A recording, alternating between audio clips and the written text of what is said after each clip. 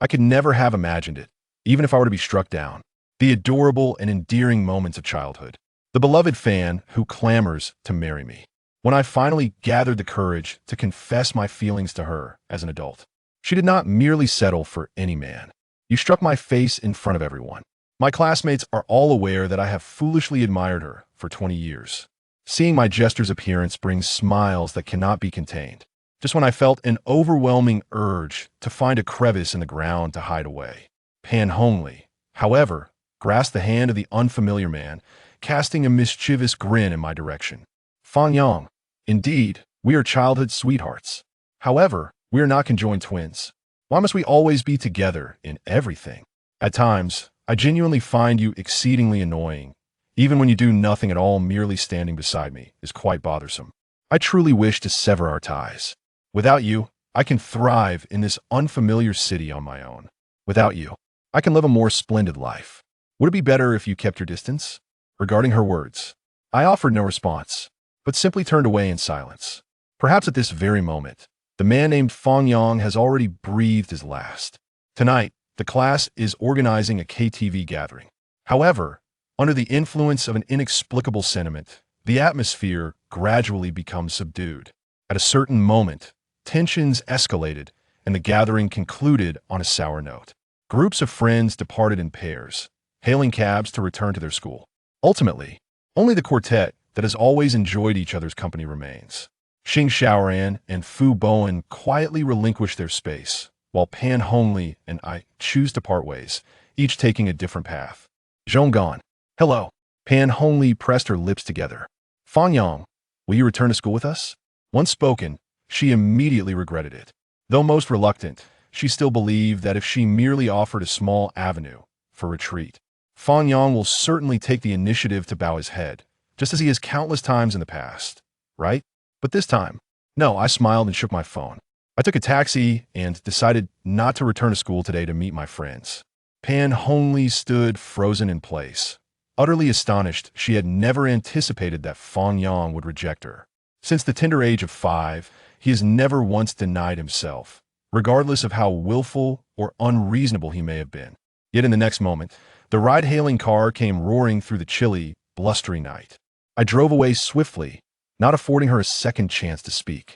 Like a graceful and proud swan, her silhouette appeared frozen in place, until the arrival of the ride-hailing car prompted her to stamp her foot with determination as she settled into the back seat alongside Xing Xiaoran. Once aboard the vehicle, the most capricious belle of Jinling University sat with a stern expression, gazing out the window, remaining silent for quite some time. Xing Xiaoran softly remarked that she had a disagreement with Fang Yang. Has this fellow informed you? Xiaohongli turned her head, her heart heavy with sorrow, yet her words remained resolute. Have you truly grown in skill, seeking assistance? Let us see how long you can endure this time. Xing Xiaoran gently clasped her hand, her gaze tinged with complexity. Pan, don't you feel that this time is rather different? What you said this time truly crossed the line. Xiaohongli pursed her lips and murmured softly, isn't it just a matter of wanting him to keep his distance from me? How could I possibly know? This fellow Fang Yang is surprisingly stingy. I was merely speaking in a fit of anger. He is well aware of my true nature. The dim yellow glow of the streetlights at night illuminates her profile through the car window. In this rugged and hurried era, to possess a beauty as captivating as hers, indeed grants her the confidence to be willful. Yet if I had heard those words, I too would have felt a surge of anger. Suddenly, it was no longer Xing Xiaoran who spoke, but Fu Bowen, who had been incessantly questioning from the passenger seat. He was exceedingly furious, a profound rage that was unprecedented. For the first time, he mustered the courage to speak out boldly in defense of his brother. Xiaohongli hesitated momentarily, her lips parting in a contemplative expression. For over a decade, someone has brought you breakfast, covered for you when you needed to take leave, and has been the first to appear before you in times of need. Xing Xiaoran sighed as she held her hand. Pan, are you aware of how many yearn for a presence like yours? Yet only you fail to cherish it. Heed my advice and humble yourself to acknowledge your mistake, lest you only realize your regret on the day you lose him. Is it really that serious? Xiaohongli slightly pursed her lips. In the past, it was always him who sought reconciliation after our arguments. This time will surely be no different. The willful little princess, akin to an exquisite white swan, would never easily lower her proud head. For once one bows their head, the exquisite crown shall tumble to the ground. The majesty belonging to the princess will descend, and the whims and caprices will no longer be heeded by anyone. Mad girl, one day you shall come to regret this. Xing Xiaoran parted her lips, only to be left with sorrow and sighs. The evening breeze is cool, bestowing a night of carefree slumber. When the sunlight graces my face, I awaken languidly from my bed. With a long, deep exhale, I release a cloud of murky breath. So this is the sensation of awakening naturally. After 3 days, my biological clock has finally forgotten the presence of Xiaohongli.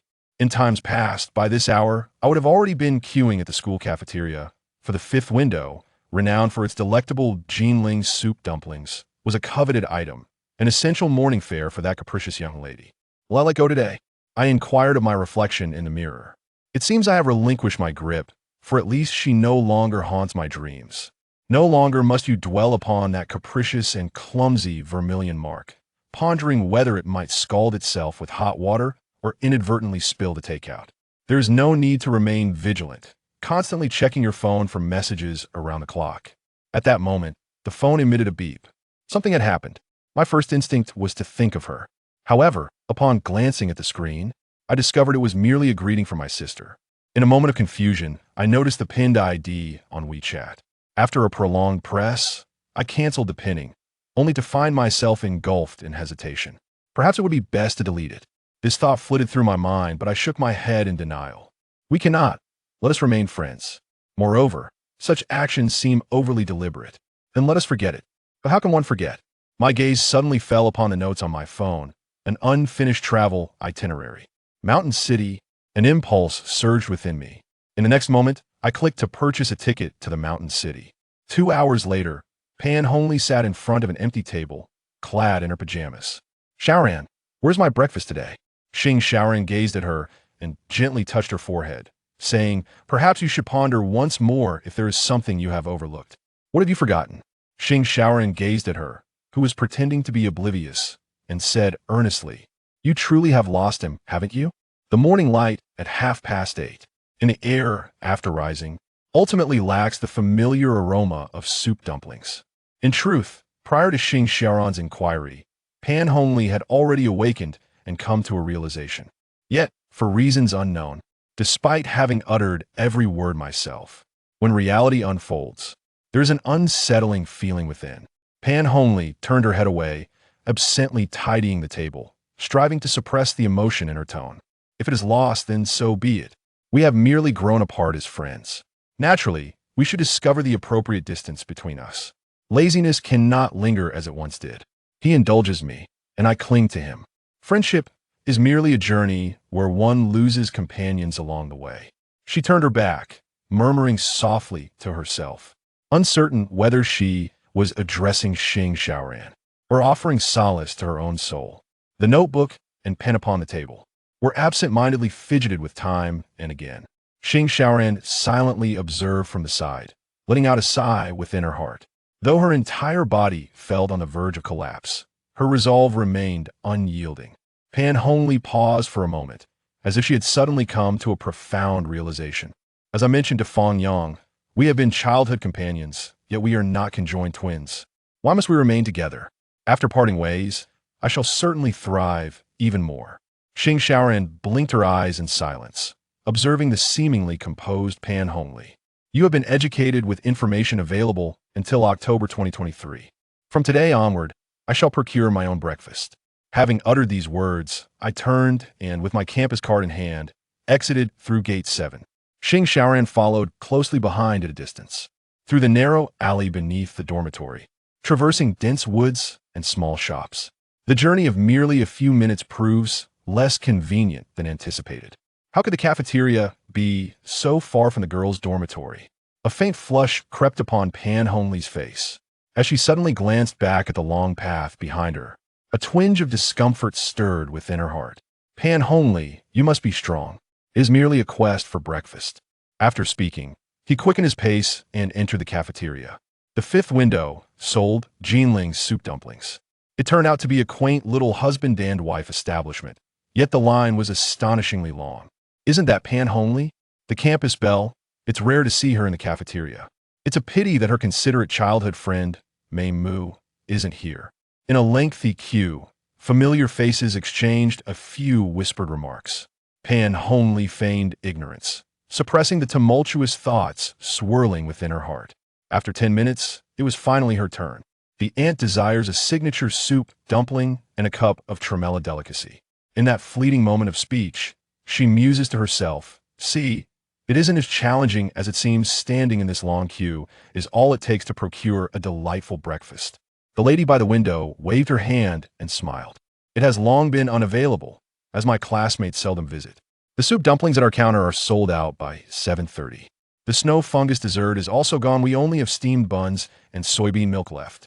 Pan Hongli's fleeting confidence, which she had just managed to muster, was once again dealt a heavy blow. Forcing a smile while presenting her campus card, she ordered 2 steamed buns and a serving of soy milk. The lady at the window has neatly packaged the items, totaling 3 pieces for 5 yuan. Pan Hongli yearned to depart swiftly. Wumu affixed the campus card. "Please enter the password." "Hurry and enter the password, dear lady. This is the newly added anti-theft password. Have you forgotten? It was set by yourself. Aunt, please wait for me." Behind her, someone is already grumbling. She can only step aside. Somewhat at a loss, I picked up my phone and opened the contacts. Instinctively, I swiftly located Fong Yang's number. "Fong Yang, what is my password?" Under the urging of her aunt and classmates, Pan Hongli appeared somewhat anxious and flustered. However, the voice of the automated response echoed. "Hello, the user you have dialed is currently unreachable. Please try again later. I apologize, Auntie, for her displeasure today. I have successfully completed the payment with my card." Under the watchful eyes of many, Xing Shaoran appeared just in time. Accompanied by the silent Pan Hongli, they departed from the cafeteria and settled in an unnoticed corner. "What are you pondering while eating?" Su Shaoran inquired, gazing at her with a look of concern. "Fong Yang." Pan Hongli lowered her head and murmured, "He has turned off his phone." Xing Shaoran remarked that turning off the phone is quite normal. Perhaps it simply ran out of battery. "No, I do not blame him." Pan Hongli's gaze drifted towards the long dragon outside the window. The lengthy path outside the cafeteria murmured softly, "Do you know, Fong Yang? He never turns off his phone." At the age of 16, during my first year of high school, I purchased my very first mobile phone alongside him. In his contact list, the very first entry was my number. He promised me that as long as I called him, he would answer immediately. Xing Shaoran pressed her lips together, tightening her grip. Pan Hongli gazed at her, her voice tinged with an unmistakable hint of melancholy. Was he truly angry this time? Otherwise, why would he have turned off his phone?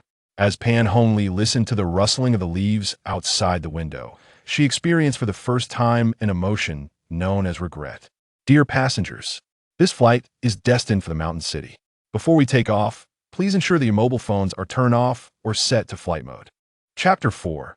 A Stranger's Soul. Sometimes, life presents us with remarkable coincidences.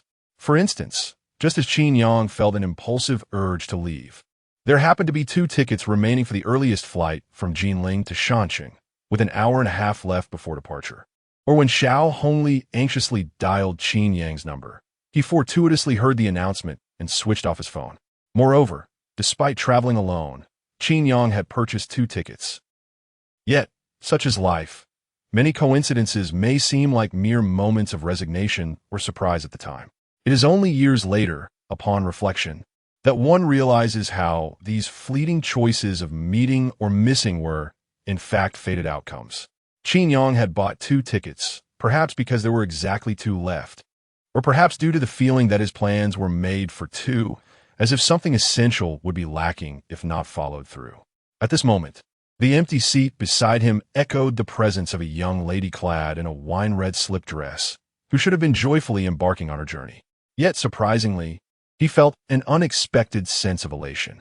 It felt as though completing this task marked the end of his story with Xiaohongli. Surrounded by the hustle and bustle of travelers, luggage being transported, and the cacophony of noise, Qin Yang gazed quietly out of the cabin window, allowing his mind to drift. Suddenly, a sharp voice pierced through the air. "Excuse me, miss. I regret to inform you that there has been an issue with the flight arrangements. To prevent passengers from booking tickets without actually flying or abandoning their trips without notifying the airline, we tend to overbook seats. Unfortunately, today we have genuinely exceeded capacity, and your ticket is actually a standby, not part of the initial plan.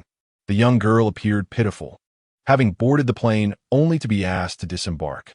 What kind of reasoning was this? This is no way to treat someone. Qin Yang thought to himself. Overbooking tickets?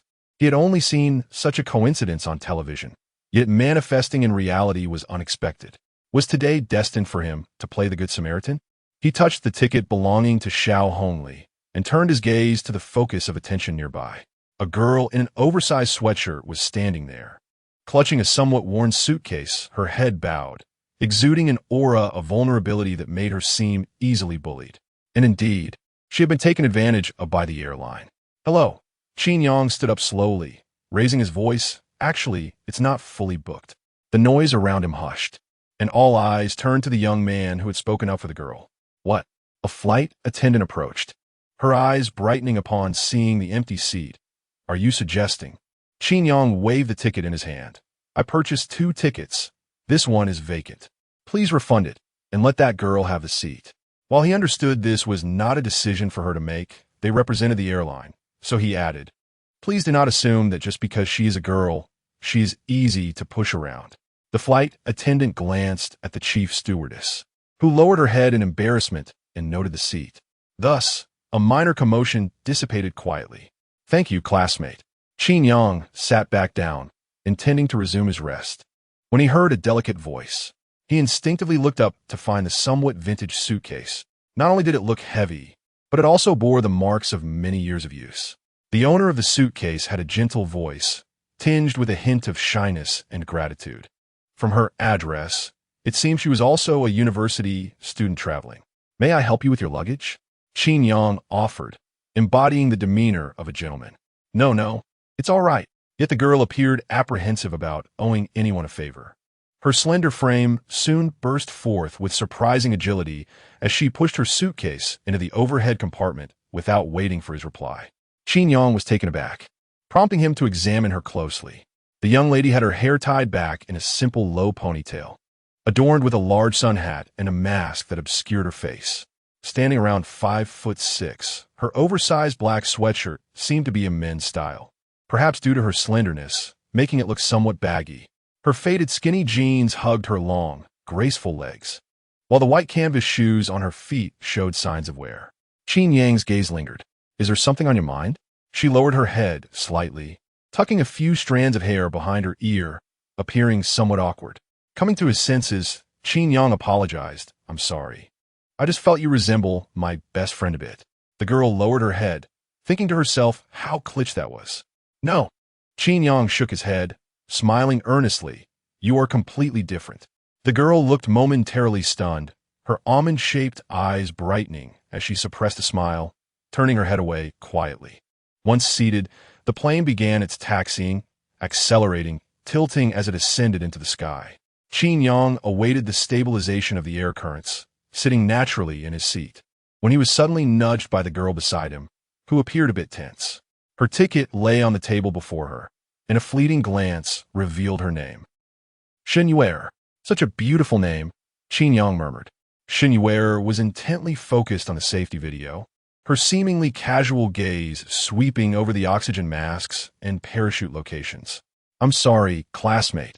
Noticing Qin Yang's occasional glances, she assumed he was laughing at her and brushed her hair back, her ears flushing with embarrassment. This is my first time on a plane. I can tell. Qin Yang replied, feeling an unexpected sense of bashfulness as he joked. This is my 9,999th time.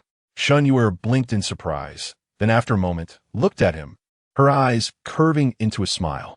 Rest well, this journey is quite long. Qin Yang smiled back, offering comfort to the seemingly shy stranger. For some inexplicable reason, he felt a sense of relaxation and comfort within. Thank you. Shen Yu'er nodded gently. As the air currents calmed, the cabin gradually fell into silence, with passengers drifting into slumber. When Qin Yang awoke, it was already noon. The sunlight outside the window was blazing and vibrant, illuminating the clouds with a brilliance that could captivate anyone's gaze. The fragrant aroma that lingered in the air intensified as Shen Yu'er took out her camera and leaned forward, carefully capturing the view outside the window. Observing the familiar sight of passengers in the tranquil cabin and the occasional glances cast her way, the young lady seemed somewhat shy, at times fidgeting, at others maintaining decorum, yet her eyes betrayed an unquenchable longing. The clouds look beautiful, don't they? Qin Yang pondered aloud. Shen Yu'er blinked in surprise, her eyes wide. Once I switch my phone to airplane mode, I'll take some photos too. Qin Yang smiled at her, taking out his phone and casually angling it toward the window. Shen Yu'er blinked, her eyes curving into a lovely crescent shape. After capturing the moment, she switched on Bluetooth and donned her headphones. Qin Yang opened his playlist, listening quietly. The girl beside him mirrored his actions. Yet suddenly, a prompt to reconnect appeared on Qin Yang's phone. Why'd I need to reconnect? He muttered, pressing confirm without further thought. Was it because he had just activated airplane mode? Shen Yu'er didn't give it much thought either. The music was fine, until 2 minutes later. It seems that something is amiss. Qin Yang pressed the pause button, momentarily stunned, only to realize there was no response. So, you enjoy listening to Passing Through the World? Murmured Shen Yu'er. Indeed, Qin Yang turned his head and smiled. It turned out that the Bluetooth connection was not his own. Is that so? Life is often filled with such coincidences. By chance, he had purchased an extra plane ticket. By chance, he found himself seated on the same flight. By chance, they connected their Bluetooth devices. By chance, they were listening to the same song. Yet, just as many have remarked, years later, when reflecting back, these seemingly inconspicuous surprises and helpless moments may well be the orchestrations of fate. The atmosphere was profoundly tranquil. Qin Yang and Shen Yu'er exchanged a smile, silently attuning themselves to the melodies they both shared. The music in their ears seamlessly transitioned into the second chorus. Hey, stop guessing. Has she ever thought of returning? Hey, wake up. You're doing well, and so is she. Quickly wipe away your tears. See how beautiful the night blooming Sirius is. Passing through the world is but a fleeting moment. Every step taken side by side is merely a brush with one another. Which past has been let down, that one has thus been indebted. Passing through the world. This cycle continues. A bit of luck, perhaps in the end, no one owes anyone anything. The lyrics unfurl like the gentle evening breeze by the sea, awakening the hidden waves nestled within the crevices of the rocks. The unfinished travel plans in the notes, the promises made together. Qin Yang found himself lost in thought. Classmate, would you like some candy? A timid voice interrupted his reverie. Shen Yu'er slightly bowed her head, brushing her hair aside, and said, "Thank you for offering me your seat." Chapter 5. The struggle beneath the vermilion birthmark in any relationship, whether between lovers or childhood friends. There often exists a dynamic of one party being passive while the other assumes a more active role. Each day, one initiates greetings of good morning, good afternoon, and good night, stirs up conversations, and shares the experiences and losses of the day. In essence, various means are employed to carefully maintain this bond. Yet in the past, it seemed that Qin Yang was the one taking the initiative. After making dozens of calls and leaving countless messages, he received nothing but the dismissive responses of the willful girl with the vermilion birthmark, such as, "Oh, you're so annoying, just stop." But what could he do? She was simply that headstrong. Otherwise, how could she be Xiaohongli? At this moment, gazing at the dozens of bright red notifications and missed calls on his phone, Qin Yang did not feel the triumphant sense of vindication he had anticipated. Instead, he felt a pang of sorrow and a desire to mock his former self. Is life always so helpless? Yearning for something that remains out of reach, forced to lower oneself. Yet paradoxically, just when he was ready to give up, those once unattainable desires began to assert themselves. The interplay of love and being loved can, at times, seem so trivial. Qin Yang's thoughts ebbed and flowed as he gazed upon the vast mountain city he and Xiaohongli had once planned to explore together. A place that had remained just out of reach for so long. Slowly bringing the phone to his ear, he pressed the redial button. "Hello." On the other end, there was a brief silence before a familiar voice emerged, tinged with a hint of reproach. "Hello. Qin Yang, why did you turn off your phone?" "Turn off?" Qin Yang pondered briefly before responding, I was just on a plane. A plane? He could almost envision the surge of irritation rising within Xiaohongli. Yet, inexplicably, this anger dissipated moments later, subdued by her usual willfulness. Where have you been? She inquired. The mountain city, Qin Yang replied succinctly. She fell silent for a long moment before finally saying, the mountain city? Isn't that the place we agreed to visit together? Yes, Qin Yang paused and added softly, but, as you said, I need to distance myself from you. The other end remained quiet for an extended period, and when she finally spoke again, she took a deep breath. You're right, in this situation, I actually feel quite good. Though she struggled to contain her emotions, Qin Yang felt he should experience a sense of relief. Instead, he was met with a subtle sadness. Realizing that in making the decision to leave, he felt a twinge of sorrow for her. Both parties lingered in an awkward silence until Qin Yang spotted a breakfast shop by the roadside and suddenly spoke up. Your favorite breakfast is at the fifth window in the cafeteria. I know, she interjected before he could finish, eagerly continuing, the signature Jinling soup dumplings. You have to line up before 7:30, and it takes at least 5 to 10 minutes to queue. Right? Her words seemed to convey, it's that simple. I can manage just fine without you. Qin Yang felt momentarily choked, surprised by her response. After a pause, he added, I forgot to tell you. I set the anti-theft password for your campus card too. My birthday, right? She interrupted, casually mentioning, I can check on the campus card website. The month of my birthday is 0728. I saw that it's the same as your anti-theft password. Ah, I see. Qin Yang nodded. Then I'll change it when I get back. You. This time, she could no longer contain herself. What followed was a series of conversations that felt like the passing of final responsibilities. Oh, and for reserving seats in the library. I know. I don't need you to tell me. I line up at 6:30 every day for the study spots for graduate exams. I often drop your clothes off at the dry cleaner near the entrance. Shuanqin Laundry, right? I asked Xiao Ran, and she knows that place too. So I'll take them there with her from now on. There are many delivery points. Just remember to pick them up yourself in the future. I'll remember. It's not too many. Qin Yang tightened his grip on the phone. Well, I'll hang up now. Have fun. On the other end, she did not hesitate to hang up. After the call ended, Qin Yang felt an indescribable sensation within him, as if he had sensed something amiss in Xiaohongli's emotions, leaving him somewhat wistful. After all, for the past several years, he had been the one pursuing her, following her directives on which direction to go. Now, having truly distanced himself as she suggested, it was she who seemed aggrieved. Perhaps, in her mind, this departure was merely another instance where he would meekly return to apologize. Right? But no, it was not that way. Qin Yang murmured to himself, gazing at the unfamiliar yet intriguing mountain city, softly affirming, this time, I have truly left. He shed the shackles he had borne for over a decade, and his heart felt unexpectedly tranquil. Hailing a cab, he named a destination he did not know, watching the overpasses rise and fall outside the window, skyscrapers piercing the low-hanging rain clouds. A gentle breeze caressed his face, carrying with it a sense of lightness, as he confidently ventured toward an unknown future, leaving behind the bittersweet and exhausting past. At the moment the call ended, Xiaohongli did not turn back immediately. Instead, she took a deep breath, waiting until she had composed herself before turning to Xiao Ran and smirking. Did you hear that? He asked, just pretending to be angry on purpose. Breakfast, passwords, deliveries, he asked, clearly still concerned about me. But I can manage just fine without him. Xiao Ran, holding a parcel, felt a lump in her throat. Are you sure that's really the case? Just a few hours earlier, this wild girl had been regretting her choices in the cafeteria, her eyes damp with emotion. Yet, after regaining her composure, she transformed back into her usual headstrong self. Moreover, Qin Yang's words sounded distinctly like a farewell.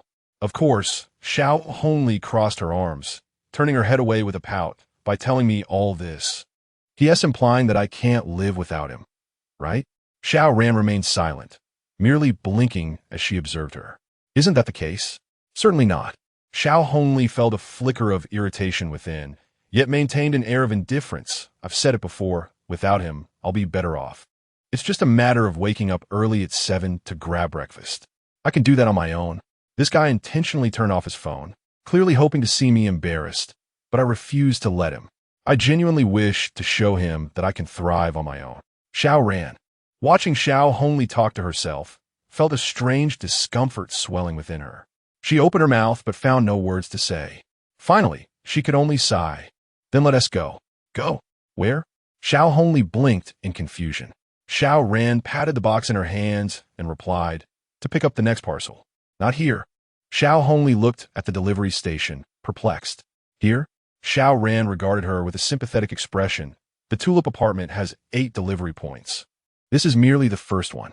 Let us go. Without Qin Yang, you need to familiarize yourself with these places.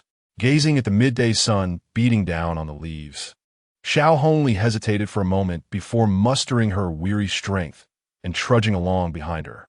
Chapter 6. A reunion once more. The mountain city is truly a splendid place, bustling through its various staircases, ascending in towering elevators, and glancing upward to realize how far one remains from the pinnacle. The pervasive aroma of hot pot, bowls of delectable Chongqing noodles, and the gentle, humid mist in the air all embody the unique essence of this city.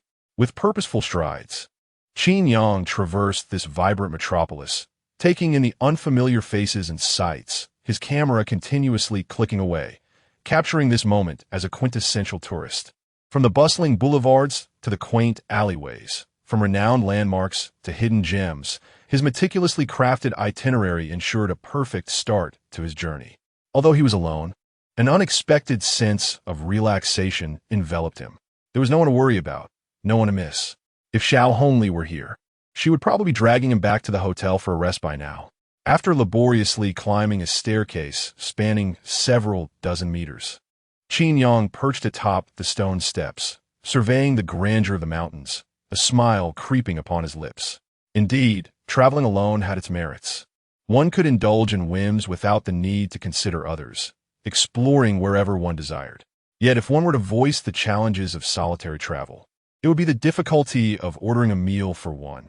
Whether it be just a couple of home-cooked dishes, it often felt wasteful and somewhat costly. Or perhaps, during moments requiring a photo opportunity, there was no one to hold the camera, capturing precious memories of youth that might never be revisited. As Qin Yang pondered these thoughts, he arrived at the People's Hero Monument, a renowned attraction in the mountain city. The crowd was a sea of faces, reminiscent of the congested flights he had recently experienced, eliciting a chuckle from him. Was there a holiday he was unaware of? It felt as if the entire nation had descended upon this spot. Yet, he had to venture forth. As some say, even if just to witness the throng, one ought to see it for oneself. After all, joining in the revelry is the nature of most. Hey, young man, don't push. Let me take a picture of my wife. What have you captured? I can't even find myself in this. With great effort, Qin Yang finally squeezed beneath the clamorous monument, gazing at the iconic structure at the center of the roundabout. He raised his camera and snapped several shots from advantageous angles. Reviewing the photos, he selected a few exceptional ones, his spirits lifting momentarily. Though he instinctively glanced at the empty space beside him, feeling a pang of solitude, and offered a silent, resigned smile. The downside of being alone. There was no one to share the joy of capturing a splendid photograph. Qin Yang observed the monument for a long while, ultimately concluding that being alone was perhaps preferable. For if Xiaohongli were by his side, this journey might have devolved into a series of exhausting escapades. Be careful of the girl behind you. The voice that broke into his thoughts startled him. Instinctively, he lowered his camera and reached out to steady a figure nearly toppling over the railing. They both sighed in relief, and as their eyes met, both Qin Yang and the girl simultaneously exclaimed, "It's you?" The young man was dressed in a shirt and fitted casual trousers, his posture upright, with a travel bag slung over his shoulder. The girl wore an oversized black hoodie, a cap perched atop her head, dragging a suitcase behind her. Her once white canvas shoes now scuffed. Despite their masks, the unfamiliar yet familiar faces recognized each other at once. Qin Yang gazed at Shen Yu'er, marveling, "What a coincidence. What brings you here?" Shen Yu'er blinked, clutching her phone. "Just here to check in." Qin Yang shrugged, and Shen Yu'er surveyed the dense crowd with a knowing smile. "Shall I take a picture for you?" A spark ignited in Qin Yang's mind as he noticed an empty spot beside the railing. He gently guided the somewhat dazed girl to the space. Setting up his camera, he called out with a grin, "Shen, lower your mask." Shen Yu'er hesitated, feeling bashful. But under Qin Yang's encouragement and the urging crowd, she reluctantly lifted her mask. In that instant, as he beheld her face, the world fell silent. The cacophony around them faded as astonished gazes lingered, many pausing to witness the scene. Click! He pressed the shutter, and for a long moment, silence enveloped them. Shen Yu'er, her mask back on, lowered her gaze, blinking curiously. "What's wrong?" "Nothing," Qin Yang stammered, coming to his senses. "You're just incredibly beautiful." Shen Yu'er's eyes widened in surprise, clearly unprepared for his candidness. Her delicate fingers fidgeted, adjusting her cap and tightening her mask, her gaze flitting away. Yet, it was undeniably true. She was indeed breathtaking. Qin Yang looked at her, momentarily lost in the memory of her visage. Her soft, oval face, delicate skin, and naturally beautiful features resembled a pristine lotus emerging from the water, exuding an innate charm that was impossible to forget. Clad in an oversized black hoodie paired with faded jeans and simple canvas shoes, she stood out amidst the crowd. Though he had long anticipated that the name Shen Yu'er signified something special, he had never imagined she would rival Xiaohongli in her extraordinary beauty. Truly a rare gem. However, there remained a distinction. Xiaohongli's beauty was vibrant and captivating, like a radiant pearl that ensnared hearts in an instant. In contrast, Shen Yu'er's allure was serene, akin to a solitary lotus on a tranquil lake, quietly unforgettable. "Shall I send you the photo?" Qin Yang asked as he noticed the blush creeping onto Shen Yu'er's cheeks, hastily shifting the topic. "Huh?" Shen Yu'er stammered. "No need, just give me your address." Qin Yang shook his camera. This is fate, after all. The shy girl did not decline again, sharing her contact information. As another wave of tourists flooded the monument, it became time for them to part ways once more. "Will we meet again?" Qin Yang joked, waving her off.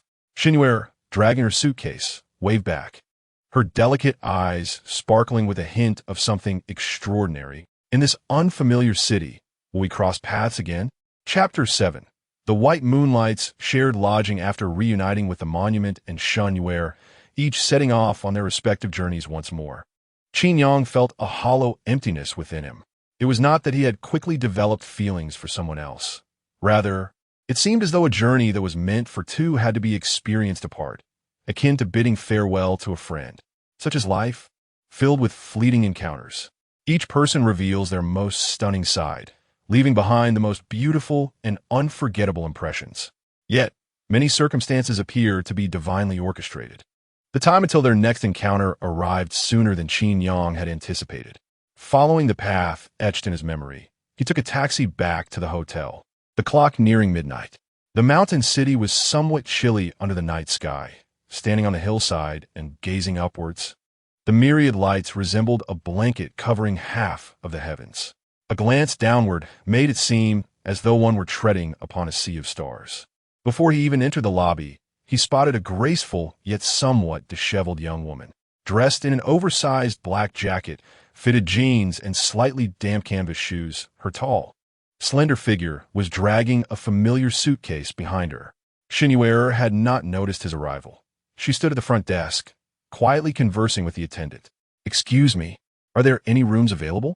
"The cheapest will do." "Hello, we have one business suite left. Would you like it?" How much is the business suite per night?" "Currently, with discounts, it's only $599 per night." This price was beyond Shen Yu'er's means. The entire budget for her journey had been limited to 1,200 yuan. At that moment, a wave of discomfort washed over her. But the sense of grievance was something she could only bear alone. Hastily, she turned her face to wipe her cheek and forced a reluctant smile, tinged with apology. "No need, sorry for the trouble." Just as she was about to turn away with her suitcase, a familiar hand gently stopped her. "Fancy seeing you again?" Qin Yang smiled warmly, winking at her. Qin Yang. Her crescent moon-like eyes widened momentarily in surprise and delight, but the next instant, it seemed she recalled something, whispering, "Are you staying here?" Remembering the embarrassing scene from earlier in her current disheveled state, she lowered her head, tightly gripping her suitcase, her cheeks flushed with warmth. You didn't book a room before coming to the mountain city? Qin Yang casually inquired. Shen Yu'er nodded slightly, her voice barely above a whisper. I wanted to stay at a youth hostel, but the one I planned to go to is closed.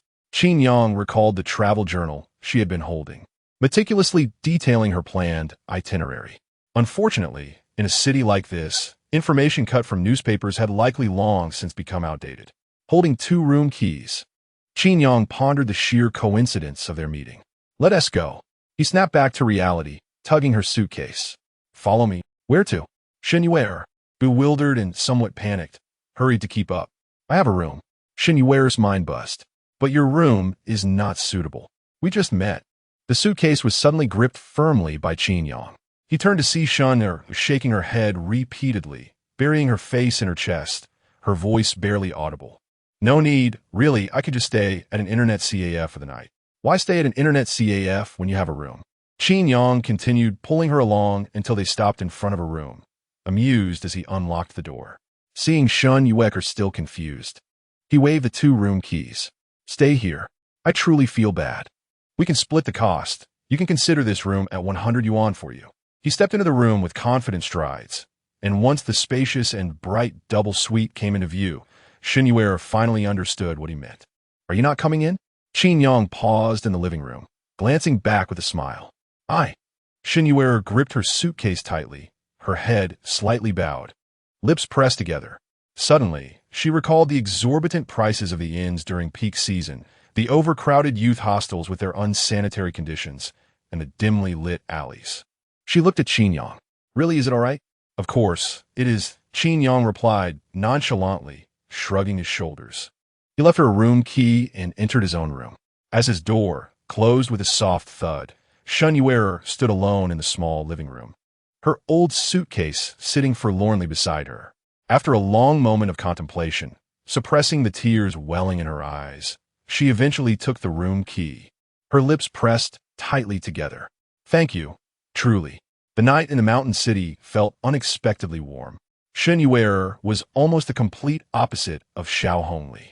Unlike Xiaohongli's dazzling charm, she was like a pristine lotus.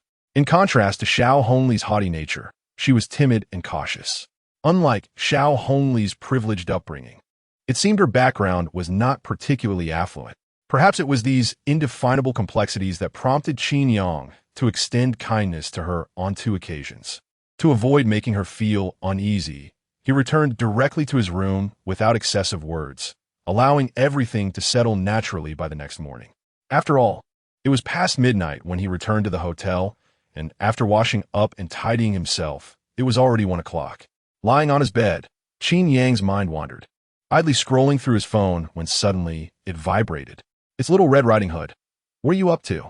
It was a message from Xiaohongli. Upon reading it, Qin Yang felt a mix of emotions. The very person who had insisted on maintaining distance, whether as ordinary friends or strangers, was now checking in on him. Why did she keep glancing back at his departing figure? Taking a deep breath, he calmed his thoughts. After a moment of reflection, he simply replied with 2 words, resting. It's Little Red Riding Hood. It's Little Red Riding Hood. Are you having fun in the mountain city? Qin Yang had initially intended to express that he was quite at peace.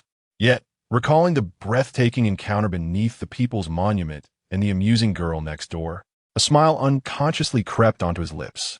Thus, he sent back 2 words, happy. A brief silence ensued. It's Little Red Riding Hood. What have you been doing? Just wandering about. It's Little Red Riding Hood. What fun can you have alone? This question seemed to reveal a hint of unmasked annoyance. Qin Yang fell into contemplation. Was he truly alone? He ultimately chose not to respond.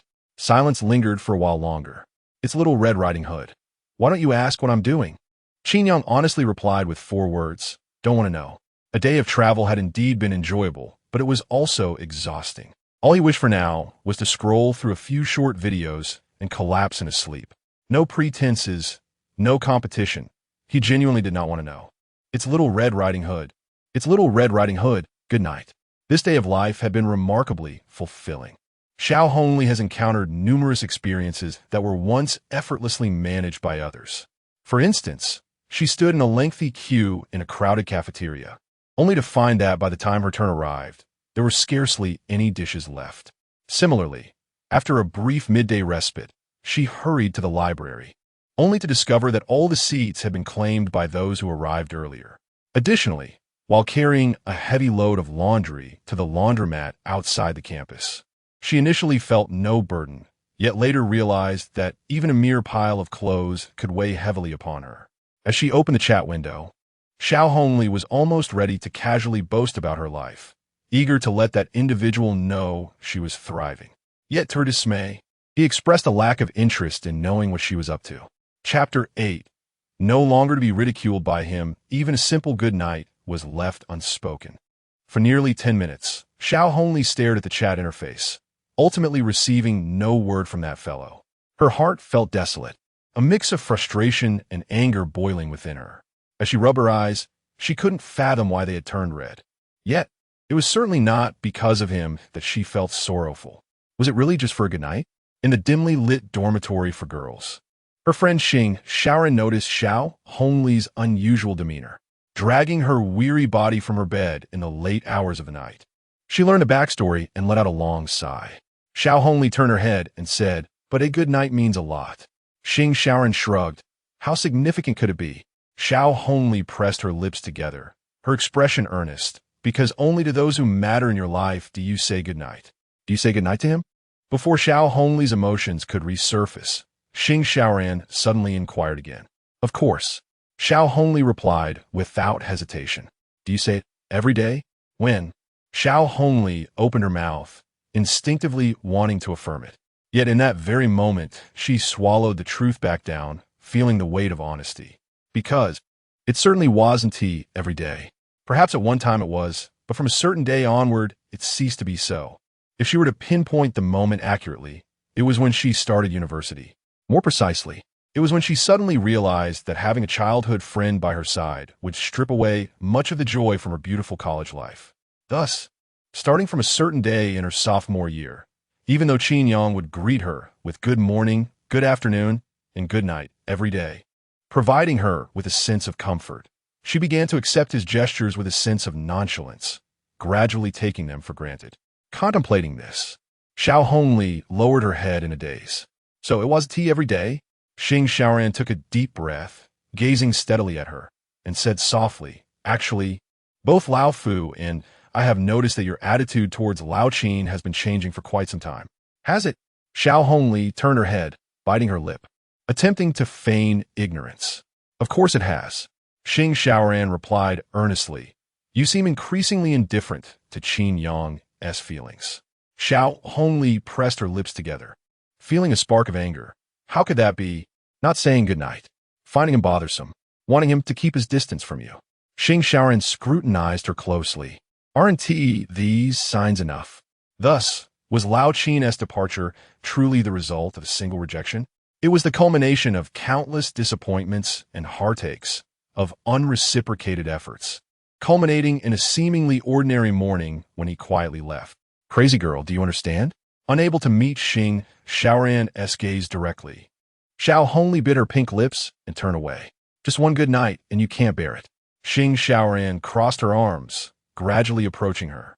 But have you thought about how many times you've disregarded his good night in recent days? He doesn't care about one good night.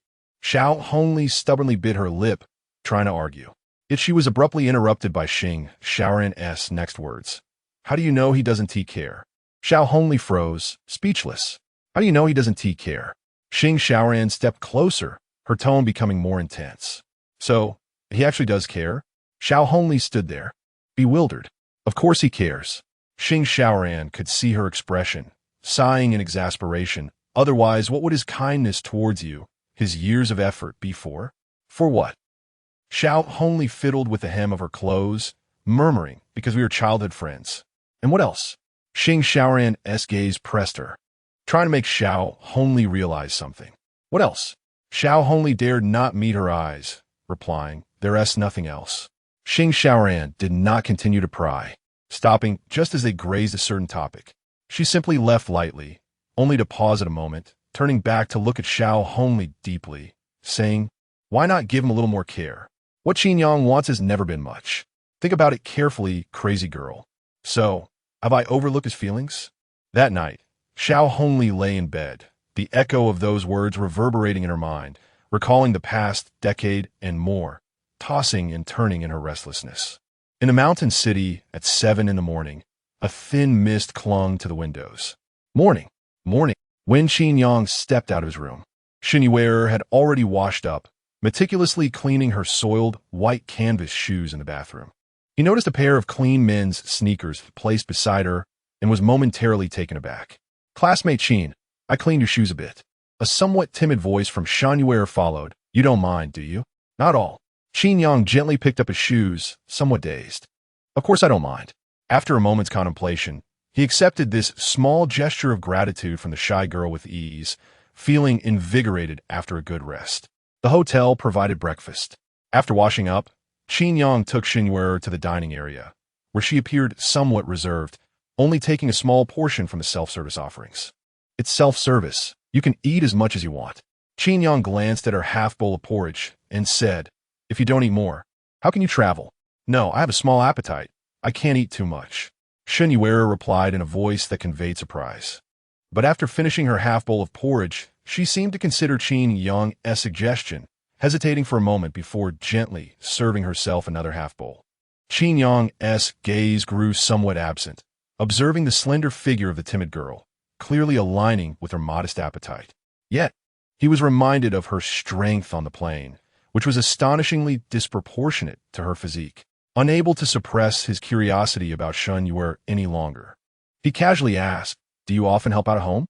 Shen Yu'er hesitated for a moment, lowering her head, and softly replied with a slight The oversized black male sweatshirt, the slightly worn white canvas shoes, and her delicate hands that bore faint calluses all silently conveyed the truth. Watching Shen Yu'er and recalling the awkwardness from yesterday at the front desk, Qin Yang felt a sudden swell of concern. What would have happened to her last night if he and T crossed paths with her? How many uncomfortable moments and closed doors had she faced before meeting him? Searching for affordable accommodation, a wave of sympathy surged within him, and as he sipped his porridge, he casually suggested, "Today, let us travel together." "No, thank you." Shen Yu'er instinctively wanted to refuse, but upon noticing the slightly dissatisfied look in Qin Yang's eyes, she unwittingly uttered a single word. "Okay." Chapter 9. How can one truly feel without speaking? A solitary journey morphed into a shared adventure. Qin Yang, camera in hand, accompanied by Shen Yu'er, along with their travel journals, began to traverse the enchanting streets of this remarkable city. Perhaps it was the gentle drizzle that lightened their spirits. Or perhaps the day's camaraderie allowed them to lower their defenses. Shen Yu'er became noticeably more at ease. She often kept her gaze downward, clumsily trailing behind Qin Yang. Yet occasionally she would lift her eyes to admire the scenic vistas, her almond-shaped eyes sparkling with beauty. Whenever they stumbled upon picturesque spots, Qin Yang would raise his camera, inviting her to be his model. "Shen Yu'er, could you please pose for me?" "Yes, just stand there and a little to the left." "Can I leave a space here?" "For whom?" "For someone." "All right then, just adjust your mask. 1, 2, 3. Click." Qin Yang harbored a genuine affection for photography, but in the past he had lacked the time or energy to pursue it. Even during previous travels, the girl with the birthmark seldom cooperated as his model. Yet now, he found himself with the perfect muse, graceful, elegant, and gentle. As noon approached, they paused for a brief respite at a noodle shop, indulging in a simple meal. After finishing, Qin Yang scrolled through the photos he had just taken, growing increasingly satisfied with each image. However, a question lingered in his mind. Why do you always leave a space? He gazed at Shen Yu'er, curiosity bubbling within him. Who is that space reserved for? Anxiety? Awkwardness? An inexplicable emotion coursed through him. Shen Yu'er, savoring her noodles as if relishing a delicacy too precious to swallow hastily, froze momentarily upon hearing his question. With her head slightly bowed, she replied, "My mother." "Your mother?" Qin Yang was momentarily taken aback, his mind racing with thoughts. A wave of guilt washed over him, and he hesitated to ask further, fearing he might inadvertently touch upon painful memories in Shen Yu'er's life. "My mother hasn't passed away. She is simply ill." Shen Yu'er shook her head gently, her voice softening. "Lung cancer. I'm so sorry." Qin Yang murmured, taking a deep breath. My father is from Shancheng. Shen Yu'er continued, seemingly lost in her thoughts. But my mother and I have never visited Shancheng.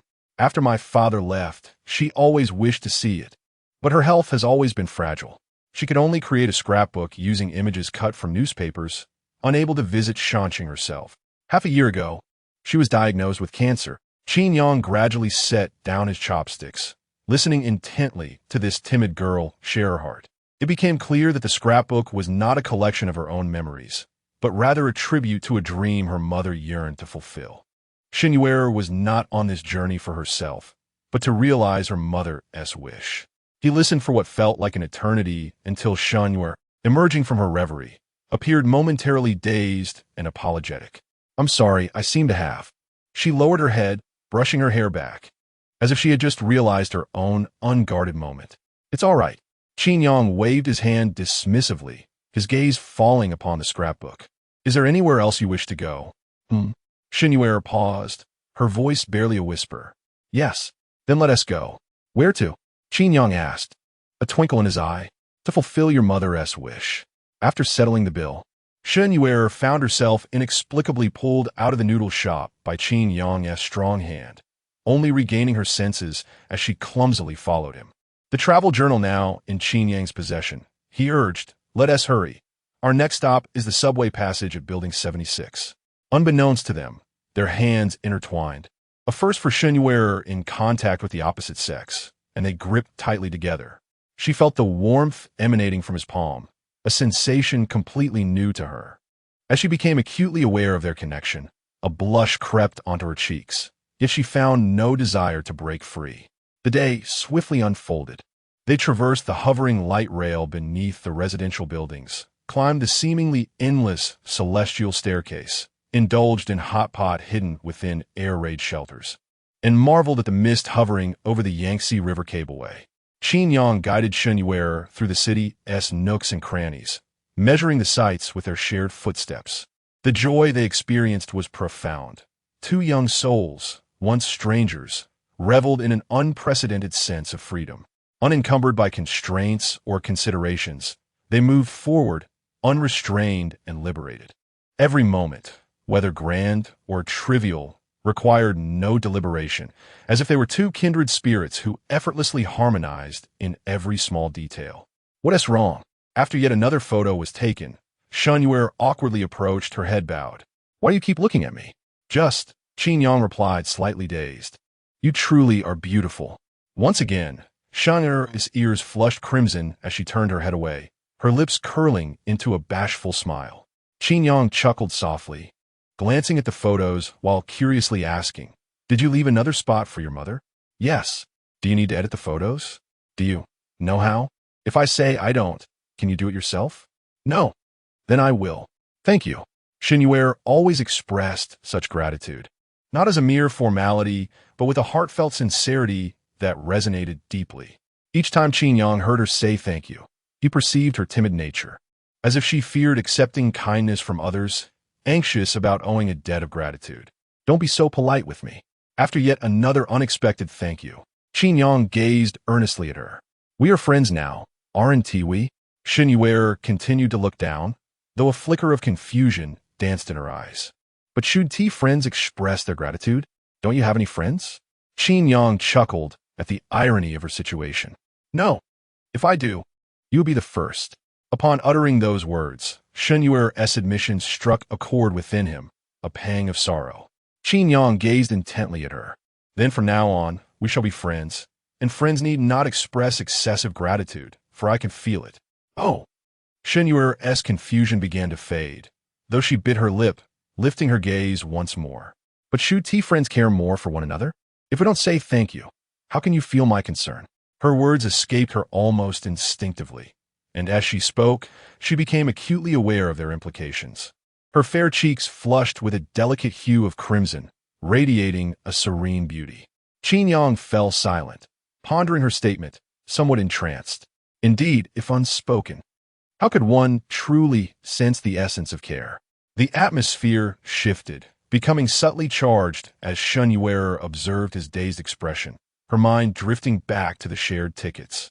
entrance passes, and accommodations. It seemed she began to grasp an unspoken understanding. Chapter 10: The Beauty of Shen Yu'er. So, you embarked on this journey because of someone? That girl, Xiaohongli, is she beautiful? Under the night sky, Hongyudong sparkles like a celestial palace igniting with stars, illuminating the entire mountain city in a magnificent display, drawing countless visitors. Amidst the bustling crowd on the bridge, Shen Yu'er bit her lips softly, her gaze assessing Qin Yang beside her, her delicate hands unconsciously clasped together behind her back, revealing a hint of anxiety and turmoil. Throughout the day of their shared adventure, they opened up to one another, reminiscing about the past and discussing the present, allowing Shen Yu'er to glean a deeper understanding of Qin Yang's history and current life. Qin Yang's eyes seemed to drift, and he earnestly replied, "She truly is beautiful." Shen Yu'er lowered her head. "How beautiful?" After a moment's contemplation, Qin Yang responded, "Just as beautiful as you." "Ah, am I considered beautiful too?" Shen Yu'er's breath momentarily faltered, her face flushing as if she could hear the soft beating of her heart. "Of course." Qin Yang suddenly halted, stating with unwavering seriousness, his gaze seemingly fixed upon her cheek. Shen Yu'er's almond eyes met his for a fleeting moment before she instinctively averted her gaze, pretending to admire the resplendent lights of Hongyudong. "Look how beautiful!" she exclaimed, her attention momentarily diverted, a rare glimmer of surprise lighting her features. Yet, Qin Yang's thoughts began to wander, his eyes lingering on her profile as he softly murmured, "Indeed, it is truly beautiful." With newfound determination, Shen Yu'er turned back and quietly suggested, "Qin Yang, let me treat you to hot pot?" "What?" Qin Yang was taken aback. The red 9-grid hot pot at Hongyudong was the last meal his mother had longed to share with his father. Clutching her old travel journal, Shen Yu'er placed her hands behind her, blinking at him gently. "I want to fulfill all of my mother's wishes on her list. And I also want to thank you for taking care of me these past 2 days." In that moment, the timid girl seemed to muster all her courage, her gaze radiating a warmth that dimmed the brilliance of Hongyudong behind her. The world around them fell silent, the clamor receding like a tide. Qin Yang gazed at her steadily and smiled aright. The vibrant sesame oil swirled in the unique 9-grid pot. The table was adorned with tripe, thinly sliced beef, lamb rolls, and white radish. The boiling pot released a rich aroma that enveloped them, tantalizing and spicy, an irresistible delight. Qin Yang savored the meal with exuberance, his face glowing with satisfaction. "Eat. Why aren't you eating?" he urged, occasionally placing food onto her plate. "No need. I have a small appetite, really very small." Shen Yu'er took dainty bites, fearful of overeating. When Qin Yang lowered his head to indulge, she quietly slipped the steaming meat from her clean plate into his bowl, all the while discreetly keeping track of how many dishes they had ordered and the total cost, feeling a pang of guilt. Yet, seeing Qin Yang enjoy the feast brought a gentle smile to her lips. Qin Yang noticed these seemingly insignificant gestures, choosing not to disrupt the kind-hearted intentions of this timid girl. He expressed his enjoyment of the meal wholeheartedly, ensuring her journey was filled with joy. After over an hour of indulgence, the sumptuous feast was finally finished. They exited the red 9-grid hot pot and stepped onto the bridge opposite Hongyudong. The river breeze swept through, dispersing the heat from the hot pot and bringing a serene calm to the night. "Mom would have been so happy to have this meal," Qin Yang remarked casually as he crossed off the last item on the travel checklist. "Indeed," Shen Yu'er nodded slightly, pursing her lips. She turned to him and asked, "If that girl, Xiaohongli, were here with you in the mountain city, would you be happy too?" "Perhaps," Qin Yang murmured, a complex expression gracing his lips. "Or perhaps not." Shen Yu'er inquired. "Xiaohongli is my childhood sweetheart."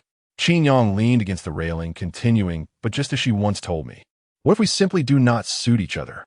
After more than a decade together, she has grown tired of me, and I'm truly exhausted. It is a feeling that, even after so many years, despite the discomfort and sadness and all the effort invested, I am left alone to bear the sorrow." Qin Yang looked at her earnestly, his smile tinged with bitterness. "Can you understand?" Shen Yu'er blinked. "I understand." He was somewhat taken aback. "Huh?" The lovely girl, with her bright almond eyes, did not continue to gaze at him, but instead turned her eyes towards the pitch-black night sky and softly said, "Throughout my life, I have not had friends, yet I long for the care of others." Qin Yang paused, taken aback by her words as she continued. "When I was very young, my father left us in a car accident while trying to make a living. My mother had to go out to work, but people believed she was a jinxed man." Shen Yu'er's long lashes glistened with unshed tears as she whispered, "Thus I became the unlucky child in their eyes, a person all the other children shunned. I can understand that feeling, the sense of being overlooked, of having given so much and yearning for friendship. Yet that care and companionship is taken for granted, even turned into a source of ridicule." At that moment, Qin Yang's heart ached, all expressions vanishing as he furrowed his brow. "But it is not us who are at fault," Shen Yu'er insisted, gazing at him earnestly, her eyes sparkling with a smile. "It is them, is it not?" "Shen Yu'er." Qin Yang inhaled deeply. His lips pressed together as he declared, "From now on, you will have friends. I will be your friend." Shen Yu'er blinked, softly replying, "All right." She added, "The best of friends." The night air in the mountain city was brisk, yet there was an undeniable warmth in the atmosphere. In the years to come, Qin Yang would vividly recall that night, the inky sky and the moonlight so brilliantly white, akin to the dreamy, crystalline profile of the timid girl.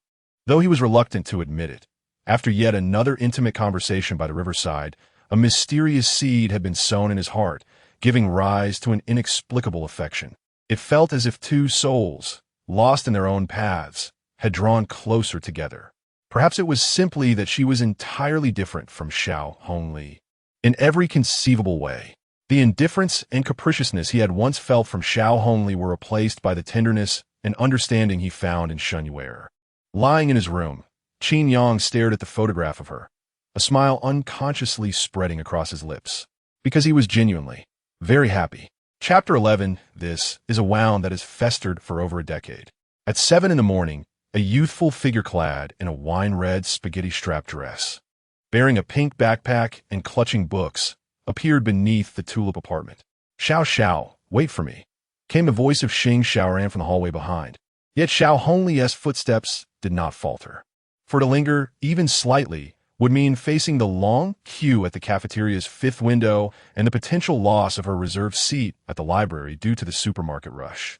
Everything in the hurried pace of life compelled her to hasten her steps. It was the 3rd day since Qin Yang's departure. This once willful girl, who had lived like a princess, was gradually forging an ironclad resolve. Her delicate feet now trod the soil of reality as she began to carve out her own existence. As Xing Xiaoran gazed at the fluttering wine-red hem in the air, she often felt a sense of helplessness and perplexity. Compared to these trifles and the irritations of daily life, was it truly so difficult to lower one's head before Qin Yang? Yet, an inadvertent remark from Fu Bowen suddenly enlightened her. Submitting was not as simple as it seemed. Qin Yang had been by Xiao Zhao's side since childhood, and her little prides stood like mountains, preventing her from bowing her head. If Xiao Xiao could concede, what kind of relationship could they possibly nurture moving forward? Indeed, a mere suggestion to relent was simple, but did it not also require acknowledging her past errors? The years of investment and companionship, the intricate emotions of childhood sweethearts, intertwined with a vague sense of affection. Must she truly accept the blame? This was akin to a romantic relationship. Even if the scales tipped, the initial beauty remained.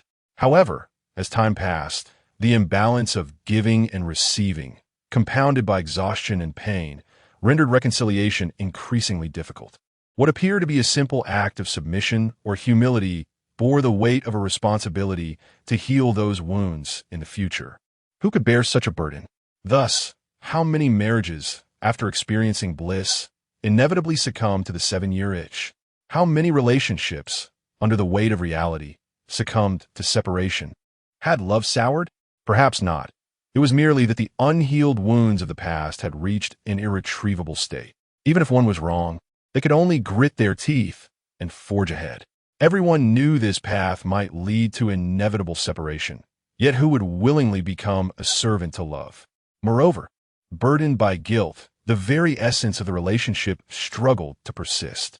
So, mad girl, do you truly not wish to salvage this? Xing Xiaoran stared blankly at the receding figure of Xiaohongli.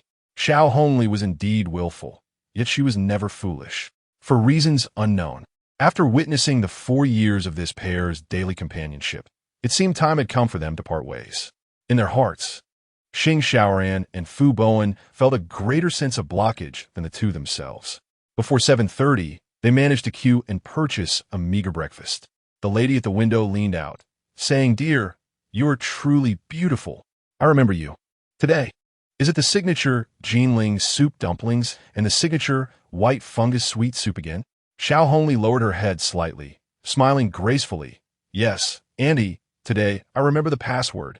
As the aunt prepared her order, she muttered, "Ah, there used to be a handsome young man who came every morning to buy breakfast, always 2 portions. Clearly for his girlfriend. He hasn't shown up in several days. Could it be that he broke up with her? Oh dear, if you are single, I'll make sure to get his contact for you next time. You two are truly a match made in heaven."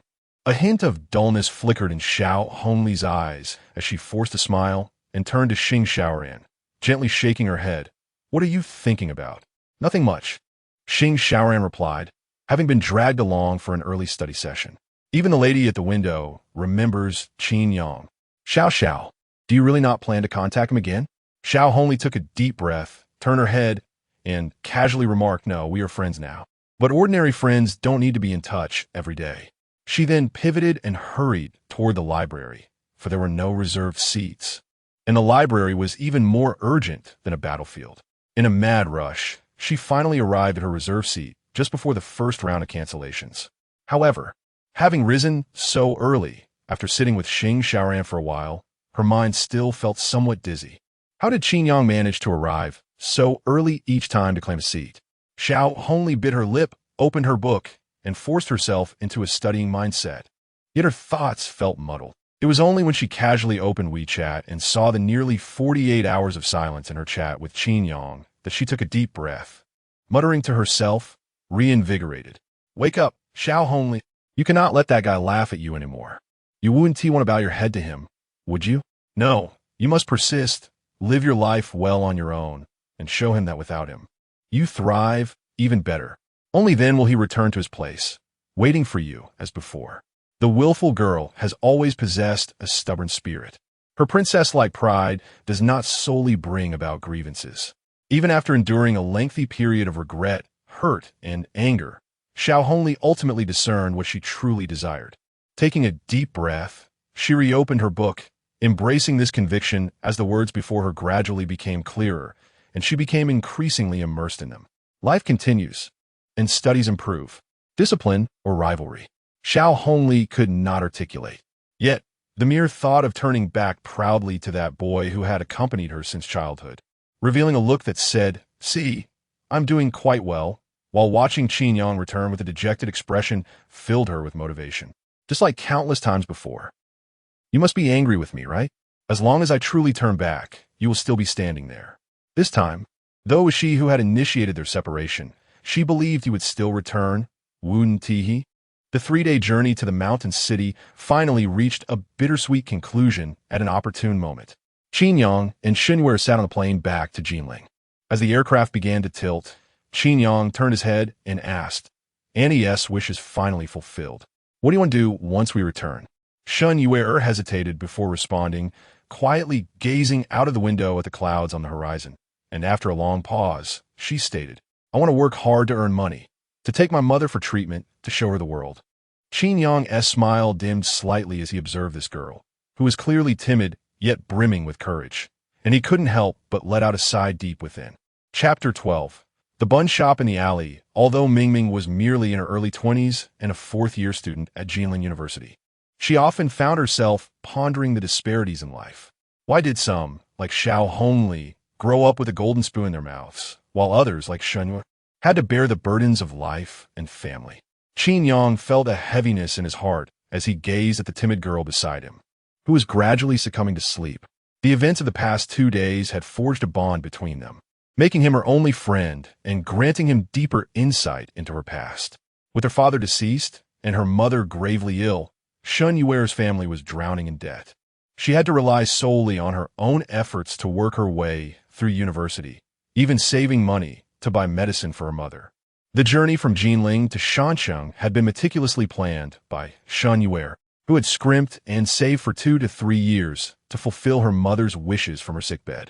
Was 1,200 yuan truly all she had? How had she managed over the years while her aunt was ill? Qin Yang observed the profile of Shen Yu'er, his heart swirling with complex emotions. 1,200 yuan, in today's context, could easily be the monthly allowance of many middle-class peers. Yet, such a seemingly insignificant sum posed immense challenges for Shen Yu'er, illustrating the frugality of her daily life. His gaze fell upon her worn white canvas shoes, slightly peeling at the seams and never changed throughout their journey. Her suitcase creaked, reminiscent of an old relic that had served for over a decade, its cover patched up.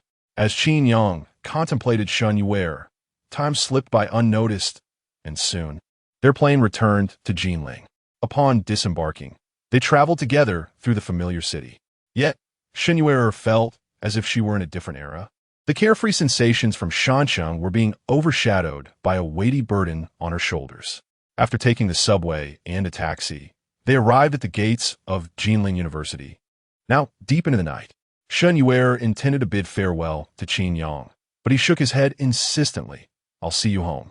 "See me home?" Shen Yu'er bit her lip, flustered. "No, really, it's unnecessary. Let me take you," Qin Yang said, lifting her suitcase with a casual smile. "Aren't we friends? We should get to know each other better. Who knows, it might even bring you some business." "Well, if you insist." After much hesitation, Shen Yu'er glanced at the darkened night and ultimately nodded, leading him hesitantly toward a small alley outside the university gates. Due to her work-study arrangement, she typically resided at her workplace to save on accommodation costs and to have more time to return home. The alley was quiet, save for the distant clamor from a nearby street food market and the murmurs of local residents. At the far end of the alley stood a small bun shop, its entrance barely wide enough for two, exuding a cozy yet crowded ambience. Qin Yang was momentarily taken aback. He had not expected Shen Yu'er's workplace to be here. "Grandma! Grandma!" Shen Yu'er quickened her pace, calling softly as she approached the shop. "Is that little ear? You're back." A frail, kindly old woman emerged from the dimly lit shop, her steps quickening with joy as she grasped Shen Yu'er's hand. "It's me." Shen Yu'er gently embraced her grandmother, beaming with warmth. The grandmother scrutinized the girl up and down, ensuring she was unharmed, before breaking into a relieved smile. "It's good you're back, good you're back. Who is this young man?" As the grandmother's gaze shifted to Qin Yang, he quickly offered a respectful smile. Shen Yu'er tucked a strand of hair behind her ear, her cheeks flushing slightly. "Grandma, this is Qin Yang, a friend I met on my way to Shansheng." Turning to Qin Yang, she whispered, "This is Grandma Yang, the owner of the bun shop." Qin Yang nodded slightly, feeling a wave of sentiment. The scene before him spoke volumes, revealing the kindness that existed in the world for someone like Shen Yu'er. It was evident that Grandma Yang was one of those benevolent souls. "Hello, I'm Qin Yang, a friend of Little Ear," he said, bending slightly as he approached. Grandma Yang regarded him silently at first, her wise eyes glimmering with insight, before she smiled warmly and clasped his hand. "It's wonderful, young man, to make new friends. It seems you've been looking after Little Ear quite a bit lately." Qin Yang blinked, clearing his throat. "When away from home, we look out for each other." Shen Yu'er paused, her fingers nervously brushing her hair, her head bowed, a blush creeping to her ears. "Our Little Ear is a good girl," Grandma Yang observed, her gaze lingering on Shen Yu'er with a complex mix of concern and affection. "But in this world, there aren't enough good people. To have a friend willing to accompany her truly brings joy to my heart." Years of life experience had granted her the ability to discern many things at a glance. In the subtle undertones of her words, the atmosphere shifted to something delicate and nuanced. "Xiao Qin, I have no gifts to offer you, so come, have a couple of buns." Grandma Yang looked at Qin Yang earnestly, her smile warm. "The buns aren't hot anymore. Please don't be put off by an old woman." With that, she hurriedly turned, retrieving a plastic bag and pulling out 2 large, fluffy meat buns from the still-warm steamer. As she lifted the lid, an enticing aroma wafted through the air. Qin Yang instinctively opened his mouth to politely decline, but she firmly placed the buns in his hands. He could only accept with a resigned smile. "Thank you, Grandma." Grandma Yang smiled silently and retreated, leaving the two alone in the quiet space. Well, I suppose I should be going, Qin Yang said, gazing intently at the close proximity of Shen Yu'er. Her heart raced, and with a bashful glance down, she stammered, "Be careful." The alley lights cast a warm glow, elongating their shadows. As Qin Yang waved goodbye, carrying the two meat buns, he felt an inexplicable emptiness within him. Chapter 13. The bustling sale upon returning to the dormitory. It was already 8 in the evening. Fu Bowen was engrossed in a video game when he abruptly noticed the door swing open. He hastily abandoned his keyboard and rushed over. "Lao Qin, are you all right?" Qin Yang was panting as he organized his belongings, and Fu Bowen quickly lent a hand, his eyes occasionally darting towards him, secretly relieved. 3 days had passed since the gathering, and Qin Yang had vanished without a trace. The next news they received indicated that he had gone to the mountain city. Fu Bowen had been in frequent contact with Xing Xiaoran, expressing concern that Qin Yang might be in a dark place. However, now it seemed that everything was better than they had imagined. At least, Qin Yang did not exhibit any signs of distress, nor did he appear to have been in a prolonged state of melancholy. Moreover, there was even an unconscious smile playing at the corners of his lips. Confused, Fu Bowen glanced around and muttered, "What s with the 2 buns you brought back late at night? Are they from the mountain city?" He opened the plastic bag without much thought and pulled one out, taking a bite as he spoke. "Hey you." Qin Yang, momentarily lost in thought, snapped back to reality to see Fu Bowen devouring the buns, feeling somewhat helpless. These buns were a gift from Granny Yang. Oh well, considering they were good friends, one for each of them was just right. He shook his head, dismissing the thought, and continued packing his clothes. As Fu Bowen munched away, his mouth glistening with grease, he leaned in closer and quietly asked, "Lao Qin, have you really not contacted Princess Xiao in the past few days?" He had grown up alongside Qin Yang and Xiaohongli, who was often referred to as Princess Xiao in their circle. Fu Bowen only called her that in private. Lost in thoughts about Shen Yu'er, Qin Yang was momentarily distracted by the mention of Xiaohongli and instinctively replied, "I've contacted her a few times." "What's the status?" Fu Bowen inquired, leaning in with anticipation. "Has Princess Xiao humbled herself yet?" "She hasn't." T remained obstinate. "Has she? Humbled?" Qin Yang was taken aback. Meeting Fu Bowen's gaze, he understood the implications and sighed, "You're overthinking it. I really need to distance myself from her." He shrugged, his tone carrying a hint of resignation and complexity tinged with relief. Fu Bowen, holding the remaining half-bun, stood frozen, having grown up with Qin Yang and recognizing that he spoke the truth. "Are you serious?" Fu Bowen's voice was thick with disbelief. "Xing Xiaoran, and I thought you were just taking a step back to make her yield to you, making it easier to win her over." Taking a step back? Qin Yang was momentarily lost in thought, his emotions complex yet predominantly calm. "You all think too much. But after returning from the mountain city, I feel genuinely weary." This spontaneous journey had brought about profound changes in his heart, perhaps due to his exhaustion, the repeated sacrifices without reward, and the subsequent experience of freedom and exhilaration. It felt as if the sea allowed fish to leap and the sky granted birds the freedom to soar. He no longer wished to return to his previous state, even if it involved childhood friends, the campus belle, or Xiaohongli. He truly did not want to. In the past, he might not have felt this way, but after his trip to the mountain city with that girl, the sense of freedom and ease was far more unbearable than the prior fatigue. Perhaps it was indeed time to let go. Whether it was love or attachment, it mattered little. What he desired now was to engage in something far more meaningful. With myriad thoughts swirling in his mind, Qin Yang looked at Fu Bowen, his expression complex. "Bozy, can you understand me?" "Of course." Fu Bowen met his gaze, pursing his lips before softly saying, "Over the years, only you could endure Princess Xiao. By the way, do you often keep in touch with Xing Xiaoran?" Qin Yang asked, glancing at him. Fu Bowen shot him a look, blinking. "You, too. We're nothing." Fu Bowen's honest face flushed like a monkey's rear, and he waved his hands, flustered, turning away. Is that really nothing?" As someone who had been through similar experiences, Qin Yang could see through his expression and sense something amiss. He sighed inwardly, realizing that Fu Bowen's straightforward nature might falter against the cleverness of Xing Xiaoran. Good luck with that. Shaking his head, Qin Yang took a shower and returned to his desk, uncertain of what to do, feeling somewhat disinterested. Typically, at this hour, his thoughts would be intertwined with Xiaohongli. But now he found himself at a loss for activities. He wondered what Shen Yu'er was doing at that moment. Lost in thought, he couldn't help but picture her delicate face, slightly bowed, and glanced at the remaining bun on the table, curiously taking a bite. The delightful taste flooded his mouth, and even though it had lost some of its initial warmth, it still left him momentarily stunned. Why is this bun so delicious? The next morning, as dawn broke, Qin Yang stepped out of the school gates and made his way to the small food street, where he spotted the bun shop nestled deep in the alley. The alley was vibrant yet tranquil, infused with the warmth of early morning life. Instinctively slowing his pace, he caught a whiff of the enticing aroma wafting from the steaming buns, stacked high in their bamboo baskets, while the neighboring residents gathered together. "Miss, I'd like 5 meat buns, here S5 yuan. Xiao Shun, you're finally back. Granny Yang has been selling buns alone for days. We've been so worried. Today I'll take 10, 5 meat buns, and 5 vegetable buns. Is that too much? The whole family is waiting to eat, huh?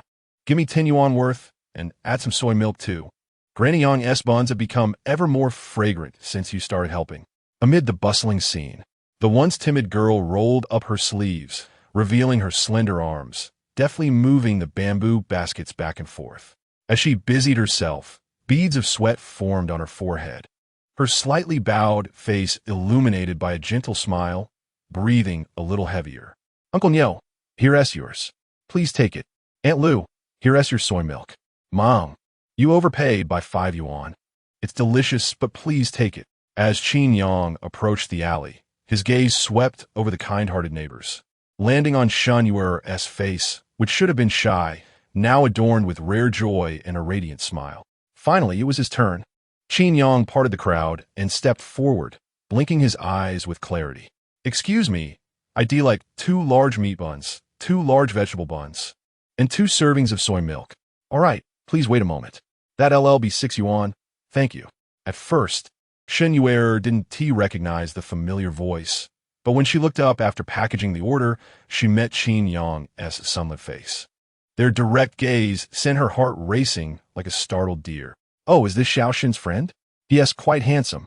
The neighbors, in their 50s, smiled knowingly, while Shen Yu'er's cheeks flushed, stirring the gentle breeze of youthful affection between the two. Chapter 14. The bun shop venture amidst the laughter of the neighbors. Qin Yang was spotted by Grandma Yang, who was busy behind him. A warm smile spread across her face as she beckoned him into the bun shop. "You carry on with your work. I shall speak with you about something shortly." In that fleeting moment, as they brushed past one another, Shen Yu'er overheard Qin Yang whispering with a hint of mirth, causing her cheeks to flush slightly, igniting her curiosity. However, with the neighbors eagerly awaiting breakfast, she suppressed the fluttering in her heart, wiped the beads of sweat from her brow, and resumed her tasks. The bustling business of the bun shop gradually subsided by 9 or nearly 10 in the morning. With a sigh of relief, Shen Yu'er finished tidying the stall and turned to glance at Qin Yang inside the shop. She found him seated, his hand held in the weathered grasp of his grandmother, engaged in lively conversation, reminiscent of a joyful exchange between generations. She paused momentarily, a soft chuckle escaping her lips, intrigued by the nature of their discussion. "Young people are truly delightful," Grandma Yang remarked as she motioned for Qin Yang to sit down, wiping the perspiration from her forehead. Her gaze, imbued with a profound depth, held a hint of wistfulness. "A day apart, and you were missed dearly." "Indeed." Qin Yang feigned ignorance, smiling. "It is your buns that are so delectable that I dream of them all night, longing for another taste." Grandma Yang did not challenge his jest. Instead, a gentle smile adorned her face, laced with a touch of helplessness as her eyes turned toward the industrious Shen Yu'er, revealing an undercurrent of tenderness. "Little Ear, she is a good girl. Little Yang, I can see how well you treat her. Though I am uncertain of your intentions, that is well enough. Having endured decades of trials." Grandma Yang's words were layered with a subtle, poignant essence. Qin Yang felt a weight settle in his heart, nodding thoughtfully, stealing a glance at Shen Yu'er from a distance. He ensured she was out of earshot before leaning closer. I heard Yu'er mention that her aunt is gravely ill. Grandma Yang nodded, her gaze sharpening with significance. Lung cancer. It is no trivial matter. Is it in the late stages? Qin Yang felt a pang of anxiety. In its mid-stage, she replied, her mind still sharp despite her advanced age. It requires substantial funds. A flicker of worry crossed her gentle features as she winked at Qin Yang, stirring a sense of urgency within him. He followed the elderly woman into the small room at the back of the shop. From an old tin box, Grandma Yang produced a stack of receipts, her eyes drifting toward Shen Yu'er as she murmured, "Little ear may appear fragile, but she is stronger than anyone realizes." As Qin Yang perused the documents, he was taken aback. They were medical bills and payment records from the past 6 months, each amount considerable. All under the name He Xuan Mei, presumably Shen Yu'er's mother. A tumult of emotions surged within him, and he could only surmise that much of the financial burden had been shouldered by this kind-hearted elder. Shen Yu'er's prolonged presence here was not without reason. Grandma Yang, perceptive as ever, remarked, "Little Qin, you are a good lad, but Yu'er's future will not be as simple as you young folks envision. You must have some understanding of the Shen family circumstances." Her words resonated deeply within him, and as he met her gaze, one imbued with a mixture of scrutiny and seriousness, he felt the weight of her unspoken concerns. In the quiet confines of the room, she continued softly, "I can see you genuinely wish to assist little ear, but how many have sought her hand merely for her looks? Many have come seeking her. But in the end, who will truly remain steadfast? Who is genuinely willing to help her?" There was a pause as Grandma Yang's voice fell silent, only to resume. "Little ear has never been close to any young man. I do not wish for you to abandon her midway. If that were the case, it would be better to sever the bond from the start." Her gaze bore into Qin Yang's. His heart was heavy with complexity. He took a deep breath and replied softly, "Grandma, you are right. I do wish to help her." He leaned in closer, whispering his thoughts and intentions into her ear. Grandma Yang's expression shifted through various emotions, and after a moment, a flicker of indescribable gratitude illuminated her countenance. "Little Yang, are you sincere?" Qin Yang smiled. "Would you be willing? What could I possibly refuse?" She laughed lightly, shaking her head. "This shop, with just 2 tables and a sign, leaves little profit. I have no family. If not for this poor girl, I would have long since succumbed." At that moment, Shen Yu'er entered, her head bowed, playfully admonishing, "Grandma, do not speak of such ominous things. What are we discussing?" Grandma Yang turned to her, curiosity piqued, her cheeks flushed.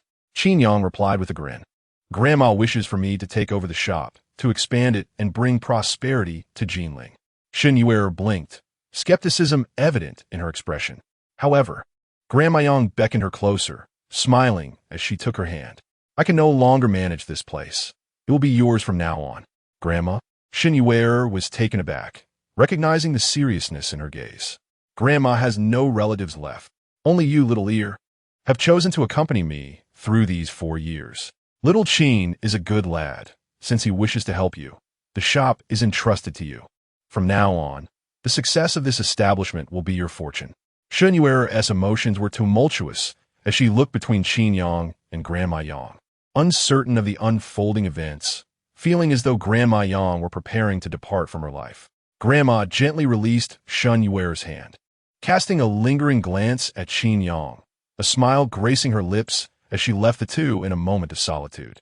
"Qin Yang," Shen Yu'er murmured, her head slightly lowered, "why have you truly come to find me?" "To assist you in realizing your aspirations," Qin Yang replied earnestly. "Did you not express the desire for your mother to recover and to explore the wonders of the world together? As your only friend, it is my duty to help you fulfill that dream. Let's embark on this journey to earn together." Shen Yu'er stared at him in astonishment for a long while, finally asking, "Why? Why do you wish to help me?" Silence enveloped them for a moment. "I do not know, but I simply wish to help you," he confessed, looking earnestly into her eyes. "As we approach graduation, we ought to find something meaningful to do, don't you think? Being with you feels effortless. And who says this bun shop cannot become my venture?" Chapter 15. The Vision of Chain Brandu. Shen Yu'er's mind momentarily blanked, her cheeks flushed. You mustn't be foolish. Qin Yang, after all, was a student of Jinling University. Post-graduation, he would surely secure a decent job. To abandon his future and career for this grandmother's Baozi shop, merely to assist her? Such a notion was utterly unrealistic. Foolishness. Qin Yang shook his head, his demeanor turning serious. I am earnest. To you, this is merely a Baozi shop. But to me, it represents an extraordinary venture. As he spoke, he retrieved a still warm Baozi from the steamer, gently tore it apart, and took a bite, raising an eyebrow in admiration. Do you not realize how delicious this Baozi is? Is indeed delightful. Shen Yu'er's thoughts were in disarray as she accepted the Baozi from Qin Yang, her expression one of confusion. But what of it? Grandma Yang's Baozi is undeniably unique, having garnered the affection of neighbors and locals for decades. The ingredients, sauces, and even the methods differ vastly from ordinary Baozi on the market. Qin Yang's grandfather was a seasoned chef who had imparted many culinary skills to him. Thus, upon tasting the Baozi yesterday, he immediately recognized its exceptional quality. Rich yet not greasy, tender yet not oily, fragrant and refreshing. Such exquisite flavors were the result of decades of culinary heritage and refinement. Deliciousness is the greatest selling point. Regaining his composure, Qin Yang took a deep breath, gazing at the timid girl before him, and said helplessly, "Have you forgotten what I study?" Shen Yu'er pondered for a moment. Internet and business management? During their time in Shanshang, they had gotten to know each other well. It's internet business brand operation, Qin Yang corrected her, turning back to the Baozi in hand. Who says a Baozi shop cannot evolve into a chain brand? Such delicious Baozi deserves to be beloved by all. Shen Yu'er was left speechless for a long while, eventually murmuring, "Qin Yang, you cannot be serious." "I am not deceiving you," Qin Yang affirmed, shaking his head. How did Sha County snacks become a nationwide phenomenon? How did Luossifen gain fame from Liuzhou to the entire country? How did pork noodle soup rise to prominence? These are all common foods. Who says that delectable Baozi cannot become a popular breakfast brand? After my first bite yesterday, I was inspired. With decades of history and Baozi as a staple breakfast, there exists a tremendous potential for brand expansion. We live in the internet era. It's not about hiding good wine in a deep alley anymore. Grandma is aging. Surely we can manage this. With suitable operational strategies and business tactics, we can attract many to our shop to savor these delicious Baozi at minimal cost. Through word of mouth and fan promotion. While Grandma's Baozi shop may not become a grand brand, it could at least gain renown as a beloved establishment in Jinling. Qin Yang's eyes sparkled as he looked at Shen Yu'er, stating firmly, "Do you not wish for Grandma's Baozi to be cherished by all?" Shen Yu'er softly replied, "Of course I do." Her mind drifted back to the first time she encountered Grandma Yang. It was a chilly autumn evening. After finishing her shift, she hurried back to her dorm, famished and cold. The only shop still aglow was the Baozi shop. She bought a meat bao for 1 yuan, and the moment she bit into it, the taste of warmth and freshness was unforgettable. It was from that moment onwards that she met the kind-hearted elder, gradually assisting Grandma Yang and eventually foregoing her job to help run the Baozi shop. Life began to improve. Each month, Grandma would provide her with a salary, which she used to repay family debts, purchase items for her mother, and save for her tuition. Over the past 4 years, her university life had been intertwined with this small Baozi shop, and her affection for it was undeniable. I have agreed with Grandma to buy half the operating rights of the Baozi shop for 30,000 yuan. Qin Yang looked at her, continuing from now on. We will manage this Baozi shop together. What do you think? Shen Yu'er, momentarily stunned, stammered, "Are you serious?" Everything felt surreal. She suspected this was too good to be true. "Of course I'm serious." Qin Yang's eyes gleamed. "I have even planned the route. We will start at Jinling University, allowing the Baozi shop's reputation to bloom within the student community." He had conceived a modest blueprint in his mind, gradually outlining to Shen Yu'er how to prosper at Jinling University, how to expand the Baozi shop as business like a snowball, leveraging the student demographic to generate word of mouth and create a private domain effect.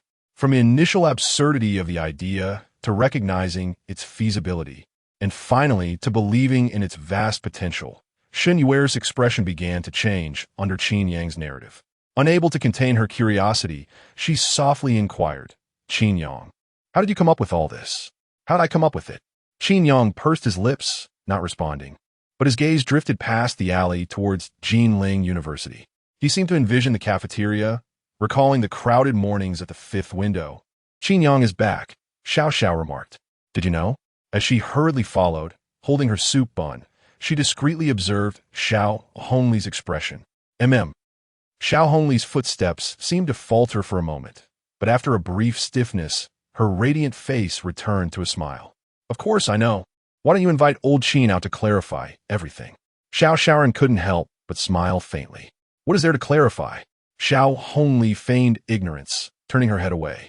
Isn't everything fine now? At least my life has improved. Xiaoxiaoran fell silent, though she was reluctant to admit it. It seemed that after parting from Qin Yang, this once spoiled girl was gradually becoming more independent and strong. Each morning, her alarm rang at precisely 7:30. After class, she rushed to the library to secure a study spot, managing her studies, laundry, and package pickups in solitude yet with order. In just a few short days, these seemingly trivial and bothersome tasks had become challenges Xiaohongli was slowly adapting to. Although she couldn't quite fathom the emotions that propelled this girl, who once lived like a princess under Qin Yang's care, the fact remained that after their separation, she was accomplishing tasks she had never needed to handle before. Crazy girl, do you truly think this way? Xiaoxiaoran observed Xiaohongli's graceful posture, silently shaking her head. Perhaps she had even deceived herself. Yet, in those subconscious moments, Xiaohongli would often stare at a blank chat page in a daze or let out soft sobs in the stillness of the night. Xiaoxiaoran sighed. Crazy girl, though your body aches all over, your resolve remains unyielding. However, perhaps they could still arrange to dine together. At this moment, a wine-red figure suddenly came to a halt in the distance, gently remarking, After all, we are still friends, aren't we? As friends, we can discuss our current lives. Graduation is approaching for all of us. I'm doing quite well, but I wonder how he is faring. With a fair jawline slightly raised, as if it had never bowed, Xiaohongli turned her head, pouting ever so slightly, her eyes glimmering with defiance, unnoticed even by Xing Xiaoran. Chapter 16. The season of campus recruitment, no matter how splendid the blueprint, it ultimately must find its roots in a humble bun shop to truly take shape and flourish. Grandma Yang's amiable demeanor took Qin Yang by surprise, yet persuading Shen Yu'er proved to be a formidable task. This timid girl seemed to harbor a lingering sense of guilt regarding Qin Yang's presence, unwilling to allow him to squander his time on her. Deep down, Qin Yang acknowledged that his initial motivation for this venture was to assist this shy girl in breaking free from her life's constraints. However, as he pondered the blueprint more deeply and savored the delicious buns that were simply irresistible, a spark of eagerness began to ignite within him. Fortunately, after a lengthy period of persuasion, Shen Yu'er was finally moved and reluctantly agreed to join him in managing the bun shop. Yet, she remained adamant about the profit-sharing ratio.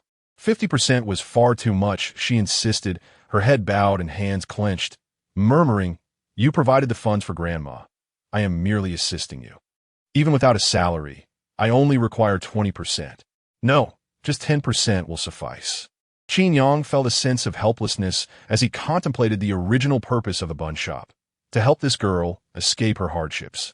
If Shen Yu'er continued to take less and less, what would be the future significance of this establishment?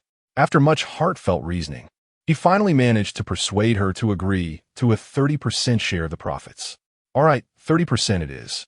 Qin Yang hastily shifted the topic, fearing Shen Yu'er might reconsider, shaking his head and declaring, It's too early to think about these matters.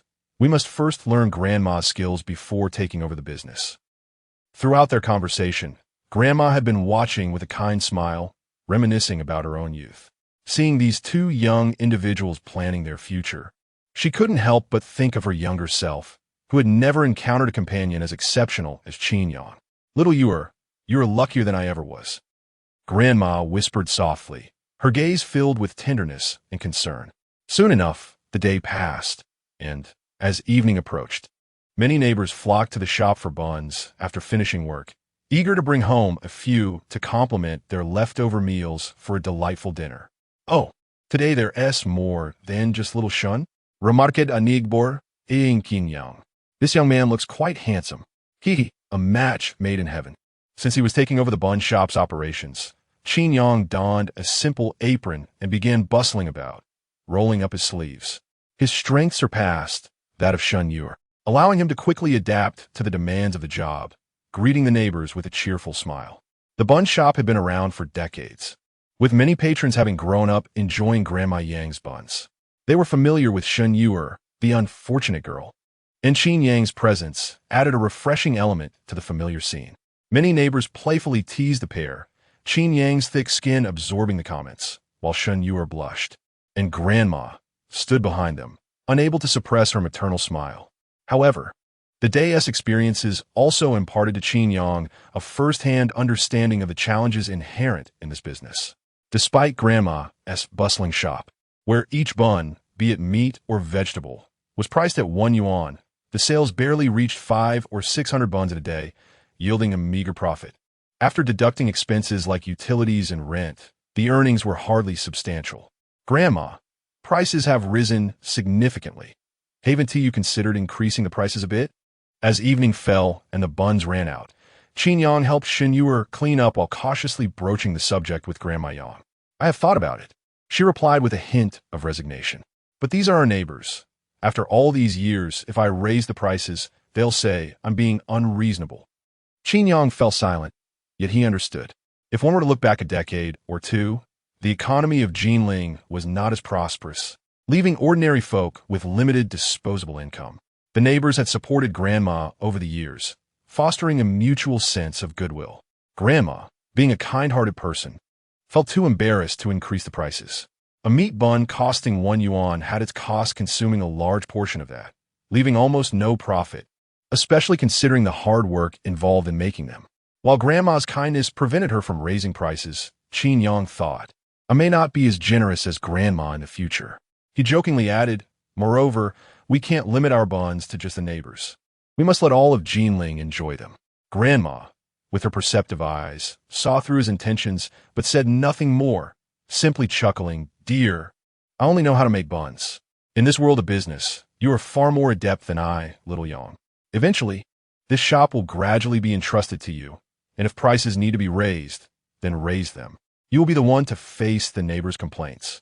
Initially, Qin Yang marveled at Grandma's wisdom, but as her words continued, he could only stare in astonishment, managing a bitter smile. Shen Yu'er, tidying up beside him, couldn't help but let out a small giggle. After 8 o'clock, once everything was tidied up, it was time to begin learning the secret recipe for the buns. The countertop was a dazzling array of various ingredients: flour, water, fresh meat, mushrooms, scallions, a rolling pin, bamboo shoots, and sauces, each more enticing than the last. Qin Yang stood attentively in his apron, observing as Grandma and Shen Yu'er initiated the process, beginning with kneading the flour and letting the dough rise. As a basin of flour was mixed with water, the ratio of water to flour became crucial: 2 bowls of flour to 1 bowl of water. No more, no less, or the dough would collapse or become too tough. Qin Yang nodded in understanding as he watched Grandma chop fresh pork, mixing it with ginger, soy sauce, salt, and sugar. This step was familiar, but then Grandma added finely chopped mushrooms and bamboo shoots, explaining, this is what sets our buns apart: subtle yet flavorful, refreshing, and aromatic. Qin Yang observed intently as Shen Yu'er added the unique sauce to the meat filling and meticulously wrapped the buns in the prepared dough. The sauce is specific. You'll learn the recipe from Yu'er, Grandma patiently instructed. And when wrapping the buns, remember the 12 pleats. Each must be perfect. The resulting buns will be exceptional in both form and appearance. The seemingly simple steamed meat bun was filled with so many intricacies. After placing the buns in the steamer for 20 minutes, when Qin Yang returned to his dormitory with 6 or 7 large meat buns, it was already past 11 at night. Upon opening the door, he found Fu Bowen not playing games but lost in thought. Old Fu, what are you up to? Qin Yang asked, surprised. Approaching, he noticed the room was filled with recruitment posters from various companies, and seeing the worry etched on Fu Bowen's face, he began to understand. As they approach their senior year, in just 6 months, they will graduate, marking a pivotal moment for campus recruitment. Lao Fu's family background is not particularly favorable. If he does not secure a job before officially graduating, he will lose his status as a fresh graduate, rendering his future even more uncertain. Chapter 17. The inner turmoil of old Fu. As Qin Yang quietly entered the room, Fu Bowen was initially oblivious to his presence, hastily shutting down his computer once he realized it. Turning to Qin, he expressed his curiosity. "Old Qin, what have you been up to all day? I haven't seen you around." Qin Yang did not directly address the question, feeling uncertain about how to respond, particularly given Fu's inexplicable closeness to Xing Xiaoran, which stirred a sense of unease within him. He shook the plastic bag in his hand and asked, "Are you hungry? I brought back some buns. Would you like to have a couple?" Although Fu Bowen was preoccupied with work-related concerns and lacked an appetite, he instinctively considered declining the offer. However, the familiar aroma wafting through the air piqued his interest, and his eyes brightened at the realization. "Is it from that bun shop we visited yesterday?" "Yes," Qin Yang confirmed. Fu Bowen could no longer refuse. He swallowed hard and approached, extracting a large meat bun and taking a hearty bite. The moment he sank his teeth into the bun, a delightful blend of savory and smooth flavors enveloped his palate, dissipating the weariness that had settled in the cool evening air. It felt as though he was wrapped in a comforting warmth, a surge of vitality rising from his stomach and rejuvenating his spirit. After a moment of savoring, Fu Bowen finally spoke. "Which shop is this? I've never had such delicious buns at school." "Good, isn't it?" Qin Yang waved his hand dismissively. "This bun shop is hidden in an alley next to the street food market. Not many know about it. It's been around for decades."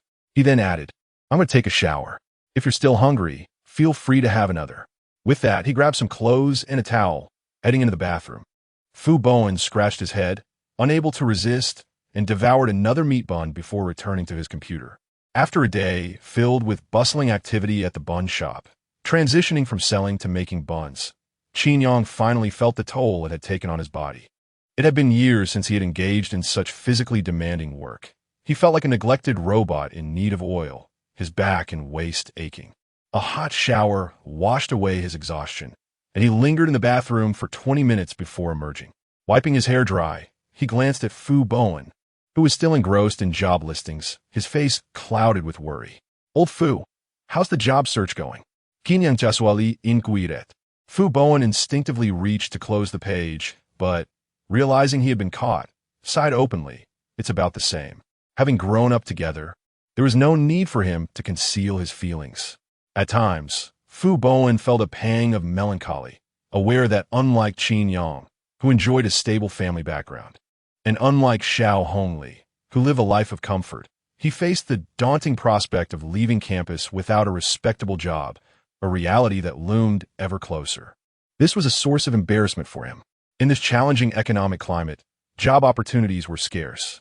Observing Fu Bowen, Qin Yang, while drying his hair, suddenly asked, "Have you ever thought about starting your own business?" "Starting a business?" Fu Bowen was momentarily taken aback, shaking his head in disbelief.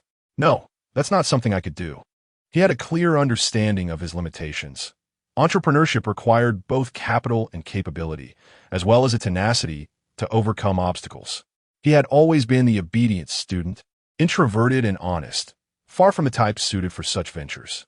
However, an idea struck him, and he exclaimed, "Wait, old Qin, are you thinking of starting a business?"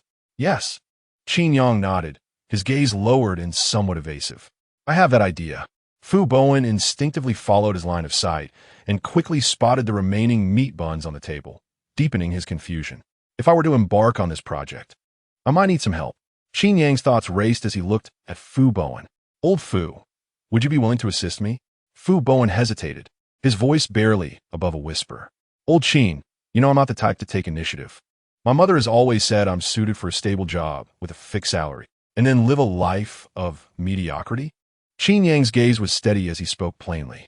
"Tell me, when will you ever gather the courage to pursue Xing Xiaoran?" "What?" Fu Bowen's face flushed, resembling a ripe tomato as he hurriedly protested. "Old Qin, don't say such things. I don't have that kind of relationship with Xing Xiaoran. Can you not see that there is something more to it?" Qin Yang chuckled softly, shaking his head. Fu Bowen had always been his shadow, his emotions almost transparent. In the past, he had been preoccupied with Xiaohongli, but now he could easily discern Fu Bowen's feelings. He remained silent, simply observing Fu Bowen's flustered demeanor until the latter was sweating profusely from anxiety. Finally, Qin Yang said, "Old Fu, seriously consider what I've just said. In the past, our perspectives were too narrow, fixated on one person. I was focused on Xiaohongli and Yuan Xing Xiaoran. Yet we fail to see that the world is filled with fascinating individuals and meaningful experiences." Fu Bowen opened his mouth to argue, but under Qin Yang's penetrating gaze, found himself inexplicably silenced. "Old Fu, take my words to heart." As Fu Bowen regarded Qin Yang's retreating figure, he fell silent for a long while, turning to the scattered job advertisements on the table and the empty offers, feeling lost and conflicted. Qin Yang, holding his notebook, diligently began drafting a business plan for the bun shop. The atmosphere in the boys' dormitory shifted into an intriguing tension as the night deepened. An hour later, old Qin Yang removed his headphones and turned to him. "What is it? I forgot to ask you. Princess Xiao and Xing Xiaoran want us to join them for dinner in the next few days. Are you free? Dinner?" Qin Yang pondered for a moment before replying, "I might have plans. Let's wait and see." "All right." Fu Bowen nodded, saying no more, but his eyes betrayed a flicker of uncertainty, as if he were grappling with something significant. Seeing his friend's demeanor, Qin Yang felt a sense of resolve. After the dorm lights were extinguished, he observed Fu Bowen, clad in a plaid shirt, continuing to scroll through job listings, a complex array of emotions brewing within him. Unlike his own experiences with Xiaohongli, Fu Bowen had always been the earnest child. His looks and academic performance were equally modest.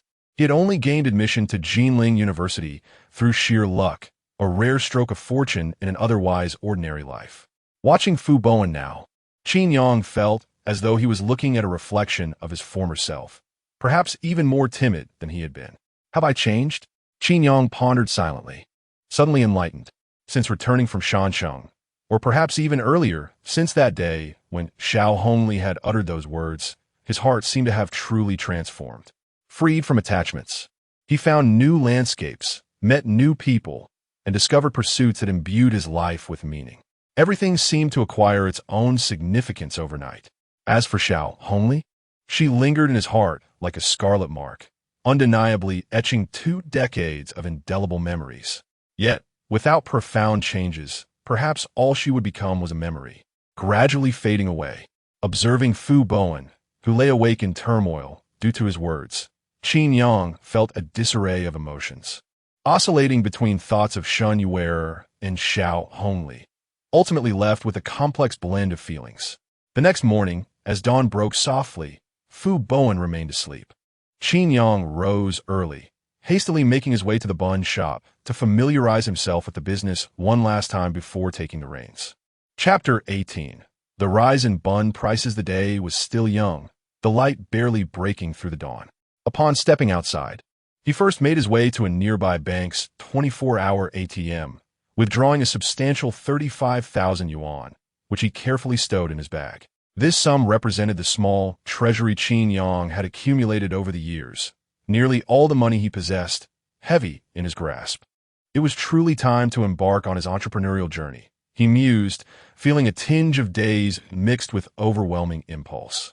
His thoughts on the bun shop had evolved from merely helping Shen Yu'er to envisioning something of far greater value. With a sense of quiet determination, he entered the narrow alley, where he spotted the warm glow emanating from the bun shop. 2 figures were busily preparing the morning fare under the soft morning light. Upon hearing the sound of solid footsteps, Shen Yu'er instinctively curved her bright almond-shaped eyes, but soon lowered her head, seemingly shy of being teased, and returned to kneading the dough. Grandma, with her keen perception, had observed this exchange with a knowing smile. It was not yet 6 o'clock, the morning light still faint. As Qin Yang strode in, paper package in hand, gently placing it into Grandma's waiting palm. "Have you made up your mind?" she inquired, not taken aback. "I have," Qin Yang affirmed with a determined nod. Shen Yu'er blinked at him, watching as he swiftly shed his outer coat, donned an apron, and rolled up his sleeves, feeling a mix of disbelief and wonder. "What are you thinking?" Qin Yang, after washing his hands, approached her, playfully nudging her, "Don't slack off. From now on, this business belongs to both of us." Shen Yu'er was pushed aside, momentarily dazed. "What are you dawdling for?" Go wash the vegetables, he urged with a smile. But Shen Yu'er hesitated, her almond eyes cast downward, only to lift them again, glistening with unshed tears. Why are you crying? Qin Yang felt flustered, distressed by her tears, which he knew were impossible to quell. He recalled how Xiaohongli had often used this tactic to manipulate him. And now he found himself faced with Shen Yu'er, this easily moved girl. Realizing he could not placate her tears, he resolutely rolled up his sleeves and turned away, immersing himself in kneading dough, washing vegetables, and chopping ingredients. Before long, they were both engaged in a bustling flurry of activity, making excellent progress. Despite it being his first day, Qin Yang's childhood training under his chef grandfather had equipped him with the necessary skills, making kneading dough and chopping ingredients a familiar endeavor. His considerable strength allowed him to work with remarkable speed, and soon he had tidied up Grandma's shares well. This approach proved effective. Shen Yu'er quickly regained her composure, rolling up her sleeves to join him at the counter, diligently crafting buns. Watching her serious demeanor brought a mixture of amusement and affection to Qin Yang's heart.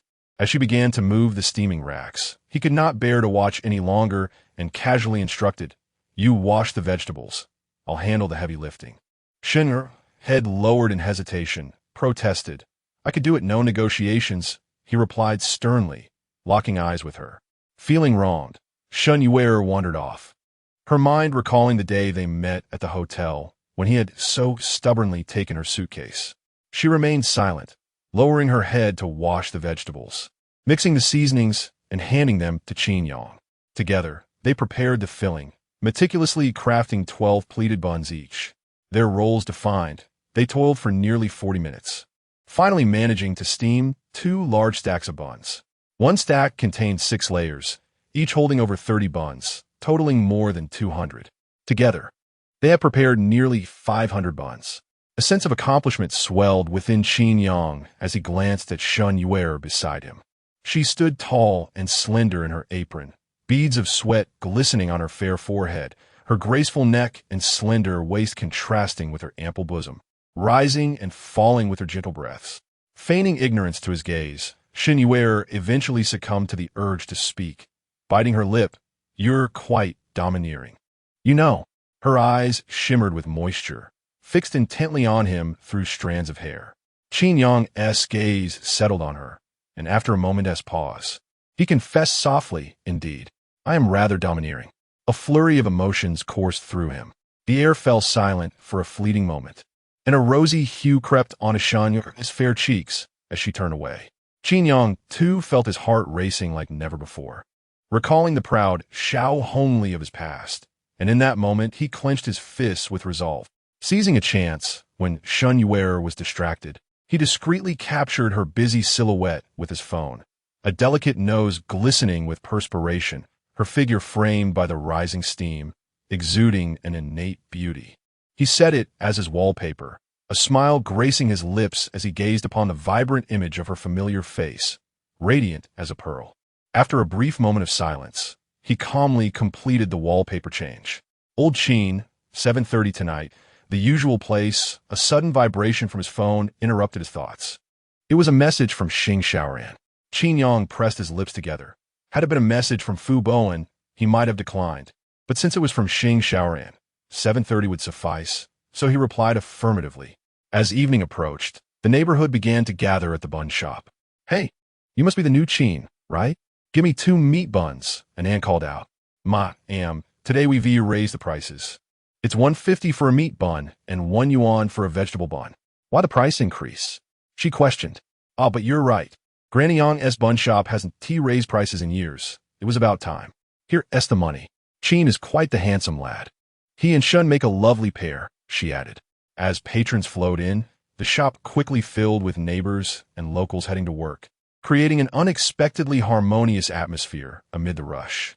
The price hike on the first day didn't elicit much of a reaction, for this bun shop had been a local fixture for decades, rarely adjusting its prices. Thus, even with the increase, it remained reasonable and appealing.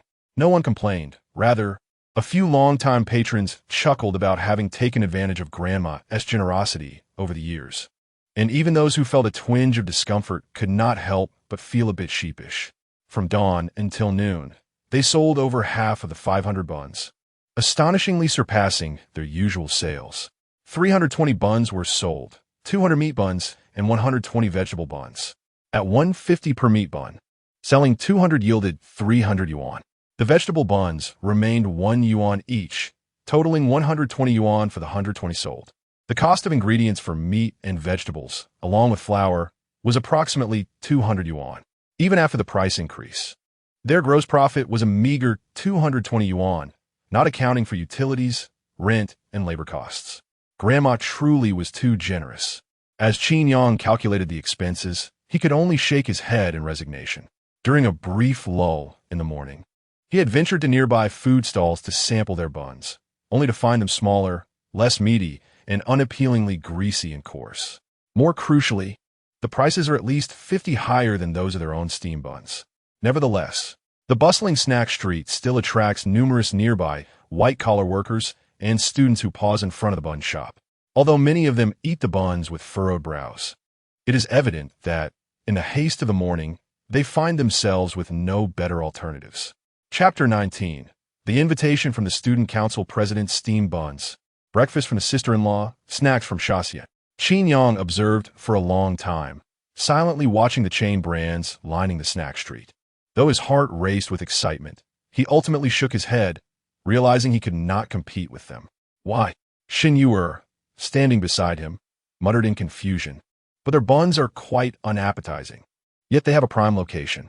Qin Yang shrugged, gazing at the bustling shops, and remarked helplessly, "Convenience is paramount for breakfast.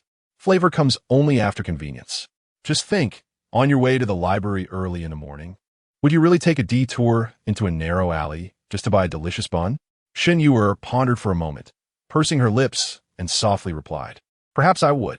Qin Yang widened his eyes slightly and sighed, but the vast majority would not. Shen Yu'er, confused, asked, "Should we relocate our shop? The rent for a single shop starts at no less than 5,000, and with transfer fees, renovations, and equipment, it would take tens of thousands to set up." Qin Yang looked at her, a slight grin forming on his lips. Relocating a branch will come in due time. However, now is not the moment for extravagance. We must find a more cost-effective method to attract our customers and expand our scale. A more cost-effective method? Shen Yu'er bit her lip and murmured, "Selling to our classmates? Smart." Qin Yang was slightly taken aback and nodded in approval. "But this place is farther from school." "Farther?" Qin Yang chuckled softly, his eyes sparkling. "But there are alternative strategies." He then asked, "Do you know where the steamer equipment is made?" Shen Yu'er thought for a moment. "We had someone repair it about a year ago. I have the contact number." Qin Yang took the number and asked Shen Yu'er to give him the remaining 5,000 in cash from the bun shop. The location of their shop was indeed too remote, and without even a sign to attract attention, they needed to streamline their operations. Aside from essential signage, they needed to arrange for thermal boxes, takeout containers, and other necessities. Indeed, this was Qin Yang's plan.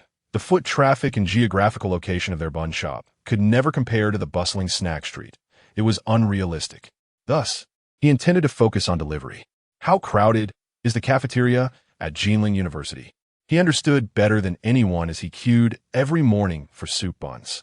If they could deliver to the campus, selling from building to building, directly to the students' doors, with the exquisite taste and flavor of their secret recipe buns, they would undoubtedly surpass the offerings from the fifth window of the cafeteria, perhaps even achieving greater sales. 5,000 was indeed somewhat insufficient for a sign and 2 steamers. But it would suffice for now. After finishing the call, Qin Yang nodded slightly. The number given by Shen Yu'er belonged to a small factory that customizes equipment for food establishments, capable of making signs, steamers, thermal boxes, and even takeout packaging. The only shortfall was the lack of funds. 5,000 was indeed quite tight. However, it was not without a solution. They could wait a few more days, raise the price of the buns, earn some additional revenue, and then leverage a few thousand to tap into the business at Jilin University. What he failed to notice was that his words resonated deeply with Shen Yu'er, who was tidying up nearby. The timid girl lowered her head, seemingly lost in thought. Today's business was quite good. As evening approached, by just before 6 o'clock, The remaining 200 buns were sold out. I have something to attend to. I'll take my leave. After tidying up, Qin Yang hurriedly remembered the dinner gathering with Xiaohongli and Xing Xiaoran, rolled up his sleeves, and rushed to their usual meeting place. What he did not know was that after he left, Shen Yu'er quietly removed her apron and hurriedly bid farewell to her grandmother. "Dear girl, do not overexert yourself." Her grandmother looked at her, seemingly understanding everything, with a face full of sighs. "You need money. I have it." Shen Yu'er's hand was clasped in her grandmother's, and she whispered, "Grandma, I owe you enough already. Qin Yang is willing to help me. I cannot let him struggle alone. I must assist him." Under the dim light, she changed out of her apron and hurried toward a certain spot in the snack street. "Xiao classmate, have you considered the invitation to the graduation ball?" At 7 o'clock, in front of Jinling University's gates, Xiaohongli and Shen Yu'er were hastily making their way to the old spot in the snack street when they suddenly heard a coincidental voice from behind. Turning around, they saw a well-dressed young man wearing gold-rimmed glasses dashing towards them. "Look at Shang Wenzhou. Who is that? The president of the student council. How unworldly. Is that Xiaohongli? Truly a handsome man and a beautiful woman." Occasionally, passers-by commented on the two well-known young individuals whose reputations soared on the campus forum. "Shang classmate." Although Xiaohongli felt a tinge of impatience, she politely nodded at Shang Wenzhou. As he approached, she pursed her lips and said, "The graduation ball is still 3 months away. I haven't made up my mind yet." Beside her, Xing Xiaoran blinked. A week prior, Xiaohongli had rejected Qin Yang for the same ball, and now she still hadn't decided. This wild girl must still have Qin Yang in her heart, thought Xing Xiaoran, gazing at Xiaohongli's profile. But she heard Shang Wenzhou laugh and casually say, "Then may I invite you to join our entrepreneurial team?" "What?" Xiaohongli, caught off guard by Xing Xiaoran's gaze, paused. "Entrepreneurship." Shang Wenzhou pulled out a flyer and waved it, saying, "Haven't you heard? The school is hosting a competition to support entrepreneurial graduates. Any promising project can enter with not only venue support but also a cash prize." He handed the flyer over, casually adding, "If you're interested, you can join my team. Currently, it's just me and the school as publicity minister, Yang O. Our entrepreneurial project is a food platform targeting the over 20,000 students and staff at our university." Seeing Xiaohongli and Xing Xiaoran listening intently, Shang Wenzhou's smile widened. "Of course, in the future, we may expand our scale to college cafeterias nationwide. You both, like me, are students preparing for graduate school. Even in entrepreneurship, we have no job-seeking pressure and can easily manage it as a side endeavor. What do you say? Will you join?" His gaze was fixed on Xiaohongli, while Xing Xiaoran was merely an afterthought. Xiaohongli smiled. "Thank you, Shang classmate. We'll consider it." Shang Wenzhou smiled politely, took his leave with grace, and departed. Entrepreneurship project. As they walked toward the snack street, Xiaohongli's thoughts wandered, murmuring, "Why is everyone starting a business?" Chapter 20.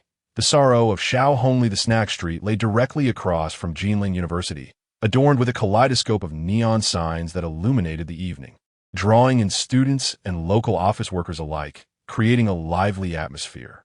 Xiaohongli supported Xing Xiaoran as they strolled, her mind preoccupied with Shang Wenzhou's earlier words. She feigned nonchalance and inquired, "By the way, you mentioned yesterday that Qin Yang is also planning to start business?" "Yes," Xing Xiaoran, brought back to the present, replied. "Old Fu told me yesterday." Xiaohongli lightly uttered an "oh," turning her head away to conceal the shifting emotions in her gaze. A few pairs of young couples ambled towards them, their banter ambiguous, and she followed their movements with her eyes, her lips pursing in unspoken envy. Who was he starting it with? As they meandered towards their usual spot, Xiaohongli could not suppress her curiosity and casually asked Xing Xiaoran again. "Qin Yang?" Xing Xiaoran, sensing something amiss, blinked and replied, "I don't know. Did he not invite you?" Xiaohongli pressed. "No." Xing Xiaoran shrugged, equally puzzled. "Old Fu said he didn't know either. He mentioned that since Qin Yang returned from the mountain city, he has been somewhat elusive, hardly seen for days." "Oh." Xiaohongli turned her head again, concealing her eyes, her emotions tangled, and soon they arrived at their destination. "Rekong Hot Pot."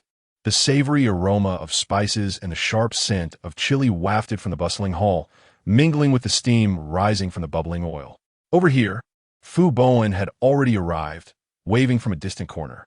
They settled in, and the familiar scent sent Xiaohongli into a reverie. Ah, it used to be old Qin who reserved the seats. Xing Xiaoran, perhaps intentionally or not, nudged Xiaohongli and sighed softly every winter after class. All you had to say was that you wanted hot pot, and old Qin would skip class to save us a spot. If you were late, there would be no seats left. Do you remember? Of course I remember. Xiaohongli pressed her lips together, gazing at the empty seat beside her, uncharacteristically silent. It seems fine today. Beside them, Fu Zhaimon adjusted his glasses, bewildered by Xing Xiaoran's tone, and remarked, when I arrived, it was already past 6, and there were hardly any patrons. 2 years ago, this place was bustling. I heard the owner has changed. It doesn't taste the same as it used to. Only when he noticed Xing Xiaoran signaling him did his voice gradually fade. An inexplicable silence enveloped the hall, and Fu Bowen then realized that the once confident Xiaohongli had lowered her gaze, her eyes glimmering with unshed tears. What's wrong? Suddenly, the sound of clear footsteps approached, prompting Xiaohongli to quickly turn her head and wipe her eyes. When she turned back, she saw Qin Yang wearing a faintly polite smile. Long time no see. Xing Xiaoran and Fu Bowen blinked, rendered speechless. Xiaohongli averted her gaze, muttering, long time no see. Have you ordered yet? Qin Yang's eyes lingered briefly before he turned to Xing Xiaoran and Fu Bowen, his smile appearing unaffected by the palpable tension. Not yet. Old Qin, you should order. Xing Xiaoran hurriedly tried to lighten the mood, and after Qin Yang stepped out, she tugged at Xiaohongli's sleeve and whispered, Didn't we agree that we're just ordinary friends now? Ordinary friends shouldn't show such a demeanor? Xiaohongli turned her head, her voice trembling with restrained emotion, her eyes brimming with unshed tears. She was uncertain about her feelings. She had prepared herself for this moment, convinced that life would proceed normally without him.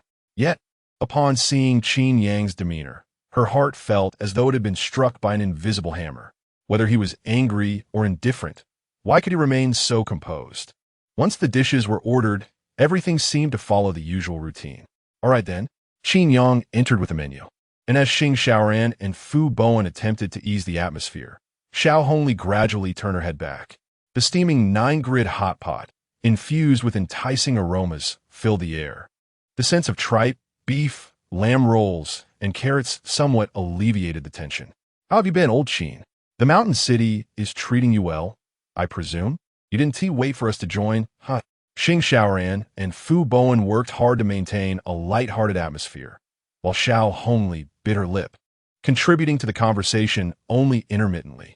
Until, summoning her courage, Xiaohongli gently bit her lip and said, Qin Yang, I heard you're starting a business? A momentary silence enveloped the air. Xing Xiaoran and Fu Bowen exchanged glances, surprised that Xiaohongli was the first to speak up. Yes. Qin Yang paused, his chopsticks halting midair. Everyone knows. His gaze briefly met Fu Bowen's, who lowered his head in embarrassment, prompting Qin Yang to shake his head subtly before glancing at Xing Xiaoran, acknowledging that she had indeed misjudged. Why didn't you tell us about your entrepreneurial plans? Xiaohongli's lips pressed together as she looked intently at him. Aren't we friends? Indeed. Qin Yang deliberately averted his gaze slightly, responding with an air of indifference. It's just the beginning. There's no need to inform everyone. Xiaohongli took several deep breaths, turning her head away, feigning nonchalance. Old Fu mentioned that your project could use more people, right? Fu Bowen's eyes widened, and he quickly waved his hands, insisting that this time it wasn't his doing. Qin Yang, uninterested in his protests, replied, No, I already have partners. Xiaohongli felt as though her heart had been struck again. Rejected once more? The air thickened with suppressed emotions as both Xing Xiaoran and Fu Bowen endeavored to remain quiet. All right, fine. Xiaohongli inhaled deeply, striving to maintain her composure, but her voice quivered with the weight of her emotions. Don't overthink it. I was merely asking. The school is offering entrepreneurial support today, and this evening, Shang Wenzhou invited me to discuss a small food platform. aiming to connect users across all schools in Jinling. If you don't need anyone, that's fine. I was just worried because, after all, we are friends, and I was contemplating how to decline your offer. Her words came out strained and defensive, and she dared not meet Qin Yang's gaze. She had initiated the notion of being ordinary friends, but seeing him so detached filled her heart with an indescribable ache.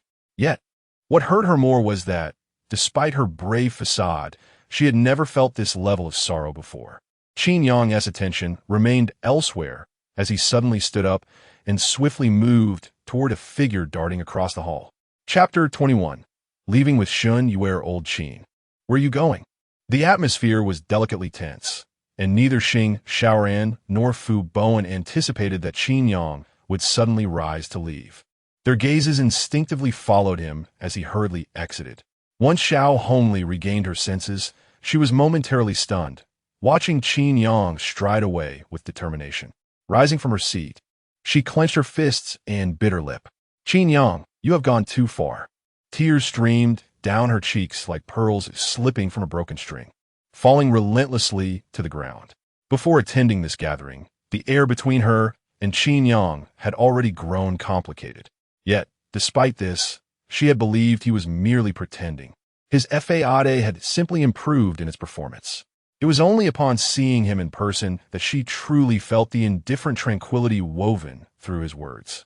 His aloofness bore the chilling essence of mere acquaintances, akin to silent daggers piercing her heart.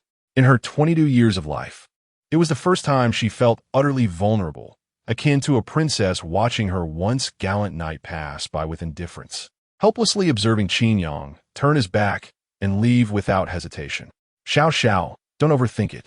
It seems Qin Yang has encountered a friend. As Xiaohongli snapped back to reality, Xing Xiaoran was comforting her, urgently inquiring, who is that girl? What's going on with old Qin? I don't know either. Fu Bowen, flustered, adjusted his glasses and peered out of the hall's window, spotting Qin Yang indeed rushing toward a girl clad in a plush costume. From a distance, only her delicate profile was discernible. The three of them stepped outside, standing frozen at the entrance, watching as Qin Yang approached Shen Yu'er. Who is she? Tears ceased to flow as Xiaohongli's beautiful eyes fixated on the graceful silhouette, an inexplicable sense of unease or perhaps urgency swelling within her. No one responded. Xing Xiaoran and Fu Bowen widened their eyes, the atmosphere thick with silence. A light drizzle began to fall from the sky, yet Qin Yang's silhouette, reminiscent of a leading man in a romantic drama, stood resolutely before Shen Yu'er. What are you doing here? Upon seeing Shen Yu'er, an inexplicable anger surged within Qin Yang. He clenched his fists and strode forward until he stood directly before her. Onlookers murmured in surprise, their eyes drawn to the tall and slender pair, the atmosphere charged with unspoken tension. Qin Yang? Shen Yu'er, clad in a cumbersome tiger costume, appeared dazed, beads of sweat glistening on her forehead from the heat of having worked for some time. A few strands of hair clung to her face as she stared at Qin Yang, clutching the large head of the tiger costume. After a moment, her eyes flickered with a hint of panic, and she lowered her head to softly explain, I just wanted to earn some extra money. Please don't misunderstand. I haven't encountered any difficulties recently. I just wanted to help you a little more. I don't want you to be alone. The timid girl fumbled for words, her eyes reddening with nervousness as she added, we are friends, aren't we? You help me, and I can't let your efforts go to waste. The dumpling shop needs to keep running. I just want to earn a little more. I can't simply enjoy the fruits of your labor. Witnessing the vulnerability etched on Shen Yu'er's face, the fire within Qin Yang rapidly extinguished, leaving behind an enveloping silence. Little ear. When he lifted his gaze again, his eyes glistened with unshed tears, his voice slightly hoarse as he chuckled. You truly are a foolish girl. As Shen Yu'er stubbornly raised her head, a sudden emptiness flooded her mind. For before her, a large hand gently pinched her nose, reminiscent of the most affectionate gestures shared between childhood friends. Before her stood Qin Yang, his face gradually breaking into a smile. Come on, stop this. Before her cheeks could flush, Qin Yang tossed aside the costume she held, inhaling deeply as he declared, we're going home. But, Shen Yu'er was momentarily at a loss, watching him with hesitation as she stammered, "There's still 10 minutes left. My pay for this hour will be settled." "Forget it." Qin Yang regarded her, a mix of exasperation and amusement evident in his expression. He unceremoniously discarded Shen Yu'er's heavy and odorous costume back to the nearby part-time employer. "But it's $12 for an hour," Shen Yu'er murmured, biting her lip as she looked at him. "Qin Yang, sometimes it can be very domineering." "Shen Yu'er." Qin Yang halted his steps, suddenly turning back, his face inching closer until it was mere inches from hers. "Listen carefully from now on. You're not allowed to leave the shop. Come, let us go back." Shen Yu'er wished to argue further, but the next moment, her hand was grasped by Qin Yang, leading her through the bustling street, disappearing from the bewildered gaze of Xiaohongli and the others. Xiaohongli stood transfixed, watching Qin Yang fade into the distance, her mind replaying the past decade of youth and memories. In those reminiscences, there existed a figure so familiar it felt inseparable from her life. In a montage of memories, that boy named Qin Yang clung to her side like a piece of taffy, though she often found herself indulging in petty whims and pride, occasionally feeling irritated by the very notion of childhood sweethearts. Yet whenever she needed assistance, he was always there, appearing at the precise moment she required him. Thus, even on that fateful day, when impulsively responding to Shang Wenzhou's invitation led her to resent their relationship. Even the following day, when Qin Yang, acting out of character, ventured alone to the mountain city, to that place they had once vowed to visit together. Even after that, as his demeanor grew increasingly indifferent, she never truly considered that the boy who had grown up alongside her would genuinely leave her side. But just moments ago, a profound crack shattered her once unyielding self-assurance. That girl, who was she? Xiaohongli stared blankly at Xing Xiaoran, her eyes devoid of tears, only of vast emptiness. Xing Xiaoran shook her head, glancing toward Fu Bowen, who appeared equally perplexed. A chill swept over Xiaohongli, the autumn night breeze causing her to shiver involuntarily. Panic began to set in, as if something she once believed to be eternally hers was now at risk of being taken by a stranger. She felt a genuine sense of alarm. Chapter 22. The Chronicles of Qin and Shen. Qin Yang grasped Shen Yu'er's hand as they returned from the bustling snack street to the bun shop. It was only along the way that he recalled that Xiaohongli and Xing Xiaoran had been left behind in the restaurant. He paused momentarily, contemplating, then shook his head with a wry smile and continued to lead Shen Yu'er forward. "What's the matter?" Shen Yu'er blinked her almond-shaped eyes, glancing at their clasped hands, her cheeks still adorned with a rosy hue. She whispered, "Am I holding you up?" "Not all." Qin Yang thought to himself that it was too late to go back now. Rubbing his temples, he replied, "There are just a few friends. I almost forgot about them." He resumed walking with Shen Yu'er, but it seemed that a woman's instinct had alerted her to something.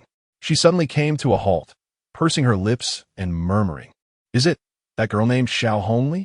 Her fair oval face lowered slightly, the blush fading, and the sparkle in her almond eyes dimmed considerably. She bit her lip cautiously and said, "Qin Yang, perhaps you should just return?" Qin Yang regarded Shen Yu'er and asked, "Why do you think that?" "Because." Shen Yu'er lifted her head, her eyes glistening with unshed tears, her tone laced with guilt. "I don't want you to overlook your friends because of me." The street lamp at the alley's entrance cast a warm glow on her delicate cheeks, and the light danced in her eyes, while her long lashes barely held back tears. Shen Yu'er was somewhat timid, yet not foolish. She could certainly deduce that the striking girl in the wine-red dress who had gazed at her as she left the restaurant was indeed the one Qin Yang had been longing for. Women often possess a more acute sense of perception than men. Perhaps in that moment, Qin Yang himself had overlooked Xiaohongli's presence, but for Shen Yu'er, that girl shone like a princess, radiantly beautiful, leaving her feeling inadequate. "But you're my friend as well," Qin Yang said, taking a deep breath. "Have you forgotten? We're the best of friends." His tone carried a hint of helplessness, tinged with sorrow. He affectionately ruffled Shen Yu'er's hair, a gesture that made her heart flutter. "Today, let this be a resolution." Qin Yang's gaze drifted, reminiscing about the day's events, his expression becoming deliberately serious. "Starting tomorrow, we need to diligently attend to our little business, understand?" He added, "If I discover that you are secretly working elsewhere, as your partner, I'll be quite displeased." "Ah." Okay, Shen Yu'er replied softly, somewhat intimidated, her spirit dampened. They hurried down the slightly rainy bluestone path, moving through the alley, and soon the bun shop came into view. The vibrant lights of the snack street faded into the quiet ambience of the alley, causing a sudden loss of focus. Qin Yang stroked his chin and abruptly halted at the shop's entrance. What is it now? Shen Yu'er looked up, her eyes blinking curiously. Noticing that his grandmother had already come out, she attempted to slip her hand free from Qin Yang's grasp. However, despite her efforts, his hold remained firm, his expression unchanged as if nothing had happened. Feeling somewhat defeated, Shen Yu'er's lips formed a rare frown. The sign must be completed soon. With a sigh, Qin Yang remarked, otherwise, even if someone passes by this street, they won't notice that there is a bun shop here. Oh, Shen Yu'er murmured, then let us get to it. Qin Yang rubbed his temples and said, we need a name. After a moment's thought, Shen Yu'er suggested Grandma's Bun Shop. For decades, the neighbors in the vicinity had referred to it as such, and everyone knew that Grandma Yang had been rooted here for many years. However, Qin Yang found this unsatisfactory. Furrowing his brow, just as his grandmother, clad in a floral dress, leisurely removed her apron and waved her hand as she stepped outside. After being called Grandma's Bun Shop for so many years, it's time for a new name. And from now on, this shop will belong to you too. So why still call it Grandma's? Then how about? Shen Yu'er instinctively began to speak, but suddenly recalled something, her cheeks flushing as she lowered her head, as if evading something. What shall we call it?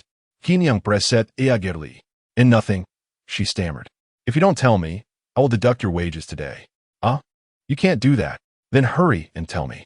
Shen Yu'er's basic monthly salary was 1,500 yuan, the only amount Grandma could afford. Now that Qin Yang had become the shop's owner, although Shen Yu'er was also a partner, this timid girl genuinely feared that the stern Qin Yang would withhold her wages. This tactic proved effective. Shen Yu'er could only bite her lip, murmuring Qin Shen Ji. Qin Shen Ji, Qin Yang repiat tog fully. A glimmer of excitement illuminating his expression. This is wonderful. He clapped his thigh, donned his jacket, grabbed an umbrella, and hurried out of the shop, promptly calling the number he had noted earlier that afternoon. Hello, boss. You received my order for the sign style, right? Yes. The name has been settled. Qin Shen Ji. Where's your factory? Perfect. I'll come by to check on the insulation box and other items. Make sure the price is reasonable. Sound good. As hurried footsteps echoed through the alley, only Shen Yu'er remained, staring blankly into the shop. After a moment, she sat quietly in the shop, gazing at the vacant spot by the entrance, envisioning the day when a sign for Qin Shen Ji would be erected there. Her fair face quickly warmed, blossoming with a gentle flush.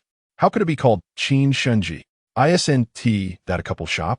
Shen Yu'er felt a wave of panic, recalling that it was she who had suggested the name, making her feel utterly embarrassed. She hurriedly removed her apron and, concealing her face, retreated to her room, burying herself beneath the blankets. Grandma observed this scene from outside, a kind and reassuring smile gracing her lips. In the past, the shop had solely been run by Grandma and Shen Yu'er.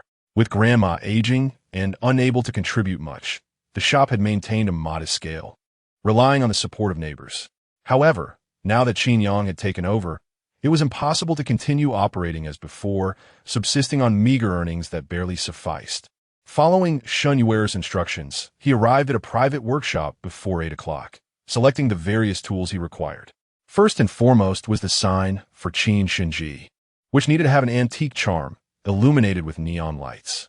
Next, he ordered 12 steamers and baskets, 2 complete sets, crafted from the same type of wood to match the original 80-centimeter diameter. Lastly, he requested an insulated box, akin to those used by delivery drivers, but requiring enhancements in thickness and size. Typical delivery boxes stood at 30 centimeters in height, while Qin Yang needed one that measured 80 centimeters, featuring layered grids specifically designed for transporting the buns of Qin Shen Ji. The workshop owner, Mr. Yang, had been in the catering equipment business for over a decade. Upon seeing Qin Yang's design for the insulated box, he squinted his eyes with a smile. Brother, are you starting your own delivery business? Chapter 23. Customized equipment. Qin Yang did not conceal his thoughts and nodded in agreement. Over the past 2 years, numerous food delivery platforms have emerged, widely embraced by students. Why should one venture into the realm of delivery themselves? Boss Yang, while receiving his design drawings and annotating dimensions, expressed a hint of surprise with a smile. Isn't it exhausting to do it yourself? The commissions from delivery platforms are exorbitant. Qin Yang shook his head. Our small business cannot bear their whims. In fact, just a few years prior, when delivery platforms were fiercely competing, they engaged in price wars, offering substantial discounts that benefited both merchants and consumers. However, in recent years, the landscape of mainstream delivery platforms has become clearer, leaning towards monopolization, with companies like Meituan and Me often requiring a minimum order of 10 yuan, with several yuan deducted for delivery fees and commissions, a blatant siphoning of profits from the merchant's hard-earned income. Moreover, Qin Shen Ji was destined to pursue a strategy of low margins and high volume. Each breakfast order would yield a mere few yuan. If he were to rely on delivery platforms, would he even survive?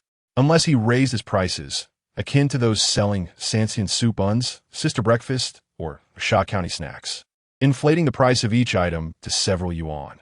But that would inevitably deter customers. Who among the working class and students could afford a breakfast costing over 10 yuan?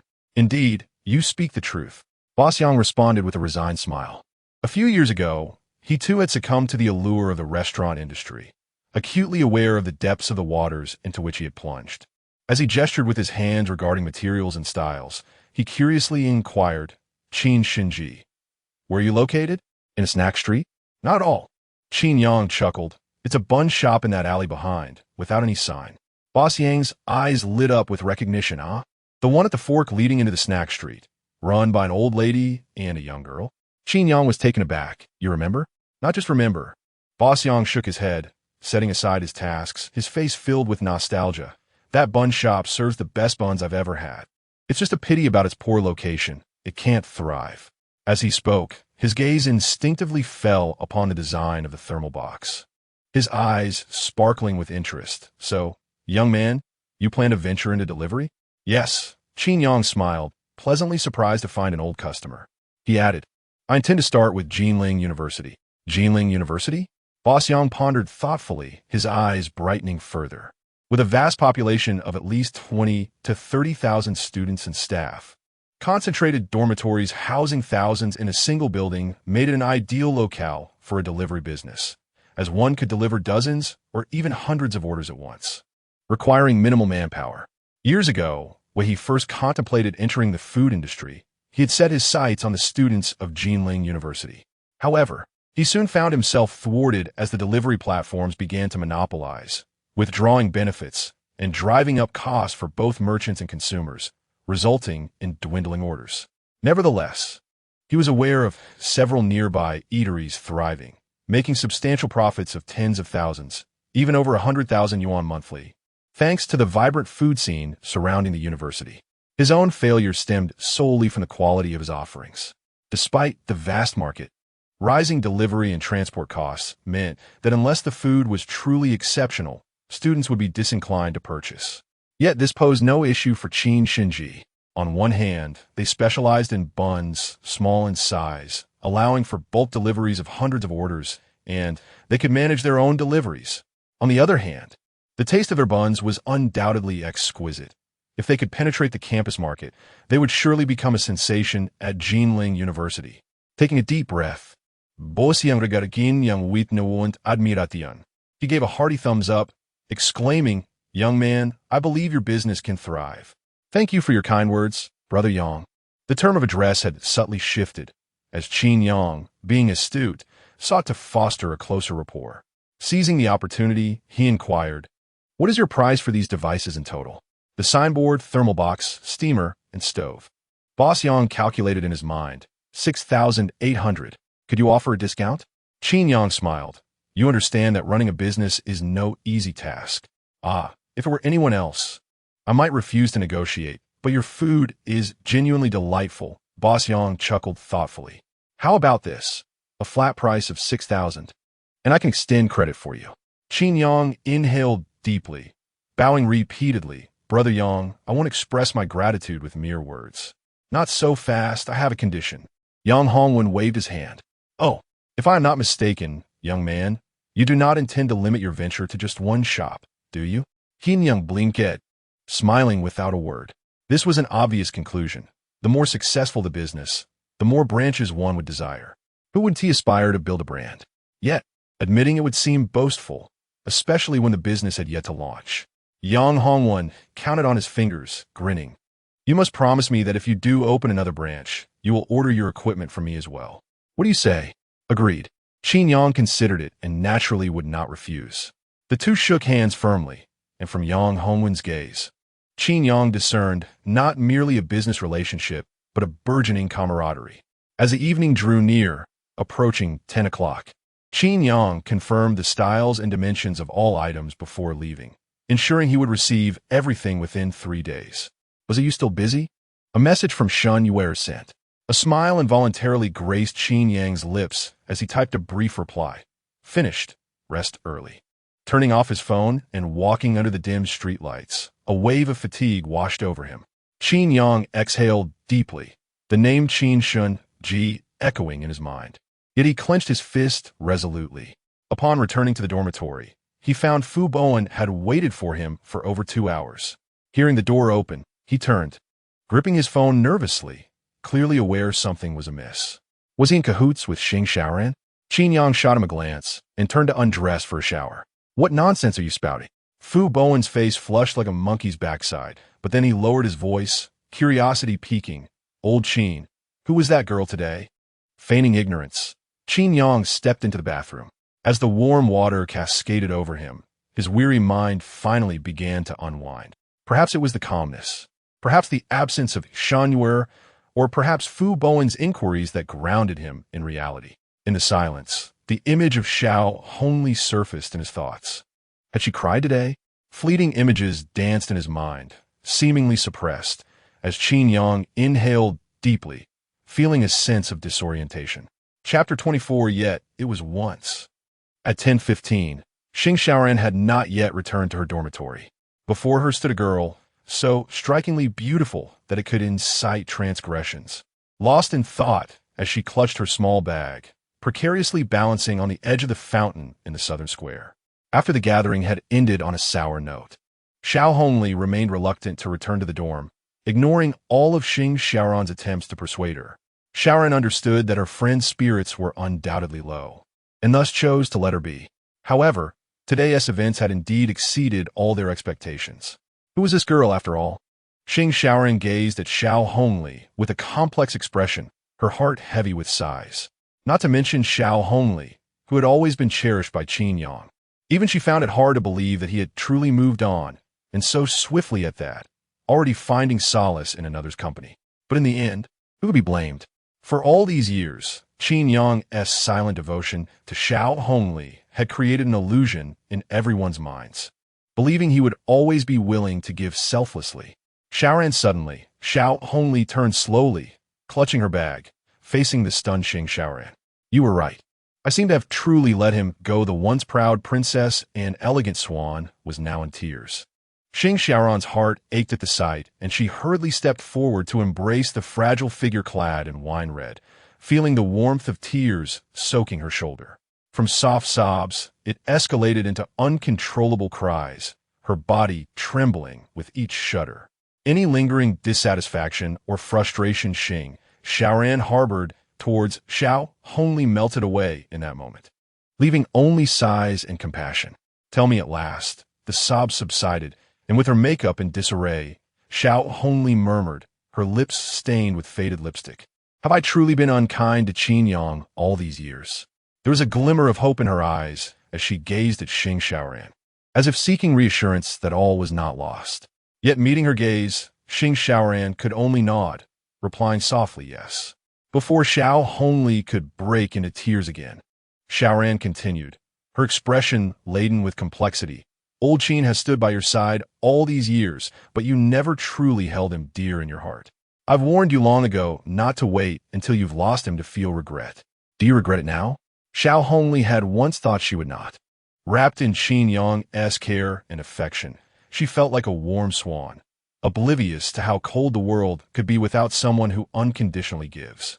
At that time, she even found Qin Yang a tad annoying, weary of their childhood bond, yearning to explore the outside world and meet new people. Even when it seemed Qin Yang was truly about to leave, she clung to a shred of hope, stubbornly believing she could thrive alone, eager to discover the freedom beyond. Yet, in the mornings spent buying breakfast alone, in the afternoons when she sat by herself, and in the evenings when the desire to watch a film became a solitary venture within just a week, she began to feel an overwhelming loneliness. Xiaohongli was reluctant to admit it, yet she had to confront the truth. She could not bear to lose Qin Yang. At today's gathering, she had hesitated for a long time before feigning indifference and asking Shen Yu'er to extend an invitation. Deep down, she had envisioned countless ways to provoke Qin Yang's feelings, such as living her life as if nothing had changed, casually inquiring about his entrepreneurial endeavors, or asking if he was doing well. Ultimately, her true aim was to feign magnanimity and forgive him. But reality was colder than the evening drizzle. Xiaohongli wanted to turn back. Yet, Qin Yang had truly left. Images of him walking away with that unfamiliar girl flooded her mind. Even as he departed, his gaze never lingered on her for a moment. It was cold, unbearably cold. That sensation returned to her, a shiver arising from deep within, like a warm light that had been embraced in darkness, suddenly racing away from her. Crazy girl, had I known this would happen. Why did you act as you did the once radiant and exquisite girl had unknowingly curled up in a corner of the fountain? Shen Yu'er gently draped her clothing over her, her heart filled with sorrow. Xiaohongli's sobs gradually waned, her body drained of strength from crying, yet the ache remained unabated. Yu'er, what should I do? As she looked at Shen Yu'er, her once lifted chin now drooped like a defeated duckling, utterly disheveled in matters of the heart. What to do? Shen Yu'er gazed at her, falling into silence and confusion. The quiet light elongated their shadows by the fountain as Xiaohongli slowly shifted her gaze to the moon above, feeling an unprecedented pallor and solitude. After a shower and drying her hair, Qin Yang rested on his bed when his phone suddenly vibrated. It's Little Red Riding Hood. Is that girl your new friend? The tone was seemingly neutral yet curious, as if nothing had transpired that day. Qin Yang remained silent. In truth, the moment he stepped outside the restaurant, the pull from both sides jolted him awake. On one side was the bond of over a decade with Xiaohongli, and on the other, the timid and pitiful Shen Yu'er. To stay or to move forward felt like an irreconcilable conflict. Ultimately, he chose to step out, offering his umbrella to the girl clad in a tiger costume. Yet he never dared to cast a glance back at Xiaohongli's face until he had taken Shen Yu'er by the hand and strode away. Only then did he faintly hear the sudden, overwhelming sound of tears cascading behind him like a dam breaking. Did you cry? Then why pretend nothing happened? Qin Yang exhaled deeply, suppressing his emotions, and replied as calmly as possible. Yes, she is my friend. A simple word. Xiaohongli, on the other end, fell into a long silence. It's Little Red Riding Hood. She is quite pretty. Qin Yang, yes. It's Little Red Riding Hood. Shouldn't we get to know each other? Not convenient. She has few friends and is a bit shy. It's Little Red Riding Hood. But we're the best of friends. How can you say she is shy? In the twin dormitory of the Tulip apartment, Xiaohongli, her hair still damp from the shower, hid under the covers, staring at the quiet chat window on her phone, her lips pressed tightly together. Half a minute later, the message window lit up again. Just once. Those 5 words. That night, Xiaohongli remained awake, unable to find sleep. Chapter 25. The involvement of Fu Bowen. Approximately half an hour later, It's Little Red Riding Hood, came the message. Good night. Qin Yang did not reply, staring at the small line of text, finding it difficult to sleep under the night sky for quite some time. Xiaohongli ultimately remained a childhood sweetheart buried deep within his heart for over a decade, an indelible mark. After harboring feelings for so long without resolution, why, now that I have departed, does she seem increasingly proactive? Qin Yang could comprehend, yet could not fathom. Perhaps matters of the heart have always been this intricate. It was only upon receiving a good night text from Shen Yu'er that he gradually calmed down, letting go of all thoughts and succumbing to a deep slumber. 3 days swiftly passed, with life advancing relentlessly, leaving no one the luxury of pausing. Another early morning arrived, and by 6 o'clock, Qin Yang hastily changed his clothes, intending to assist at the bun shop. Perhaps due to the recent commotion, Fu Bowen, who shared the same room, also awoke early. Hesitating for a moment before suddenly speaking up, "Old Qin, do you know that Xiaohongli plans to start a business?" Start a business? Qin Yang was taken aback, pondering. No wonder she hadn't chatted with him over the past few days. Their occasional exchanges had grown somewhat frosty. It seemed she was sulking. Qin Yang silently mused before snapping back to reality and asking, somewhat irritably, "What kind of business?" "A snack delivery platform," Fu Bowen replied, surprised at Qin Yang's cluelessness. "You really didn't know? This is the project led by Shang Wenzhou, the student council president. Besides Xiaohongli, even the publicity minister, Shen Yu'er, has joined them. I heard they plan to connect the cafeteria with nearby well-known snack shops to provide delivery services to our dormitory area, with delivery fees significantly cheaper than elsewhere." "And how is that different from an existing food delivery platform?" Qin Yang retorted. "There are already giants like Meituan and ELE. Me in the market.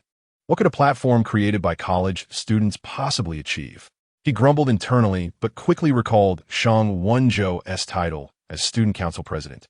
Along with the publicity minister, this likely was the project's gimmick, relying on their so-called school positions for connections and influence within their small sphere. They might manage to create some buzz, but outside of school, it would be utterly useless. However, it could serve to embellish resumes and secure funding from school, which was sufficient. Lately, he had heard whispers of entrepreneurial innovation projects for graduating students.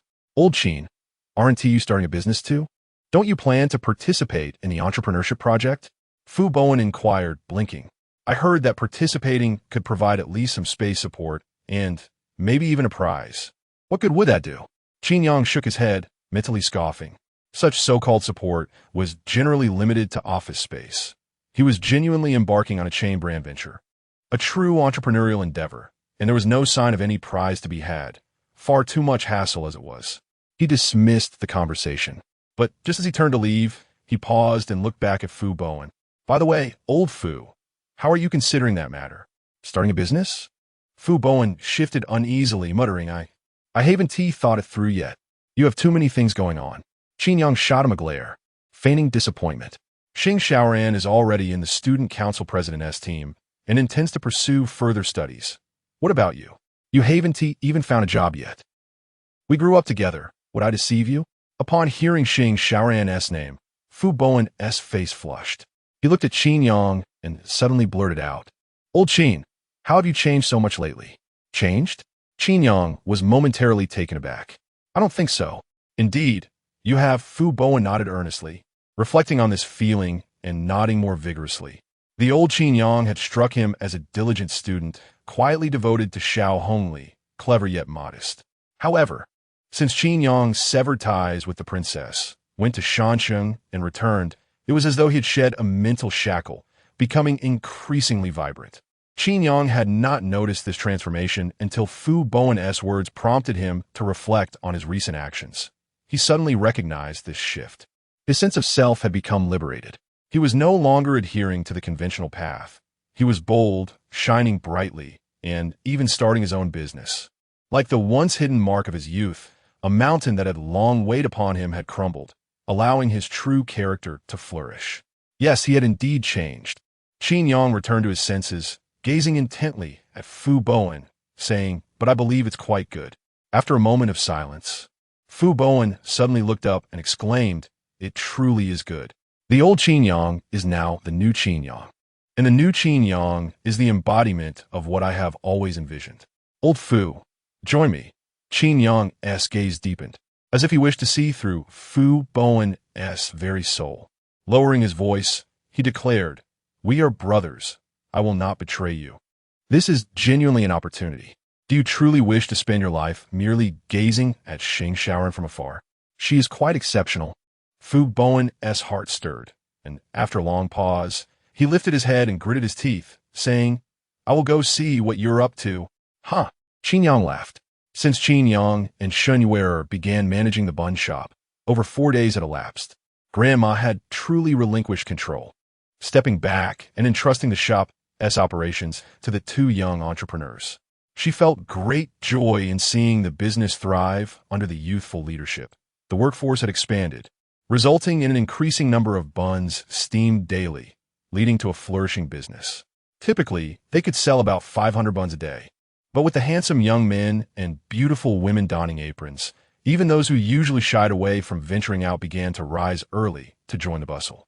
500, 600, 700. Pork buns at 150, vegetable buns at 1, soy milk at 2. 3 days passed, and Shen Yu'er observed the thriving business. The money in the accounts steadily increasing, her delicate face illuminated under the desk lamp as she calculated the accounts repeatedly, her lips curling into a joyful smile. As Qin Yang and Fu Bowen traversed the snack street and entered the alley, the dawn light was just beginning to break. From a distance, the wooden sign for Qin Shen Ji had just been hung, exuding a quaint CF vibe. A graceful figure, clad in a white apron, with a ponytail and sleeves rolled up, was already bustling about in the shop. What do you think? Qin Yang stood still in front of the shop, patting Fu Bowen on the shoulder. Fu Bowen gazed at the establishment, rendered speechless. Chapter 26. Preparing for takeout delivery. Fu Bowen stood outside, stunned for a while, gazing at Qin Yang. This bun shop is your entrepreneurial project? Qin Yang, draping his arm over Fu Bowen's shoulder, raised an eyebrow with a smile. What do you think? Fu Bowen was at a loss for words, feeling a bit dazed. Recently, many people have begun to explore entrepreneurial projects with various ventures like snack platforms, online media, design studios, and photography studios emerging, showcasing a diverse array of initiatives. However, despite all his and Xing Xiaoran's prior speculations, they could never have guessed that Qin Yang would open a bun shop as his entrepreneurial endeavor. It was simply too down to earth. Do you look down on bun shops? Qin Yang discerned his thoughts and raised an eyebrow. Not at all. Fu Bowen quickly shook his head. Don't underestimate our shop. We now have a daily revenue of around 700 to 800, with profits accounting for half. That's nearly 10,000 a month. Qin Yang exaggerated slightly. Patting Fu Bowen on the shoulder, tell me, what do those studios or student council snack platforms earn? They're merely playing at it. Nearly 10,000 a month? Fu Bowen was taken aback, his eyes sparkling with interest. Just from this little stall? He realized that these small vendors could indeed be quite profitable. Those truly in business often amassed wealth quietly. Qin Yang shook his head, knowing he wouldn't disclose the deductions for labor and utilities, which meant the actual income wasn't as exaggerated as he portrayed. Naturally, this was also contingent on the shop's less-than-ideal location and the still-developing takeout business. If the takeout service were to thrive, he believed an income of nearly 10,000 would be an underestimate of Qin Shen Ji's potential growth. As he spoke, Qin Yang led Fu Bowen into the shop. When Shen Yu'er encountered a stranger, she instinctively paused her busy tasks, her hands awkwardly hanging in front of her. Hello, I am Shen Yu'er. Hello, I'm old Qin's brother. My name is Fu Bowen. Fu Bowen was no better. Upon meeting Shen Yu'er, he felt both shy and awkward, his face reddening like a monkey's backside, his gaze barely lingering on her. The moment he saw the unfamiliar girl's delicate beauty, he was momentarily entranced. He hadn't anticipated that this stranger could rival Xiaohongli in beauty, albeit with a distinctly different aura. Fu Bowen soon recalled the silhouette of the girl he had seen a few days prior, dressed in a tiger costume. Although his memory was hazy, he was convinced it matched the girl in front of him. Qin Yang, amused by Fu Bowen's embarrassment, led him to meet his grandmother, who was warm and kind, putting Fu Bowen at ease. This boy seems more honest than you, the grandmother chuckled, pointing at Fu Bowen. He awkwardly nodded, hands clasped in front of him. I've always been more honest than Qin Yang. After some friendly banter, the atmosphere lightened significantly, and the slight blush on Shen Yu'er's cheeks gradually faded. With the opening just an hour away, Qin Yang wasted no time. He shrugged off his coat, donned an apron, and began to work, mixing flour with water and skillfully kneading the dough, leaving Fu Bowen in awe of his dexterity. So, those buns from a couple of days ago were made here? Fu Bowen asked. Meanwhile, the grandmother leisurely prepared the filling, and Shen Yu'er rolled up her sleeves, beads of sweat forming on her forehead. Fu Bowen found himself with nothing to do and gravitated towards Qin Yang. Indeed, Qin Yang replied while busying himself. Those buns were quite decent, weren't they? Indeed, they were exceptional. Fu Bowen swallowed hard, his eyes gleaming. Such delicious buns must surely sell like hotcakes. Unfamiliar with the business, Fu Bowen naively assumed that good quality would ensure success, overlooking the impact of the shop's remote location on Qin Shen Ji's sales. It's not that simple. After Qin Yang explained, Fu Bowen began to understand. Having just finished kneading a batch of dough, Qin Yang took a breath and looked at him earnestly. Therefore, I plan to venture into the takeout business. Takeout? Fu Bowen felt a spark of interest. Qin Yang nodded. Yes, delivering to our school. With the dough ready, it was time to cut it into strips and roll it into bun skins. This process required precision, as each skin needed to be evenly thin, demanding a careful touch. Over the past few days, Qin Yang believed he had only just begun to grasp his grandmother's techniques. Initially slow, he gradually picked up speed, tossing bun skins onto the counter for Shen Yu'er, who was beside a large bowl of filling. Delivering to the school, Fu Bowen murmured, piecing together Qin Yang's previous explanations and contemplating the takeout plan for Qin Shen Ji. The shop's location was poor, even with Qin Yang's involvement to enhance quality and quantity. Relying on local patrons for 500 to 600 buns a day was the limit. However, if they could sell through delivery to the school, the market would expand tremendously, given the density of dormitories at Jinling University.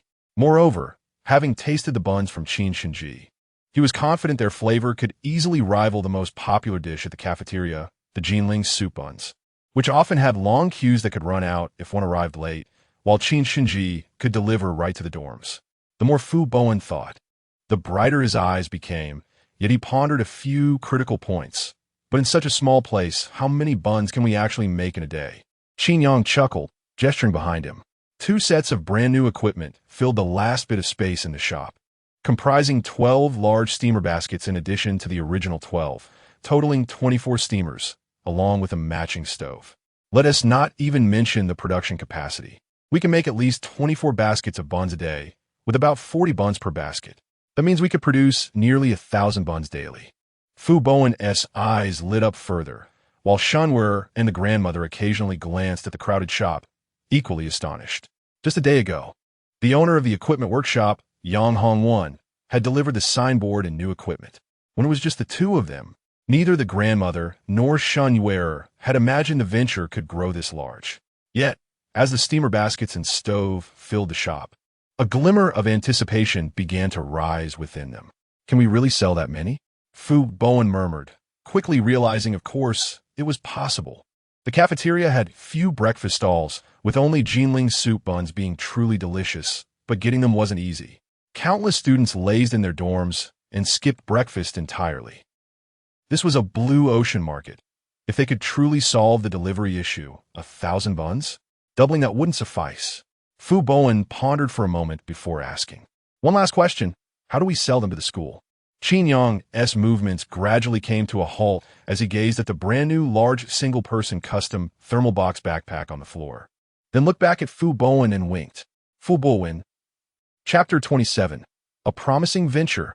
You summoned me merely to engage in menial labor? Fu Bowen gazed incredulously into Qin Yang's eyes, his expression a mixture of disbelief and amusement. How can this be considered anything but toil? Qin Yang resolutely shook his head, asserting this is business. Fu Bowen stepped forward to assess the weight of the thermal box, his expression shifting to one of amusement. This is clearly labor. And what of it? Qin Yang countered, wrapping an arm around Fu Bowen's shoulders with a sincere tone. Have you ever encountered a businessman who did not commence through hard work? What successful entrepreneur hasn't endured countless struggles? Are you suggesting that selling steam buns is beneath my dignity? Fu Bowen retorted, turning his head away as he extricated himself from Qin Yang's grasp. Yet, upon glancing at the thermal box on the ground, a flicker of emotion and hesitation crossed his face. Qin Yang's words held merit. Every entrepreneur indeed starts from humble beginnings. Wait, why must I be the one delivering takeout instead of you? This makes no sense. It's unfair. The two men exchanged awkward glances.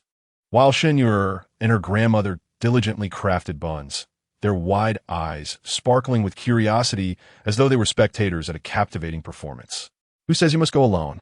I will join you, Qin Yang insisted, shaking his head earnestly. Furthermore, if you agree to partner with me, I shall grant you a 10% stake. Really? The anger on Fu Bowen's face diminished somewhat, his arms uncrossing slightly. Not only a 10% stake, Qin Yang pressed on, sensing his friend's wavering resolve. Your base salary will be separate. I will pay you 3,000 a month. Fu Bowen lowered his hands, lost in thought. The allure of the proposition was evident on his face. Yet, he remained wary of Qin Yang's intentions. Old Fu, seize this opportunity. We have grown up together. Do you truly believe I would deceive you? Qin Yang coughed lightly, lowering his voice conspiratorially. I've heard that several nearby vendors specializing in delivery have been thriving, making over 100,000 a month. Stunned, Fu Bowen could hardly believe his ears. A monthly income of over 100,000 meant a 10% share would yield over 10,000. Combined with his salary, that amounted to 20,000. What do you say? Are you in? Qin Yang asked, tightening his embrace around Fu Bowen's shoulders, his gaze steady. This time, Fu Bowen did not pull away. Instead, he clenched his teeth and murmured, I'm in. Ha! Qin Yang erupted in laughter. With Fu Bowen's partnership, the business at Qin Shen Ji steam bun shop gained newfound momentum. Once the fillings and dough were prepared, the trio began crafting buns together. Fu Bowen, while learning from his grandmother, clumsily sought to grasp the technique. The dough could not be too thick, or it would compromise the texture, nor could it be too thin, or it would leak. As dawn's light dispelled the night, the movements of their hands cast shadows upon the wall, some deft and rapid, others methodical, and some awkwardly slow. Shen Yu'er was clearly the most skilled, her delicate hands deftly forming the dough, each pinch of filling perfectly measured, resulting in exquisitely crafted pork buns. Qin Yang, having only practiced for less than a week, was considerably slower, yet he managed to meet his grandmother's standards. And there was Fu Bowen, on his first day of learning, appeared to lack the requisite talent. His fingers were thick and clumsy, producing buns that were anything but aesthetically pleasing. Shen Yu'er watched with a pained expression but remained silent, quietly adjusting the subpar buns Fu Bowen had crafted. Perhaps you were destined to be a Zhang Fei, unable to produce delicate work. Qin Yang observed Fu Bowen's futile attempts and gestured for him to stop, while Fu Bowen, blushing with embarrassment, willingly ceased his efforts to waste more filling and dough. Before long, the first steamer of buns was ready, placed atop the stove. A total of 6 tiers containing over 200 buns, releasing a fragrant steam that wafted through the air. How delightful! Fu Bowen swallowed, recalling the taste of the buns. Little Fu, we may not have much here, but we do have plenty of buns. Make sure to eat your fill, the grandmother said, regarding the earnest Fu Bowen with even more affection than she had for Qin Yang, offering him a cup of hot soy milk, which deeply touched him. The second steamer of buns soon joined the first on the stove, and the heat intensified, creating a billowing cloud of steam. After half an hour, around 6 o'clock, the first batch of steam buns was ready. As the lid was lifted, fragrant steam enveloped them, carrying the savory aroma of meat and oil. Wow, are the buns ready? Perfect timing. I'll take a serving. Before they could sample their creations, laughter erupted from outside the door as Aunt Lu, a neighbor, exclaimed, Oh, Qin Shen Ji? Has Grandma's bun shop changed its name? Aunt Lu, here are your buns, Qin Yang said, removing his apron as he approached her, handing her the steaming buns and explaining, From now on, this bun shop will be managed by me and Little Ear. We hope for your continued support. As familiar faces gathered, Aunt Lu surveyed the shop, playfully remarking, Looks like Grandma has found successors. As long as the buns taste good, I'm sure I'll be back for more. With a smile, Aunt Lu paid and departed, and soon, clusters of neighbors were drawn to the shop by the enticing aroma. Hey, I want 3 buns. 1 with fresh meat, 1 with 3 flavors, and 1 vegetable bun. Little Qin, congratulations on your opening. I'll take 10. My family is eagerly waiting. After 6 o'clock, it was time for work and school. The peak hour for breakfast arrived around 7, and the shop remained bustling until 8. Qin Yang had no time to attend to Fu Bowen, instead working alongside Shen Yu'er in the shop, one handling the steamers while the other distributed buns and soy milk, occasionally collecting payments and giving change.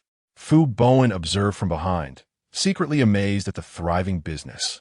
Once the busiest hour passed, Qin Yang removed his apron and winked at Shen Yu'er. "Can you manage here?" Shen Yu'er nodded softly, then, unable to hold back, whispered, "Take it easy. Don't overexert yourself. Our shop is finally starting to turn profit." Although they still produced over 500 buns, a slight increase in price had significantly enhanced their profit margins. Coupled with their expanded operations, even selling to neighbors yielded several hundred yuan a day. Such is the nature of breakfast shops. With diligence and decent quality, it is not uncommon for one to earn 10 to 20,000 yuan a month.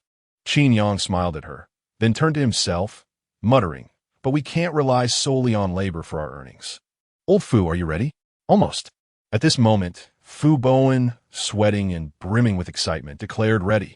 On the countertop stood a thermal box, about 80 centimeters high, packed tightly with 12 tiers of buns and over 100 cups of soy milk.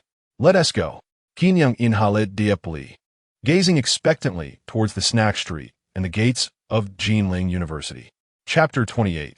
The bustling dormitory district at Xiaohongli's place. Qin Yang ordered 2 insulated boxes, each measuring 80 centimeters. The sides were designated for soybean milk, while the center housed buns, totaling 14 layers with 5 to 6 buns per layer, accommodating approximately 30 buns. Consequently, each insulated box contained nearly 280 buns along with numerous small packets of soybean milk. The buns were a secret recipe, while the soybean milk was prepared from soybean powder, a detail Qin Yang had yet to refine in his culinary endeavors. The interior of the insulated boxes was lined with thick thermal foil, with the exterior emblazoned with the name of Qin Shen Ji. The logo featured 3 prominent characters encircled in an ink wash style, simple yet elegant. "Hey, this is quite heavy," Qin Yang grunted as he hoisted the insulated box onto his shoulder. With 300 buns, each weighing nearly 50 grams, the buns alone weighed a staggering 15 kilograms. Coupled with the soybean milk, the total weight easily reached 20 to 30 kilograms. Having adjusted to the weight, he glanced at Fu Bowen, with his glasses and earnest demeanor, was rather tall at over 180, slightly plump yet seemingly unfazed by the burden. After bidding farewell to their grandmother and Shen Yu'er, they quickened their pace toward Jinling University, traversing alleyways and snack streets, arriving at the university's entrance in about 5 to 6 minutes. "Hurry up. The hotter the buns, the faster they sell."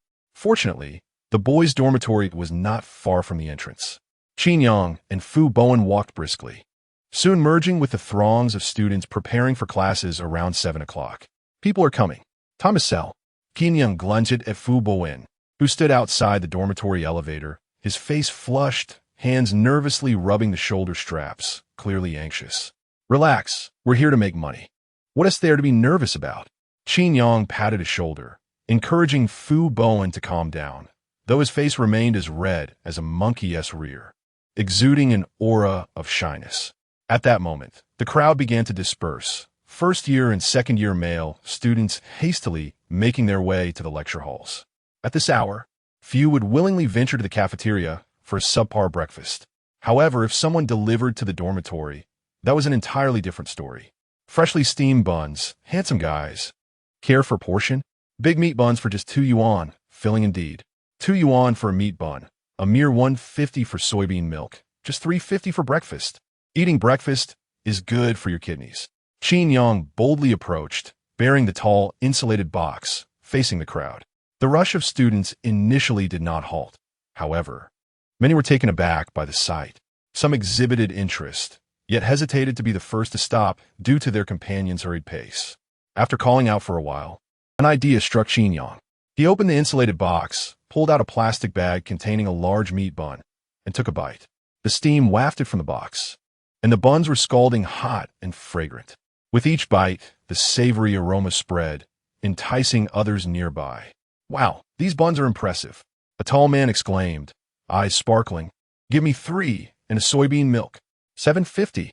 Qin Yang replied, smiling, immediately handing over 3 sizable meat buns, each nearly palm-sized. The tall student paid and began devouring them on the spot. "I'll have one too, and a cup of soybean milk." Before he could depart, the enticing aroma drew in more customers, this time a bespectacled student accompanied by his roommate. The crowd thickened, all rushing for class. but the growing scent began to attract attention. I want one. Is there a 3-flavor option? I want a vegetable bun. 1 meat and 1 vegetable, please. As more individuals gathered around the insulated boxes, Qin Yang grinned, waving, sure, we have it all.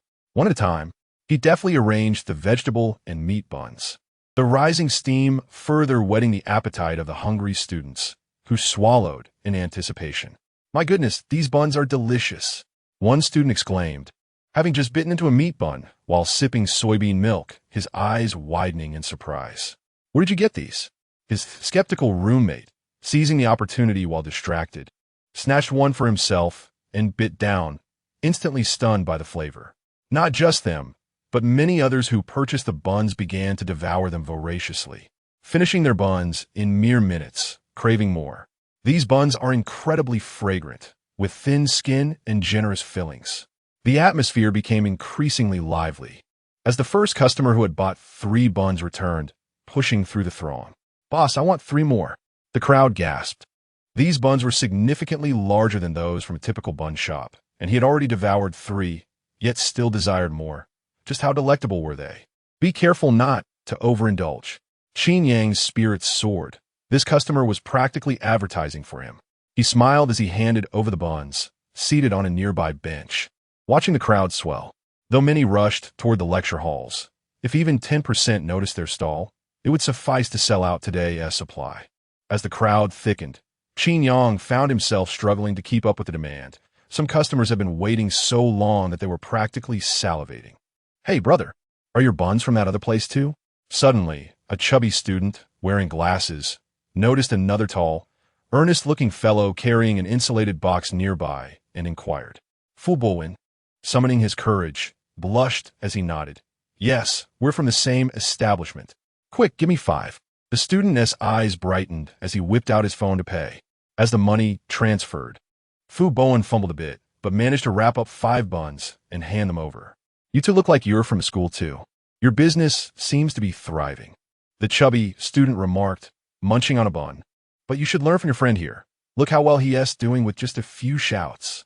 Fu Bowen, still blushing, attempted to call out a few times, his typically quiet voice barely louder than a mosquito. Unable to bear it any longer, the chubby student assisted him, calling out to the crowd, Hey, everyone. These guys are also part of it. Delicious Qin Shen Ji buns. Come and get them. Qin Yang had been observing Fu Bowen's efforts, deliberately refraining from intervening to help him grow, but the chubby student's shout attracted a wave of curious onlookers. Is this also Qin Shen Ji? A shorter student rushed forward. Fu Bowen, with his cheeks flushed, exclaimed, Yes, they're all Qin Shen Ji buns, delicious and large. If you're not too hungry, one will fill you up. The shorter student regarded him with a bemused expression, murmuring as he prepared to pay, I'll take a meat bun. Sure. Fu Bowen quickly wrapped up a meat bun and handed it over. Just as he began to gain confidence, even more individuals began to surround him. I'll have a meat one too, hurry. I want a vegetable bun and a 3-flavor bun. Do you still have soybean milk? The stall next door is sold out. I'll take one. This time, Fu Bowen had no time for shyness, repeatedly raising his head to engage with the customers purchasing buns. Gradually, the fear that had lingered in his heart began to dissipate. Beside him, Qin Yang observed the scene with a knowing nod, then turned back to focus on selling buns, occasionally promoting with a catchy slogan. Each plastic bag and thermal box was custom-made, adorned with a distinctive logo. Qin Shen Ji, this name, along with the delectable buns, was slowly etched into the memories of a select few. From the dormitory to the entrance of the teaching building, many boys savored the buns in their hands, only hastily discarding the plastic bags into a nearby trash bin upon entering. As a gust of wind arose, one plastic bag rolled along the ground, inadvertently stepped on by a figure clad in a wine-red dress. Qin Shen Ji, Xiaohongli, holding flyers and promoting in front of the teaching building, suddenly stepped on something, her expression tightening. Out of the corner of her eye, she caught a glimpse of the logo above. It seemed there was no such breakfast shop in the cafeteria. Could it be a new establishment? Xiaohongli murmured, crouching down, inexplicably compelled to take a closer look. Xiao, classmate, how's the distribution of the flyers going? At that moment, a steady voice came from behind. Xiaohongli's train of thought was interrupted, and she slowly turned to see a well-dressed figure with gold-rimmed glasses. "It's going well," she replied, regaining her focus as she looked at Xiaohongli, her eyes twinkling with a smile. Many people are interested in our on-Qin song platform, particularly the breakfast offerings. There's a great deal of anticipation. Seeing that Xiaohongli had already distributed half of her flyers, Xiaohongli felt confident. "I told you, this project has great potential." He stroked his chin, a slight smile playing at the corners of his mouth. "Don't think I'm just being impulsive. I conducted extensive research before launching this project. Many students at our school feel that the cafeteria is too far and the snack street outside is not close either. Sometimes they would rather pay a premium for takeout than descend the stairs. Nowadays, takeout easily costs 20 yuan per order. With exorbitant delivery fees and platform commissions, it's nothing short of a monopoly. If we can reintroduce a low-cost platform, it will undoubtedly be welcomed by everyone. But why would businesses agree to join your low-cost platform when the major platforms charge higher prices?" Xiaohongli interjected. "Is it not relying on the school and the student union for support? The larger platforms are already shutting us out. To enjoy the convenience of not leaving home, we can only depend on this new platform amidst the intricate web of interests." Xiaohongli pressed her lips together, her gaze drifting far away, ultimately refraining from voicing these thoughts. After all, her motivation for joining this entrepreneurial project was not merely the allure of the project itself. She was uncertain of her own reasons for participation. Perhaps it was out of defiance, or perhaps to ensure that the person she left behind would not feel entirely devoid of significance. Chapter 29. On the first day, 1,000 yuan. Between 7:30 and 8 o'clock, the foot traffic at the Tulip apartment reached its peak. During this time, the boys descending from their dormitories hurriedly dashed towards the teaching building, leaving no opportunity to queue at the cafeteria. "Alas, I shall miss breakfast again. Brunch, perhaps, that is the trend. Oh, has a new bun shop opened? A blessing for those of us who love to lounge in bed." Waves of customers kept Qin Yang and Fu Bowen's hands in perpetual motion, as steaming buns and soy milk were continuously retrieved from the warming box, while the incessant sound of mobile payment notifications filled the air. It was tea until around 7:50 that the crowd began to dwindle rapidly. The reason was simple. At this hour, if one were to accompany a friend running late, it would be far more enjoyable to remain in bed and skip a class, especially since the teacher might not even take attendance. Finally, Qin Yang found a moment to sit down and wipe the sweat from his brow. Fu Bowen, too, had a moment to relax, though instead of sitting on a bench, he sat on the ground, staring blankly at his warming box. Just then, a graceful figure appeared at the corner, dressed in a simple white t-shirt layered with a casual sports jacket and fitted jeans, adorned with a cap. Her seemingly unremarkable attire was elevated by her striking beauty and grace. At this moment, she stood empty-handed at the intersection, scanning her surroundings as if searching for something, looking somewhat shy, and occasionally lowering her head when caught by the gaze of passers-by. With a gentle tap on her nose, Shen Yu'er was startled, looking up to find Qin Yang's face before her. "What brings you here?"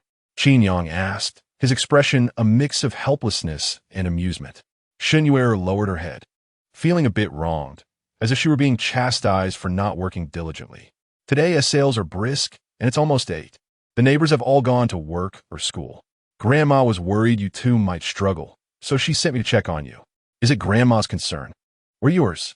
Qin Yang inched closer, feigning curiosity as he blinked playfully. Shen Yu'er remained silent, brushing a strand of hair behind her ear, her head dropping even lower, a hint of embarrassment flashing in her eyes. The two of them, akin to a pair of celestial beings, attracted the attention of many passers-by. At that moment, Fu Bowen approached, carrying his warming box, his voice booming. "Shall we head back?" Curious, Shen Yu'er stole a glance at Fu Bowen, who moments ago had appeared bashful, now flushed with excitement. "Head back for what?" She pondered, slightly confused, before looking up and asking, "Aren't we selling anymore?" Fu Bowen took a deep breath, his heart racing as he exchanged glances with Qin Yang and declared, "All sold out. Everything is gone." He lifted the warming box from his back and shook it, revealing it to be completely empty. No soy milk or buns remained. Shen Yu'er's face lit up with surprise, but she quickly composed herself, asking softly, "Really sold out?" Qin Yang chuckled, shaking his own empty warming box, confirming that it too was devoid of any goods. His buns had sold even faster than Fu Bowen's. Those hefty boys would often purchase 2 or 3 at a time. Had he not deliberately held back for promotional reasons, they would have been sold out by 7:30. This. Shen Yu'er blinked, her heart racing, unable to conceal her excitement as she murmured, "We earned so much money. Truly a financial enthusiast." Qin Yang, momentarily speechless, inhaled deeply, a smile breaking across his face. As they made their way back to Qin Shen Ji, Qin Yang calculated their earnings for the day. He had sold a total of 256 buns, 130 of Grandma's special meat buns at 2 yuan each, and 126 vegetable and 3 flavor buns, along with other unique varieties at 1.5 yuan each. Additionally, they had sold 100 cups of soy milk at 2 yuan each. Thus, after selling everything, they had accumulated 260 yuan from the meat buns, 189 yuan from the vegetable buns, and 200 yuan from the soy milk, totaling 479 yuan. Fu Bowen's sales had slightly surpassed his, reaching 512 yuan.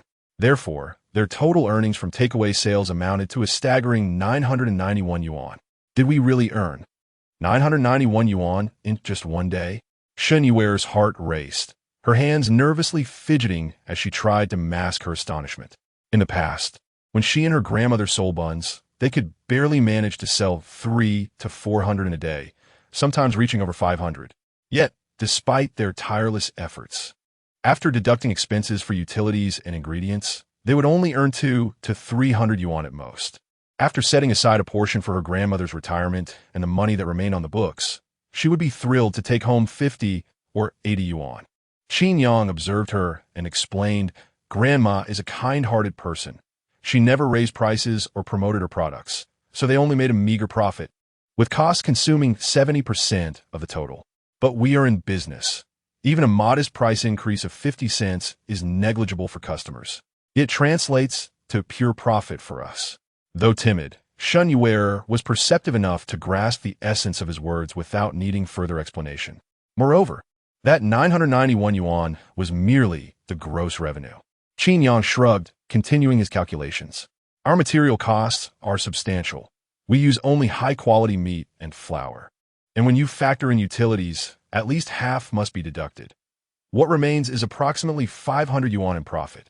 That is still quite a lot." Shen Yu'er chimed in quietly, adding in the 400 to 500 buns and soy milk in the shop. "We could earn 400 to 500 yuan more. We could earn over 1,000 yuan in a single day." The thought that a small shop tucked away in an alley could generate such revenue was astonishing. In a month, that could amount to 30,000 yuan. Not only Shen Yu'er, but even the introverted Fu Bowen felt excitement bubbling within him. Noticing Shen Yu'er standing beside him, he hesitated for a moment before shyly approaching Qin Yang, saying, "You mentioned I could receive a 10% share, right?" A 10% share equated to 100 yuan. While it didn't sound like much, merely 3,000 yuan a month, it would be supplemented by Qin Yang's promised base salary, totaling around 5,000 to 6,000 yuan. For Fu Bowen, a university student who had never ventured beyond campus, living on a meager monthly allowance of 1,500 yuan, this was an unimaginable sum. "Look at you." Qin Yang playfully punched his shoulder, chiding him, "You deserve it." In no time, the trio returned to Qin Shen Ji, their spirits lifted by the day's experiences, and Fu Bowen gradually began to relax and integrate into the atmosphere. Chapter 30. The illness of Shen Yu'er's mother. The bustling business of the morning had alleviated the burden of the midday and evening hours considerably. Upon returning to Qin Shen Ji, Fu Bowen began donning an apron, attending to customers in front of the shop. Encouraged by the income of 5,000 to 6,000 yuan, he gradually mustered the courage to engage in business, though his face remained flushed with shyness, eliciting quiet laughter from the neighborhood uncles and aunts passing by. Seated at a table within the shop, Qin Yang calculated the day's earnings, lost in thought. Since taking over, he had implemented a few subtle adjustments. Firstly, he had expanded the scale by doubling the number of steamer baskets and stoves. Secondly, he had discreetly raised prices.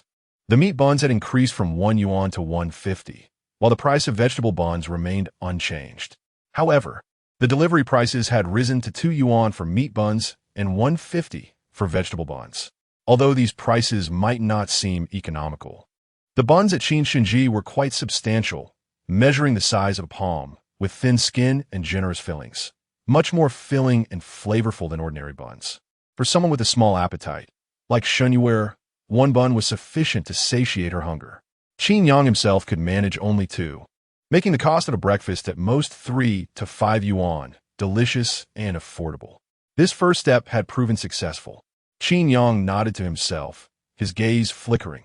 However, to further expand the business, they could not rely solely on their small team. Otherwise, when would this naive girl ever find relief? With a silent sigh, his eyes drifted to the slender figure diligently working in the shop. Despite the encroaching evening and the buns nearly sold out, Shen Yu'er continued her tasks without pause. Clad in an apron and headscarf, her small hands wiped tirelessly at the stove and tables, determined to leave every surface spotless. Shen Yu'er seemed unable to stop. Her head bowed, beads of sweat dotting her forehead as she breathed lightly. Even her grandmother's occasional, exasperated advice fell on deaf ears. Could she not take a break?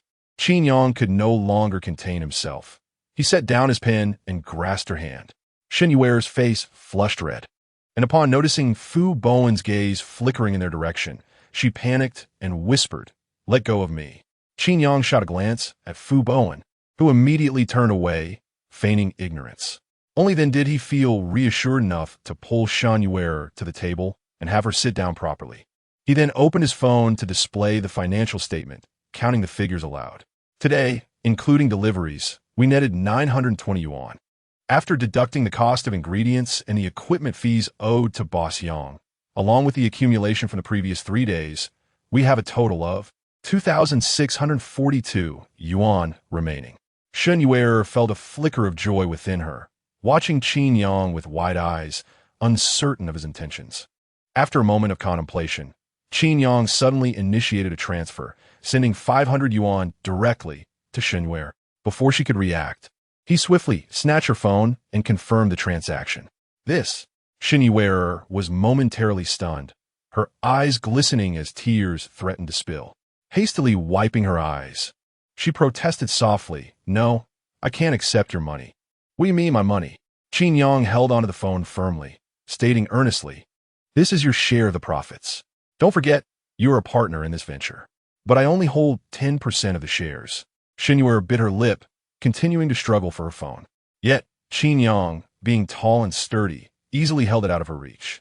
After several futile attempts to retrieve it, he raised it high, leaving her jumping in vain, nearly collapsing against him, her face a deep crimson. The physical contact, a soft warmth, surprised Qin Yang, revealing hidden depths to the timid girl's figure. No, she was so slender, yet how could she possess such? Qin Yang shook off these distracting thoughts, shaking his head at her. 10% is still money. Consider this 500 as an advance on your wages. Just look at your clothes. How long has it been since you bought new ones? Go on, take this money and buy something nice. Shen Yu'er bit her lip, her gaze complex as she regarded him for a long moment before turning silently away, not protesting further. As night deepened, after tidying up the shop around 8 or 9, Qin Yang and Fu Bowen pretended to leave first, only to quietly linger at the alley's entrance. "What's up?" Fu Bowen asked in confusion, peering curiously. Without uttering a word, Qin Yang remained in the shadows for nearly 10 minutes until a slender figure emerged, carrying a simple canvas bag, heading in the opposite direction of the school. Shen Yu'er waited a moment before boarding the number 12 bus. Qin Yang hailed a taxi, following closely behind her. "Is she going to the hospital?" Fu Bowen whispered, growing increasingly perplexed. "Her mother is ill," Qin Yang replied suddenly. "Stage 3 lung cancer?" Fu Bowen froze, then glanced at Qin Yang's complex expression, as if grasping the weight of the situation. After alighting, they discreetly followed her through the hospital's pharmacy. The medical staff appeared to have finished their shifts, yet a surgical room still glowed with light. They saw Shen Yu'er hurriedly entering with her small bag, and soon the door gently closed behind her. Qin Yang, feeling uneasy, stealthily followed, leaning against the door, straining to hear the conversation inside. "Dr. Liu, I'm sorry I'm late today." Through the crack in the door, Qin Yang saw Shen Yu'er seated, facing a competent female doctor with glasses. Her tone gentle yet direct. "Xiao Shen, your mother came in for a checkup today. Let me explain the situation. To be specific, there hasn't been much change since the last visit. She remains in stage 3 lung cancer. This is, in a sense, a stroke of misfortune amongst the unfortunate. But as you know, the progression of cancer is beyond our control. The current stage presents an opportunity for intervention. If we wait until the condition worsens before beginning treatment, it may indeed be too late." Opening the CT scans on her computer, the doctor's tone remained as soft and tactful as possible. Shen Yu'er bowed her head, her hair cascading down, obscuring her expression. After a moment of silence, she tightened her grip on her phone, gathering her courage to look up. "Dr. Liu, I have managed to gather 5,000 yuan. I understand that this is far from enough for surgery and chemotherapy, but could you please initiate the first phase of the medication treatment? 5,000 yuan? Dr. Liu regarded her, pausing for a moment, her tone a mix of surprise and complexity. "How did you, a student, earn this?" Shen Yu'er managed a faint smile, her gaze downcast. "I've been working part-time for several months." "Working part-time?" Dr. Liu was taken aback for a long moment, inhaling deeply, then sighed. "Very well. I can certainly begin the medication treatment, but I want you to understand that this is merely a temporary measure, at best delaying your mother's suffering. But it cannot halt the spread and deterioration of the cancer." Shen Yu'er clenched her hands tightly, resolutely replying, "I understand. To treat lung cancer, there are various methods. Abroad, there are targeted therapies with stem cell removal, and major hospitals in Shanghai offer similar options. But here, we can only perform chemotherapy. Although the costs differ." Shen Yu'er murmured to herself, seemingly lost in thought. Since her mother's diagnosis with lung cancer, she had not ceased her studies, diligently exploring the realm of medical knowledge, becoming well acquainted with the existing treatments. However, for her, these methods felt as distant as a fairy tale. The reason was simple. Each cutting-edge technological approach remained unproven and exorbitantly priced. Dr. Liu, observing her, shook his head. Even the most rudimentary chemotherapy would cost over 30,000 yuan for the initial course. While 30,000 yuan might not be considered a substantial amount, having interacted with this unfortunate mother and daughter for some time, Dr. Liu understood that for them, it was indeed a significant sum. "I will gather the funds," she stated, lifting her head earnestly. "So, could you please assist me in preparing for the first phase of the medication regimen?" Dr. Liu could not refuse. She nodded and soon began typing on her keyboard. Occasionally, her gaze would drift to the young woman, whose plight tugged at her heartstrings, occasionally revealing a look of surprise.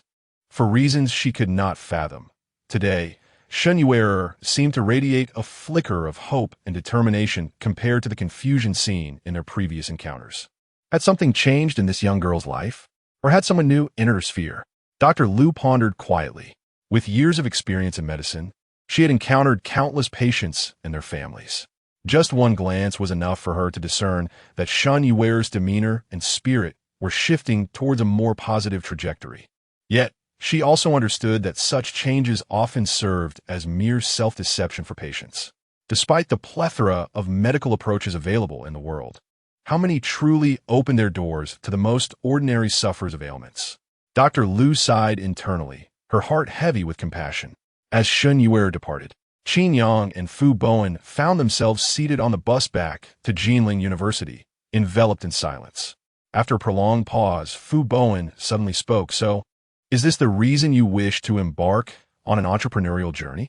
He turned to Qin Yang, who sat by the window, half of the glass pane ajar, the chilly night breeze brushing against his face. Yet, Qin Yang remained silent, his gaze flickering deep in thought. He did not respond verbally, but his silence was the most profound answer to Fu Bowen's inquiry. Fu Bowen's expression mirrored the weight of unspoken words. After a moment, he looked at Qin Yang earnestly and declared, "I will support you." Qin Yang was momentarily taken aback. Then he firmly patted Fu Bowen's shoulder, choosing not to say anything more. Their bond, forged through years of shared experiences, transcended the need for words. Chapter 31. Cola and soy milk taking over the bun shop was initially a gesture to assist Shen Yu'er.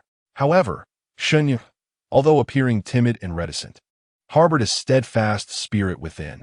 She refused to accept any share of the shop's profits and was unwilling to divulge too much about her family affairs. Qin Yang once suggested visiting her ailing aunt, but Shen Yu'er declined. Consequently, he discreetly followed her, and though he did not meet her aunt, he gleaned insights into her situation. The chemotherapy for the first course cost 30,000. Her aunt was in the mid-stages of lung cancer. If advanced treatments were initiated at this juncture, there remained a glimmer of hope to halt the cancer's progression. Yet the earnings were still insufficient. On the return journey, Qin Yang gazed out of the bus window, his thoughts swirling in complexity and his fists clenched in silent determination. The development of Qin Shen Ji had exceeded his expectations. A small bun shop, once earning a mere few thousand a month, could now generate nearly 1,000 yuan daily through expanded delivery services within just a week. Yet, the harsh reality pressed in, while Shen Yu'er remained silent. The financial gap loomed ominously. Cancer, an ominous specter that instills dread in all, comes with exorbitant chemotherapy and surgeries costing tens of thousands, draining finances rapidly. To aid Shen Yu'er, both he and Qin Shen Ji must take bolder strides, accelerating their efforts to increase revenue. What to do? Delivery was a means, but the shop remained too small, and with only himself and old Fu, they could not sustain a larger operation. Yet the market was vast. If they expanded their scale and penetrated the entire Jinling University, multiplying their daily earnings and profits would be entirely feasible. 4 sets of steamers, 24 in total, could manage a few more batches in a day. Even after the bus came to a halt, Qin Yang's musings persisted. Fu Bowen, having witnessed the earlier scene at the hospital, felt a pang of unease but chose not to disturb Qin Yang, quietly accompanying him.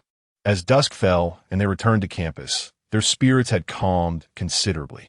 However, upon arriving at the dormitory building, a shadowy figure clad in a simple trench coat stood beneath a streetlight, appearing vaguely familiar.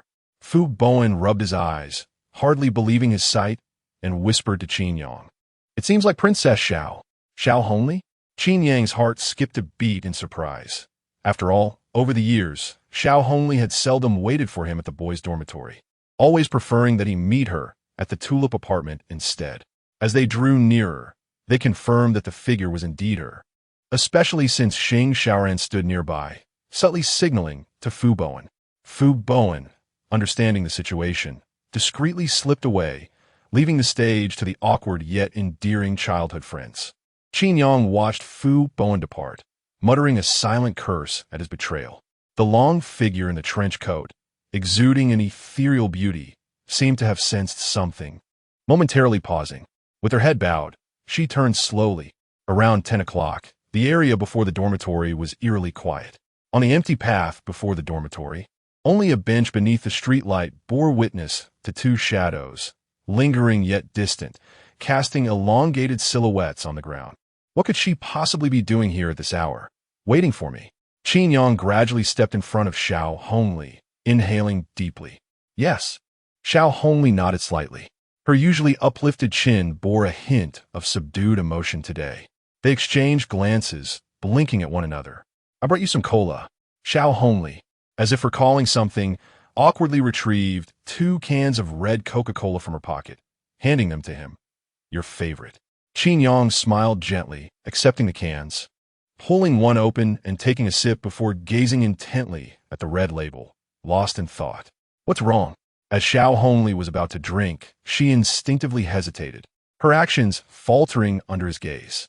Qin Yang grasped the cola and softly admitted, "Actually, I don't like drinking cola." Xiaohongli was taken aback, pouting in defiance. "But I remember you saying that when we went camping as kids, that I liked cola?" Qin Yang gently rubbed the can, shaking his head. "It was merely because you liked it, and I wanted to share that experience with you."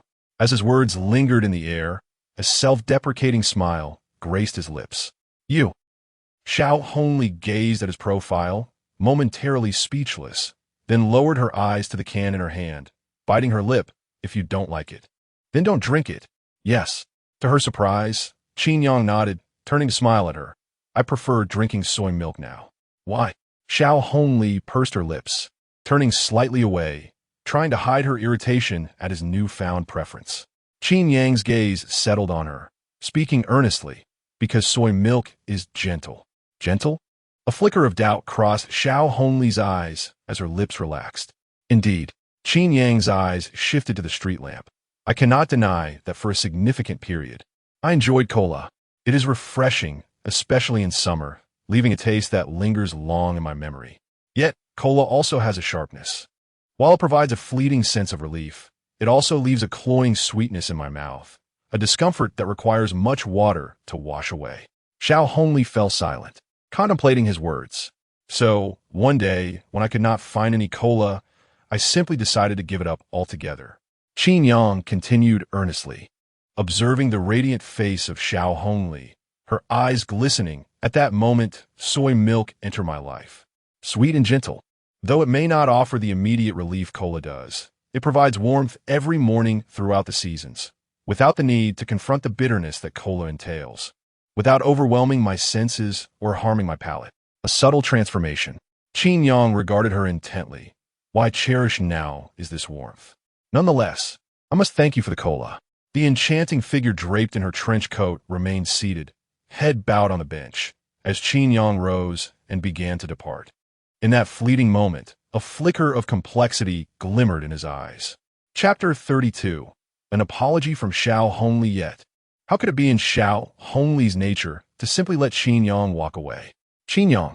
Thus, in the very second that Qin Yang took a step forward, Xiaohongli mustered her courage, rising to her feet in her modest heels with a determined clatter. Qin Yang's stride was abruptly halted, a resigned sigh escaping his lips as he regarded the delicate, ivory hand clutching his arm. Turning back, he inquired, "Are you truly still angry with me?" With her head bowed, Xiaohongli's voice trembled slightly as she spoke, as though in that moment she had relinquished all her pride accumulated over the past several days. Though this period seemed fleeting, it felt interminable to her, a time seldom experienced in her life. The anticipation of a long-awaited companion had turned into a profound sense of solitude and discomfort once it was realized. Indeed, during this time, many had noticed the absence of her childhood friend, and gradually, some boys, including the remarkable Shang Wenzhou, had begun to draw near, even pursuing her. Xiaohongli had relished this newfound freedom, finally possessing the right to seek emotional connections and fresh experiences. She incessantly reminded herself to embrace joy and savor these moments.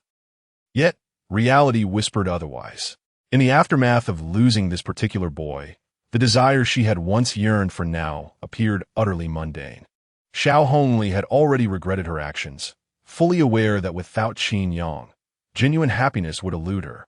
Still, she wished to struggle against this fate, clinging to her pride, for she had never endeavored to win back a boy.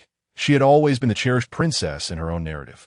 Such conflicting emotions overwhelmed her, especially upon spotting the unfamiliar girl beside Qin Yang at the restaurant, igniting feelings of panic and urgency within her. It dawned on her that Qin Yang would not indefinitely await her return. He could indeed depart from her life's trajectory on some beautiful afternoon. After that fateful night, Xiaohongli felt lost and despondent, instinctively seeking to intensify her efforts to draw Qin Yang closer, until, after several days of silence, they had severed all ties. Finally, under the gentle persuasion of Xing Xiaoran, she gathered her courage and, at an unprecedented hour, found herself standing beneath the boys' dormitory. "I'm sorry."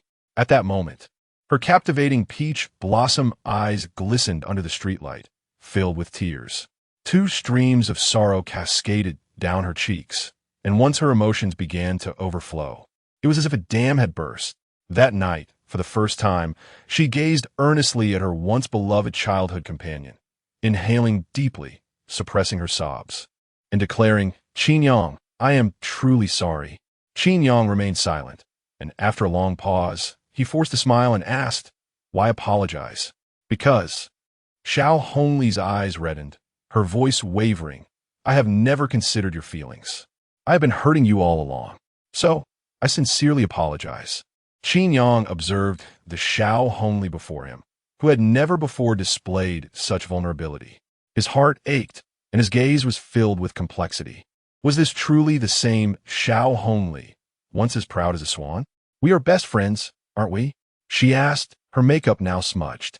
Yet, she tightly grasped Qin Yang's arm, as if fearing his departure, and earnestly asked, "You will forgive me, won't you?" Qin Yang remained at a loss for words, while Xiaohongli's tumultuous emotions surged uncontrollably. She wiped her eyes and continued, "When I said I wanted you to leave and to be just ordinary friends, those were mere words of anger. In truth, I never wanted you to go. I was simply too emotional at times. I apologize. I realize I could be a bit willful, and I know I was wrong, but I feel so conflicted. You know how I am. Qin Yang, you will forgive me, won't you?"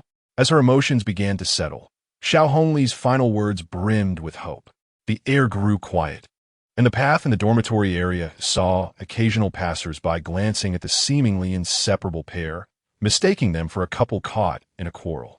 By the intersection, Xing Xiaoran and Fu Bowen leaned in closely, their ears perked, anxiously observing the scene. Xing Xiaoran's heart was filled with both trepidation and anticipation. Fu Bowen, initially excited, hesitated as thoughts of Shen Yu'er from the bun shop crossed his mind. Qin Yang fixed his gaze upon Xiaohongli, his thoughts equally intricate. Forgive? After a long pause, Qin Yang finally turned away, whispering, "Why forgiveness?" Xiaohongli pursed her lips, drying her tears, and replied softly, "Because I have hurt you."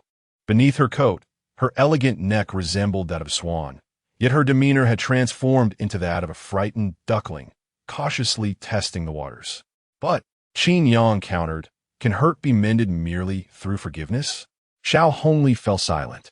"Just as you said," he continued gently, releasing her hand. "We are childhood friends, once the best of companions. For over a decade, your presence has filled my world, and now you wield a dagger, piercing my heart, then turn to me, asking for forgiveness?" Xiaohongli lowered her head once more, while Qin Yang murmured, "I do not know what true forgiveness entails." He gently pushed her away, turning his back and taking steps toward the dormitory. One step, then another, and yet another. Xiaohongli, once more summoning her dwindling courage, choked out, "Qin Yang, do you not like me?" Qin Yang froze in place, taken aback by the casualness of the question. His gaze met Xiaohongli's, filled with complexity. "You know that I like you?" "Yes." Xiaohongli's eyes brimmed with tears again, and she hurriedly turned her head away, murmuring, "I am not foolish. In the past, perhaps I was unaware. Perhaps I could feign ignorance. But after this grueling week and more, how could I not know? And it is not just that I have come to understand your feelings for me. I have also realized that I, too, have been willfully in love with you all along." Chapter 33. Fondness was once between childhood friends and love. There seems to always be but a thin veil separating the two. From adolescence through university, a circle of close friends surrounds them, with hopes that they might unite. In a moment filled with both trepidation and anticipation, Xiaohongli found herself once again under the street lamp, gazing intently at Qin Yang. "So what now?"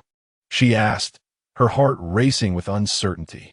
"Well, we could just go back to being best friends, or perhaps we could try," she stammered, her cheeks flushing a deep crimson. "No, that's not what I meant. Why can't you just forgive me?" At that moment, Xiaohongli was lost in her thoughts, her mind a whirlwind of emotions. Qin Yang's feelings were tumultuous as he regarded her. Memories flooded back of nights spent obsessively thinking of Xiaohongli, and days devoted to pleasing this capricious princess. He could never have imagined this day would arrive, nor that it would be Xiaohongli who would take the initiative to voice her feelings. Yet, with a deep breath, he could only whisper, "I liked you." But that was in the past. The air hung heavy in silence for what felt like an eternity. For the third time, Qin Yang turned away, striding into the darkness beyond the street lamp's reach. He did not look back as he faded from Xiaohongli's view. Tears brimmed in her eyes, spilling over in an instant before she managed to suppress her emotions, standing frozen in place. The night was eerily still, and as she raised her hand, it hovered in the air as if reaching for something lost in the inky darkness. Yet, there was no room left for regret. Time slipped away in a peculiar kind of silence. The tumult of that night left a profound mark on both Qin Yang and Xiaohongli. How could years of complex emotions be unraveled in a single night? That evening, Xiaohongli wept into her pillow while her friend, Xing Xiaoran, could only sigh in sympathy. Meanwhile, Qin Yang lay awake, replaying memories of their past, recalling the radiant beauty and laughter of the girl with the birthmark. He questioned himself. Had he truly let go of everything? Of course not. Yet, relinquishing the past was difficult, and bearing it anew was equally challenging. The weight of their shared history was too heavy to forget. And even Qin Yang would never erase the memory of that fateful afternoon in the square when Xiaohongli had loudly rejected him. What is wrong with you lately? On a morning 3 days later at Qin Shen Ji, Shen Yu'er asked, glancing at the distracted Qin Yang with a hint of concern. Me? Qin Yang snapped back to attention, noticing the puzzled expression on Shen Yu'er's face and the knowing gaze of Fu Bowen. He quickly waved his hands dismissively. Nothing. Nothing at all. The bustle of the shop pulled him back into reality, as dough was expertly tossed onto the counter, ready to be rolled into the perfect shape by Fu Bowen and Shen Yu'er. Their grandmother, though retired, still lent a hand in the kitchen. Her love for the dumpling shop and concern for Shen Yu'er compelling her to assist whenever possible. Age had made her cautious, but engaging in light work was a comfort. Qin Yang did not stop her. He planned to increase her share of the profits each month, ensuring she could enjoy a secure retirement. Thus, the future of the dumpling shop rested upon his shoulders. Oh no, there was a third layer of responsibility. Qin Yang's gaze shifted to Fu Bowen, who was diligently working in his apron and glasses. Since that day he had sold out the thermal box at the Tulip apartment, Fu Bowen, the earnest student of their youth, had tasted the satisfaction of entrepreneurship for the first time. In the past few days, he had been arriving at Qin Shen Ji half an hour early, tidying up and taking on heavy tasks while learning the ins and outs of the business. Qin Yang understood the motivation behind Fu Bowen's diligence. The campus recruitment had begun, and with a lack of internships and accolades, the results of his first examination had landed him back at square one. If he didn't keep himself occupied, he might very well graduate into unemployment. Now, this young man was treating Qin Shen Ji as if it were his own venture. Qin Yang surveyed the trio working in the shop, feeling a mix of helplessness and admiration. Each person had their struggles, yet all found hope in the dumpling shop. Originally, the shop was meant for Shen Yu'er, a foundation for their future. Now, not only others, but even Qin Yang himself had fully invested his energy into Qin Shen Ji. Thus, no matter what, the shop must thrive to honor everyone's efforts. These buns are ready. To the steamer. At that moment, Fu Bowen's hurried voice interrupted Qin Yang's thoughts. He quickly joined Fu Bowen in lifting the steamer onto the stove. Baskets of dumplings were sent to the heat. By 6:30, the shop was filled with the warm, fragrant steam, awakening the neighbors in the streets. "Hey, Xiao Fu, give me a bun," came the familiar call from outside. Fu Bowen, somewhat shy, responded while retrieving the order. "Aunt Lu, would you like some soy milk as well?" "Sure." Aunt Lu chuckled as she paid, teasing, "You've been working here for a week, and you're still so bashful. Your face is always red." Shen Yu'er and their grandmother stifled their laughter. Fu Bowen's face flushed deeper, scratching his head in embarrassment. He wasn't sure why, but even though his social anxiety had lessened, his cheeks betrayed him at the sight of others. With little time for banter, another wave of early risers surged into the shop. "Hey, it's Xiao Fu again. Where's Xiao Qin? Taking a day off? I heard he asked the boss. I'll have 2 buns and 2 soy milks. I want 12. Hey, old Wong, you glutton. 12? The people behind you are waiting. My family has 7 or 8 people. What is wrong with 12? As the neighbors chatted and laughed while waiting, the air was filled with a lively atmosphere, enveloping Qin Shen Ji in a warm, bustling spirit. Occasionally, some patrons complained, "Eating buns every day is making my mouth greasy. These buns are delicious, but we can't eat them every day." True, if only there were noodles available. This shop is so small. Do you expect noodles? Go to the snack street for that. The noodles there are terrible. I'd rather stick with buns and soy milk. Hey, just being able to eat buns is a blessing. While Qin Yang lent a hand in the shop, he took note of their comments. However, he didn't dwell on it. As 7 o'clock approached, the morning rush began to dwindle. He called Fu Bowen to help carry the thermal box, and they hurried toward the school. Before leaving, they filled the empty steamer with 400 to 500 buns, placing them on top to steam. The dumplings from Qin Shen Ji had already gained a reputation among the male residents of the Tulip apartment, and even 2 sets of baskets were proving insufficient to meet the demand. The daily revenue has risen from 1,000 to approximately 16 or 1,700. Business has improved, and Qin Yang's mood has also lightened somewhat. However, he occasionally finds himself lost in thought, recalling the conversation he had with Xiaohongli last night, which leaves him feeling somewhat dazed. Chapter 34. Wang Xuedong and the Baozi beauty life continues. Around 7:10, Qin Yang and Fu Bowen effortlessly found their stall in the dormitory area. They had barely squatted for 2 minutes when 5 or 6 boys rushed down the stairs from the dormitory. "Hey, Senior Qin, you're late today," exclaimed the chubby leader, saliva nearly dripping as he scanned the code and shouted, "The usual, 3 meat buns and a soy milk. Did you come down just because of the smell?" Qin Yang chuckled, swiftly packaging the buns to hand over to the eager customers. "Of course." The chubby boy grinned, saying, "I've stopped staying up late every night, just waiting to get these buns in the morning. They're truly delicious." As he took a bite, the fragrant aroma of the secret meat buns wafted through the air, causing those in line behind him to salivate uncontrollably, a torturous wait for them. The chubby boy's words resonated with the crowd. It was indeed delightful to have something warm to eat in the morning, especially when the buns tasted so exquisite. "Hurry up, Chubby, we're still waiting. Don't rush, one at a time, there's plenty today," Qin Yang cheerfully called out, busily packaging. In the blink of an eye, dozens of buns had been sold, earning over 50 yuan. The flow of people in the dormitory area grew steadily, seemingly due to the rising reputation of Qin Shen Ji's buns. More and more individuals were aware that buns were being sold daily downstairs. Those who had tasted the buns could not resist, while those who had yet to try them were drawn by the enticing word of mouth to join the queue.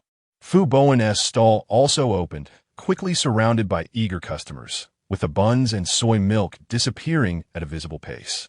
The buzz had attracted significantly more patrons than in previous days. By 7:40, the buns had completely sold out. "No more, everyone. This batch is temporarily sold out." Qin Yang waved his hands, signaling to the crowd not to wait any longer. "Really? Today is insane," exclaimed one. "Had I known the buns would be so sought after, I would have underestimated how fast these guys would run." Qin Yang raised the empty thermal box high, eliciting a wave of resignation from the crowd. Among the numerous boys were several attractive girls, who had also come after hearing about the buns. "Senior Qin, can you sell more buns next time?" Someone shouted. "Yeah, a box of buns is only 200 or 300. It's not enough for all these people." Another chimed in, "I've been waking up earlier each day, even when there are no classes, but still haven't been able to get any." Just as Qin Yang was about to respond, he was met with a chorus of agreement. Looking at the hopeful faces in front of him, he felt a sense of joy.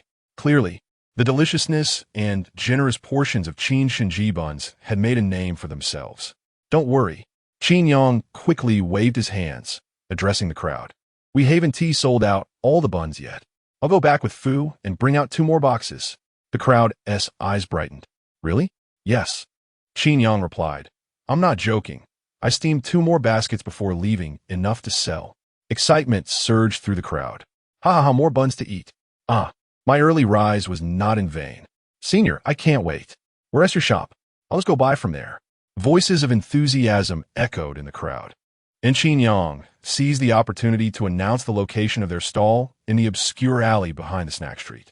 The crowd murmured in surprise, realizing that the fragrance of the buns had indeed drawn them in. Some followed Qin Yang and Fu Bowen out, while most opted to attend classes or return to rest, preferring to be a bit lazy despite the allure of the buns. A wave of people began to leave with a hint of regret. However, Qin Yang was not about to let them disperse just yet. After pondering for a moment, he raised his hand to halt the crowd, smiling. "I apologize for not being able to sell you buns today, but I thought, why not add everyone to our Shop SWE chat group? That way, purchasing buns will be more convenient in the future." The crowd paused in their tracks. "Join the group? That sounds great. When the buns arrive, we could just shout in the group and we'll know. Yes, we won't have to worry about being late in the morning. Plus, we can reserve directly in the group." The crowd buzzed with excitement as they discussed, eagerly pulling out their phones. As university students, they were well aware of the merchant's tactics, understanding that this was a way to bind them as loyal customers. Yet, it was mutually beneficial, As Qin Shen Ji's buns were indeed delightful. Joining the group would align their purchasing intentions with those of the seller. They were more than happy to be tied down in this way. Come on, scan the code to join the group. Qin Yang promptly created a group, holding his phone high for everyone to scan. Dozens of phones rose simultaneously in the crowd, and after successfully joining the group, another wave of latecomers emerged from the dorms, excitedly joining in. With the first wave of group members, soon followed by a cascade of new IDs flooding in, the group reached capacity. Full, someone shouted. Qin Yang glanced at his phone, startled. 500 members, it's truly full. Fu Bowen's eyes widened in disbelief. Has it really filled up in just a few minutes? Is it really that exaggerated? There were hardly that many people here. Beside them, the chubby boy chuckled. I added my 3 roommates to the group. They asked me to bring them breakfast. I reckon that's the case for many. Everyone nodded in agreement. After adding to the group, some left, while others stayed. For those who hadn't managed to join, Qin Yang quickly created a second group, which soon accommodated over 900 members. As Qin Yang and Fu Bowen prepared to head back with their thermal boxes, a group of devoted fans, led by the chubby boy, followed to see where Qin Shen Ji was located. Bro, what is your name? Qin Yang asked, unable to resist chatting with the chubby boy. If he remembered correctly, this chubby junior had been a loyal customer since day one, the first to help Fu Bowen call in patrons. Wang Xuedong, the chubby boy grinned. Senior Qin, you probably don't recognize me, but I know you. You are the rumored boyfriend of the campus beauty, Xiaohongli, a prominent figure in our college. After learning more, Qin Yang realized that Wang Xuedong was indeed his direct junior from the same college, eliciting an amused smile. Crossing the street and navigating through the snack street, they soon spotted Shen Yu'er, clad in a light apron, busily tending to her work. Beads of sweat clung to her fair cheeks, her delicate oval face enchanting. As she looked up and saw Qin Yang, she was about to greet him, but upon noticing the throng behind him, she was taken aback. Ah, why are there so many people? Wang Xuedong and his group, grinning, followed Qin Yang, suddenly spotting the Qin Shen Ji sign and Shen Yu'er in front of the stall. Their gazes were instantly captivated. My goodness. The Baozi Beauty? Chapter 35. Agency distribution. The morning sunlight streamed through the alleyway, casting a warm glow into the shop behind the bluestone slabs. Shen Yu'er, clad in a simple white t-shirt and a pink apron, with her hair tied back in a modest low ponytail, had a few stray strands dancing beside her fair oval face in the gentle breeze. Her demeanor exuded tranquility and grace, reminiscent of a neighborly girl from a dream, her almond-shaped eyes sparkling like clear pools of water. Her voice melodious and delightful. As her gaze momentarily drifted, the scene appeared as if frozen in time, akin to a still from a film. Not only Wang Xuedong and his companions, but even Qin Yang and Fu Bowen found themselves momentarily entranced. Baozi, she sure? Qin Yang chuckled softly, shaking off the daze as he introduced. Allow me to present our second major partner from Qin Shen Ji, your senior, Shen Yu'er. Fu Bowen busied himself with 2 thermal boxes filled with buns, while Wang Xuedong and a dozen others, snapping back to reality, greeted Shen Yu'er with a hint of awkwardness, their faces slightly flushed as they recalled their earlier antics. Hello, Shen Yu'er said, smoothing her hair while lowering her gaze slightly, her fair cheeks adorned with a rosy hue. At Jinling University, she maintained a low profile, rarely addressed as senior in person. Why the days? Qin Yang shook his head in exasperation, rousing the group from their reverie as he thumped the table. What are we eating? Order up. The others scratched their heads, starting to order buns. Qin Yang was swift in his actions, and soon, a portion of the crowd left contentedly, chatting amongst themselves. A few others, loyal customers of Qin Shen Ji, managed to join the fan group as administrators. Only Wang Xuedong and a handful of others lingered, waiting for Fu Bowen to return to Jinling University, their conversations intertwining. Fan group? Shen Yu'er blinked, softly tugging on Qin Yang's sleeve. What's going on? Seizing a moment, Qin Yang explained while distributing buns and soy milk to the neighbors, revealing the existence of the fan group he had established. Initially, when he mentioned that several hundred members had gathered, Shen Yu'er was skeptical, convinced he was merely teasing her. I knew you wouldn't believe me. Qin Yang smirked. Waving his phone, I added you to the group. Take a look for yourself. With a hint of suspicion, Shen Yu'er picked up the phone and gasped upon seeing the two large groups. Qin Yang grinned. Not deceiving you, right? There really are that many people. Shen Yu'er covered her mouth gently, her eyes wide with astonishment, unable to suppress the excitement bubbling within her. The two groups boasted nearly 900 members, all customers of Qin Shen Ji. At that very moment, many were relishing the buns while attending classes, engaged in lively discussions. "Oh my gosh, my roommate got these buns for me. They're absolutely amazing," exclaimed one. In just 3 days, they've taken the 2 buildings of Tulip Apartments by storm.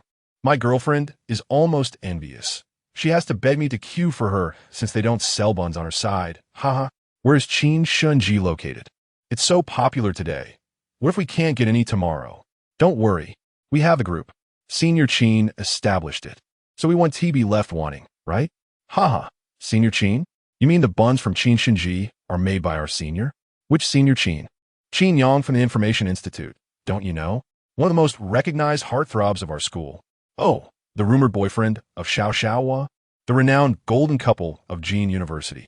As the conversation in the group veered off course, Qin Yang felt a pang in his heart and quickly snatched Shen Yu'er's phone, redirecting the topic. "Have you seen? Our Qin Shen Ji has quite the fan base." Shen Yu'er regarded him thoughtfully, not voicing any further thoughts. Just as she was about to lower her gaze, she hesitated. But what is the purpose of creating a group? Customer group, membership group, fan group. It seems like many businesses engage in this. But is it truly effective? Qin Yang smiled slightly, patiently elucidating. From the perspective of ordinary shops, such membership groups may hold little value. But from our viewpoint, this is not merely a membership group. It's a private domain of traffic. Private domain of traffic?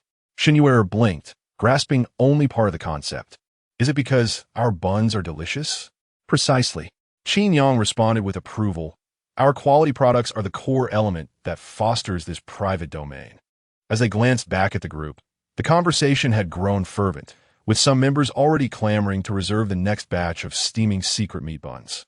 Qin Yang noticed one particular ID, Wang Pengzi, enthusiastically engaging, likely Wang Xiuedo. This venture of Qin Shen Ji had begun to expand. Establishing the membership group marked the first step in his aspirations.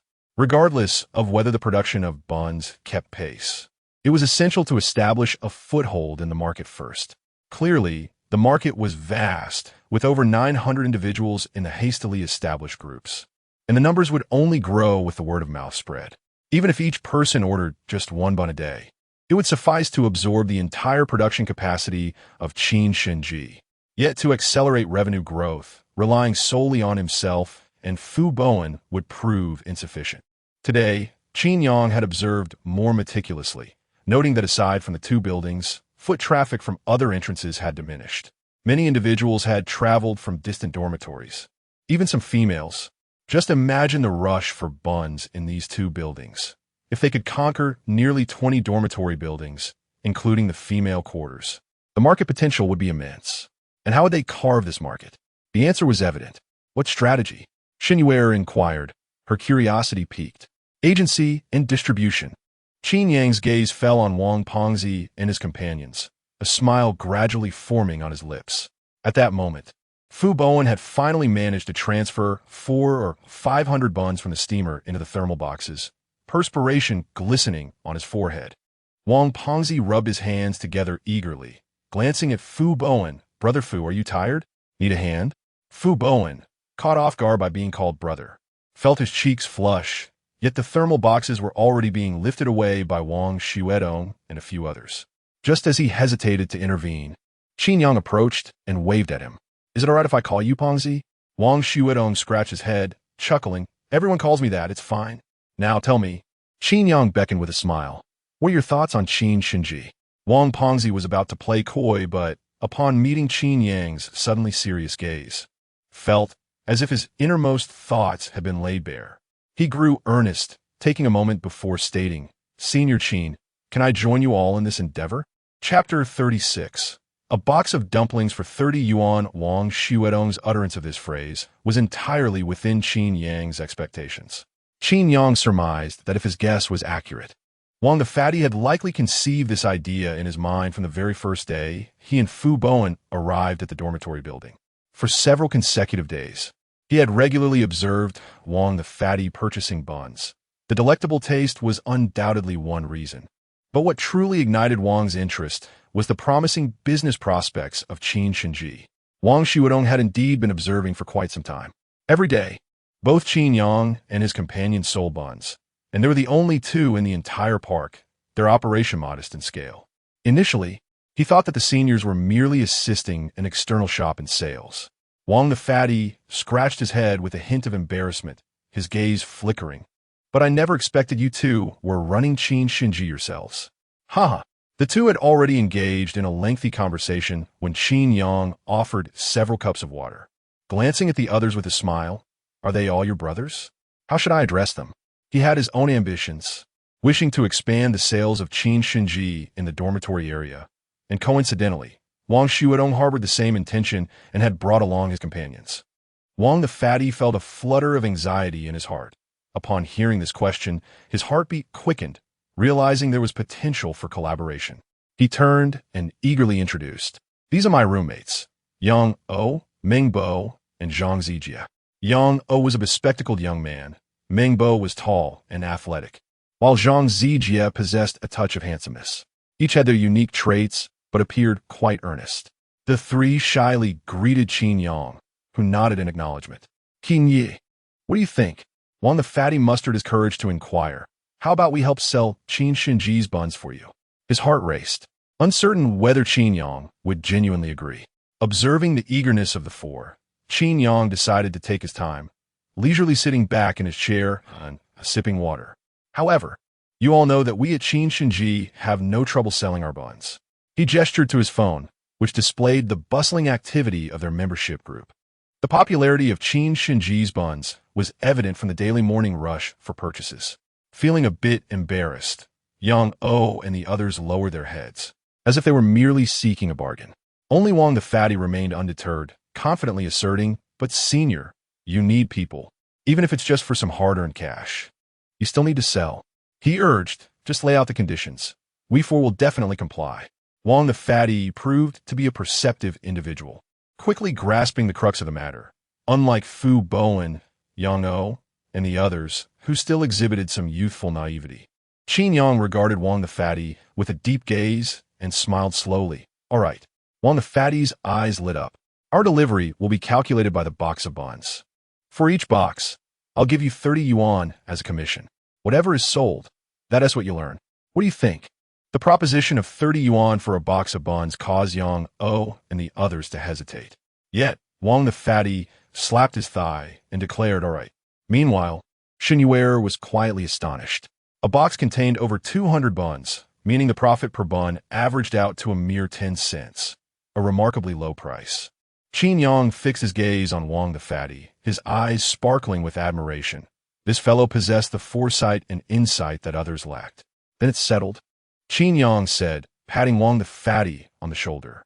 He pointed to the 2 boxes of buns next to Fu Bowen and smiled. "For today, give these 2 boxes a try." At 9 o'clock, their essay morning peak. 9:30 marked the beginning of the second long class. And even those without classes would gradually rise, leading to an even larger flow of people than during the morning classes. Wang the fatty immediately agreed, and he, along with Yang O and the others, began lifting the insulated boxes, each containing around 500 buns, making their way towards Jinling University. "Old Fu, you follow along," Qin Yang called out to Fu Bowen from a distance. "All right," Fu Bowen responded, realizing he was meant to tag along. This was his first collaboration with Wang the fatty, and he felt a mix of excitement and apprehension. On one hand, he worried if they could sell well, and on the other, an exhilarating thrill surged through him. Hadn't Qin Shen Ji only just opened for a few days? They were already hiring people. If this partnership with Wang the fatty proved successful, Qin Shen Ji could employ even more individuals and sell even more buns. Would there come a day when Qin Shen Ji's reputation could extend throughout Jinling University, perhaps even leading to the establishment of numerous branches? Excitement bubbled within Fu Bowen as graduation approached. He had initially been concerned about whether this could become his career, But now the prospects appeared bright. Suddenly, the phone rang, an unexpected call from Xing Xiaoran. Fu Bowen paused upon seeing the name, hesitating momentarily.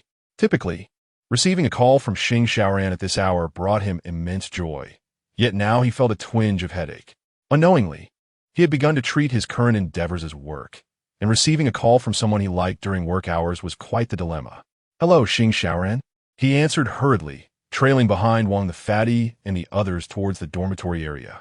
Qin Yang often teased him, noting how, despite being quite close to Xing Xiaoran, he lacked the courage to even call her by her name. Perhaps this was the humility of a sincere person. "Old Fu, where are you? Why are you so out of breath this early?" Xing Xiaoran inquired, puzzled. She had noticed that whenever she called Fu Bowen in the mornings these past few days, he always seemed to be bustling about. "What had he been up to?" I have something going on," Fu Bowen stammered, his face reddening as he scratched the back of his head, unable to conceal his unease. Yet, they were still keeping the opening of Qin Shen Ji a secret from Xiaohongli and Xing Xiaoran, primarily due to Shen Yu'er's presence complicating matters. "What is going on exactly?" On the other end of the line, Xing Xiaoran grew increasingly curious. "Xiao and I are at the library handing out flyers. Do you have time to help us?" Fu Bowen wanted to say he was available, but glancing at Wang the fatty and the others, he could only grit his teeth and reply with a wry smile, "I really don't have the time." "Fine, I'll remember this, Fu Bowen." Xing Xiaoran hung up angrily. "What happened?" Noticing the fuming beauty, a melodic voice approached. Xing Xiaoran turned to see the beautiful Xiaohongli wearing a knitted sweater, perhaps due to crying all night. Her eyes appeared slightly puffy, and wearing a mask, her expression seemed rather gloomy, devoid of her usual smile. "It's nothing, Xiao." Xing Xiaoran quickly waved her hand, not wanting to worry her. "I just wanted Fu Bowen to come and help us. But this guy seems busier than the president of the country lately." As she spoke, she couldn't help but puff out her cheeks in frustration. Xiaohongli tried to suppress thoughts of that person, but the more she resisted, the harder it became. "Is he helping Qin Yang?" Xing Xiaoran was taken aback. "Are you saying they're still pursuing that entrepreneurial project?" It is indeed a possibility. The atmosphere fell momentarily into silence as Xing Xiaoran blinked at the suddenly despondent Xiaohongli, unsure of what to say. Ultimately, she decided to dismiss her concerns and continue distributing the flyers. Xiaohongli turned away, and Xing Xiaoran could only suppress her emotions, gazing at the flyers in her hands, increasingly enveloped in frustration. For some inexplicable reason, despite sending out the reassuring QR code flyers recently, the number of users on their breakfast platform mini program had not seen any increase. What could possibly be the issue? Are today's university students no longer inclined to have breakfast? As the sun gradually emerged in the sky, Xing Xiaoran looked at the pitifully thick stack of flyers and then at the dejected Xiaohongli, feeling an overwhelming sense of irritation. Chapter 37. 80,000 in a month. At 8 in the morning, after completing a wave of early morning sales, Fu Bowen and Wang Pengzi had already been on their way for quite some time. Inside Qin Shen's shop, tranquility reigned. Shen Yu'er, donned in an apron and sporting a ponytail, diligently wiped down the tables and chairs.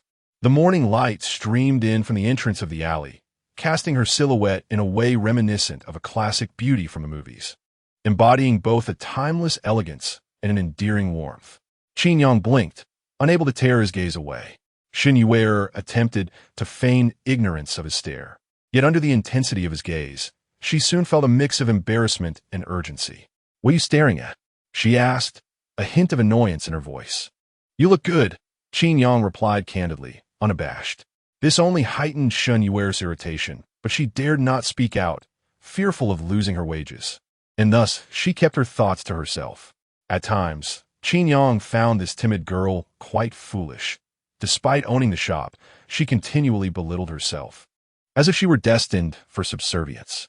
As they spoke, the stove nearby began to hum, indicating that 2 large tiers of buns had just finished steaming. After Fu Bowen and Wang Pengzi departed, the empty steamer had been replenished, and now it was nearly ready. Qin Yang rolled up his sleeves and, with Shen Yu'er's hurried assistance, removed the 2 baskets of buns, dimming the stove's flame. Observing the abundance of buns, his eyes sparkled with joy, though a tinge of concern crept in. Will we be able to sell all these? She asked softly, her fingers gently poking together behind her. Reflecting back a week, when Qin Shen shop had just begun, they could barely manage 500 buns in a day. However, since they started delivering to Jinling University with thermal boxes, their output had expanded to 4 tiers of steamers, and once 2 tiers sold out, they would be restocked and steamed again. Consequently, their production surged to an astonishing 1,500 buns. Today, with the 2 tiers steaming twice, the output had dramatically reached 2,000 buns. Qin Yang and Shen Yu'er's hands were nearly numb from the labor. We'll sell them all, Qin Yang reassured her, shaking his phone for emphasis.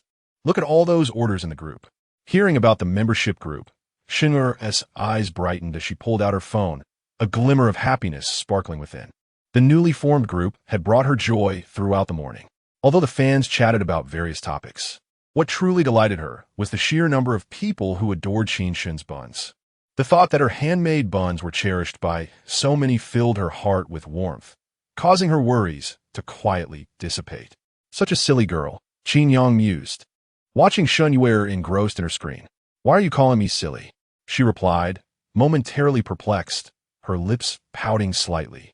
Qin Yang said nothing, but playfully pinched her nose, grinning as he asked, have you calculated how much we could earn if we sell 2,000 buns in a day? Shen Yu'er, slightly flustered, paused at his question. Currently, each secret meat bun sold for 2 yuan, while the 3 flavor and vegetable buns were around 1.5 yuan. The profit per bun averaged about 1 yuan, leading to a daily profit of nearly 2,000 yuan. Wow, 2,000 yuan! Shen Yu'er exclaimed, her eyes sparkling with astonishment. And we haven't even factored in the soy milk yet. Qin Yang gestured toward the small soy milk maker, reminding her, soy milk adds up too. We could sell 800 cups a day, making an additional 800 yuan. So, in total, that would amount to 2,800 yuan? Shen Yu'er's heart raced, and she gasped in surprise, overwhelmed. This figure far exceeded her initial expectations. Just a few days ago, when she thought earning 1,000 yuan in a day was remarkable, now in such a short span, their income had soared to over 2,800 yuan.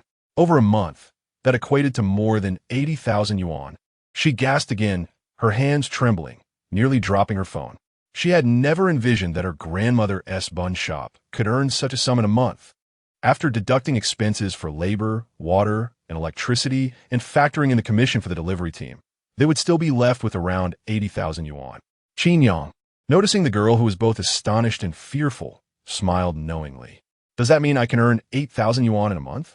Shen Yu'er's cheeks flushed with uncontainable joy. If we add in the base salary, it could be 10,000. She calculated, realizing that the shop's profits were shared, with her receiving a 10% cut, as did Fu Bowen, while her grandmother received a portion, leaving the majority for Qin Yang. The sudden influx of money felt surreal to Shen Yu'er, as if she had been blessed by fortune from above. For the first time, she couldn't suppress the smile tugging at her lips, revealing 2 charming dimples that made her look positively radiant. Qin Yang stared, momentarily taken aback. After a pause, he gently pinched her nose again and said softly, now you can help Annie with her chemotherapy. Huh? Shen Yu'er looked at Qin Yang in surprise, their eyes locking for a moment as understanding dawned upon her. The atmosphere grew quiet, and she pursed her lips, lowering her gaze. Qin Yang merely smiled, letting silence speak volumes. Just then, the clock struck 8:30, and footsteps echoed from outside the shop, prompting both to turn away instinctively. Fu Bowen, carrying a thermal box, entered with a sense of excitement, only to stumble upon the palpable tension. Sensing the atmosphere, he scratched his head, a flush creeping onto his face. Am I interrupting something? What do you mean interrupting? Wang Pengzi chimed in, followed by Yang O and the others, who were equally thrilled and exchanged knowing glances at the seemingly distant Qin Yang and Shen Yu'er. Shen Yu'er's cheeks flushed as she hurriedly retreated into the back. Did you sell out that quickly? Qin Yang, surprised, shot a glance at the others, realizing they had sold 2 large thermal boxes of buns in just half an hour. It was still early, past 8 o'clock, and the second wave of customers had yet to arrive. Seeing Qin Yang's astonishment, Wang Pengzi and the others beamed with pride. Their sales from 7:30 to 8:30 had already generated nearly 2,000 yuan, yielding a profit of at least 1,000 yuan. As Qin Yang raised his thumb in approval, Fu Bowen humbly remarked, "It's all thanks to Pongzi. He came up with a strategy. We're selling too fast." Chapter 38. Xiaohongli in a state of numbness. Wang Fatty, feeling somewhat bashful from the compliments, scratched his head and said, "It's really nothing special. I just shouted a bit in the group, asking those who wanted to buy buns to tap once, and those willing to come downstairs to tap again, to help carry some. If no one is willing to get out of bed, I secretly delivered 2 buns and some soy milk." Qin Yang looked at Wang Fatty with increasing admiration and immediately gave him a thumbs up. At this hour, around 8 or 9 o'clock, many university students were still in bed. The second wave of classes after 9:30 had yet to commence. Many preferred to endure hunger, nibbling on cold biscuits rather than the trouble of going downstairs to buy breakfast. If one were to deliver to each floor and dormitory, it would be utterly exhausting. A thermal box holds 250 to 60 buns, yet they only make 30 yuan in profit. After an hour of such labor, the effort hardly seems worthwhile. However, there are always those willing or coincidentally needing to go downstairs, allowing this group to assist in the delivery or appointing a representative from each floor to retrieve the goods, which saves so much hassle. Wang Fatty honestly scratched his head and said, "It's really thanks to you, Qin, and Brother Fu for your hard work these past few days. We're only selling to Building 1 and Building 2, our regular customers. If it weren't for the group, it wouldn't be so convenient." Qin Yang nodded, his eyes glimmering. This way, they effectively harnessed the so-called private domain traffic, allowing these student customers to shoulder the costs unconsciously while cultivating their loyalty. Wang Fatty was quite astute, quickly grasping the significance of the membership group, which was immediately put to use.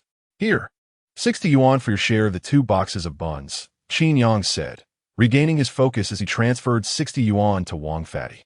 A notification pinged, confirming the transaction. "Got it," Wang Fatty responded, patting his head, and then transferred 15 yuan each to Yang O, Zhang Zijia, and Meng Bo. Though it wasn't much. In just half an hour, they had each earned a little something, which was quite delightful for a group of college students who had yet to enter the workforce. As they conversed, Fu Bowen had already begun loading the thermal box again, packing in another 500 buns as time approached 9 o'clock. Wang Fatty was the first to hoist a box onto his shoulder, grinning. "Brother, shall we go for another round?" Yang O, Meng Bo, and Zhang Zijin nodded enthusiastically, quickly shouldering the second box of buns. After exchanging greetings with Qin Yang, they followed Fu Bowen towards the dormitory area.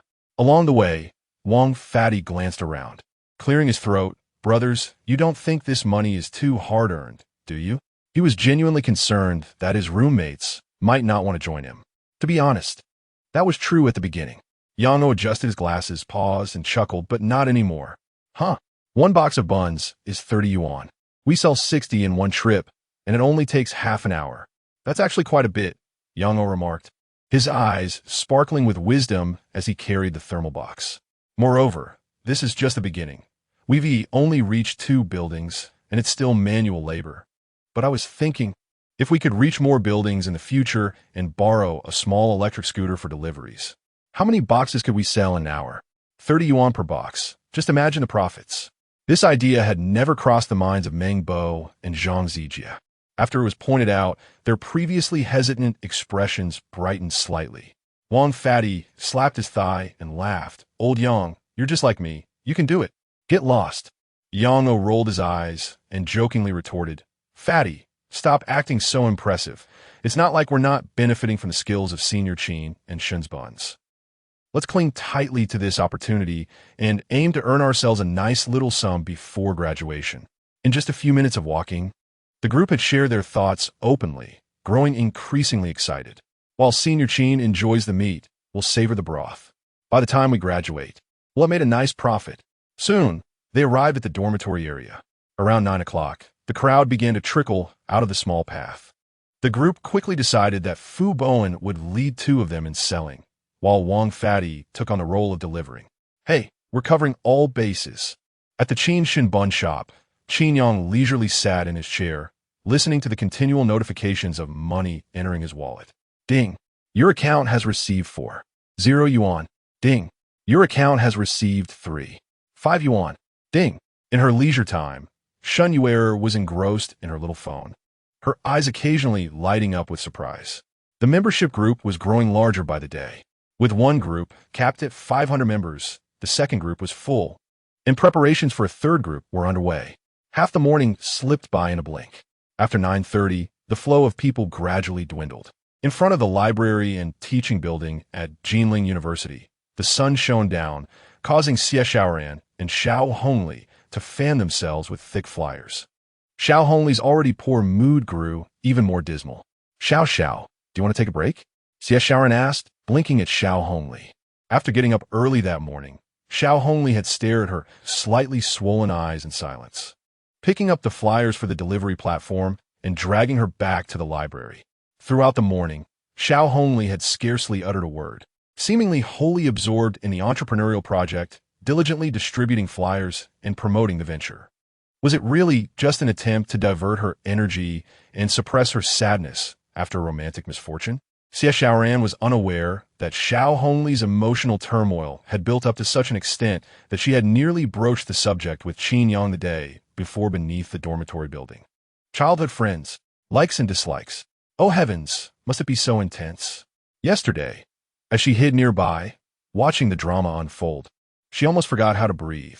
Qin Yang's rejection left Xiaohongli both shocked and yet unsurprised. After all, Xiaohongli had never truly expressed her affection for Qin Yang with the words "I like you." Moreover, Qin Yang's recent behavior indicated he was genuinely preparing to move on. Xiaohongli felt a pang of sorrow, a depth of sadness so profound that even she, a girl from the Northeast, couldn't help but shed tears for Xiaohongli. It was a mix of regret, sorrow, and an overwhelming sense of despair that felt irretrievable. Xiaohongli momentarily lost herself in thought. Classmate, would you like to learn about the reassuring delivery platform? We can deliver from the cafeteria and snack stalls. Meanwhile, not far away, Xiaohongli endured the sun's relentless heat, softly handing flyers to passing students. Only when she turned away, out of Xiaohong's sight, did her almost flawlessly masked gaze reveal a profound sadness. The mechanical act of distributing flyers had become a numbing routine, as she repeated phrases over and over. At some unknown moment, a recollection of the previous night's events suddenly resurfaced, causing the fragile defenses Xiaohongli had carefully erected within her to crumble. She felt her strength ebbing away, inch by inch. Chapter 39. Bonds of Destiny in the early hours of the morning. Xiaohongli and Xiaohongli finally finished distributing the flyers, just in time for Shang Wenzhou to join them for a meal, and they all proceeded to the second floor of the cafeteria. Lost in thought, Xiaohongli held Xiaohong's hand as they made their way to the dining area. Upon reaching the second floor, a voice called out from a private room. "Over here, Hongli, Xiaohong." Shang Wenzhou, impeccably dressed and wearing gold-rimmed glasses, waved at the two with a smile. Besides him, several members of entrepreneurial groups were present, primarily comprised of student council ministers or the children of affluent families. Xiaohongli managed a forced smile as she pulled Xiaohong over to sit down. Soon, dishes began to arrive at the small restaurant on the second floor, and Shang Wenzhou initiated a discussion about their on-Shin delivery platform project. To be honest, Xiaohongli had little interest in this project. Her initial motivation for joining was to provoke Qin Yang, to demonstrate that she could thrive without him in her life. A pang of sadness surged within her as she reflected on her youthful naivety. She had once believed that if she ceased to be angry, Qin Yang would eventually return to her side, regardless of his own frustrations. But now, he had truly left without a hint of hesitation. Hongli. Shang Wenzhou's voice jolted her back to reality after she had drifted off into her thoughts. She forced a smile and asked, "What is it? Why did I suddenly space out?" Shang Wenzhou scrutinized her for a moment, then sighed. "We were discussing our platform's promotion. It appears to be progressing slower than anticipated, and I want to know if you both had any insights." The group's gazes shifted to Xiaohongli and Xiaohong, some curious and others eager to hear their thoughts. The two girls were not expected to contribute significantly, and some members had ulterior motives. Xiaohongli simply shook her head and forced out no. She fell silent. The boys, who had initially intended to strike up a conversation, exchanged glances, their enthusiasm waning. Shang Wenzhou rubbed his temples, redirecting everyone's attention back to the topic at hand. I do have a few ideas, he began, and the group leaned in attentively. Recently, I've heard some news that could be related to the slow promotion of our on-Shein delivery platform. It seems that someone is engaging in similar activities as ours. With narrowed eyes, Shang Wenzhou inquired, "Have any of you heard of Qin Shen Ji?" Xing Shaoran shook her head, as did the other boys. However, an indelible logo flashed in Xiaohongli's mind. Was a breakfast shop? She raised her elegant neck and asked, "Is it?" "Yes," Shang Wenzhou replied, "to be precise. It's a bun shop." As he spoke, he tapped on his phone and shared several images in the entrepreneurial group. Recently, Qin Shen Ji's buns had begun offering targeted delivery services in certain dormitory apartments. The buns had gained considerable popularity within the Tulip apartments, especially in buildings 1 and 2, with at least 40% of residents now loyal customers. As Shang Wenzhou spoke, some members recalled having seen the shop's plastic bags and laughed. "Is it really that delicious? It's a jungle out there. You find all kinds of things." Laughter erupted among them, coming from affluent backgrounds. They typically enjoyed more refined breakfasts and found it hard to fathom why so many would become fans of buns. "Don't underestimate Qin Shen Ji," Shang Wenzhou interjected, adjusting his glasses and narrowing his eyes. "Their buns are indeed remarkable. The secret meat buns are unlike anything else I've tasted. Once, I had one that rivaled the finest meat buns from the top dim sum halls in Guangdong province." The room fell silent, a hush enveloping the group of distinguished student leaders and wealthy heirs, all wearing expressions of surprise. "Really?" Minister Yang of the Student Council pondered. "How much do they charge for a bun?" "Only 2 yuan. Shang Wenzhou's eyes gleamed as he gestured with his fingers. A collective gasp echoed through the room as they murmured, 2 yuan for a bun that tastes like the best from Guangdong? If anyone else had said it, they might have dismissed it as a joke. But Shang Wenzhou's pedigree surpassed that of everyone present. He was a local noble from Jinling, undoubtedly possessing discerning taste. The group began to regard Qin Shen Ji as a formidable competitor, yet some remained puzzled about how Qin Shen Ji could impact their on-Shein delivery platform. Because, Shang Wenzhou explained, Qin Shen Ji is currently employing low-cost delivery to capture our internal market. His fingers lightly tapped the table as he continued, to be precise. The marketing strategy they're employing is private domain traffic. Private domain traffic? The group stirred at this revelation. This concept, while seemingly old-fashioned, was a classic marketing approach. Its fundamental premise was that the quality of the product determined its success. High-quality products could retain a vast customer base, rapidly expanding, whereas inferior products would only tarnish their reputation in the private domain, leading to swift failure. If Qin Shen Ji's buns were indeed as good as Shang Wenzhou claimed, it was undeniable that this formed internet private domain would attract a substantial fan base. Eventually, everyone would be purchasing breakfast from Qin Shen Ji, and as breakfast was the primary selling point of on-Shein delivery, now overshadowed by Qin Shen Ji, who would still choose on-Shein delivery. This was the underlying competition Shang Wenzhou had alluded to between on-Shein delivery and Qin Shen Ji. Xiaohongli's gaze began to drift, her heart inexplicably racing. Beside her, Xing Shaoran cradled her chin in one hand, her brow furrowed, as if the name sounded familiar. The discussion among Shang Wenzhou, Minister Yang, and the others continued, clearly considering Qin Shen Ji a significant rival. After a lengthy pause, Shang Wenzhou exhaled deeply, rubbing his brow as he spoke in a calm tone. "I have thought of 2 approaches to mitigate Qin Shen Ji's influence on us.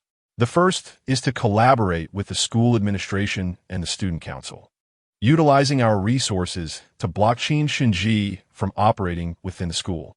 If we prevent them from delivering, they will no longer pose a threat to us." The group stirred at this suggestion. It appeared quite effective. However, Minister Yang hesitated, shaking his head slightly. "If Qin Shen Ji's owner finds out, they certainly won't take it lightly. Moreover, we may not even be able to persuade the administration to block them. Although they wielded considerable power within the school, they ultimately had to act according to the school's leadership. Thus, I leaned towards the second approach." Shang Wenzhou nodded, releasing his finger from the table and tapping it lightly. "That is to bring Qin Shen Ji's delivery rights into our on-Shein delivery platform, allowing us to enjoy a share of the profits. This way, not only will on-Shein delivery remain secure, but it will also gain greater appeal. Wouldn't you agree? The room fell silent again, everyone clenching their fists. I support this approach. Minister Yang was the first to raise his hand. Others quickly followed suit. Only Xiaohongli and the somewhat bewildered Xing Xiaoran remained. It's done. Shang Wenzhou glanced at the crowd, then turned to regard Xiaohongli and Xing Xiaoran with an untroubled smile. Thus, we may find ourselves in need of the assistance of two lovely ladies. What do you say? Xing Xiaoran felt an unsettling sensation. Xiaohongli's heart raced. She attempted to maintain her composure. We? Why us? Because. Shang Wenzhou shrugged, smiling. If we truly wish for Qin Shen Ji to integrate into the platform, someone must pay a visit to Qin Shen Ji, wouldn't you agree? However, with the upcoming graduation ceremony and ball, we are all rather occupied. Hence, I would like to request your assistance, as it would greatly facilitate communication with outsiders. As he spoke, he placed a note on the table and extended it towards them. I have already obtained the address for Qin Shen Ji. So, Hongli Xiaoran, I must trouble you with this. Shang Wenzhou gazed steadily at Xiaohongli, smiling reassuringly. Do not be anxious. I have heard that the owner of Qin Shen Ji is, in fact, someone from your college. Perhaps you might even know them? With such words spoken, Xiaohongli and Xing Xiaoran could no longer decline, as they were also committed members of the entrepreneurial team. On their way out, Xiaohongli clutched the note tightly in her palm, feeling an inexplicable weight, as if fate had decreed that there was something they must confront. Chapter 40. The Annoyance of Little Ear. It has been a little over a week since Qin Shen Ji officially opened its doors, and the fatigue is palpable. Rising no later than 5 in the morning, preparing buns, selling them, and managing deliveries, the workload has nearly doubled. Qin Yang finds himself struggling to keep up, and one can only imagine how much more challenging it is for Shen Yu'er. Yet, this timid girl possesses a stubborn heart, never voicing her exhaustion. Dressed in an apron, with a headscarf tied and sleeves rolled up, she seems capable of working tirelessly from dawn until dusk, hurrying back home or to the hospital late at night, only to be the first to arrive at the shop in the early morning, switching on the dim lights. As a result, by the time Qin Yang and Fu Bowen arrive, the fillings and flour are already prepared and the tables and chairs have been cleaned. Qin Yang, truly. You don't have to. At that moment, Shen Yu'er stands before Qin Yang, biting her lip earnestly. If you feel tired, I can handle the work of 2 people, or I can come in a bit earlier. We really don't need to hire anyone else. Each additional hire means another salary to pay. A single salary isn't cheap. After all, it's at least 4,000 a month. Qin Yang feels helpless. Thinking this must be the silly girl as perspective. You are already exhausted. How can you take on another's workload? He shoots a glance at Shen Yu'er, gesturing towards the bustling shop, exasperated yet amused. We, a few of us, can barely manage 2,000 buns a day. Do you think we can produce 3,000? Shen Yu'er clutches her clothing, murmuring softly. If I work a bit harder, perhaps I can. Her stubbornness is truly remarkable. Sometimes, the tenacity of this little ear is far from the meekness her appearance suggests. Perhaps it is due to her habit of saving money to repay family debts, and later, to fund her mother's medical treatment. For the sake of a few coins, she is willing to exhaust herself. Qin Yang gazes at her for a long while, feeling a pang of sorrow upon realizing this. After a moment, he lets out a deep sigh. But, have you considered, little ear? If you were yourself out, who will take care of your aunt? Shen Yu'er had been steadfastly looking at him, but upon hearing this, the stubbornness on her face melted away like glaciers beneath the sun. A hint of disappointment darkens her eyes, and her lips, which have been pursed, now reveal a trace of vulnerability as she holds her tongue against further objections. In everything, one must learn to be a bit more open-minded. Qin Yang, observing this girl who has been worn down by poverty, patiently leans in, raising a finger. Have you heard of the law of growth? What? Shen Yu'er's eyes reflect confusion. Qin Yang continues, when you can earn 10,000 a month, do not dwell on a matter worth 1,000. When you can earn 100,000 a month, do not fixate on a matter worth 10,000. What we need to do is look ahead and elevate ourselves, rather than being constrained by trivial sums and forfeiting our investment in self-improvement. A A flicker of light sparks in Shen Yu'er's eyes, and her lips twitch slightly as she whispers, "You mean hiring someone is to enhance the scale of Qin Shen Ji? Isn't that obvious?" Qin Yang raises his hands in surrender, feeling a sense of resignation. Shen Yu'er certainly understands this principle, but she is genuinely frightened of being poor, of enduring hard times. Hence, she meticulously counts every penny. He smiles and asks, "So do you agree?" Shen Yu'er nods, lowering her head to get back to work, but suddenly turns around, lifting her gaze to Qin Yang. Hesitating, she gathers her courage, and in her watery almond eyes, a flicker of annoyance glimmers. "Qin Yang, could you please not call me Little Ear anymore?" Qin Yang stands up, arms crossed, raising an eyebrow. "Why can't I call you that? It's the name my grandmother gave me." Shen Yu'er, with a serious expression and a rare hint of fierceness, raises her chin. "If my grandmother can call me that, why can't you?" Qin Yang retorts, "On what grounds?" Shen Yu'er clenches her fists, intimidated by his demeanor, her resolve softening. "My grandmother is an elder. You are not." It sounds strange, like an adult calling a child. She gazes up at the towering Qin Yang, her slender waist and delicate shoulders appearing dwarfed by a shadow. Qin Yang cannot help but chuckle, conceding, "Fine." "Really fine?" Shen Yu'er, slightly annoyed by his amused expression, yet too timid to confront him, attempts to appear fierce. Qin Yang, with a serious demeanor, responds, "I promise, Little Ear." "Really?" "Of course, a man's promise." "Then that's good." Finally, Shen Yu'er relaxes, a subtle smile gracing her lips as she turns to resume her diligent work. As she moves, the shop falls into a tranquil silence. With the addition of Fu Bowen and Wang Fatty, they have more opportunities for private moments together. The morning and afternoon sunshine delicately bathes the space, filling the air with warmth. Shen Yu'er relishes this atmosphere. Qin Yang believes her reluctance to hire another person stems from a fear of spending money to alleviate her burden alongside him and his grandmother. However, the truth is different. Deep down, she cherishes this moment of tranquility and companionship. Those mornings and afternoons, where it is just the two of them, create a magical space for Little Ear, where even the air feels thick and slightly humid, utterly delightful. Did he just call me Little Ear again? Shen Yu'er suddenly realizes, muttering to herself in surprise, momentarily frozen in place. Upon turning back, Qin Yang's figure has vanished from the shop. A flush of embarrassment colors her fair cheeks. Yet, her naturally reserved nature compels her to stomp her foot lightly, unnoticed, as her lips curve into an uncontrollable, beautiful smile. Half an afternoon passes. Qin Yang has posted several recruitment advertisements, intending to hire 2 clerks for Qin Shen Ji. Initially thinking it might be challenging to find suitable candidates, he was pleasantly surprised by the abundance of labor available. While on the way, he received several calls. In a nearby KFC, he conducted interviews with a dozen candidates, selecting a few who seemed promising. Each candidate left their details and photographs, and after politely sending them off, Qin Yang ponders. However, in terms of qualifications and experience, the best candidate remains an older woman. As he reviews the applicant's information, he muses aloud, shaking his head. But, interestingly, seasoned employees can sometimes be set in their ways, not always the best choice. In contrast, there's a pair of young siblings. Though they come from a rural background, they're diligent and hardworking. Most importantly, they seem genuine. Coming from a family with a business background, particularly in the restaurant industry, Qin Yang has absorbed much knowledge through osmosis from his grandfather's experiences. He shakes his head, feeling no rush to make a decision. Quietly, he saves the information on the sibling duo named Xiao and Yunyan, turning to visit the processing plant to find Xiaohongli.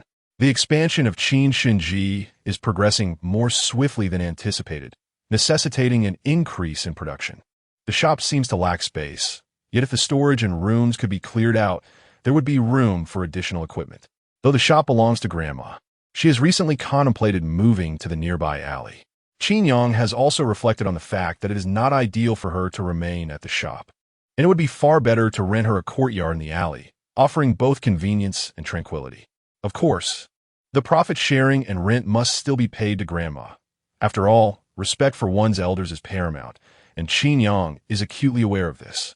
At Qin Shen Ji, Shen Yu'er busies herself with simple tasks.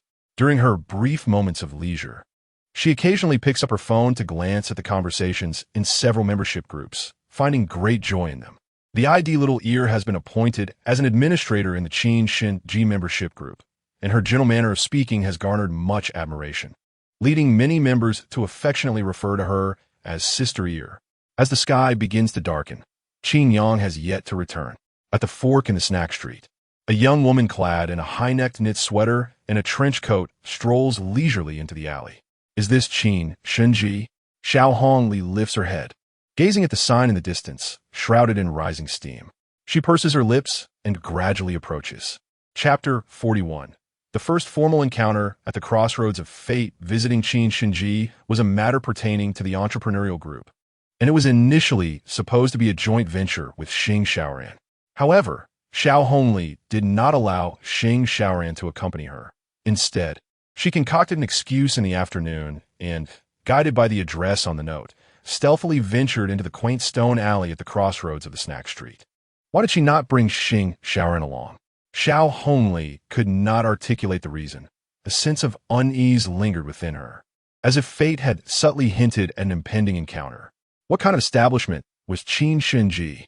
With her lips pressed together and her peach blossom eyes betraying a hint of anxiety, she inhaled deeply, parting her long, elegant legs from her trench coat as she stepped into the depths of the alley.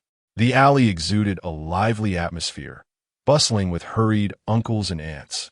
They cast curious glances at the young girl, who radiated a refined, bourgeois aura. Accustomed to being observed since childhood, Xiaohongli was not particularly perturbed. Her mind was elsewhere. This girl, astonishingly, was as beautiful as Xiaoshun. Yet, as she brushed past a passing aunt, Xiaohongli caught a whispered remark. Momentarily taken aback, she halted, her gaze fixating on the Qin Shen Ji sign now so near. A sudden thought crossed her mind. Could it be that Xiaoshun was connected to this place? At that moment, a soft voice, as gentle as a spring breeze, broke the silence. May I assist you? Xiaohongli blinked, realizing she had arrived at the entrance of Qin Shen Ji. A thin veil of steam wafted through the air, mingling with the rich aromas that danced between stacks of wooden steamer baskets, accompanied by a face so captivating it rendered her momentarily dazed. The girl wore a headscarf and an apron, clad in a simple t-shirt and a somewhat worn sports jacket, her hair tied back in a ponytail.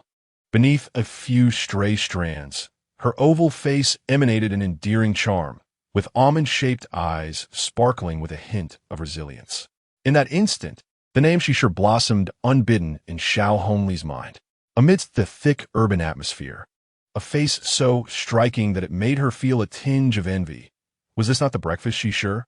Xiaohongli's gaze settled into a tranquil silence. Inside, Shen Yu'er had seemingly sensed something, her eyes lifting slightly to meet that radiant countenance. In that moment, time appeared to stand still for both of them. Though they had never glimpsed each other's profiles, an unexplainable understanding passed between them. The air was palpably serene. Hello.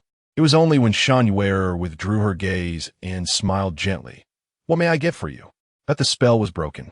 Need? Xiaohongli felt a fleeting sense of disarray, suppressing the rapid thumping of her heart as she inquired. What do you have?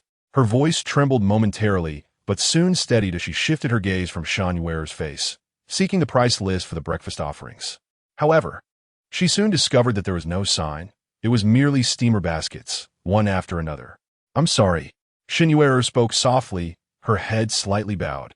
We only have dumplings and soybean milk. Dumplings? Xiaohongli thought, perplexed as to why there was only one option. She had never enjoyed dumplings. She preferred the delicate, succulent local soup dumplings, rather than the coarse, tough flour dumplings. While delicious soup dumplings could be quite costly, regular dumplings were often inexpensive. In truth, her thoughts were not centered on what to eat. She longed to scrutinize the girl before her, to observe her, as she had moments ago. If this girl were merely average-looking or of ordinary beauty, she would not mind. But alas, the girl named Shun was so stunning that it left her flustered. Xiaohongli felt her suspicions validated. The profile she had glimpsed from afar at the restaurant seemed to merge with the visage before her. At that moment, Shen Yu'er suddenly remarked, You're not here just to buy dumplings, are you? Xiaohongli fell silent, her heartbeat quickening. Give me one dumpling. No, I want all the dumplings, all the flavors, and a cup of soybean milk. I want everything your shop offers, one of each. Xiaohongli was uncertain why her heart raced so. Upon hearing Shen Yu'er's words, she felt an overwhelming urge to change the topic, as if she were an unwelcome third party. All right. To her surprise, Shen Yu'er nodded gently and began to pack the order quietly, clad in sleeves. Her slender frame and delicate hands deftly maneuvered through the layers of steamer baskets with remarkable efficiency. Xiaohongli watched her movements in silence, lost in thought, until Shen Yu'er presented the packed soybean milk and dumplings. Hello, there'll be 12 yuan, Shen Yu'er said softly. Okay. Xiaohongli paused for a moment, lowered her head to open her phone, and silently scanned the payment. As she accepted the dumplings and soybean milk, their motions inadvertently aligned in a brief pause. Thank you, Xiaohongli murmured, lowering her head, lips pressed together. No need. Shen Yu'er lifted her gaze slightly, whispering, I should be the one thanking you. The exchange between them was laden with unspoken implications. Xiaohongli bit her lip and turned to leave, her steps somewhat unsteady. Time passed, and the sounds of the stone alley surged back like a tide, pulling Shen Yu'er's dazed expression back to reality.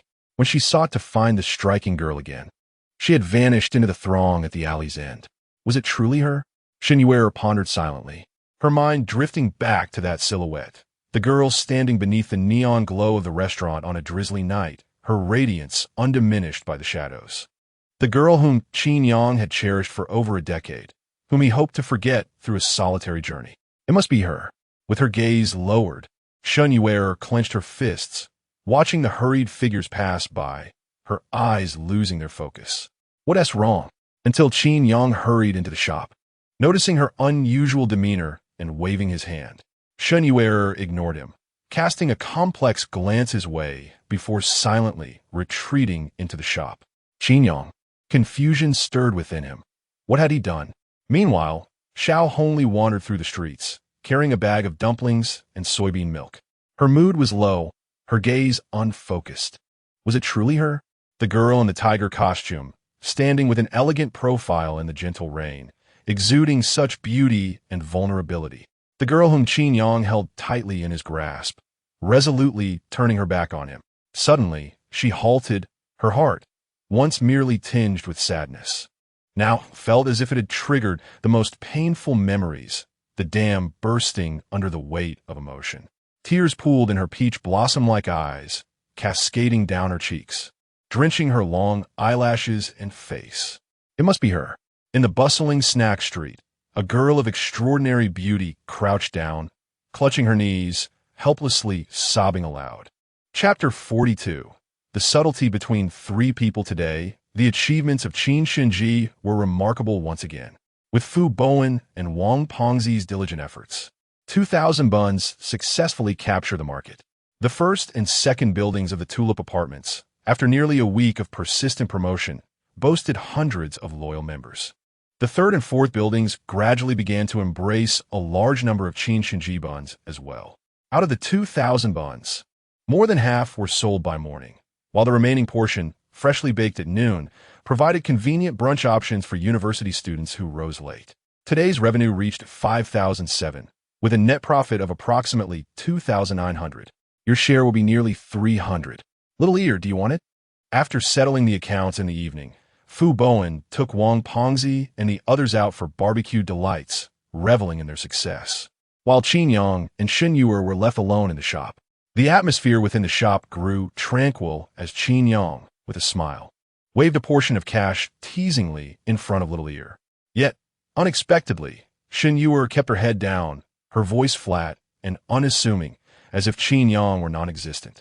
Flitting between tasks without focus, the topic he had just raised felt like a fist striking cotton, lacking any solid ground. Qin Yang rubbed his temples, brow furrowed. What is troubling this girl? Since their return, he had sensed something amiss in Shen Yu'er's mood. However, it did not seem to stem from sadness related to home, but rather something that had transpired in the shop. Clad in an apron, sleeves, and gloves, she silently washed items at the sink. Today, Qin Yang gently approached, his patience waning, and softly inquired what happened. His tone carried a hint of helplessness. Nothing, Shen Yu'er replied, merely blinking and casting a sideways glance at him, offering a faint smile before returning to her task with utmost seriousness. It was as if nothing had occurred. Yet, when a woman claims that nothing is wrong, it often signifies that something significant has indeed transpired. Qin Yang opened his mouth, but refrained from further questions, feeling a growing agitation within him, unable to fathom the cause of her demeanor. Inside the shop, Shen Yu'er gave him no favorable glances, nor did she acknowledge him at all. Overwhelmed by frustration, he could only step outside to cool off. "Oh, little Qin is back." Just then, Uncle He from a nearby noodle shop emerged, greeting him with a warm smile. "Uncle He, how's business?" Out of neighborly courtesy, Qin Yang set aside his languor and returned the greeting with a smile. "Not as good as yours." Uncle He shrugged, sighing. "Those various stalls outside the snack street have taken away nearly all our business, leaving us with just a few coins to spare." Pausing for a moment, Uncle He continued with a smile. "I'm not like you young folks, sharp-minded and hardworking. By the end of the day, I reckon your bun shop must earn a good 800 to 1,000, right?" Recently, the bun shop had expanded its production and started offering delivery services, making it a popular spot in the neighborhood, all of which had not gone unnoticed by the locals. 800 or 1,000. You might be underestimating us. Qin Yang blinked, adopting a humble demeanor. About that, roughly. Next door to Qin Shen Ji was Uncle He's noodle shop, an establishment with a long history. Once a bustling eatery in the alley, it had gradually weakened as young residents moved away, leaving behind fewer old households, replaced by a growing number of white-collar tenants. As a result, the noodle shop had slowly declined, with health-conscious white-collar workers opting for buns in the morning rather than noodles, and seldom visiting Uncle He unless they were working late. In theory, Qin Shen Ji and Uncle He's noodle shop were competitors, albeit on a small scale. However, Uncle He was generous and, having accumulated wealth during the prosperous times of his youth, now appeared semi-retired, enjoying the tranquility of his business. By the way, just as Qin Yang was about to turn away, Uncle He winked and chuckled softly. "Did you see this afternoon? A remarkably beautiful girl came to your shop. She resembled little Shun quite a bit, and my nephew, who helps me, was utterly captivated by her beauty." Seeing Qin Yang's dazed expression, Uncle He laughed. "What? You weren't there? What a pity." Qin Yang remained silent, suddenly asking, "What did the girl look like?" Uncle He pondered for a moment, saying, "Let me think. Just a stunning young lady, with peach blossom eyes, a cherry-red mouth, and shiny, flowing hair that was dark and lustrous." Qin Yang abruptly inquired, "Was she strikingly beautiful?" "Yes, exactly. Striking." Uncle He's eyes lit up, shaking his finger. "That is precisely the kind of look that draws your gaze and refuses to let go." Then, he mused aloud, shaking his head in contemplation. "Not only is she beautiful, but her outfit is clearly of high quality. The knitwear is finely crafted, and she wore a beret that must be worth several thousand." My nephew foolishly thought he could ask for her number, but I swiftly dismissed that idea. A girl like her is not someone he could ever pursue. It's better for him to wash a few more dishes instead. While Uncle He continued to speak, Qin Yang had already fallen into silence, his thoughts adrift. He anticipated that Xiaohongli would come to Qin Shen Ji, officially crossing paths with Shen Yu'er on such an unremarkable afternoon. Truth be told, his relationship with Xiaohongli was quite delicate, and his connection with Shen Yu'er remained just shy of a deeper understanding. Yet, the sudden realization that the two had met left his heart in disarray. Much like Shen Yu'er, Qin Yang too began to grow silent. Upon returning to the shop, he assisted Shen Yu'er in tidying up and cleaning, their unspoken understanding rendering the silence less awkward. It wasn't until Fu Bowen returned after finishing his late-night meal that the atmosphere was broken. "Today I saw that girl," he declared. "Her surname is Shun. She's truly beautiful, remarkably so. She has become my once best friend, and now my closest friend. But I truly do not wish to lose Qin Yang. I regret it. But what use is regret?" Back in her dormitory, Xiaohongli stared at her swollen eyes, her spirits low as she washed up and prepared for bed. Beside her, Xing Xiaoran initially asked a few questions, but Xiaohongli responded weakly, and sensing the delicate tension, she refrained from further inquiries, discreetly observing the princess's reactions. At 1 o'clock in the morning, Xing Xiaoran noticed a rare post from Xiaohongli's little-used account. This account, known only to her, typically shared small joys of life. But today, every word bore the weight of sorrow. Xing Xiaoran stared blankly at the words for a long while before turning to the darkened bed across from her. After some time, a sense of heaviness settled in her heart. How had events spiraled into such a state? Chapter 43. Newcomers at the shop today. The shop closed its doors earlier than usual. Shen Yu'er hurried home, citing personal matters, leaving Qin Yang to massage his temples, sighing in resignation. "What is wrong with you two?" Fu Bowen, who was tidying up the shop, exhaled in relief. Upon returning, he sensed the atmosphere was off but dared not speak, holding his silence until now. After a moment of contemplation, Qin Yang said, Xiao came by. Fu Bowen was momentarily taken aback, quickly inhaling sharply, his mouth agape. Eventually, he could only pat his brother's shoulder as a gesture of comfort. The Princess Xiao and the Fairy Shen. Indeed, a difficult choice. Fu Bowen murmured softly. Choice. Qin Yang scoffed, his gaze drifting into the distance, a complex expression crossing his face. Once, he hadn't even had the opportunity to seek an answer. He had merely stumbled upon Shen Yu'er. In a couple of days, let's arrange a meal. He suddenly turned to Fu Bowen. Fu Bowen blinked, asking, "Invite Xiaohongli and Xing Xiaoran?" "Yes." Qin Yang exhaled deeply, murmuring, "Some matters, after all, must be openly discussed." Fu Bowen remained silent, focusing on his task, though his occasional glances at Qin Yang betrayed a hint of envy. At the very least, Qin Yang had seized the initiative, evoking sorrow in the former Princess Xiao and having Shen Yu'er willing to stay by his side. But what about him? Xing Xiaoran remained an insurmountable distance away. "I wish I were like you." On their way out, Fu Bowen blurted out, "To understand a girl's thoughts so well, I wouldn't be left without a girlfriend now." Halfway through his sentence, his face flushed crimson, and he quickly turned away. "Foolish boy." Qin Yang shook his head in exasperation, pondering how he truly understood the female heart. After all, the red mole of Xiaohongli had hung in the heavens for over a decade, impossible to pluck and place within his heart. He sighed softly, gazing at Fu Bowen with a distant look. "I don't comprehend a girl's thoughts. Perhaps it's merely coincidence or fate. I don't know how Xiaohongli perceives me, nor can I fathom her thoughts, why she suddenly turned back after I decided to leave." Fu Bowen, caught in the intensity of Qin Yang's sincere gaze, replied, "I have always been genuine. For over a decade with Xiaohongli, I was sincere. These days with Shen Yu'er, I have also been sincere. Do not guess a girl's heart. Sincerity is the greatest weapon." Fu Bowen pondered deeply over these words, finding them quite reasonable. On one hand, he felt a twinge of sympathy for Xiaohongli, while on the other, he felt sorrow for himself. Why then? Was he also sincere, yet remained forever so close yet so far from Xing Xiaoran? It's about being sincere, not self-indulgent. Qin Yang discerned his thoughts and remarked, "You have never dared to cross that line. How can you expect Xing Xiaoran to ascertain your intentions?" With that revelation, Fu Bowen's face turned as red as a ripe peach. Yet, Qin Yang did not wait for his explanation, merely patting his shoulder before striding forward, leaving Fu Bowen lost in contemplation. The night was tranquil, yet somewhat hazy and dreamy. These young individuals, Qin Yang, Shen Yu'er, Xiaohongli, Fu Bowen, and Xing Xiaoran, shared a moment of disarray in their emotions. The last 2 days before the weekend passed quietly. Time flowed serenely amidst the morning's gentle warmth.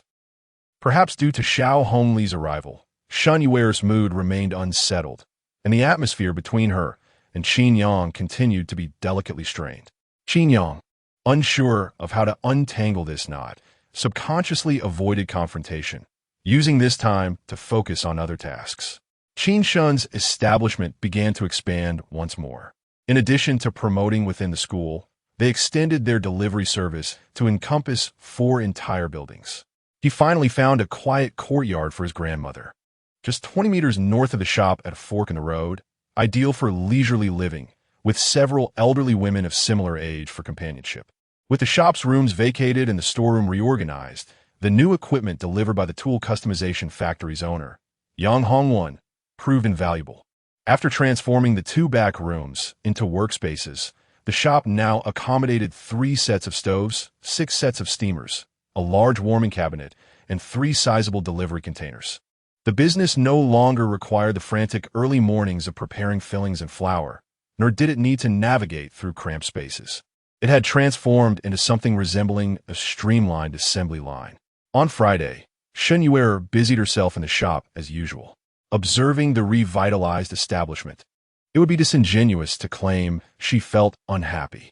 At 8 in the morning, Qin Yang suddenly returned in haste, prompting Shen Yu'er to tighten her lips and feign distraction, not allowing this troublesome fellow to discern her feelings. Little ear, Qin Yang boldly approached, turning to reveal 2 figures behind him. These are the new employees I've hired for the shop. Come, Yuxiao Yunyan, introduce yourselves. Caught off guard, Shen Yu'er rubbed her hands nervously and finally noticed the 2 figures behind him. They were both young, a man and a woman, dressed somewhat careworn. The woman appeared slightly older, in her 20s, looking quite astute, while the boy seemed more naive, about 17 or 18, bowing repeatedly with a smile. Hello, boss lady. I am Yuxiao, and this is my brother Yunyan. We are employees recruited by Boss Qin. We hope for your and the boss's guidance, and we wish for our little shop to thrive. Yuxiao had large, expressive eyes and was not unattractive, though her skin was somewhat rough, clearly unadorned. Resembling a beauty from the domestic service industry, Yunyan was shorter, sporting a buzz cut, dressed in a sweatshirt and long pants, exuding a sprightly and robust demeanor. They both greeted Shen Yu'er respectfully. Hello. Shen Yu'er had never encountered such a scenario, feeling flustered and overwhelmed, hurriedly bowing with a slightly flushed face, stammering, I'm not the boss lady, I am not. Her character had always leaned towards the timid and bashful. Yet her relationship with Qin Yang had gradually fostered a degree of openness and authenticity. Nevertheless, before these 2 strangers, she remained somewhat constrained. Yunyan and Yuxiao blinked, unsure how to respond, while Qin Yang chuckled, offering no explanation. Shen Yu'er grew more flustered and discreetly nudged Qin Yang. This action, observed by Yuxiao, elicited an amused smile from her, though she said nothing further. From that day forth, the shop welcomed 2 new faces. Qin Yang and Shen Yu'er's presence significantly alleviated Fu Bowen's workload. Their grandmother had entirely relinquished her share of the profits, visiting the shop only occasionally to check in on her little ear. The arrival of the new employees also prompted Shen Yu'er to engage more in conversation, teaching them how to work while feeling unable to refuse Qin Yang's playful advances in front of outsiders. Yet, Qin Yang understood that the subtle barrier in Shen Yu'er's heart would not easily dissipate. As the saying goes, to untie the knot, one must be the one who tied it. In the blink of an eye, the weekend arrived. In the evening, Qin Yang removed his apron and offered a brief word of caution to Shen Yu'er before hastily departing. Shen Yu'er watched his retreating figure, seemingly grasping something profound, her almond-shaped eyes following his silhouette, her delicate hand clenching slightly. Deep within her heart, she felt an uncertain blend of trepidation and anticipation. Chapter 44. I do not wish to hurt the one I currently adore. At 7 in the evening, the familiar Chengdu hot pot house bustled with activity. The street food market was alive with throngs of people, the night cloaked in darkness and a gentle drizzle. Everything mirrored the day from a week prior. Qin Yang hurriedly gathered his belongings and set off from Qin Shen Ji, rushing without an umbrella, and arrived somewhat damp. By the time he reached the venue, Fu Bowen and Xiaohongli were already seated at their usual spot. Old Qin, over here, Fu Bowen called out, waving him over. Observing Qin Yang's disheveled appearance and the empty table, he instinctively reached out to summon a waiter for some napkins. However, before he could utter a word, a melodious voice, akin to a lark, chimed in, accompanied by the sound of clicking high heels. Excuse me, do you have any towels? The clean kind, please. My friend's clothes are wet. Thank you. The 3 at the table found themselves momentarily stunned, as Qin Yang had yet to take his seat, his movements momentarily frozen. As he pulled out a chair to sit, a hand with a clean towel was already extended toward him. Xiaohongli turned her gaze away, pursing her lips, saying here, Your clothes are wet. Hurry and dry off. Qin Yang remained silent for a moment before murmuring, "Thank you." As Xiaohongli turned away, she felt a flush creep across her face. Once seated, she feigned ignorance to the curious glances from her companion, Xing Xiaoran. Xing Xiaoran discreetly withdrew her gaze, her thoughts swirling, and when her eyes returned to Qin Yang, she let out a silent sigh. "Let's order. See what we want to eat." Fu Bowen picked up the menu, breaking the awkward tension, but both Qin Yang and Xiaohongli remained quiet, not reaching for the menu, which only heightened the awkwardness. Fortunately, Xing Xiaoran quickly took over the conversation, and the two began to point out dishes on the menu. Fu Bowen promptly stood up, switching places with Qin Yang, thus seating Xiaohongli and Qin Yang closer together. In the ensuing silence, Qin Yang suddenly inquired, "How have you been lately?"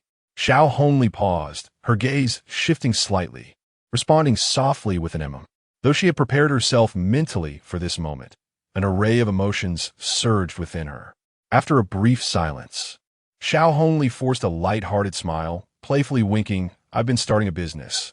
It's going smoothly, I suppose." Qin Yang echoed her sentiment. Just then, the cold dishes arrived at the table. He picked up his chopsticks to take a few bites, but suddenly set them down again, gazing intently at Xiaohongli, exhaling, "You don't have to pretend in front of me.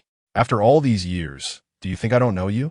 Xiaohongli fell silent, her chin lowering gradually until, at one moment, she suddenly turned away, covering her mouth.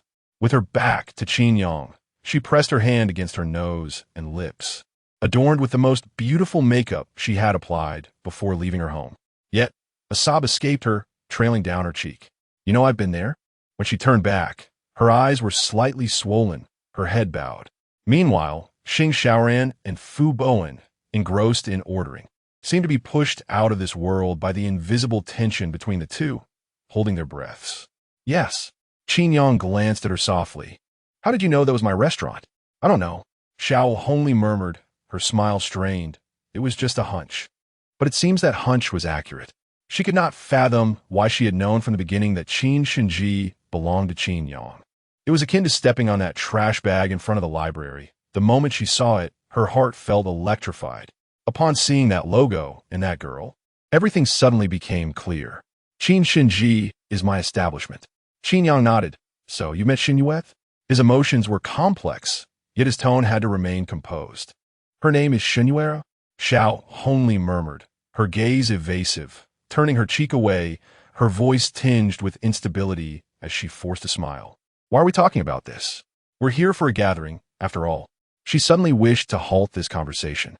However, Qin Yang's intention today was to lay everything bare. It was incredibly awkward. He inhaled deeply, looking at the youthful, vibrant face that had once captivated his dreams. He spoke earnestly. "What?" Xiaohongli's gaze dropped, her heart fluttering. This was truly uncomfortable. Qin Yang took another deep breath, his gaze increasingly complex as it fixed upon Xiaohongli. "Don't you think so?" This time, his voice rose slightly, and the air fell silent. Xiaohongli, who once held her head high like a white swan, now lowered it, unable to meet Qin Yang's eyes. Meanwhile, Xing Xiaoran and Fu Bowen strove to suppress their heartbeats and breaths, stifled by the surging low pressure. This delicate atmosphere felt as thick as molasses, rendering everyone uncomfortable. Xiaohongli's breathing became increasingly shallow, her eyes glistening with unshed tears. Finally, she lifted her head, looking at Qin Yang, her eyes filled with sorrow and deep-seated grievance. "What feels awkward?" Their gazes collided in the air. Once childhood companions for over a decade, they found themselves ensnared in a quagmire between love and friendship. Qin Yang fell silent, asking, "Why did you go? Why shouldn't I go?" The grievance hidden in Xiaohongli's eyes intensified, her lips biting down as her anger grew. Qin Yang replied earnestly, "You shouldn't have gone." "Why shouldn't I?" Her eyes reddened further, brimming with unshed tears. "We're the best of friends. Why can't I go?" Silence enveloped the air for an extended period. Even when the waiter arrived with the dishes, they moved with an inexplicable caution. The atmosphere was oppressive, and Qin Yang began to feel a rising ire. He inhaled deeply, stating resolutely, "Because the best friends are only a thing of the past. You know very well." I liked you. For a long time. Xiaohongli's mouth opened in shock, momentarily frozen. The next instant, she hurriedly averted her gaze, her face flushed, so what of it? Her heart raced, unsure if her exhilaration stemmed from hearing him confess his past affection or from the fear of what his next words might be. Qin Yang's emotions were tumultuous. He lowered his gaze, his mind at war. The feelings he had buried deep within, the memories associated with Xiaohongli, hindered him from expressing his thoughts. Those moments shared with Shen Yu'er, along with the disappointments felt alongside Xiaohongli, urged him to make a decisive choice. Ultimately, he raised his head abruptly, speaking with sincerity. If that were the case, it would hurt the one I currently care for. Chapter 45. If Xiaohongli likes you. Do you now like her? Xiaohongli's voice was somewhat strained. Qin Yang paused, gripping his cup, his gaze drifting toward the window, and softly replied, "Perhaps I do." It wasn't exactly love at first sight. Their initial encounter occurred during a journey to the mountain city, followed by several chance meetings. A sudden twist of fate. His rapport with Shen Yu'er was as if they had seamlessly entered a silent agreement from the very beginning. In that unfamiliar city, they both briefly escaped reality, revealing their most tender selves. Shen Yu'er had a mother to protect, while he needed to forget a lingering scar. As if fate had conspired to draw them together, culminating in the establishment of Qin Shen's. In hindsight, it had only been less than 2 weeks since they met, yet it felt as if they had known each other for an eternity. Although their relationship was currently that of friends, the best of friends, he was certain in his heart that he harbored a faint affection for Shen Yu'er, a subtle, balanced fondness. At the moment Qin Yang confirmed this, Xiaohongli's lips lost their color in silence, not uttering a word, yet even her breath trembled. Today, there was nothing else. It was not about others, nor about Shen Yu'er. Qin Yang took a deep breath, steering the conversation back, sighing, "I just hope to clarify our relationship." Xiaohongli forced a smile. "We are childhood friends." "Childhood friends, that was the past," Qin Yang replied. "Just like the best of friends, it is all in the past." Xiaohongli's voice faltered, and when she spoke again, it was tinged with a hint of choking. "I've already apologized. Countless times.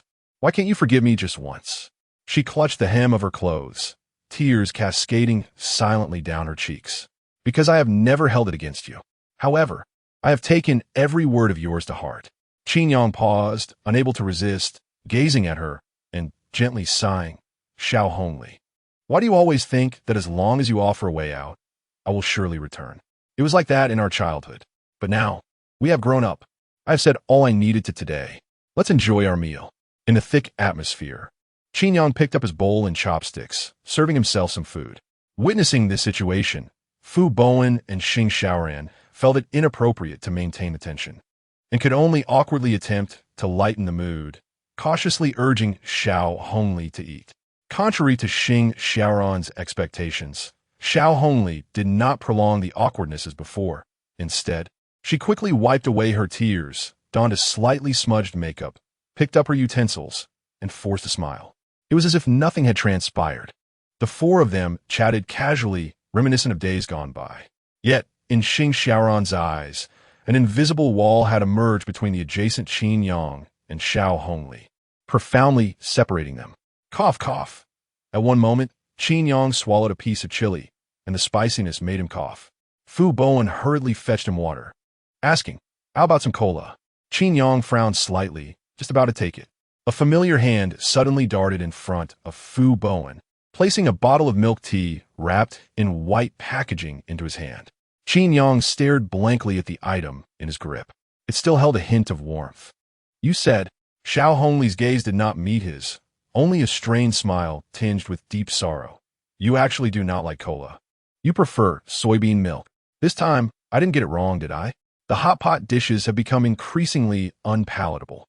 Qin Yang didn't notice this on his previous visit, but today, he found it difficult to swallow. Each bite tasted bitter.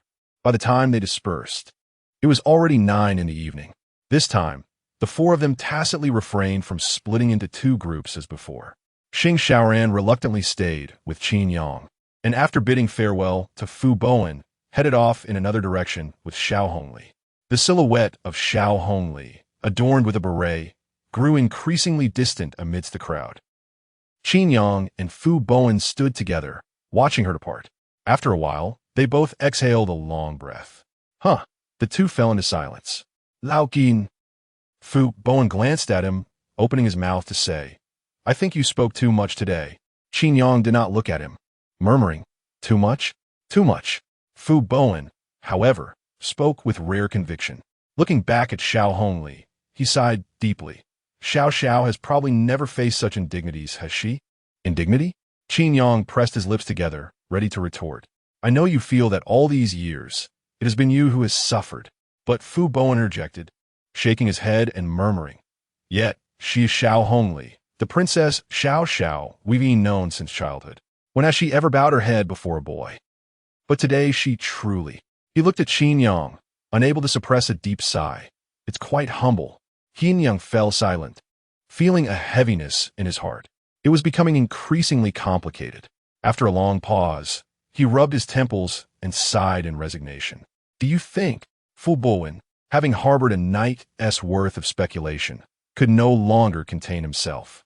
Suddenly grasping Qin Yang's shoulders, his heart racing, he inquired, Could Xiao also like you? The topic that Qin Yang had been avoiding finally resurfaced. Yet, he did not wish to know, nor did he dare know. Yes, after formally ending this childhood bond, he was acutely aware of Xiaohongli's changes. Since that day, when she first revealed her past feelings for him, her increasingly unusual demeanor felt like repeated stabs to his heart. Qin Yang was not heartless. He could not simply seal his heart in concrete after a single journey, forgetting the scar that had silently accompanied him for over a decade. However, now, he had Shen Yu'er by his side. If Xiaohongli truly liked him, what should he do? Qin Yang's heart was tumultuous, for he genuinely did not know the answer. Who made her the one to push me away, now beside me? After a long moment, he looked at Fu Bowen and murmured, It's Shen Yu'er. Fu Bowen said nothing, merely patting Qin Yang's shoulder, letting out a similar sigh. After leaving the hot pot restaurant, Xing Xiaoran muttered to herself that she never wanted to visit this old place again. Today's dishes were astonishingly unpalatable, even worse than the last time. Coming back to her senses, she quickened her steps, cautiously glancing at Xiaohongli, who was lost in thought amidst the crowd, and quietly asked, Xiao, are you all right? Chapter 46. I missed the true answer.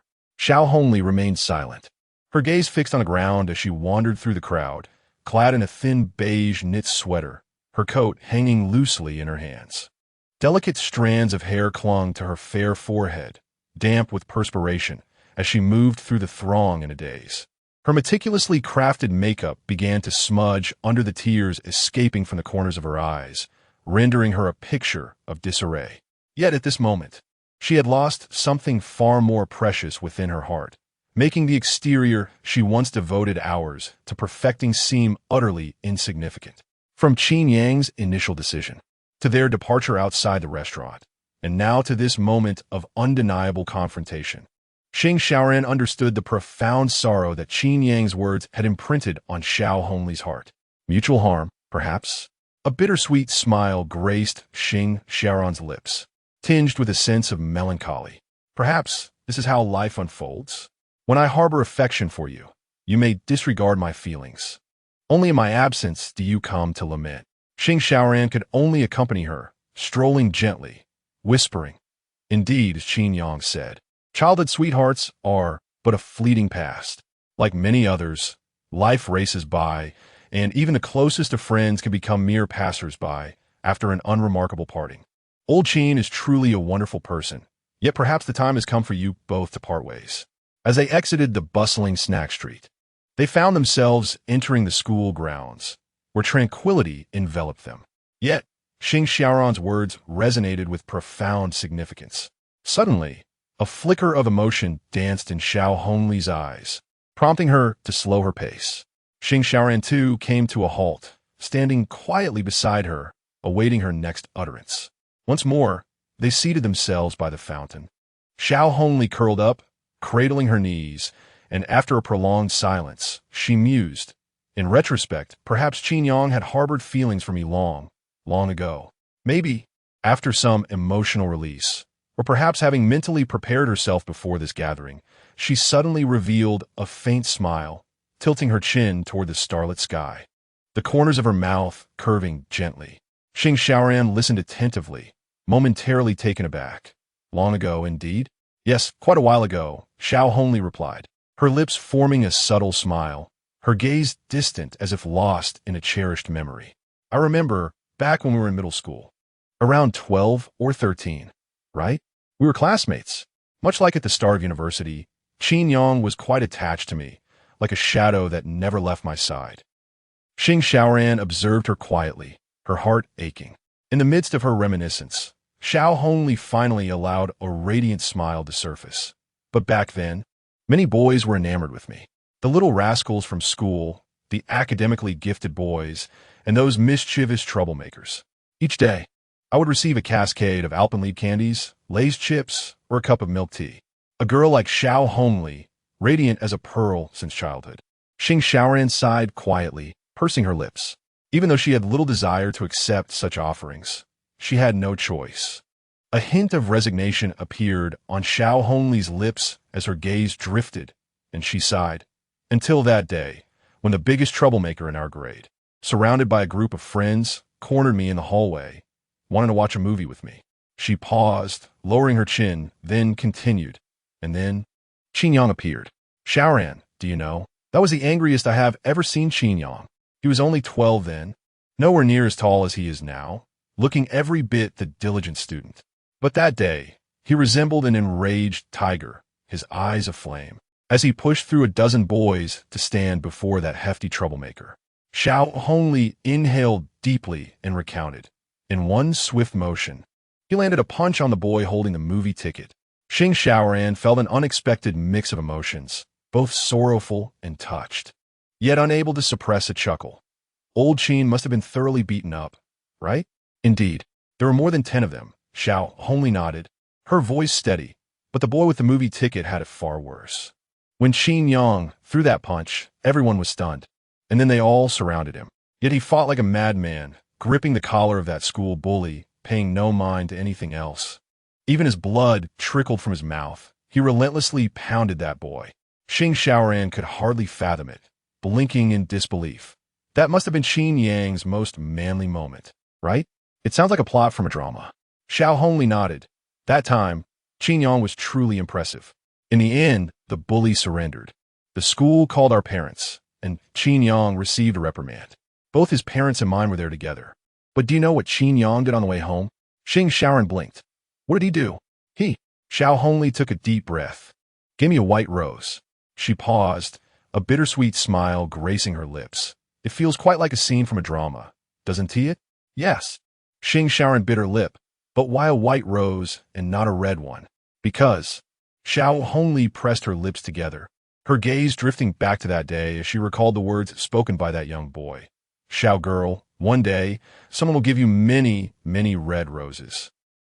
But I believe a white rose suits you better. Xing Xiaoran pondered deeply, suddenly realizing the truth in those words. Xiaohongli was a girl of exquisite beauty, deserving of admiration.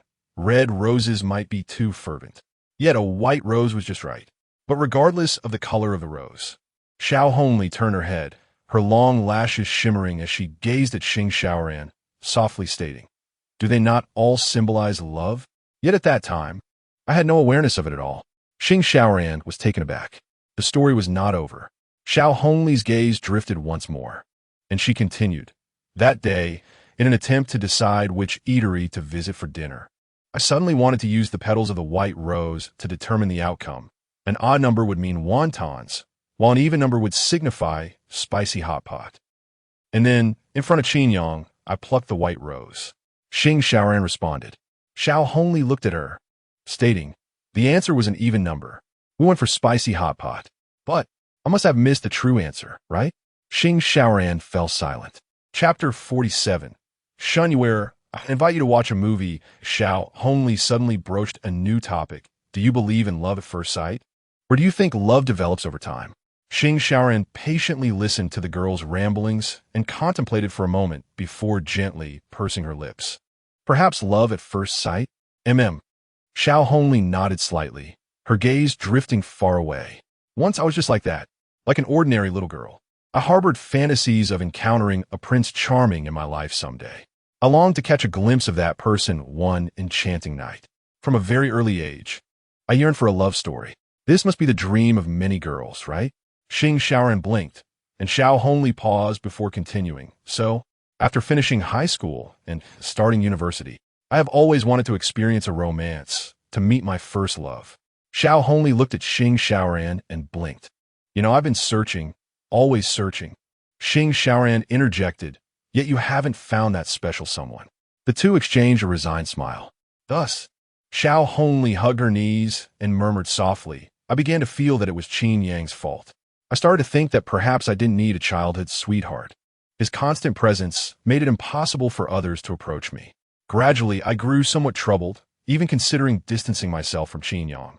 I believed that only by leaving him could I encounter my Prince Charming. I grew increasingly angry, but each time, Qin Yang patiently waited for me, until I regretted my actions and wanted him back. Until this time, Xiaohongli bit her lip lightly, lost in thought, and fell silent. Qin Shen spoke softly. He hasn't returned. The girl in the knitted sweater curled up, emitting a faint sound of sobbing by the pool's edge. After a while, a cool night breeze swept through, and Xiaohongli wiped her eyes before turning her head. This time, Qin Shen took the initiative to speak. She gazed earnestly at Xiaohongli, inhaled deeply, and said, After all that you've said, Xiao, are you starting to believe in love that develops over time? Xiaohongli remained silent for a moment before replying, No. Qin Shen was taken aback. Xiaohongli, still holding her knees, looked down with a somewhat forced and sorrowful smile, murmuring, I just feel that we met too early, so early that I can no longer distinguish whether this feeling is friendship or love. Qin Shen's throat felt tight as she asked, So, you like Qin Yang? I don't know. Xiaohongli gazed up at the starry sky, her eyes filled with deep confusion and pain. I truly don't know if this feeling is love. Suddenly, she stood up and shouted towards the vast starry sky and the campus enveloped in night. Nearby, several couples, entwined in the darkness, stirred at her outburst, casting pitying glances once they understood her words. Qin Shen also stood up, her expression complex, as she remarked, But Xiao, when you ask that question, deep down, you already have the answer. Do I have the answer? Xiaohongli was uncertain. Yet, whenever she mustered the courage to pose this question to herself, fleeting images would surface in her mind. There was the scene outside the hot pot restaurant, where Qin Yang walked away with a girl dressed in a tiger costume, his back turned to her. There was the moment at the alley's entrance when she paused in front of the sign, staring at the words Qin Shen Ji, and felt her heart wrenched at the sight of the girl, named Shen Yu'er. Xiaohongli murmured, Do I really like Qin Yang? Qin Shen's voice resonated meaningfully beside her. But if you cannot accept Qin Yang leaving like a friend, you cannot accept him having a better friend than you. You cannot bear the thought of him liking a girl as beautiful as you. You would regret not trying to start something with him. What difference is there between such friendship and love? The night breeze was gentle, flowing unobstructed into the back lake, stirring ripples that had come late. Just a gust of wind, yet the willow trees by the lake shed their seeds, gently falling into the spring soil and under the lake's nourishment. They took root and sprouted as if love had broken through its shell. Xiaohongli stood there, lost in thought, her eyes shimmering with tears. So, she suddenly felt no longer sad and looked at Qin Shen. I truly like Qin Yang, don't I? Qin Shen did not respond. This question could only be answered by herself. The night was empty and desolate, with only scattered lights illuminating the alley. Mom, you must take your medicine. If you don't, it'll go bad. It cannot be stopped or saved. All this money spent must yield results. They say it cannot be cured. Little Ear knows. Little Ear can earn money now. Shen Yu'er sat inside her shop, having made phone calls for a long while, and eventually tucked her phone away. Her already low spirits were further dampened by these trivial matters. It was already past 9 o'clock. Thanks to Yu Xiao and Yun Yan, the day's tasks were completed more swiftly than usual. In truth, she could have left by now, could have taken a break, even a leisurely stroll. Yet, Shen Yu'er remained, quietly donning her apron, putting on her sleeves, and endlessly wiping down the cabinets, tables, and chairs in the shop, as if she could never wipe them clean enough. Only her gentle almond eyes occasionally glanced towards the alley's entrance, betraying her true thoughts. She was waiting for something, inexplicably awaiting something. It was 10 o'clock. Would he return? The alley had grown eerily silent, and Shen Yu'er suppressed a hint of sadness as she quietly tidied up. She covered the steamer with its lid, used a clean cloth to cover the equipment, and wiped away the remaining water stains. "If you don't come soon, I truly will leave." Shen Yu'er murmured as she lowered her head to remove her sleeves, a sudden pang of sorrow swelling within her, until she noticed her shadow was being quietly enveloped by a larger one. Shen Yu'er's heartbeat quickened, and she gently bit her slightly upturned lips. Waiting for what? Qin Yang's warm voice resounded from behind, and the next moment, he turned her around, his gaze somewhat fierce. "You weren't waiting for someone, were you?" "No, not at all." The sudden assertiveness made Shen Yu'er's cheeks flush slightly. "I wasn't waiting for you." The night air grew still as their gazes intertwined. Qin Yang felt a mix of complexities and sadness within him. However, upon hearing her words, the emotions he had been harboring melted away like snow under the sun. Admitting it now, Qin Yang looked at her, winking with a smile. "You still say you weren't waiting for me?" Shen Yu'er's heart raced, and after a while, she lowered her head and murmured, "Why are you back so late?" "Because." Qin Yang blinked, glancing at the clock, and inexplicably added, "I wanted to invite you to watch a movie." Qin Yang earnestly repeated, "I said, I want to invite you, Miss Shen Yu'er, to watch a movie. Is that all right?" Chapter 48. Has the movie ended? Shen Yu'er's captivating almond-shaped eyes lingered in the air for a moment. After a while, she softly uttered a single word. In truth, watching the movie might merely have been an excuse. He simply longed to be in her company. Qin Yang's gaze momentarily froze, before breaking into a smile. The corners of Shen Yu'er's eyes curved upward, though she lowered her chin. The dim yellow light from the chandelier illuminated their faces, and countless unspoken sentiments seemed to be self-evident.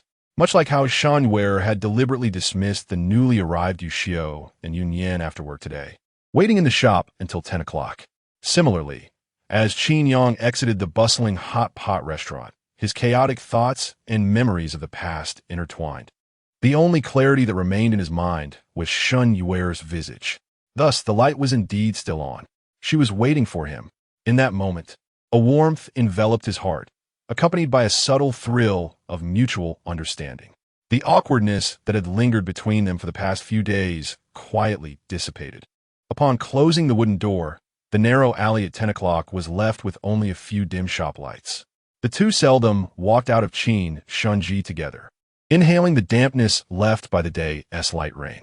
The bluestone pavement was somewhat slippery, causing their steps to be lighter.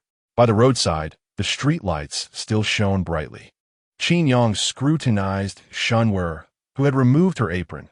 She adorned herself in a white turtleneck sweater that he had never seen her wear before. With a few strands of hair framing her forehead, her hair meticulously styled.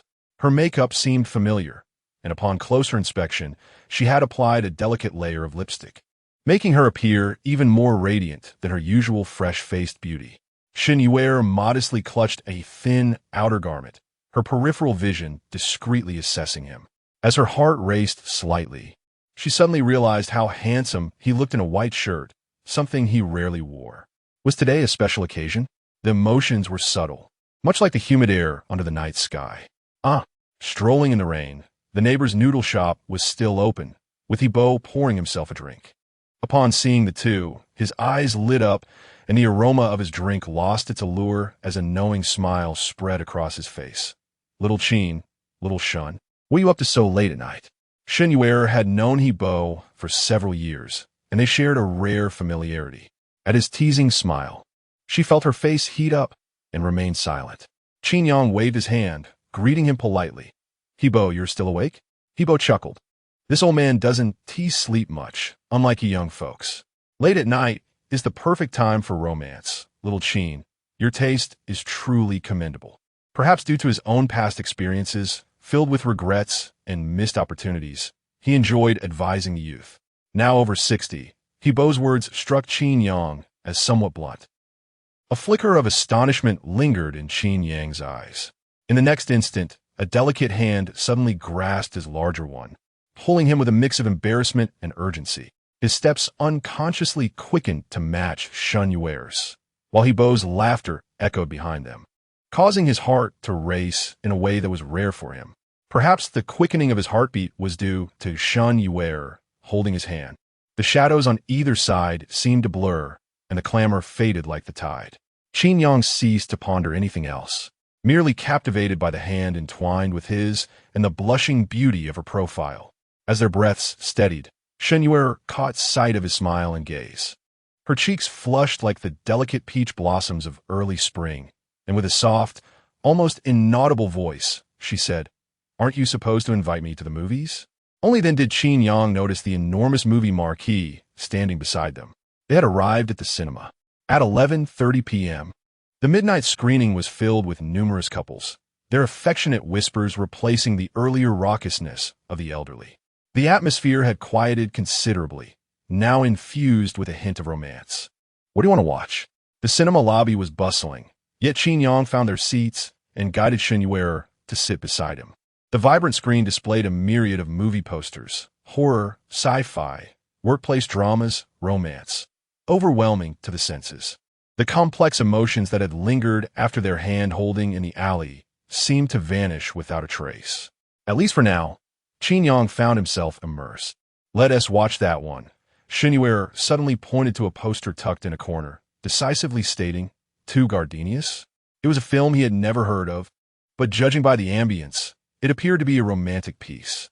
"All right, I shall procure the tickets." He nodded and turned to the front desk to purchase 2 adjacent tickets, choosing seats in the back row, ensuring they would not be disturbed. After a brief wait, it was midnight. The film commenced. In the darkened theater, shadows danced. Qin Yang intended to exchange a few words with Shen Yu'er, but could only catch glimpses of her profile. She watched with rapt attention, seemingly absorbed. Curiosity piqued, he began to focus as well. The film unfolded a cliché love story, depicting a group of young men and women who, having grown up as childhood friends, developed unspoken affections, yet repeatedly missed their chances due to their cherished friendship. The director's skill shone through, narrating a simple story of love and life with the grace of a fine art film. In a fleeting moment, an hour and a half passed. The film concluded with an open ending. Years later, at Crossroads, the young couple stood on opposite sides of the street, caught in a bustling crowd, their gazes never meeting. As the green light illuminated, no one knew if they would miss each other. As the lingering echoes of the audience faded and they trickled out, Qin Yang slowly emerged from his immersive, emotional experience. Before he could turn, Shen Yu'er's gentle voice suddenly resonated in his ear. "Do you think the movie has ended?" Qin Yang paused, then replied, "It has, hasn't it?" Shen Yu'er rarely lifted her chin, her enchanting eyes blinking. "Really?" He gazed at her and asked, "What do you think?" Shen Yu'er met his gaze intently, then gently shook her head. "I don't mind." She shifted her gaze away, a sudden smile gracing her lips. "Let us go." Gathering her coat and the half-eaten popcorn, Qin Yang remained seated until he noticed Shen Yu'er waiting for him with a blink of her eyes. He abruptly stood and hurried to catch up with her. The warm air from the cinema's air conditioning enveloped him, filling his mind with myriad thoughts. As he stepped out of the theater, the cold wind greeted him, allowing him to exhale a long-held breath of warmth and frustration. Chapter 49, Drizzle Like Snow. Affection like a stream. By the time the film concluded, it was already 1:30 in the dead of night. Qin Yang hailed a cab to escort Shen Yu'er back home. Light rain fell from the sky, creating a soft, rhythmic patter. The two shared an umbrella, maintaining a delicate distance, each harboring a subtle desire to draw closer, yet instinctively flinching like startled fawns upon accidental contact. Shen Yu'er's heart raced uncontrollably, and Qin Yang, too, felt a tinge of awkwardness. Although Qin Yang had a spare umbrella tucked away in his bag, he purposely chose to forget it and did not produce it. At one moment, Shen Yu'er caught a glimpse of the umbrella handle peeking out from behind him. However, as Qin Yang discreetly concealed it, a flicker of joy graced her lips, and she averted her gaze. "Let me show you something." The streetlight stood solitary, casting elongated shadows. Suddenly, a thought struck Qin Yang. He pulled Shen Yu'er beneath the streetlight, and discarded the umbrella. What? Shen Yu'er bit her lip, her heart racing faster as Qin Yang's large hand clasped her arm, his handsome face mere inches away. Yet, she quickly froze, captivated by the breath so near, and gazed in the direction indicated by Qin Yang's finger. "Isn't it beautiful?" he asked, a hint of excitement lacing his voice. "Beautiful," Shen Yu'er murmured, her gaze unwavering. She tilted her head back to behold the street light above, its warm glow akin to a soft moon suspended against the dark sky. As a gentle breeze stirred, countless droplets of fine rain fell diagonally, cloaked in a silver sheen, resembling a myriad of tiny silver dust particles swirling in from all directions, filling the night sky before their eyes. The delicate rain, like a snowfall, enveloped them. Shen Yu'er stared, mesmerized by a world she had never observed from this angle.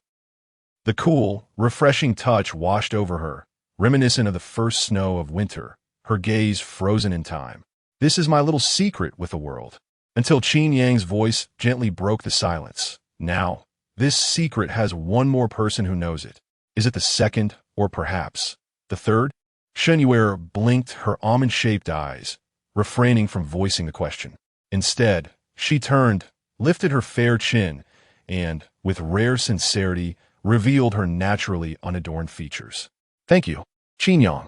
I'm really happy today." The night held a bittersweet allure. A small umbrella, however, could not fully encompass the delicate distance between the two. Qin Yang did not accompany Shen Yu'er into the alley, but merely watched her figure fade into the night, until, from a distant window, a few beams of flashing flashlights illuminated the darkness, and a message buzzed on his phone, conveying a safe arrival. This night had finally passed. Since that evening, time seemed to quicken considerably. In the blink of an eye, a week or two had slipped by. The relationship between Qin Yang and Shen Yu'er had not followed the clitch-deep path of abrupt revelations, but rather flowed gently like warm water, absorbing the comforts of life. At 6 in the morning, his phone buzzed with a casual good morning. At 10 at night, a seemingly nonchalant yet long-awaited rest well. During the sweltering afternoon, he awoke from a nap on the recliner to find a jacket imbued with a maiden-esque fragrance draped over him, while busy dining. He secretly added an extra chicken leg to Shen Yu'er's plate. That night-esque closeness was akin to gently pricking a small hole in a pane of paper, allowing their warmth to gradually exchange. Qin Yang gradually discerned Shen Yu'er's intentions. She had tentatively stepped forward while cautiously holding back. He understood her hesitation and recognized the tremendous courage it took for this traditionally timid girl to voice her feelings in the cinema. Emotions cannot be rushed. They flow like a gentle stream, unfolding naturally. Qin Yang preferred to immerse himself in this gradual yet profound affection, savoring it slowly. "Morning, Xiao little year." "Morning, brother Qin." Once again, dawn arrived as he made his way to Qin Shen's shop. As he entered the alley, he spotted two bustling figures inside the store. They were not Shen Yu'er and Fu Bowen, but rather the newcomers, Yu Xiao and Yun Yan. It had been over a week since their arrival. Yu Xiao, in her 20s, had come from the countryside without a college education. She was sharp and capable, possessing a business acumen that surpassed even Shen Yu'er's. Yun Yan, on the other hand, was more earnest, just 18, stocky and strong, willing to work hard, and possessing a keen eye for tasks. Initially, they addressed Qin Yang as boss. But after a few days, he felt a bit awkward. Being only a few years older, he encouraged them to call a brother. Though Yu Xiao was technically older, in the shop, the informal address fostered a sense of closeness without losing respect. In just over a week, Grandma had found a nearby home to enjoy her retirement. The grocery store and the remaining 2 rooms had been tidied up, and the workspace had expanded significantly. Slowly, Qin Shen shop was finding its rhythm. Although the salaries of Yu Xiao and Yun Yan deducted from the monthly cost of 10,000, their growing familiarity with the work alleviated the physical labor for everyone, even if the daily profits did not increase dramatically. Of course, the secret sauce recipe remained firmly in Shen Yu'er's hands, while Yu Xiao and Yun Yan primarily handled the dumpling preparation and shop maintenance. Qin Yang did not mind the expense, for his initial intention in opening Qin Shen's shop was to ease Shen Yu'er's burdens. Hard-earned money can only last so long, but the real cost is borne by oneself. Observing the clever Yu Xiao, He could see that she too did not wish to remain a mere shopkeeper forever. If a task could be accomplished with money, there was no need to toil unnecessarily. Instead, one should focus on the long term, for the most precious things are not wealth, but time and the present moment. After a few weeks, the store's finances had accumulated nearly 50,000 yuan. Even industry insiders would recognize this as a significant initial success, highlighting the potential for Qin Shen's shop to become a hit. However, according to Qin Yang's initial profit expectations, the daily earnings exceeding 3,000 yuan still left much to be desired. The reasons were threefold. First, with the hiring of Yu Xiao and Yun Yan, Qin Yang had symbolically prepaid their salaries to ensure loyalty from the future first and second employees. Second, the renovations of the shop's rooms, including simple wall repairs and cleaning, along with the recent purchase of 2 sets of new equipment totaling over 6,000 yuan, had cost a substantial amount. And third, he had arranged housing and retirement funds for Grandma, who was willing to entrust her decades-old secret recipe to Qin Shen's shop. Qin Yang felt that this gesture of respect and gratitude could not be overlooked. 50,000 yuan felt heavy. Qin Yang's thoughts drifted for a moment, but he did not forget his initial intentions. Suddenly, he caught sight of Yu Xiao and quickly asked, "Where's Yu'er?" Yu Xiao playfully blinked and replied, "Sister Yu'er is in the kitchen preparing ingredients. Brother Bo just took the others out." Qin Yang paid no further heed and lifted the curtain to enter the kitchen.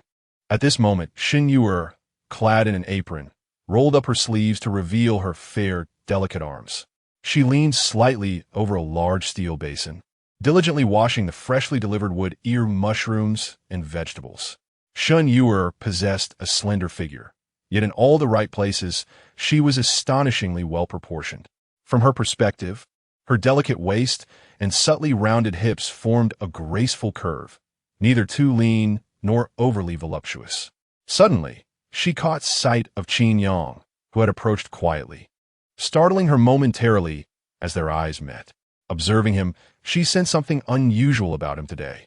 Shaking her hand slightly, she asked softly, "Qin Yang, what's wrong?" Instinctively, she stood up, her wet hands leaving a few droplets on her cheeks, which she hadn't yet wiped on her apron. Unexpectedly, Qin Yang stepped forward, unceremoniously pressing a thin, hard object in her palm. Confused, Shen Yu'er looked at the bank card in her hand, momentarily taken aback. Quickly, she shook her head in silence, saying, "Qin Yang, what are you doing? I can't accept your money." Her voice was tinged with rare annoyance, and she fixed her gaze on him, tears welling in her eyes. "What are you thinking? Return the money I gave you. Do you think I'm a fool?" Qin Yang chuckled, shaking his head repeatedly. After a pause, he spoke softly, "It's your salary." "Salary?" Shen Yu'er's eyes widened in surprise. 30,000 yuan. Qin Yang had already prepared an explanation, stating earnestly, "According to the profits of Qin Shen Ji this month and future estimates, we should gain at least 80,000, if not 100. With your 30% stake, you should receive at least 30,000. He pressed her hand down, preventing her from returning it. "I don't hold 30%. Shen Yu'er bit her lip gently, her almond-shaped eyes slightly raised as she insisted, "We agreed that I only have 10%. It's 30%. It's 10%. Fine. It's 10%. Qin Yang relented. "Then consider this an advance on her dividends and salary for 3 months. Shen Yu'er lowered her gaze gradually, clutching the bank card tightly, murmuring, "But just last week, you already gave me 5,000 as an advance. Then this is just an advance for another month." Qin Yang shook his head, looking at her intently, ultimately sighing in resignation. "Don't be stubborn. Andy's illness can't wait. The 30,000 is essentially a loan from the shop. I've spoken to old Fu, who wholeheartedly agrees." With this, Shen Yu'er's lips parted, wanting to argue further. Sensing her hesitation, Qin Yang feigned impatience, adopting a stern expression, "It's not a gift. You'll need to sign an IOU. Will you accept it or not?" Conflicted within, Shen Yu'er's eyes brimmed with unshed tears. Understanding that he could no longer delay, Qin Yang stepped forward, thrusting the bank card into her pocket, before striding away. Once the kitchen curtain fell, silence enveloped the space. Shen Yu'er gently withdrew the bank card, cradling it in her palm as she carefully wiped away every trace of moisture from its surface. With a dazed expression, she whispered, "Qin Yang, thank you." Chapter 50. The sun and the key. Early this morning, Shen Yu'er took a leave of absence and hurried to the hospital. Qin Yang contemplated whether to accompany her, but after a moment of reflection, he decided it was best for her to handle it alone. Thus, he donned an apron and remained at the shop, assisting Yu Xiao and Yu Nian, stepping into the role of the chief manager at Qin Shen Ji. From the break of dawn, he was bustling about, weaving through the steamy atmosphere of the bamboo steamers. When the neighbors arrived, he was met with their cheerful faces, the sweat mingling with the heat, creating a blend of toil and joy. The fatigue was palpable, yet it was primarily a physical exhaustion, while his heart brimmed with a sense of fulfillment. Today, the shop sold more than 600 buns. A small streamer had visited recently, featuring the shop in a short video recommendation, leading to a slight increase in sales, though not significantly. Meanwhile, your business with the plump fellow flourished, with 8 boxes of buns dispatched in the morning alone, totaling nearly 2,000 buns.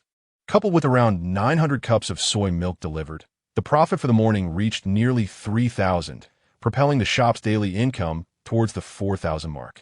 At noon, Qin Yang and Fu Bowen squatted in the back kitchen, resting while engaging in idle chatter. As they discussed the shop's growth, a sense of amazement washed over them. In the blink of an eye, the shop had been operating for nearly 3 weeks.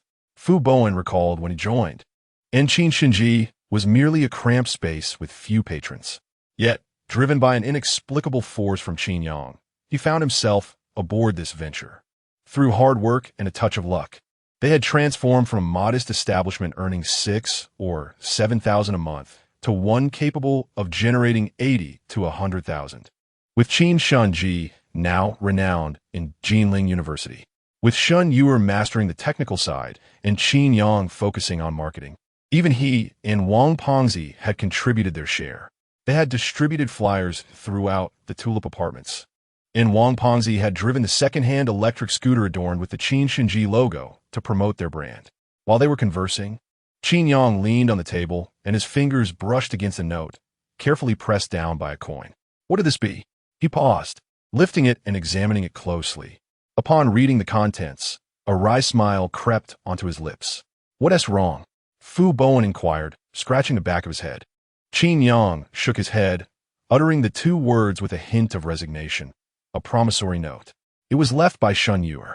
Without further explanation, Fu Bowen understood immediately, nodding and whispering, "You lent her the money, didn't you?" Qin Yang affirmed with a nod. The shop's 50,000 yuan was partly shared with Fu Bowen, who held a 10% stake. 3,000 was given to Shen Yu'er, sufficient for her to cover the costs of her initial chemotherapy session. "That's good." Fu Bowen exhaled, muttering, "I was genuinely worried she wouldn't accept it." Qin Yang had shared that concern initially, but the promissory note at least indicated her acceptance. While he pondered this, Fu Bowen suddenly murmured softly, "Yu'er is a good girl." Though his comment seemed somewhat out of the blue, it was not entirely inappropriate upon reflection. Unlike Qin Yang, who had firmly resolved his feelings, Fu Bowen initially saw Shen Yu'er merely as a stranger who had suddenly appeared alongside his good friend. Yet as time passed, he gradually discovered the precious qualities that defined her character. Who could resist being touched by a girl as invaluable as Shen Yu'er, who shone brighter than moonlight? The delicate balance within Fu Bowen's heart began to sway uncertainly. "You," my friend Qin Yang chuckled inwardly, guessing Fu Bowen's thoughts. He shook his head, but felt compelled to ask, "You truly don't mind that I lent all the shop's money to you?" Fu Bowen appeared taken aback, his expression shifting to one of annoyance. "Do you think so little of me, Lao Qin?" His cheeks flushed as he replied, "Life and death are at stake. Yu'er's mother is ill, and any amount must be lent." Qin Yang was both surprised and touched, asking, "You didn't hesitate at all?" "Not at all," Fu Bowen confirmed with a shake of his head. However, after a prolonged silence, he suddenly looked up, his face displaying a hint of hesitation. "But I'm curious about what?" "Curious why you fell for Shen Yu'er so quickly." Fu Bowen fixed his gaze on Qin Yang. Qin Yang was momentarily taken aback, lost in thought. Why had he developed feelings for Shen Yu'er so swiftly? From the mountain city to the shop to Qin Shen Ji and the cinema, everything had unfolded rather quickly, sometimes leaving him pondering the sudden emergence of emotions that led to their current situation. He remained silent for a considerable time, while Fu Bowen patiently awaited his response. Eventually, he spoke. Perhaps it's because of Xiaohongli. Xiaohongli? Fu Bowen raised an eyebrow in surprise. Indeed, Qin Yang gazed out of the window, a trace of self-mockery gracing his lips. To love someone should ideally take time, shouldn't it? Yet, why do we sometimes find ourselves unexpectedly drawn to someone? Because Qin Yang turned to Fu Bowen, earnestly voicing two words: we need. Fu Bowen murmured in contemplation. Because we need? Qin Yang affirmed, shifting his gaze away as he continued. In a mountain city, two strangers unexpectedly formed a bond and shared feelings. It sounds almost cinematic, doesn't it?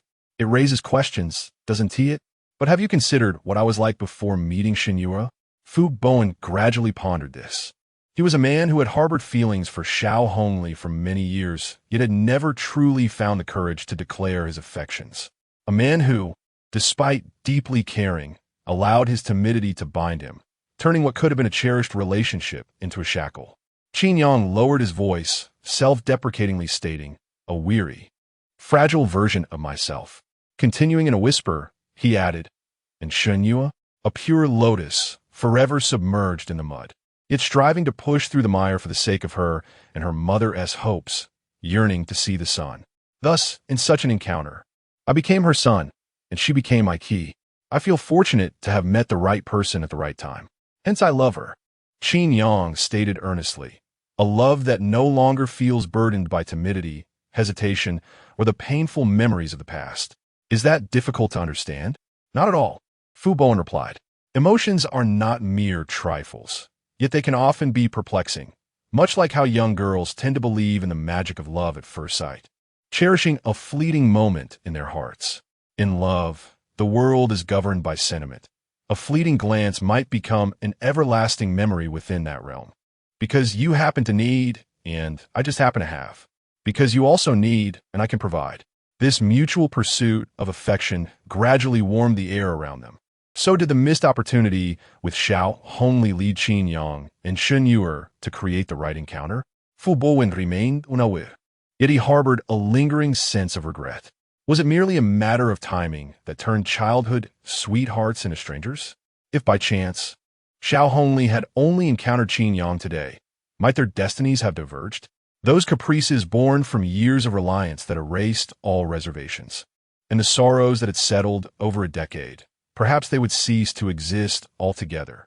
Throughout this period, he found himself torn between Shen Yu'er, whose softness resembled the gentle glow of moonlight, and Xiaohongli, whose presence lingered in the heart like a deep scarlet mark. Fu Bowen often wrestled with his thoughts, even more so than Qin Yang, frequently contemplating whom he would choose if he were in Qin Yang's position. It was an insurmountable dilemma. Ultimately, he could not restrain himself and, almost by some inexplicable compulsion, inquired of Qin Yang, have you and Xiao Xiao been in touch recently? Qin Yang's departing footsteps halted abruptly. Chapter 51. Just sincerity. Qin Yang halted his steps, remaining silent. No. The last gathering at the Hot Pot restaurant in Chengdu occurred 2 weekends ago. Since then, the WeChat ID named is Little Red Riding Hood had not flickered even once. Do you know? Fu Bowen observed his still figure and hesitantly remarked, during this time, it seems that Xiao Xiao has changed quite a lot. I know. Qin Yang nodded, taking a deep breath. He had encountered Xiaohongli a few times. With the onset of their senior year, the burden of graduation theses and other matters had increased, leading to a few hurried encounters in the college or teaching buildings. Sometimes, if they happened to meet, they would exchange casual pleasantries, after which one party would feign urgency, allowing them to pass each other by. At other times, there were no greetings exchanged at all, as Xiaohongli hurriedly departed, clutching her books, her head buried among the crowd. Qin Yang sensed that within the fleeting weeks, she seemed to have transformed. From a princess who once proudly displayed her radiant visage to someone now carefully concealing her brilliance among the masses, meticulously arranging her wings.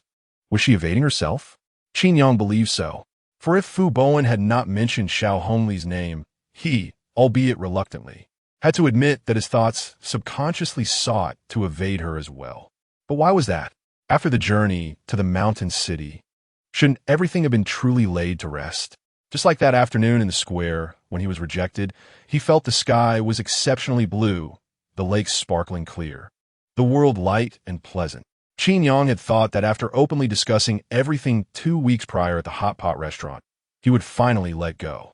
Yet, it appeared that was not the case. Qin Yang could vividly recall her response at their last gathering. Listening to poignant words, Xiaohongli merely blinked back tears. Even as he struggled with his words, she silently offered him a bottle of soy milk instead of cola. She seemed to have changed, from a girl who enjoyed throwing little tantrums to one who could listen quietly and even remember every word he had said. The tranquility of these 2 weeks was palpable, yet it did not provide the same liberation or forgetfulness as the trip to the mountain city.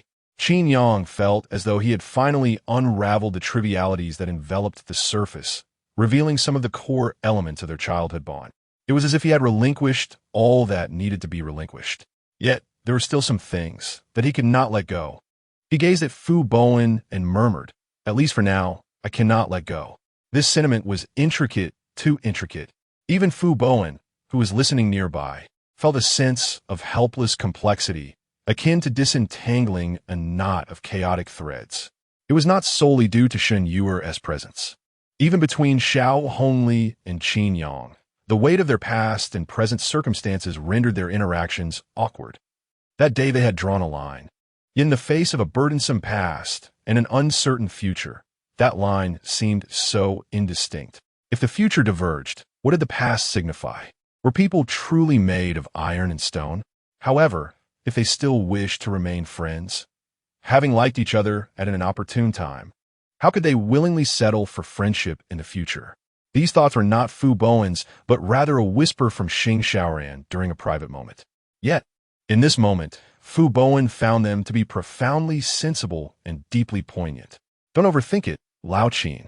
Fu Bowen did not want this atmosphere to linger any longer.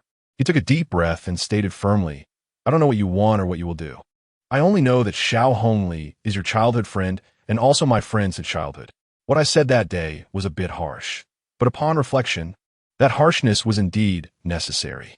Fu Bowen struggled to recall, looking at him as he spoke, "Because that is your truth, that is your sincerity." Qin Yang parted his lips, poised to speak, but fell silent. Then Fu Bowen waved his hand.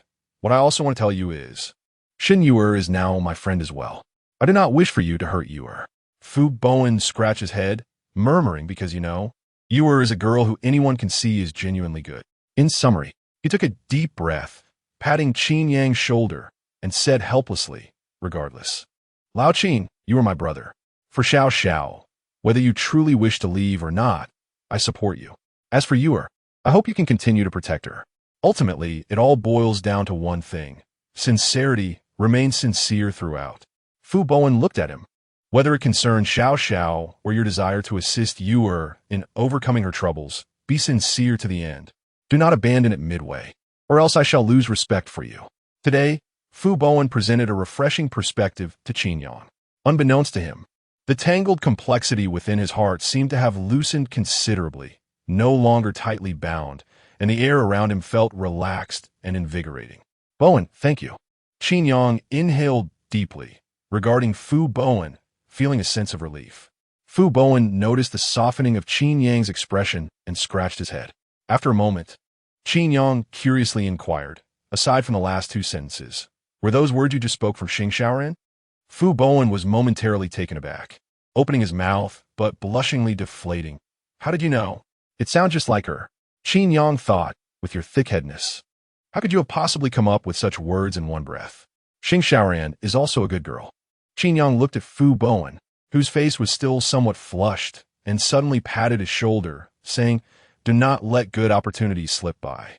Fu Bowen bashfully turned red. As evening approached, the Tulip Apartments at Jinling University welcomed a surge of returning students. Between Dormitory Building 1 and Dormitory Building 2, a second-hand electric scooter stood still, with familiar faces frequently greeting the owner and collecting their pre-ordered meals. "Wang Fatty, where's my meal today?" "Old Bai, why are you having buns for dinner too? Why can't I have them at night? 1 meat, 1 vegetable, and a soy milk for protein to ensure a balanced diet." Hey, you make a good point. I'll have one too. After 2 weeks of hard work, Wang Xuedong and his little electric scooter, laden with a thermal box, had undoubtedly become the stars of the dormitory area, managing to sell 2 to 300 buns even during the evening. As it neared 6 o'clock, the buns were nearly sold out, but Wang Fatty waited a moment longer until a striking figure, clad in professional attire and a form-fitting skirt, hurriedly approached. Sorry, I'm late today. Where's my meal? Wang Fatty grinned. Senior, I knew you would be late. But rest assured, since you mentioned it in the group chat, we've saved it for you. He handed over 2 buns and a cup of soy milk, adding a touch of warmth to the girl before him. Dressed in a slightly professional suit and an A-line skirt that accentuated her slender figure, her long legs encased in stockings and her meticulously styled makeup. She carried an expensive-looking bag. Since 2 weeks ago, she had become the most devoted fan of Qin Shen Ji, always coming to collect her pre-ordered meals, regardless of how late she arrived. Thank you. As she took her meal, the girl seemed to exhale a sigh of relief. Her elegant visage, exuding an air of sophistication, slightly lowered her chin, revealing a hint of a soothing smile. After completing the payment via a quick scan, she gracefully departed, her steps light. It wasn't until a considerable distance had been covered that she heard the voice of Wang, the portly fellow, calling out, Senior, we look forward to your next visit. Just as she was about to leave, Xiaohongli paused momentarily, a faint smile gracing her lips. Yet, as her gaze fell upon the logo of Qin Shen Ji in her hand, her thoughts wandered, momentarily lost in reverie. Chapter 52. The princess raised her lance for the past 2 weeks. Xiaohongli had experienced an unprecedented tranquility, not merely a superficial calm, but a profound solitude, wherein she diligently curated her life in a manner she had never known in her 22 years. It was as serene as the stillness of Qin Yang's WeChat, where the message its little Red Riding Hood lay dormant, untouched and unperturbed. No longer did it intrude upon her existence. The words she had carelessly uttered that afternoon in the square had casually transformed into reality. Thus, the question lingered. Should they remain ordinary friends or become strangers? It was she who had first broached the subject, yet Xiaohongli found herself devoid of answers. In the fleeting moments when she encountered him in the academic building or the administrative office, or when she caught sight of that familiar visage from afar in the library, she felt a disorientation akin to a fawn lost in the woods. At such times, her confusion resembled a giraffe awkwardly tucking its proud neck into its chest. Xiaohongli's thoughts were a tangled web as she walked along the path from the boys' dormitory to the cafeteria. Fortunately, a familiar voice suddenly broke through her reverie, pulling her back to reality. Crazy girl, I knew you'd be here. Eating buns again so late at night. Xiaohongli turned in haste to see Xing Xiaoran, a striking girl from the northeast, her face adorned with a blend of beauty, irritation, and resignation. Why can't I eat buns? Xiaohongli retorted, recalling the earlier conversation. She waved the items in her hand and declared, Look, 1 meat bun, 1 vegetable bun, and a cup of soy milk.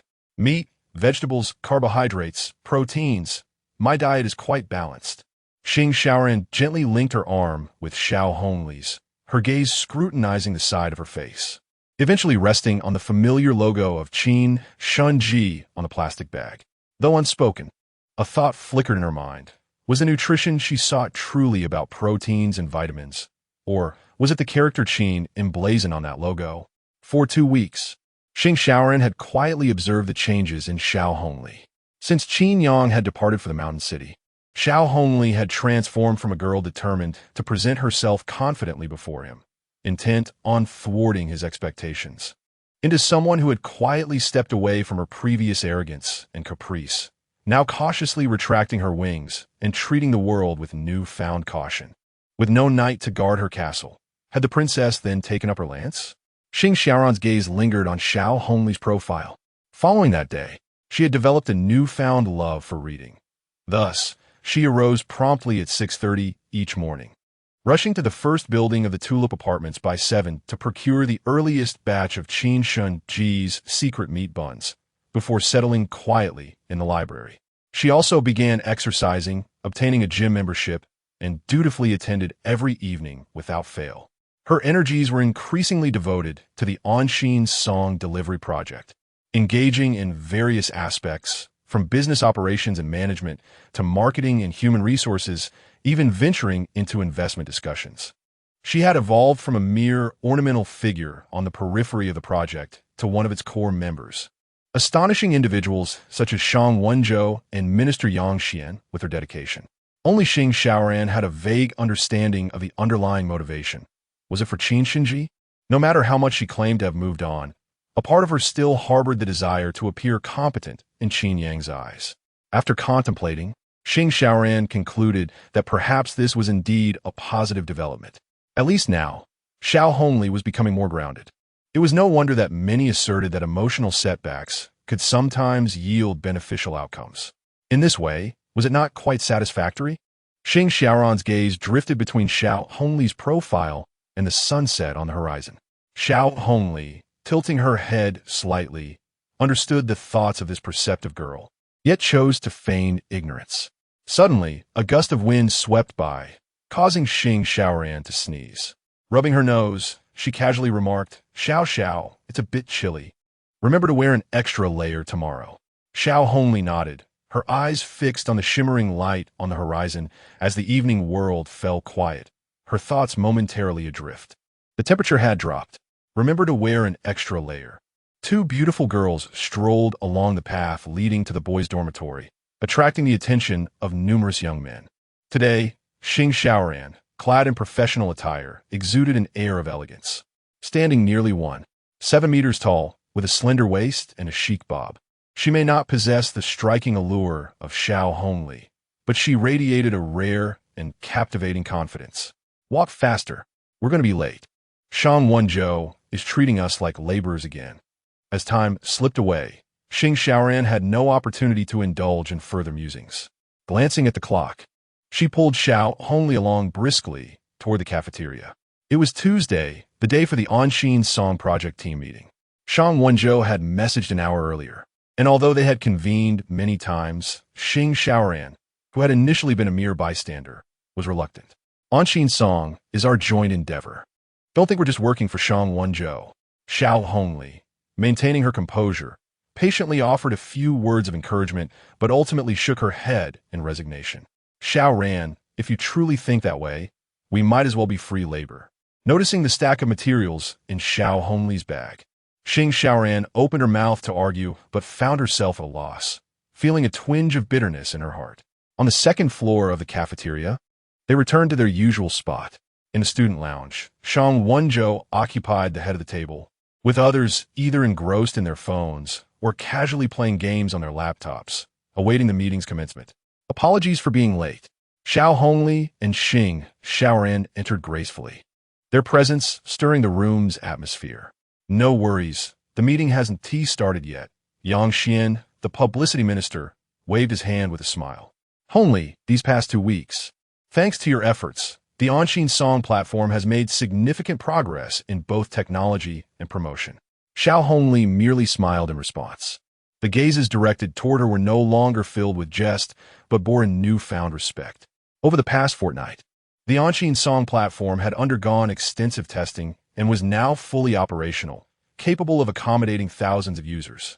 The substantial challenges encountered along the way had been surmounted largely due to Xiaohongli, a girl from the School of New Media Information, who had tackled them single-handedly. They could undoubtedly sense the subtle transformation in Xiaohongli. Yet due to their relatively distant personal relationships, they could only speculate and remain curious. All right, let us begin, Shang Wenzhou announced, his mood notably somber. He gestured for silence, stating, we have much to discuss today, but the most crucial matter is this. Hongli, I have been waiting for your response regarding Qin Shen Ji. Suddenly, an air of tension enveloped the room as everyone instinctively turned their attention to Xiaohongli. Following Shang Wenzhou's subtly charged gaze, the rhythmic sound of fingers tapping on the table echoed as Shang Wenzhou declared, it has been 2 weeks. Is there any progress on incorporating Qin Shen Ji into our Anshin Song platform? Chapter 53. Defending the Knights, Honor Qin Shen Ji, is at the Baozi shop. The previous discussion had stirred a sense of curiosity among them. Recently, that lad, Liang, treated me to it, and I must confess, it was truly delectable. In the tranquil room, Xiaohongli once again invoked the name. Everyone suddenly perked up, especially Yang Xian, the Minister of Publicity, who slightly shifted his stance, uncrossing his arms. During their earlier conversation, no one had a clear understanding of what Qin Shen Ji truly was, but time had since illuminated its significance. In the span of 2 weeks, Qin Shen Ji had gained considerable acclaim at Jinling University. Reports suggested that membership groups had proliferated to 5 or 6, with over 2,000 eager patrons vying for their offerings, leaving them perpetually in short supply each morning. The mere thought of those secret recipe meat buns stirred the appetites of those present, as many had indulged in the culinary delight at least once, acknowledging its unmatched flavor. As the discourse flourished, it became apparent that Xiaohongli and Xing Xiaoran had remained silent, the latter furrowing her brow and clenching her fists in a barely concealed display of frustration. Xiaohongli waved his hand, focusing intently on the former. Pressing for a response. Hongli? Xiaohongli abruptly stated, I forgot. Xiaohongli frowned. What? I forgot to communicate with the person in charge of Qin Shen Ji regarding this matter. She inhaled deeply, steadying her gaze upon him. But how could it be a mere oversight? The truth was she had never intended to engage in such a venture at all. The founder of the on-Qin delivery platform was Xiaohongli, the president of the student council at Jinling University, supported by a cadre of affluent peers. On the surface, on-Qin delivery appeared to thrive, buoyed by the student council's connections. However, as a core member, she was acutely aware of the platform's underwhelming internal metrics. In stark contrast, Qin Shen Ji had steadily carved its niche without overwhelming promotional campaigns, opting instead for a quality-driven, door-to-door delivery model. Consequently, on-Qin delivery's reputation paled in comparison to the well-regarded Qin Shen Ji. What made them think they could lure it under their wing? At that moment, as Xiaohongli reiterated his inquiry, Xiaohongli could no longer suppress her indignation, almost challenging them with a silent question. What gives you the right? She felt a surge of anger, perhaps stemming from the perceived injustice of the situation or the fact that they were now encroaching upon a territory she once considered her own. In the past, it would have been her, the Princess Xiao, standing up to voice her dissent rather than Xing Xiaoran, who now clenched her fists in silence. Yet, the solitude of the past 2 weeks had wrought many subtle changes within her. Out of respect, she merely repressed her smile and nonchalantly uttered, I forgot. Unfortunately, the others seemed unable to grasp the underlying frustration encapsulated within those 2 words. Xiaohongli remained silent, his brow furrowed, while the others murmured among themselves. Forgotten? Before Xiaohongli could respond, Yang Xian interjected with a frown, how could such a significant matter slip your mind? As he spoke, his pen struck the wooden table with sharp, jarring sounds. Xiaohongli, you're co-responsible for the technology with Baihao. Are you unaware that on-Qin delivery is currently struggling? We have thousands of users, yet our daily usage rate remains below 10%. But what does that have to do with Qin Shen Ji? Yang Xian continued.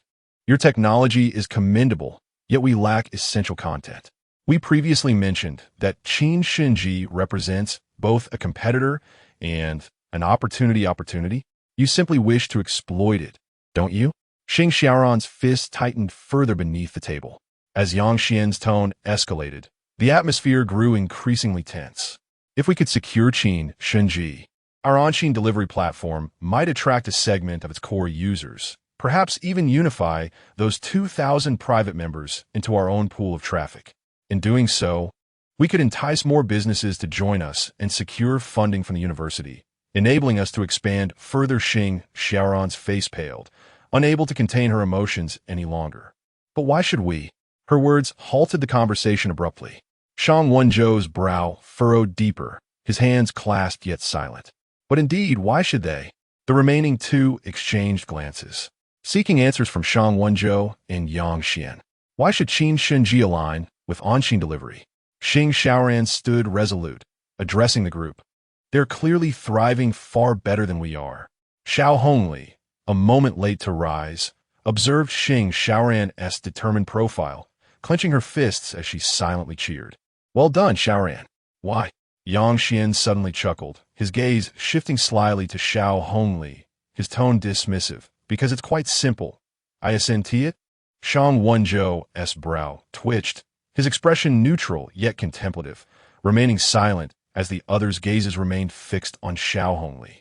Yang Xian regarded her, hands outstretched, a smirk playing on his lips. Hongli, it's been 2 weeks, and everyone knows who the mastermind behind Qin Shen Ji is. His name is Qin Yang, right? Xiaohongli inhaled deeply, the crowd reacting with surprise. ISN, your childhood friend? Yang Xian continued, arms raised in jest. What is the term again? Childhood sweetheart, right? Nowadays, the terminology has become so convoluted. What with simp, childhood sweetheart, male friend, it all amounts to the same thing. I've heard about a fellow named Qin Yang from the School of Information. He is handsome, academically gifted, and hails from a good family. Yet, he seems to have a soft spot for you, Xiaohongli. I truly cannot fathom his reasoning honestly. If you just called out to him, he would undoubtedly do anything for you. The atmosphere lightened, a knowing smirk gracing the faces of the boys present, all of whom were either student officials or scions of wealthy families. Simp? Huh. That S rather disdainful amidst the laughter. No one noticed Xiaohongli slowly rising, as if a sensitive nerve had been struck. Clenching her fists, she addressed Yang Xian. Do you dare to repeat that? In that instant, every eye in the room, including Xing Shaoran, turned towards Xiaohongli, who had always exuded elegance and grace. Yet, in that moment, her eyes shimmered with barely contained fury, her lashes quivering with emotion. Repeat it? Yang Xian frowned, his smile faltering. Xiaohongli, what are you trying to do? Did I speak incorrectly? That man has always been trailing behind you. For the sake of the project, what could possibly be so difficult about uttering a single phrase? Suddenly, everything came to a halt. A sharp slap echoed, accompanied by Yang Xian's incredulous gasp of pain, reverberating through the room, met with the astonished gazes of all present. A long breath, which had been accumulating since entering the room, finally escaped. 2 tears of relief streamed down from the corners of his eyes, cascading down his cheeks. Xiaohongli, have you lost your mind? Yang Xian's face swelled as he covered it and shouted in a panic. Xiaohongli turned her face aside, paused momentarily, then softly declared, Yes, I've lost my mind. The sharp clatter of high heels resonated against the tiled floor. She picked up her bag and, without looking back, departed, leaving behind only the profound silhouette of her figure amidst the gazes of all. Chapter 54. The news brought to Qin Yang. Mad girl. You truly are a mad girl. But honestly, how splendid. How could I, Xing Shaoran, be fortunate enough to have such an extraordinary friend like you? 20 minutes later, at the entrance of the girls' dormitory at the Tulip apartment, the dim yellow light of the street lamp cast a glow upon the bench, where a vibrant young woman in a form-fitting A-line skirt and a tall girl from the northeast stood with their hands on their hips, tilting their heads back as if swinging on a swing. Xiaohongli's gaze was somewhat dazed as she observed the dust particles dancing in the air under the light, resembling a frozen snowfall. Certain words remained unspoken in her heart, and after all that had transpired, gazing at the secret known only to the two of them in this world, she couldn't help but feel a tightness in her chest. Meanwhile, Xing Shaoran, without much restraint, continued to hum with a voice like wind chimes, occasionally shaking her fists as if she wished she could have slapped Yang Xian herself just moments ago. Suddenly, Xing Shaoran noticed Xiaohongli's quietness and gradually lowered her volume, pursing her lips before asking with a blink, You were really angry just now, weren't you? Xiaohongli said little in response, merely slightly averting her gaze and giving a soft emma. Indeed, Xing Shaoran looked at her as if speaking to herself.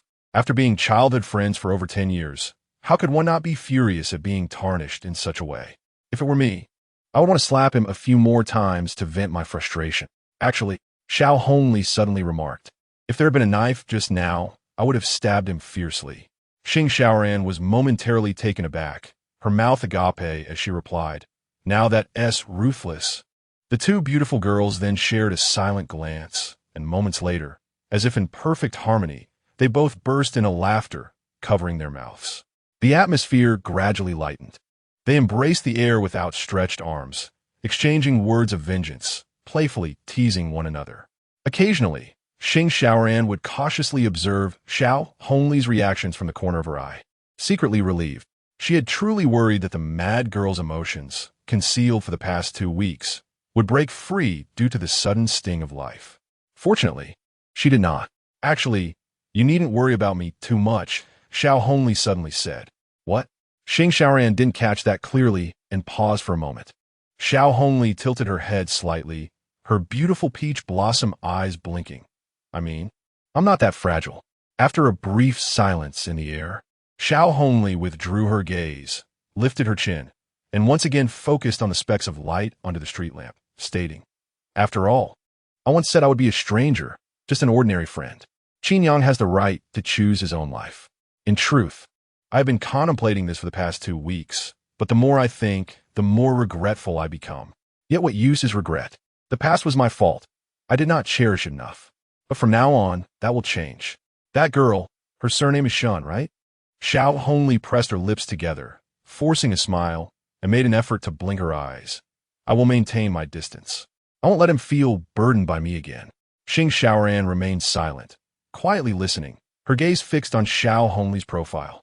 The dim light cast upon her long eyelashes, shimmering like jewels. After 2 weeks, she finally understood what had been brewing in Xiaohongli's suddenly tranquil heart.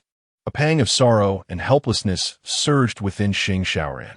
If it were merely an invitation to a dance at the square or that night at the KTV, perhaps her heart had always retained a hint of injustice for Qin Yang.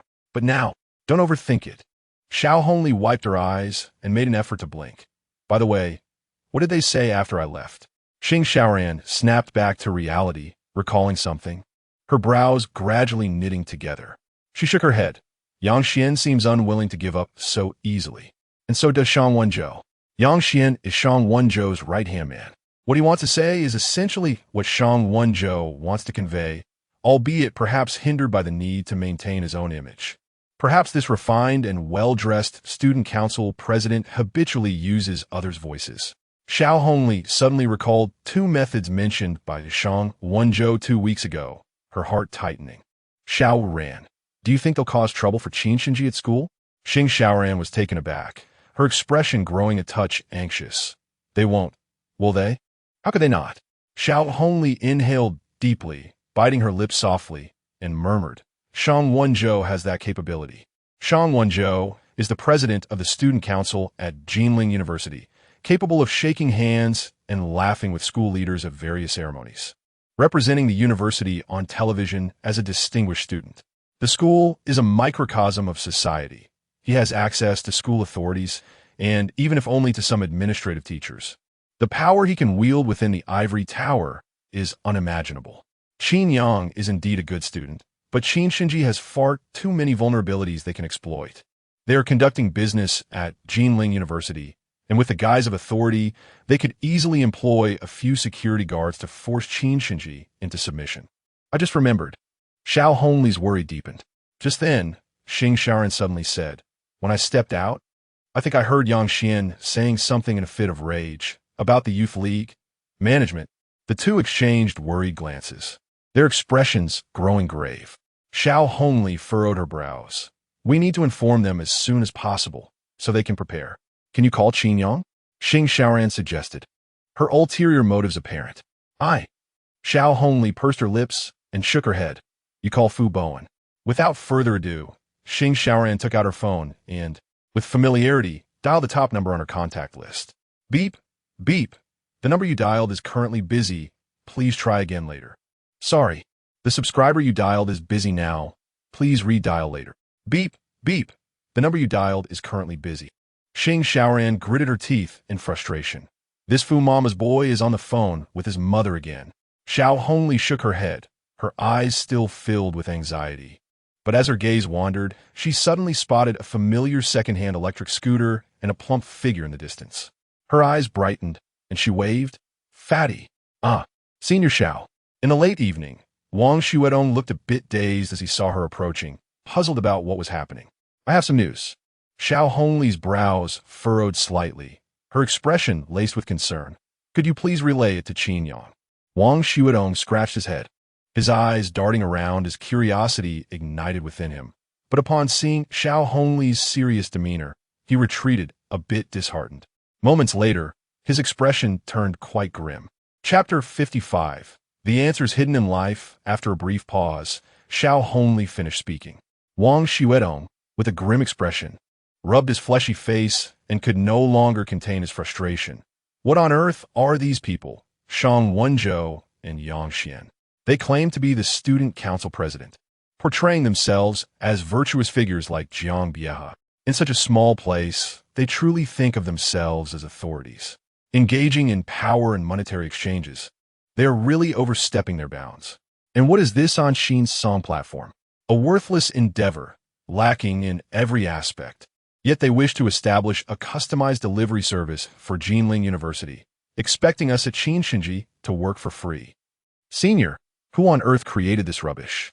Wang Xuedong's face was a mask of indignation as he turned to Xiaohongli. Xiaohongli stood there in a daze, pursing her lips as she replied. A significant part of it was my work. The initial framework of the Qin Song platform was a crude construct designed by an outsourcing company hired by Shang Wenzhou and the others. Over the past 2 to 3 weeks, the subsequent enhancements and optimizations were coded by me and Xing Xiaoran. Wang Xuedong's anger suddenly froze on his face, rendering him somewhat embarrassed. Xiaohongli, unfazed, shook her head gently and said, "In any case, you must be cautious. The breakfast promotion that the Qin Song platform is pushing overlaps significantly with the business of Qin Shen Ji.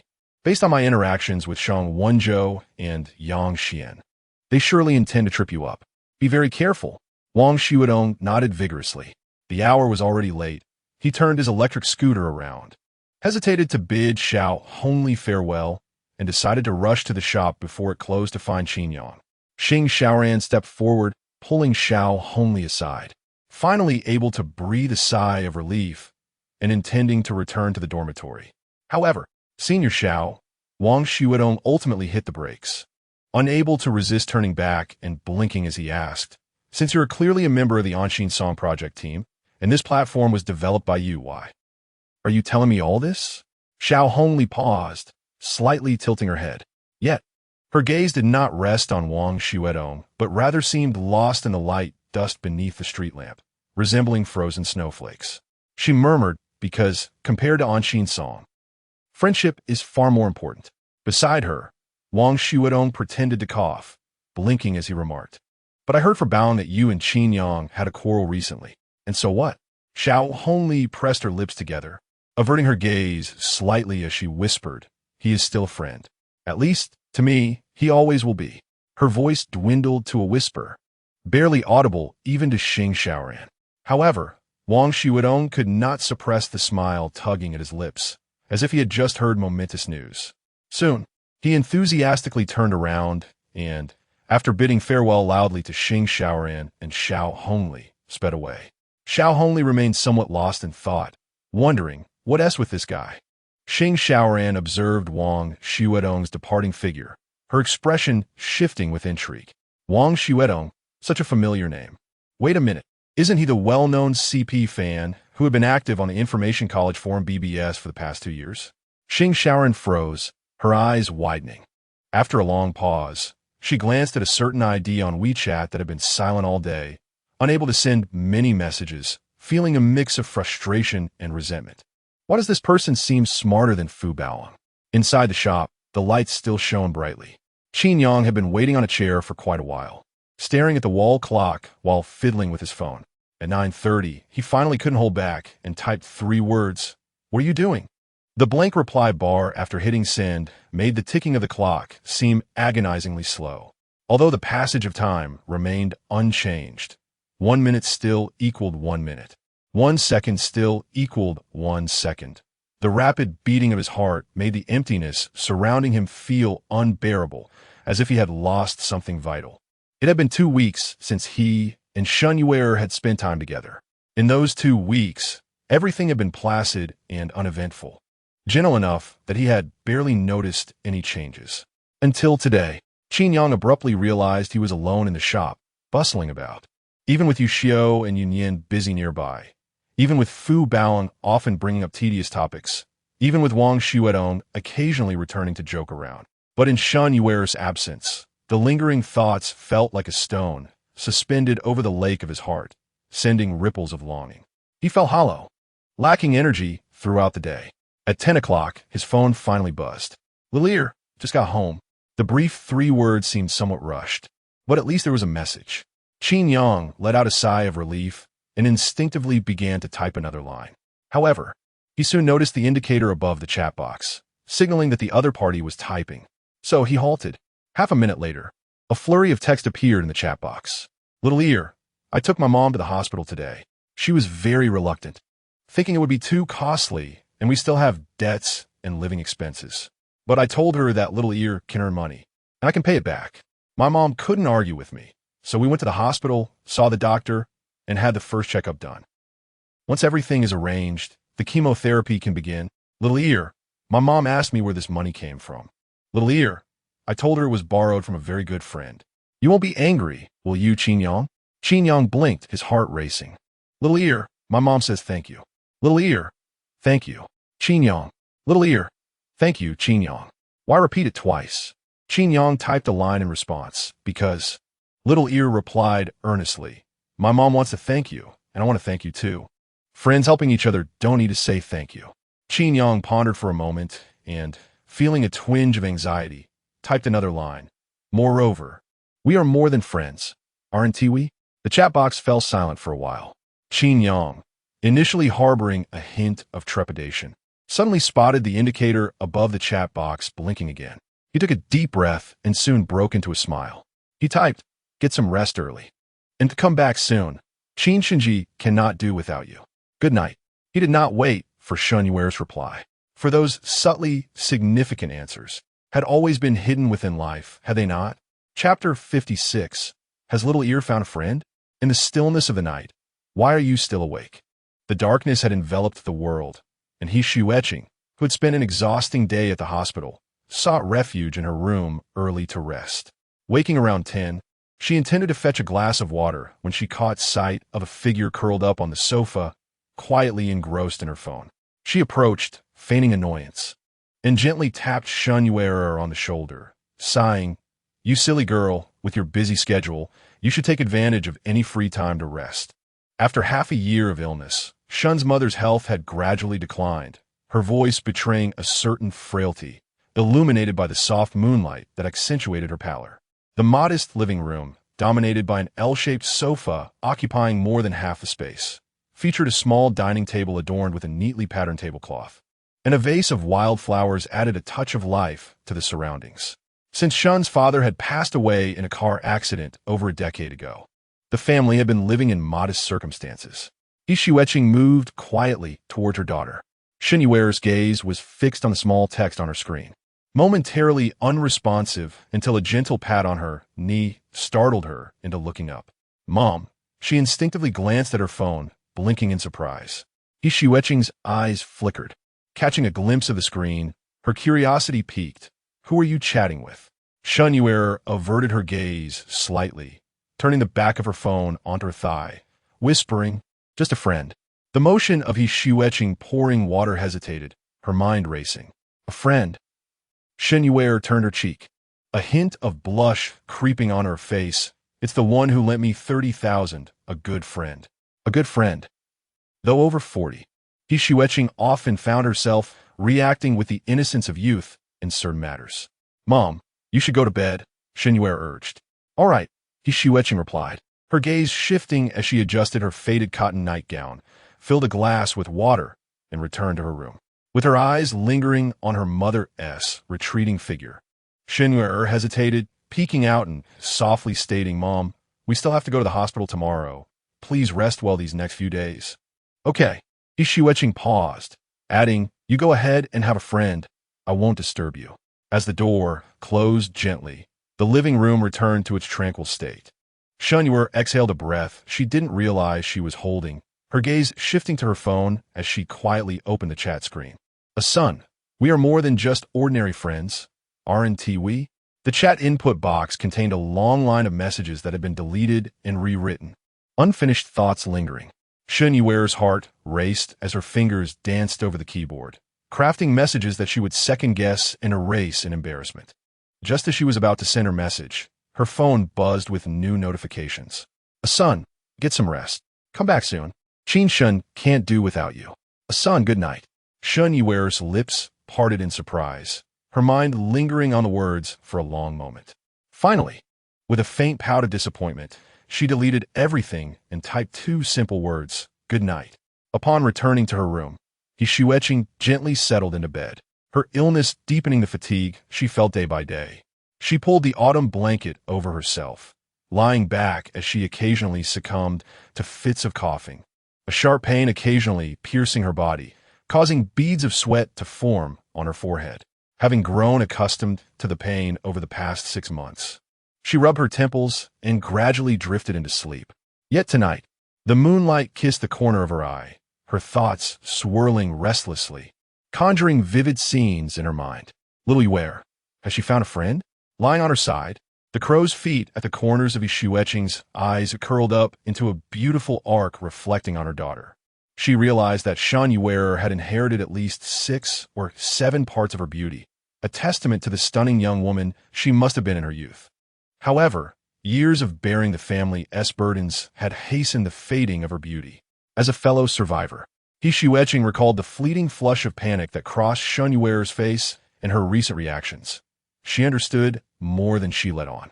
Having a friend is good, Xiaohongli murmured to herself, a smile gracing her lips as her gaze fell upon a beautifully framed photograph on the bedside table. Sleepless, she rose quietly and picked up the picture. It depicted a grassy field with a young girl standing in the center. Her hair was tied back in a ponytail, clad in a white dress, serene and delicate, her features reflecting the innocence of a child, a clear indication that she was the most well-behaved girl in kindergarten. Surrounded by other children playing and laughing, this little girl stood shyly to the side, hands clasped in front of her. This was a gift from her kindergarten teacher when she was 4 years old. In the photograph was young Shen Yu'er, just 4 years old, already without a father and friendless in her kindergarten days. Xiaohongli gently caressed the image of her little girl, a smile touching her lips, though her heart ached. Children without friends always seem so pitiful. From kindergarten to primary school, middle school, and high school, she knew that little Yu'er had no friends. When she wanted to talk, no one was there to listen. When she was bullied, no one stood up for her. In her youth, Xiaohongli often wielded a broom to chase away those who tried to harass Shen Yu'er. But then, Shen Yu'er entered university. Her health began to decline from that point onward. Yet, upon entering university, the world grew more complex.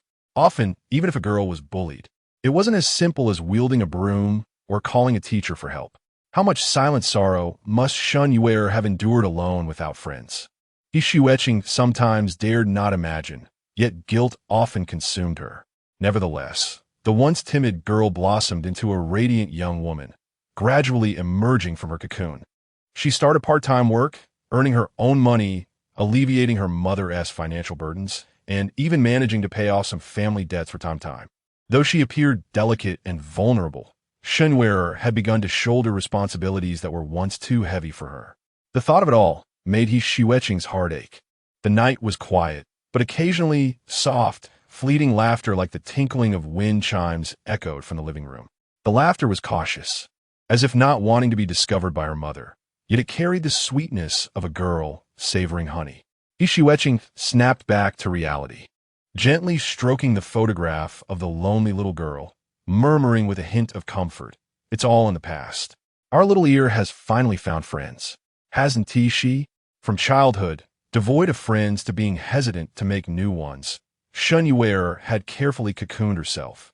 What kind of remarkable young person could bring this joy to her heart? Xiaohongli lay on her side, resting her head on her hand, her thoughts adrift in a sea of possibilities. Surely, this young person must be exceptional. Little ear, Mama rarely sees you this happy. That night, the mother and daughter, separated by a wall, found it hard to sleep. Yet, the evening air felt like a gentle spring breeze, sweeping away the accumulated gloom of years. On the small square table, wildflowers swayed gently in the breeze. At 10 o'clock at night, Qin Yang had just set down his phone, feeling considerably more at ease, intending to return to the dormitory with Fu Bowen once he arrived. Little did he know, Accompanying Fu Bowen was an unwelcome piece of news brought by Wang Xiuedong. Brother Yang, there's something you must know. That fellow, Shen Yu'er, and another named Yang Xian. Our business is thriving, which has certainly attracted envy. The key is these two individuals might possess some influence within the school. Wang Xiuedong animatedly described the situation while standing beside the lounge chair. And after finishing, he inquired, "So what should we do?" Qin Yang straightened up, pondering in silence. Did this news come from Xiaohongli? Yes, Wang Fatty nodded repeatedly, adding, "It seems that Senior Xiao is a core member of the Anshin Delivery Entrepreneurial Group." Qin Yang remained silent, glancing at Fu Bowen, who had just arrived. Fu Bowen scratched his head, hesitating. "I believe I heard from Xing Xiaoran that they have invested significantly in this entrepreneurial project lately. I never expected it would clash with ours." Taking a deep breath, Qin Yang rubbed his temples, furrowing his brow. What a nuisance. I didn't anticipate that just as Qin Shen Ji was gaining traction, this issue would arise. The student council's projects have intersected with ours, and they may employ underhanded tactics, lurking in the shadows, making it difficult to guard against. After all, we're simply selling buns on campus. Fu Bowen contemplated for a long time, also frowning as he murmured, "If they truly wish to target us, there are indeed ways to do so. They could easily invoke some campus management regulations to classify us as illegal off-campus vendors, which would be quite troublesome." Qin Shen Ji's location is somewhat remote, with its primary market being Jinling University. The dormitory area has a high population density, and students are eager to assist in deliveries, providing a significant market while reducing transportation costs. As Fu Bowen and Wang Fatty worried, if the Anshin Delivery Project team genuinely aimed to squeeze them out of the campus for their own development, they might indeed find it impossible to gain access. Qin Yang's thoughts raced for a while, his brow deeply furrowed, yet he found himself at a loss for a viable solution. After a moment of reflection, he stated, "In the coming days, let's exercise caution. We should be adaptable and seize opportunities as they arise. They are an entrepreneurial project. Are we not as well? I plan to prepare and submit our Qin Shen Ji project as part of the school's entrepreneurial plan." Qin Yang looked at the two, asserting, "As long as our potential for development is substantial, even the school won't fully favor Shen Yu'er and his team." Wang Fatty and Fu Bowen's expressions brightened slightly as they nodded in agreement. This indeed seemed to be the only feasible course of action at present. "In the next few days, I will accompany you both on deliveries." Qin Yang contemplated further and suddenly added, "However, remember to keep this from Yu'er for now." Given Shen Yu'er's seemingly frail yet resolute character, she would feel quite uneasy after having just secured 30,000 for the shop. If she learns that the business may be facing difficulties, she would likely be unable to rest easy, caught between the hospital and Qin Shen Ji. Chapter 57. She waited at 6 in the morning early the next morning, bustling with activity by 7 o'clock. For thermal boxes had been filled by Yu Nian and Yu Xiao with the breakfast order scheduled for the previous day, due to the news brought back by Wang Fatty. Today's delivery task felt somewhat delicate.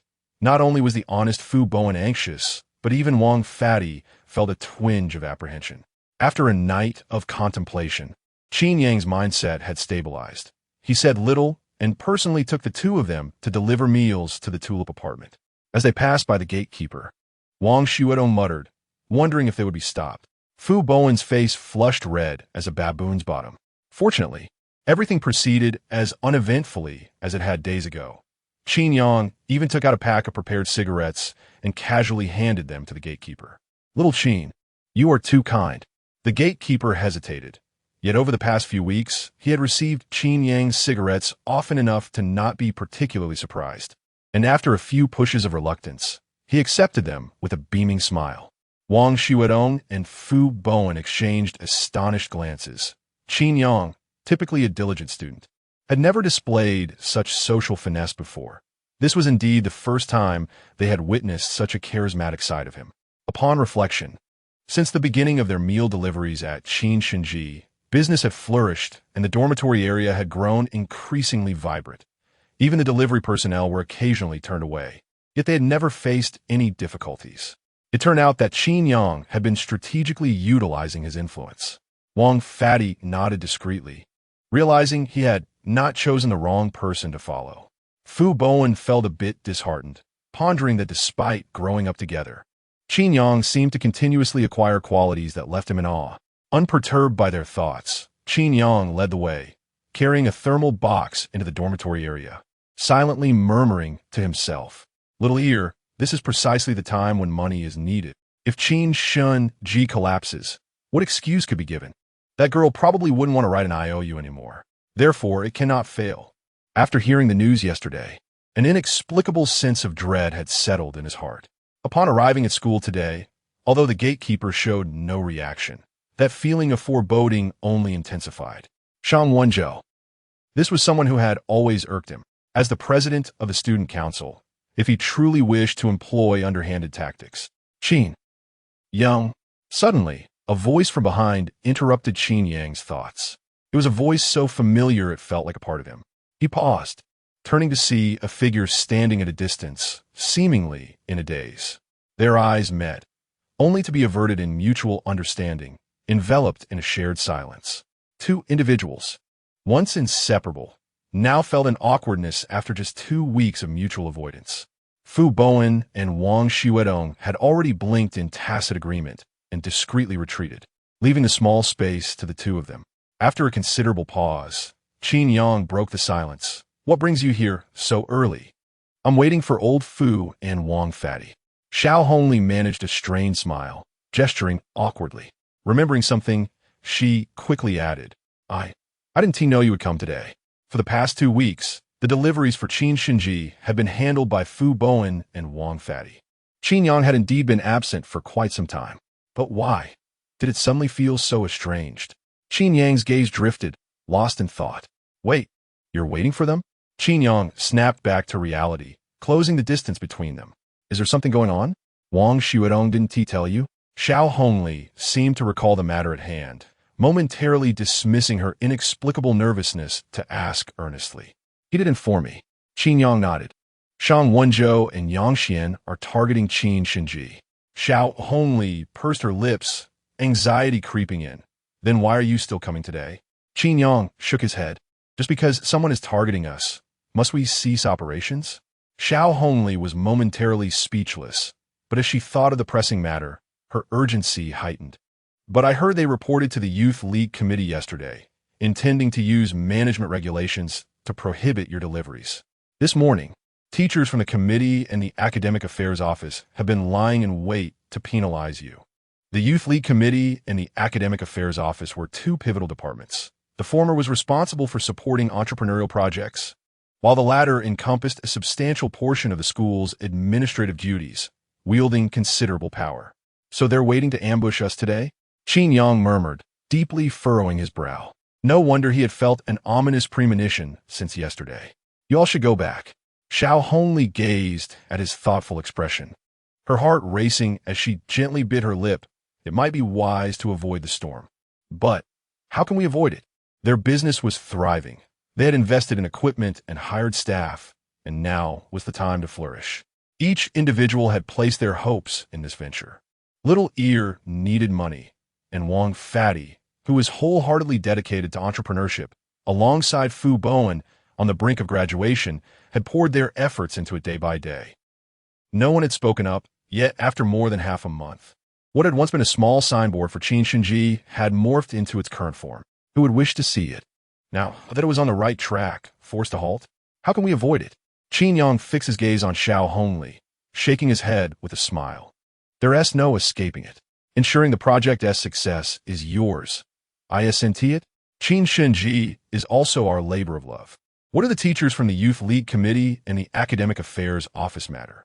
We haven't stolen or cheated. We are conducting business for students, indeed. But why should they penalize us?" Xiaohongli stood frozen, looking into Qin Yang's eyes, and suddenly felt that in his absence, he seemed to be transforming into someone else. In that moment, his gaze was serene yet resolute. It appeared as though he would strive to push through whatever lay ahead. The business of Qin Shen Ji would not cease. Qin Yang strode forward, carrying the thermal box toward the dormitory area, determined to ensure that at least today, orders would reach everyone. Behind him, Wang Xuedong and Fu Bowen hurriedly followed, silent yet resolute. Crazy girl. What on earth are they doing? Nearby, Xing Xiaoran's figure approached, seeing Qin Yang and Fu Bowen venturing into the dormitory area, her anxiety escalating. This was the news Xiaohongli had learned late last night from a teacher. Shang Wenzhou and Yang Xian indeed intended to resort to some tactics. Thus, she had followed Xiaohongli, standing vigil at the school gate leading to the dormitory area since 6 in the morning, and, as fate would have it, she had run into Qin Yang and the others. But why, after a round of persuasion, were they still going? Wasn't this walking into the line of fire? Xing Xiaoran felt a surge of urgency, especially seeing Fu Bowen's clueless demeanor, amplifying her concern. However, beside her, Xiaohongli suddenly looked up and murmured to herself, Qin Yang is right. Since we cannot avoid it, why not face it head on? With that, she quickened her pace to follow in Qin Yang's footsteps. Crazy girl. What else could Xing Xiaoran do? She opened her mouth, only to follow suit. Chapter 58. The arrival of the youth league teacher at 7:10. Qin Yang, accompanied by Wang Xuedong and Fu Bowen, arrived punctually at the base of dormitory buildings 1 through 4, driving a second-hand electric bike carrying the Qin Shen Ji thermal box. Wang Xuedong called out in the Qin Shen Ji member group 1, 2, 3, 4, 5, and soon 7 or 8 figures emerged from the corridors of each building. Every morning when there are buns to eat, I feel motivated to get out of bed. What are these buns made of?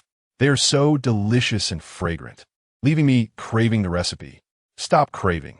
This is the secret recipe of Qin Shen Ji, the specially crafted buns. Do you understand what a secret recipe means? Commercial secrets. Can you really know? Hey, being able to eat these large buns for just a couple each is quite satisfying. Senior, I'm from the 4th floor.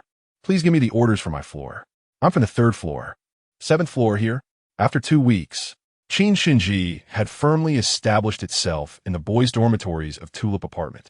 The figures coming down the stairs were representatives from various floors, some taking turns, while others received a small perk from Wang Xuedong, such as 30 free buns each month.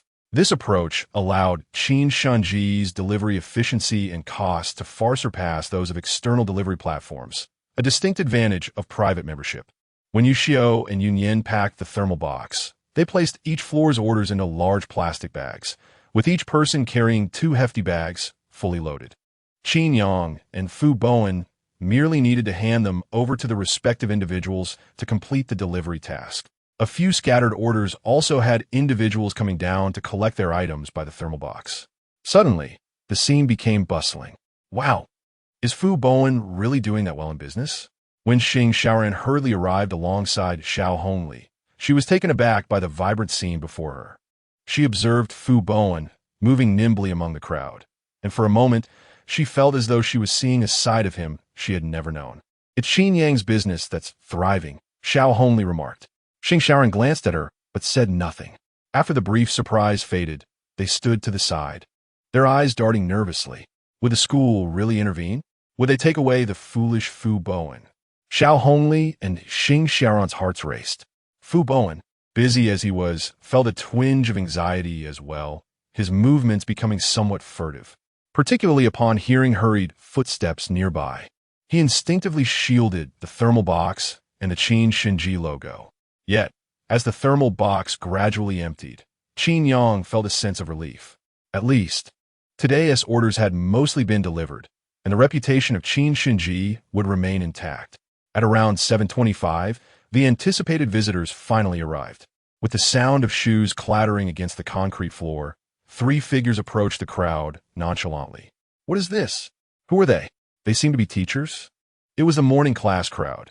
Many were still purchasing buns. Suddenly, more people squeezed in, and they looked somewhat bewildered. 3 middle-aged men in jackets entered, accompanied by 2 young students resembling officials. After arriving, their scrutinizing gazes fell upon the center of the crowd, where Qin Yang and Fu Bowen stood. The atmosphere grew tense, but Qin Yang remained composed, while Fu Bowen felt increasingly nervous, attempting to muster some presence, yet faltering under the weight of the teacher's gazes. The crowd gradually quieted, and those gathered around the thermal box began to step back. After a moment of silence, a middle-aged man in a cadre's jacket finally stepped forward. Li Wentao, from a school's youth league committee.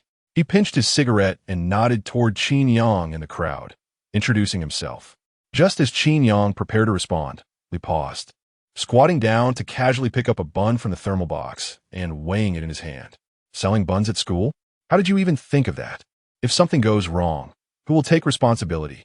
His expression was stern, shaking his head repeatedly. A number of onlookers frowned. They were displeased, partly because of the teacher's authoritative tone and partly because he was targeting their beloved Qin Shen Ji. However, due to the teacher's status, no one dared to speak up. Just as Li was about to deliver further admonishments, Qin Yang's voice rang out. I can take responsibility. Li's brows furrowed. How can you take responsibility? Qin Yang shook his head and replied, Our Qin Shen Ji has a legitimate business license for operating a breakfast shop. We possess health and commercial qualifications, and we are a legitimate market entity. I'm the founder and major shareholder of Qin Shen Ji, so I can certainly assume this responsibility. He looked directly at Li, stepping forward firmly. Do you think there is a problem? Li was evidently taken aback by Qin Yang's confident response. He fell silent, opened his mouth, then cast a deep glance at the young official behind him, finally saying, Which college? Which year? Your student ID and name, please. Qin Yang, Information College, E-Commerce Department, Senior. Li pondered for a moment before continuing. Who allowed you to sell breakfast on campus? Who disallowed it? Qin Yang retorted, shaking his head. Who prevents adult university students from starting a breakfast business? Li was momentarily speechless, unsure how to respond. The two teachers behind him exchanged glances, their faces slightly reddening. Indeed, if one were to argue strictly, the school could not possibly have such regulations, and, theoretically, as members of the Youth League, they should encourage entrepreneurship among students. The crowd began to murmur with suppressed laughter as they witnessed the teachers faltering. What are you laughing at? Li's face flushed with anger. He snapped, struggling to find a counterargument, eventually settling into a grim silence. In any case, you will come with us to the Youth League Committee so the school can investigate the matter. Qin Yang clenched his fists but knew that arguing was futile at this point. At least he had established a reasonable stance. He took a deep breath, turned calmly to Fu Bowen, saying, Old Fu, pack up, we'll go with them. Fu Bowen's face flushed, but upon seeing Qin Yang's determined gaze, he resignedly began to pack up the thermal box. The crowd buzzed with confusion, murmuring about the unfolding events, just as Wang Xuedong rushed over from Building 4, riding the electric bike at full speed. By the time he arrived, Qin Yang and Fu Bowen had already decided to follow the Youth League teachers brought by Shang Wenzhou. Upon seeing Wang Xuedong, Qin Yang signaled discreetly. Fatty. Qin Yang called softly, and Wang, quick-witted, immediately understood. Seizing the moment amidst the crowd, he swiftly grabbed the thermal box and sped away on his bike. Li and the others stared wide-eyed. What are you doing taking the items? Is the stuff more important than the people? Qin Yang turned back, simply shaking his head with a smile. Rest assured, teachers, I will clarify this matter with you.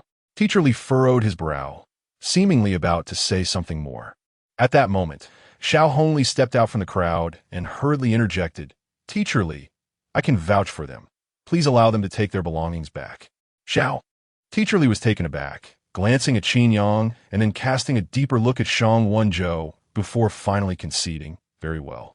As the crowd parted, Qin Yang, Fu Bowen, Shang Wenzhou, and Xiaohongli followed Teacher Li toward the Youth League Committee. Qin Yang and Fu Bowen walked side by side, while Xiaohongli hesitated momentarily. Trailing a bit behind, Yang Xian was engaged in light-hearted conversation with several teachers from the committee, occasionally casting a glance back, tinged with a hint of pity. Suddenly, a calm voice resonated in Qin Yang's ear. We meet again, Qin Yang. His footsteps faltered slightly. Turning back, he met Shang Wenzhou's gaze in the air. Their eyes, separated for nearly a month since that day in the square, sparked once more.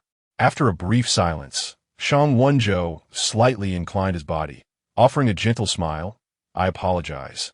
It was I who reported the situation regarding Qin Shen Ji to the Youth League Committee.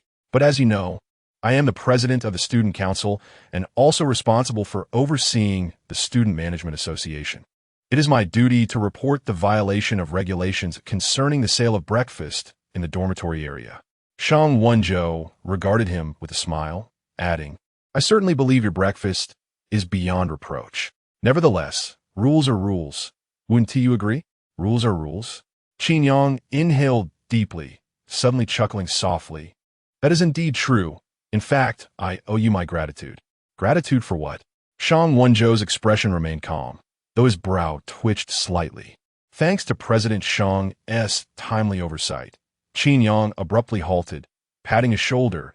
It has prompted me to ensure that Qin Shen Ji adheres more closely to the regulations.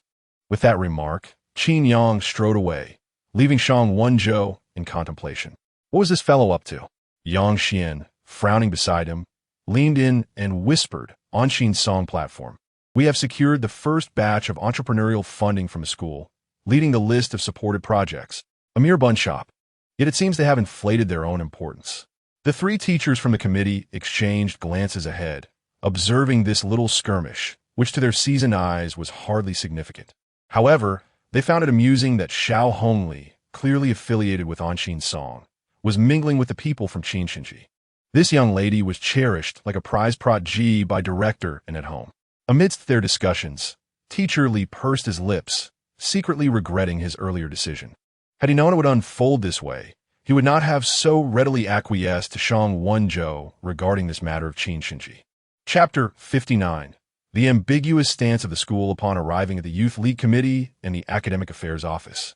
Li Wentao gestured for Qin Yang and Fu Bowen to wait, casting a fleeting glance at Shang Wenzhou and the others. Stay here. I will seek out Director In.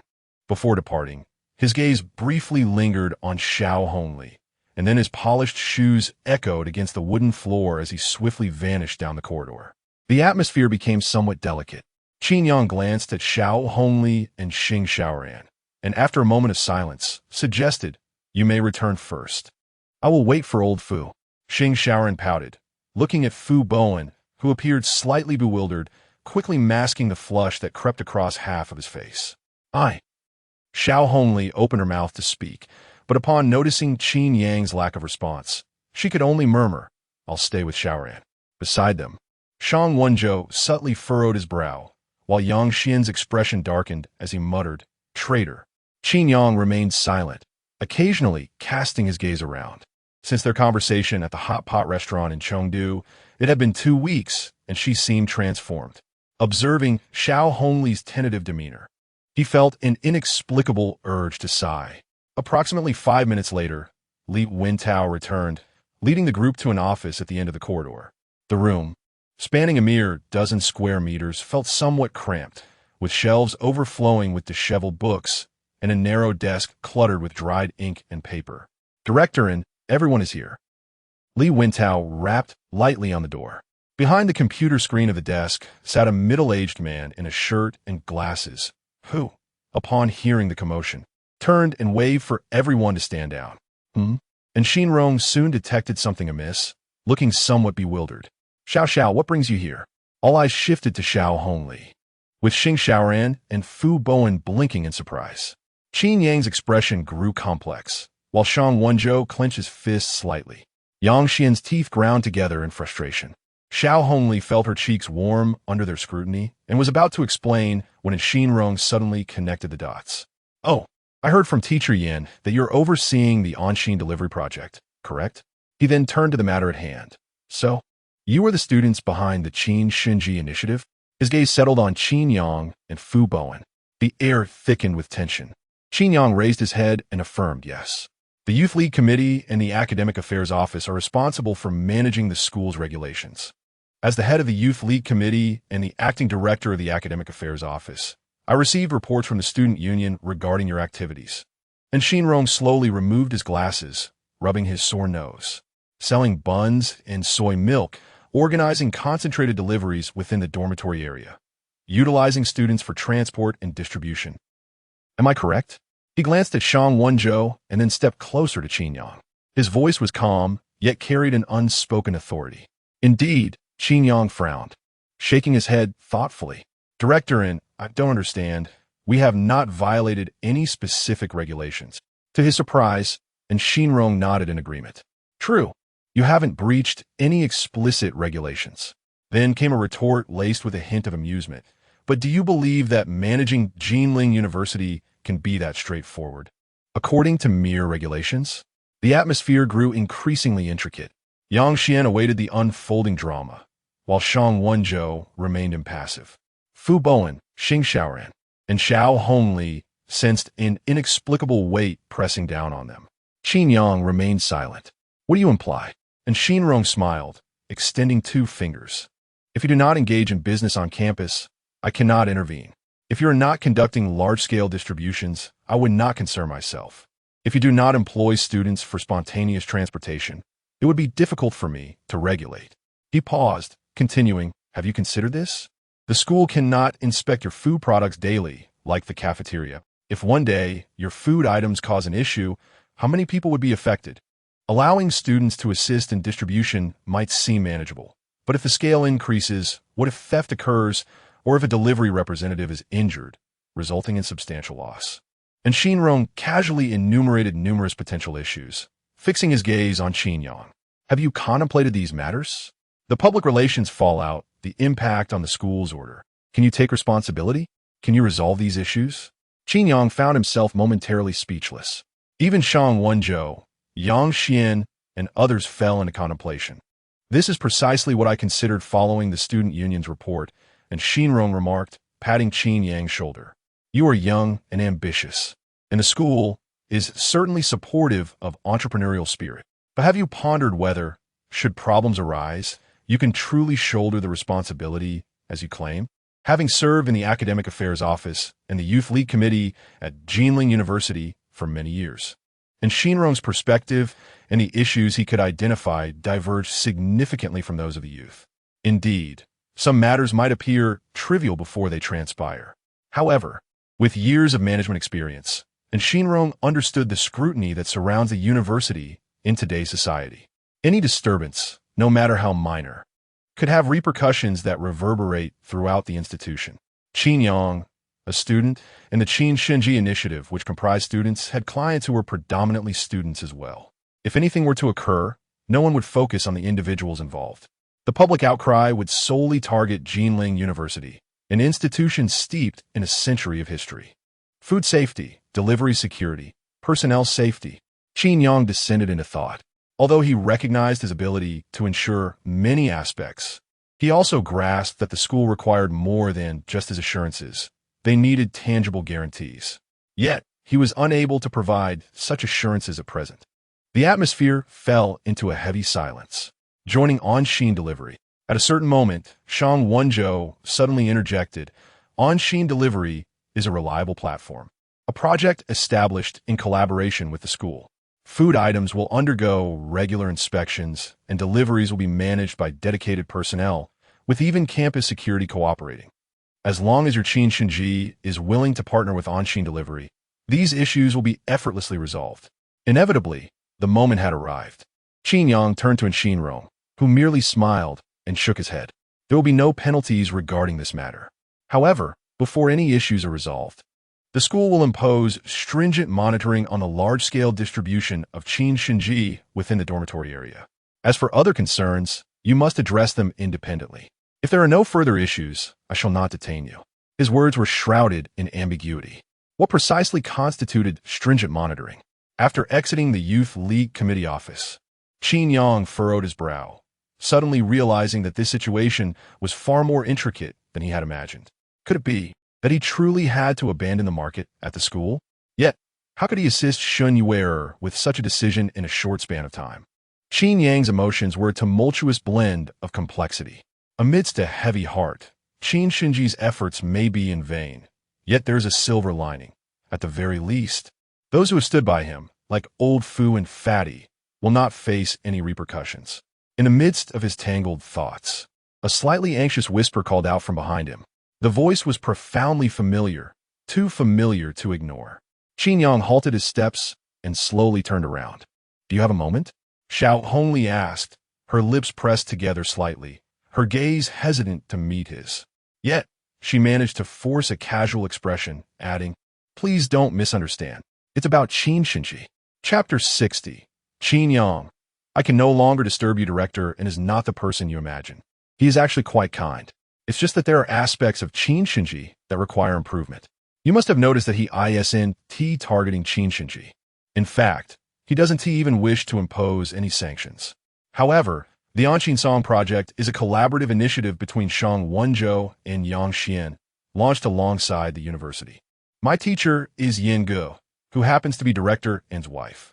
I am quite familiar with him, and if the opportunity arises, I will advocate on your behalf to expedite Qin Shen Ji's return to freedom at Jinling University. As Xiaohongli spoke of matters concerning Qin Shen Ji, Qin Yang listened quietly, occasionally nodding but offering little else in response. For reasons unknown, despite earlier thoughts of business matters, he felt a complex atmosphere emerge between the two as they stood together. Gradually, Xiaohongli's voice trailed off, and their brief dialogue about Qin Shen Ji came to an unspoken end. They walked side by side, their shadows flickering like distant stars.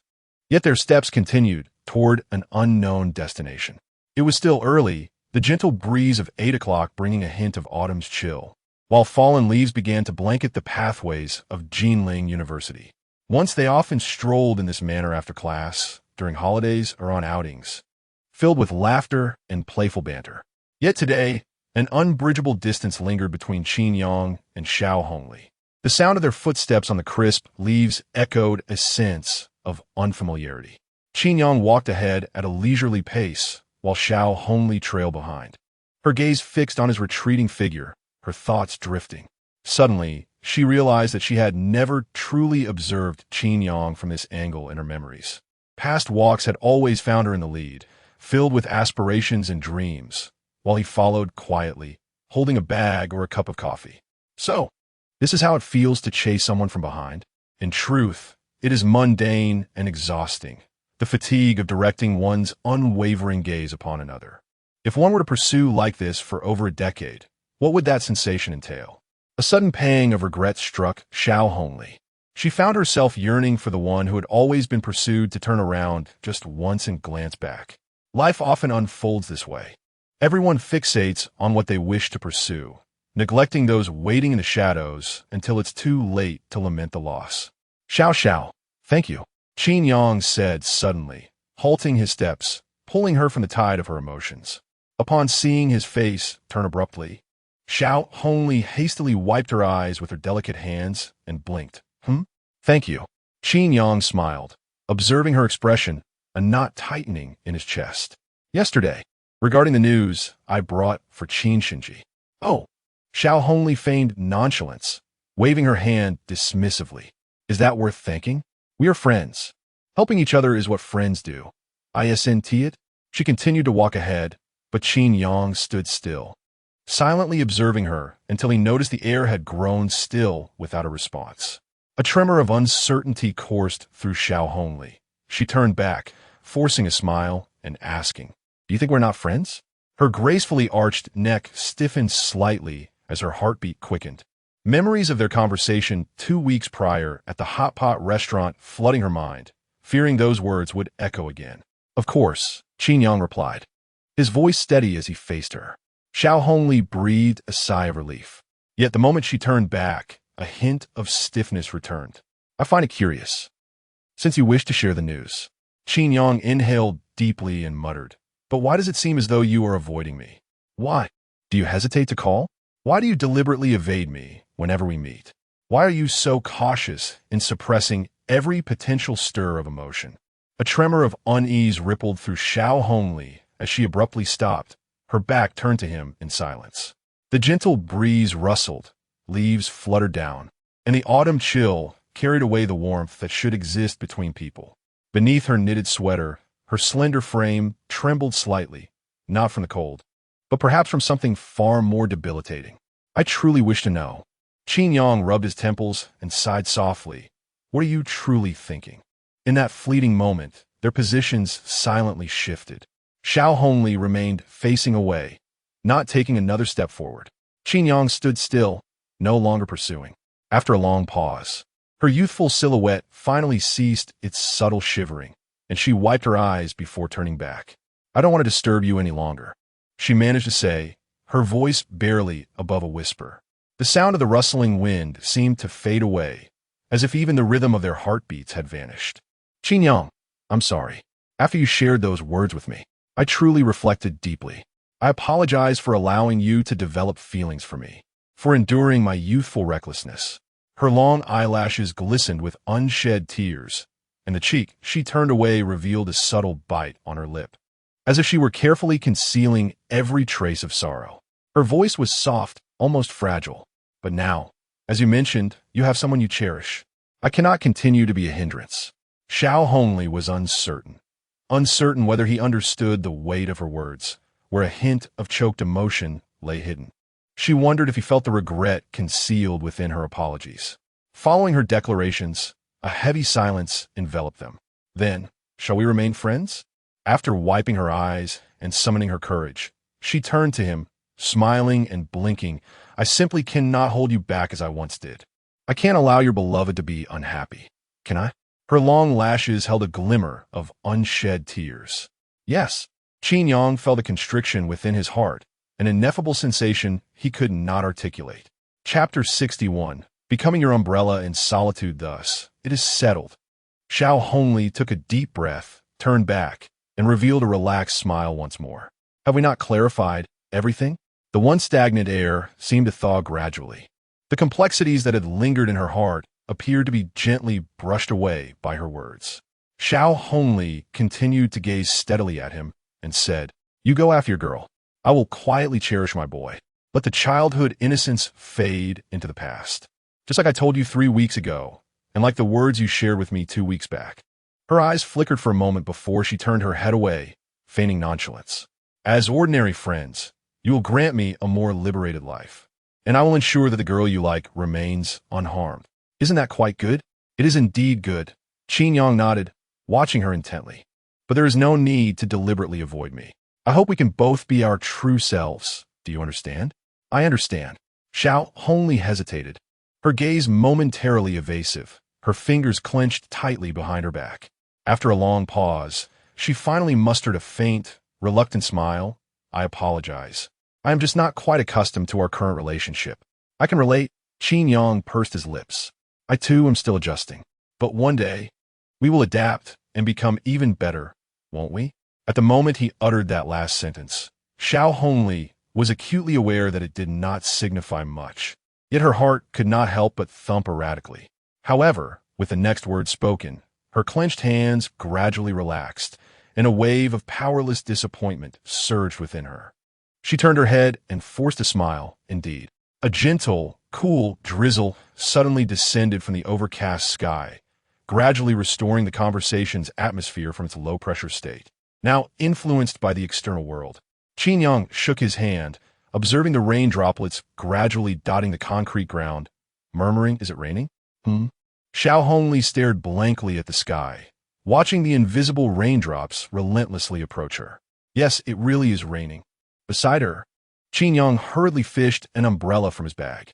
Meanwhile, she tilted her chin slightly upward, gazing at the sky until the delicate lashes glistened with moisture, and clear water streaked down her fair cheeks. Did you bring an umbrella? At the moment he opened the umbrella, Qin Yang rubbed his temples and hesitated. Shall I walk you home? Walk me home?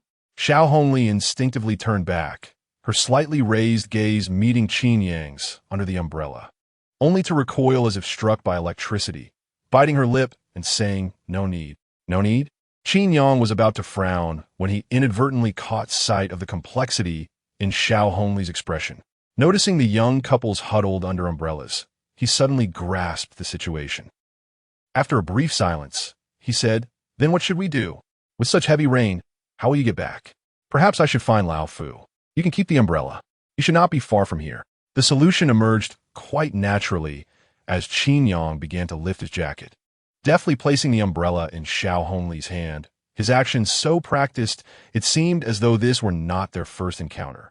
Xiaohongli's gaze froze. The last time was back in middle school, wasn't it? Because it had rained, and due to the gossiping girls of their age. He had left the umbrella for her during an autumn excursion. He had then dashed back to the bus alone, not stopping until he returned home.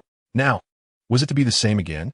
The instant their hands touched, that electric sensation seemed to awaken something deep within Xiaohongli. She tightened her grip, watching Qin Yang prepare to rush into the rain, and suddenly made a decision, grabbing hold of him. Qin Yang was taken aback, frowning as he asked, "What is it?" But his words were cut short as the space beside him suddenly emptied, the familiar scent of Xiaohongli dissipating into the rain. The girl, adorned in an elegant knit top and slightly elevated heels, with her exquisite makeup, had dashed into the rain. In the air lingered the remnants of her breathless shout. "Qin Yang, you go back first. I have an umbrella. Mine is in the office. I'm going to get it." A jolt of unease surged through Qin Yang as he reached out. Wait, but it was too late. She had already plunged into the rain, the downpour enveloping her figure. The chilling raindrops fell from above, drenching her knit top, causing strands of hair to cling messily to her forehead, blending with her meticulously applied makeup. Xiaohongli resembled a drenched chick, halting breathlessly under the astonished gazes of pedestrians sheltered by umbrellas. What happened to that girl? She's so beautiful. Does she not have an umbrella? Wait, is she crying? Is that rain? In the small courtyard at 10 in the morning, young couples stood in pairs at the park's corner, either sheltering together beneath the eaves or nestled under umbrellas, savoring the fleeting joy of the moment. Xiaohongli caught sight of their figures out of the corner of her eye and, in a fluster, ran towards an empty spot until she disappeared from view, finally crouching beneath an unoccupied eave. The rain continued to fall. She sat on the steps, curling up and burying her head in her knees. She had not realized before. But today, she suddenly understood. Only when caught in the rain does one truly grasp its intensity. From afar, she watched those couples awkwardly huddled under a single umbrella, half of their bodies soaked yet unable to suppress a shy smile. Xiaohongli remained lost in thought for a long while, lowering her head and clenching her fists. "Qin Yang, I did not deceive you. In truth, I was once an umbrella bearer too," she softly murmured to herself, "but now I have none. I am sorry, truly sorry. I am not avoiding you. I am simply afraid that if you come to like someone else, my presence will prevent us from even being friends. I like you. I fear that my affection may once again hurt you. Yet, I genuinely hope you find happiness in this world." Some individuals have braved the rain, thus understanding how to offer an umbrella to others. Qin Yang is such a person.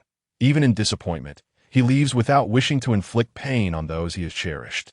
Yet, there are also those who have taken the shelter of others for granted, never experiencing the taste of rain themselves. "Qin Yang, I regret it. Truly, truly regret it.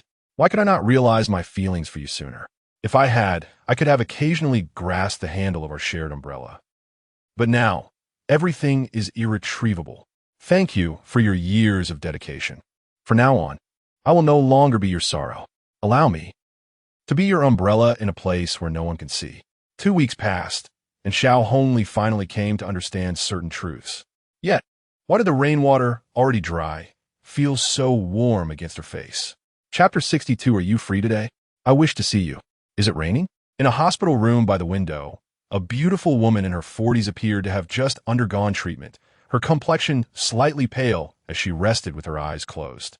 A girl clad in a black hoodie and faded denim jeans sat quietly on a bench, peeling an apple. Beside her, on the bedside table, lay a small lunchbox, a thermos, and some milk.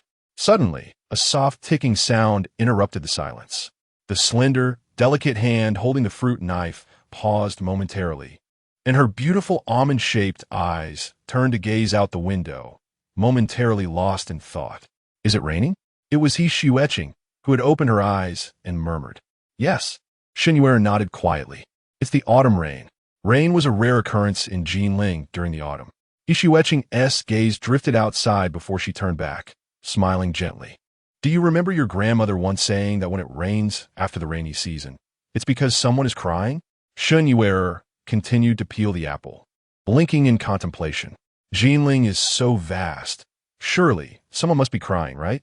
Perhaps it's a child who lost their toy, or a boy who got hurt, or maybe a girl whose umbrella was taken from her. "Qin Yang, where are you now?" As she watched the raindrops intensify against the window pane, Shen Yu'er's thoughts wandered, causing her to forget she was still holding a knife, her gaze becoming somewhat dazed. The apple remained in her grasp, but the skin had been peeled away in layers, much like the pristine emptiness of her heart that seemed to shed along with the discarded peel. The beautiful woman, slightly pale, noticed her daughter's distraction and opened her mouth as if to remind her of something. However, upon recalling her own youthful experiences, she simply smiled quietly, her eyes crinkling with warmth at the corners. Ah, the fruit knife had nearly grazed the surface of the apple, though there was no blood. Both the apple and the knife fell to the ground, creating a mess. Shen Yu'er's expression turned slightly frustrated as she glanced at her mother. "I'll go wash it." Just as she stood to leave the bench, her hand was gently tugged back by He Xueqing. "Is something bothering you, little ear?" He Xueqing's voice carried a hint of comfort. "No."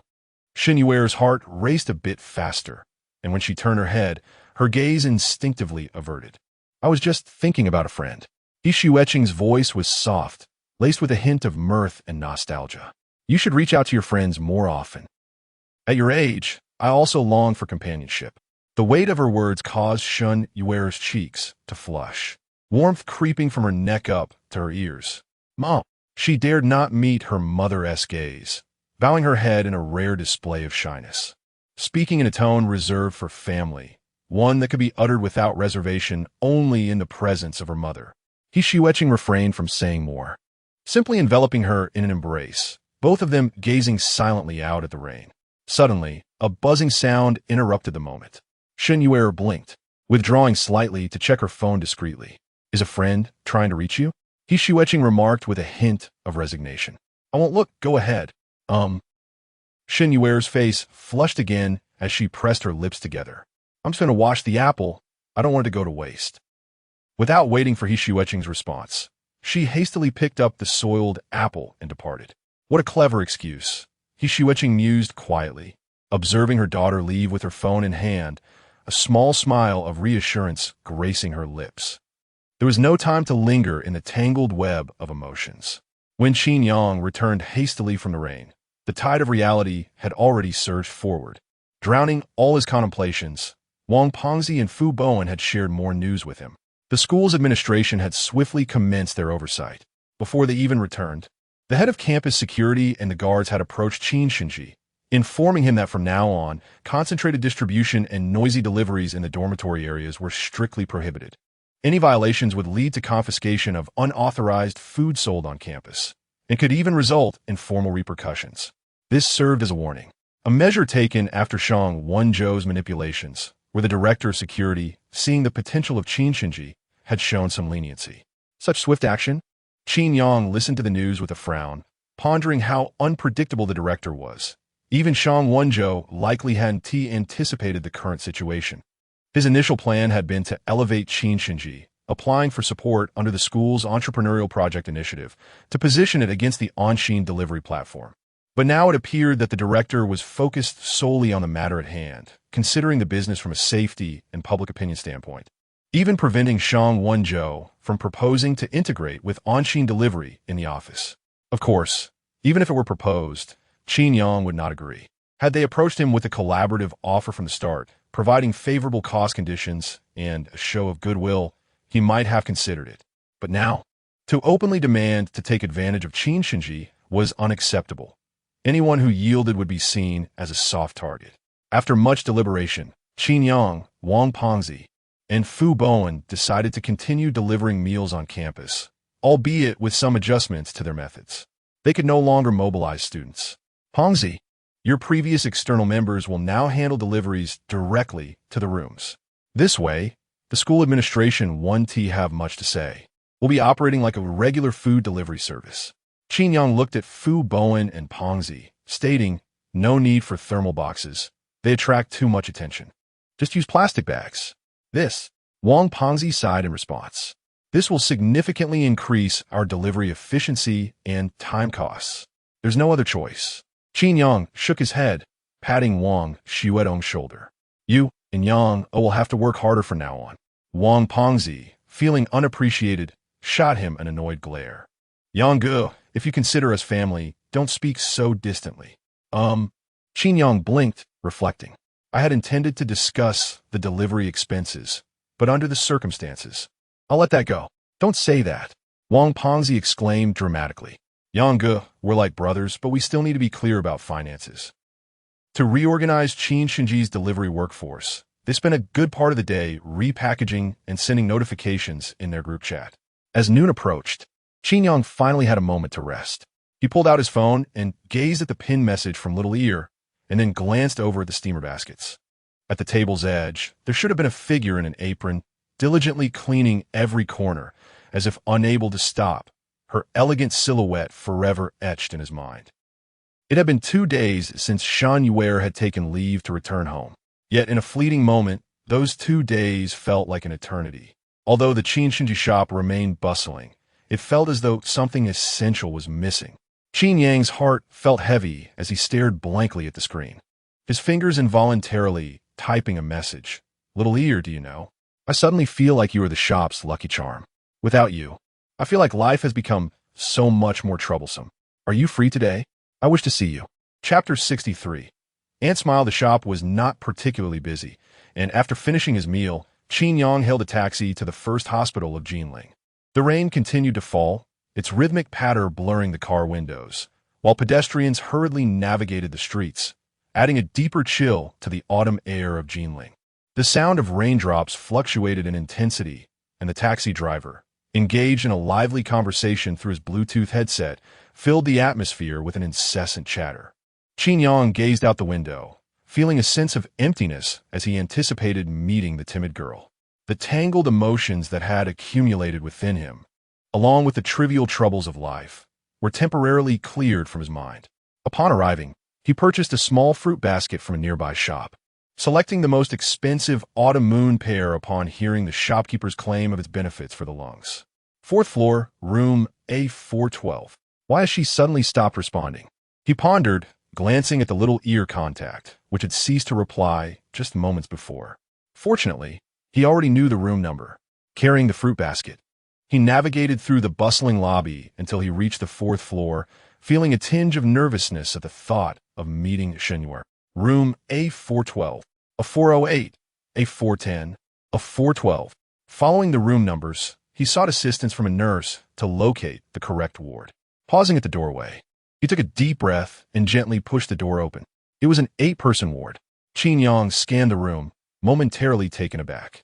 Who are you looking for? A voice emerged from the bed near the window.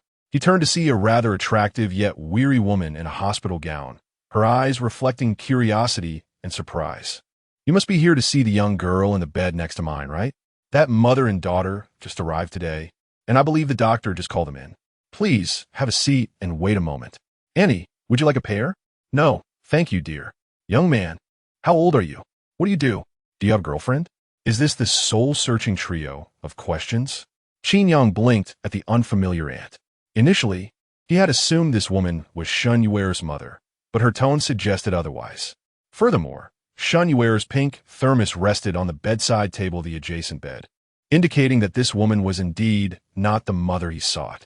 Out of respect for the older woman, he hesitated to directly inquire and instead chose to observe and deduce. Annie, my name is Qin Yang. Just to be polite, I'm a senior at Jinling University. Ah, I see. Are you Yu'er's classmate? The aunt's crow's feet crinkled into a fleeting smile. She pressed further. Do you have a girlfriend yet? Not yet, he replied. I suppose it cannot be considered a relationship at this point. He instinctively glanced at the pink thermos. Is it her? The aunt raised her eyebrows slightly and pointedly remarked, Is she the young girl from the bed next door? She asked, quite lovely. You have good taste. Yu'er is indeed beautiful. Qin Yang smiled shyly, feeling a bit embarrassed but gradually relaxed, thinking this aunt was merely a stranger. At his compliment, the aunt's expression shifted slightly, a pleasant smile gracing her features. After a brief exchange, the atmosphere became less awkward. Qin Yang settled into a chair, feeling more at ease as he conversed with the amiable aunt. Occasionally, she would cough, beads of sweat forming on her forehead. Initially polite, he eventually couldn't hold back and gently inquired, Annie, how is your health? He subtly adjusted her position to ease her coughing. The aunt exhaled, her pallid cheeks betraying a mix of resignation and relief as she replied, It's nothing. Just lung cancer. Qin Yang's heart sank, and his gaze wandered around the ward, noticing that the other patients bore similar fates. This room was filled with individuals suffering from lung cancer. Such visibility of illness was rare outside these walls. The aunt wiped away the sweat with effort and leaned back against her pillow, softly stating, Hospitals reveal a reality many never see. Yes. Qin Yang nodded silently, his heart stirring at the shared acknowledgement.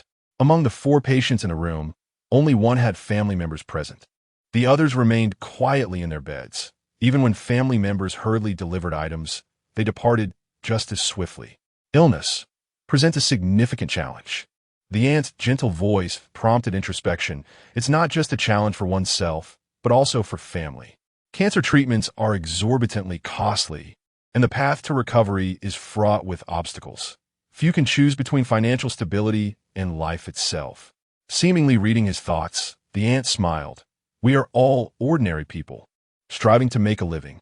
Qin Yang nodded slightly, his mind drifting. In that moment, he thought of Shen Yu'er, the girl who had been silently struggling all along. Suddenly, his phone buzzed. It was a call from Shen Yu'er. Hello. Qin Yang, where are you? I'm at. All right. Wait there. I'll come find you. On the rooftop? Qin Yang murmured, glancing at the aunt and winking.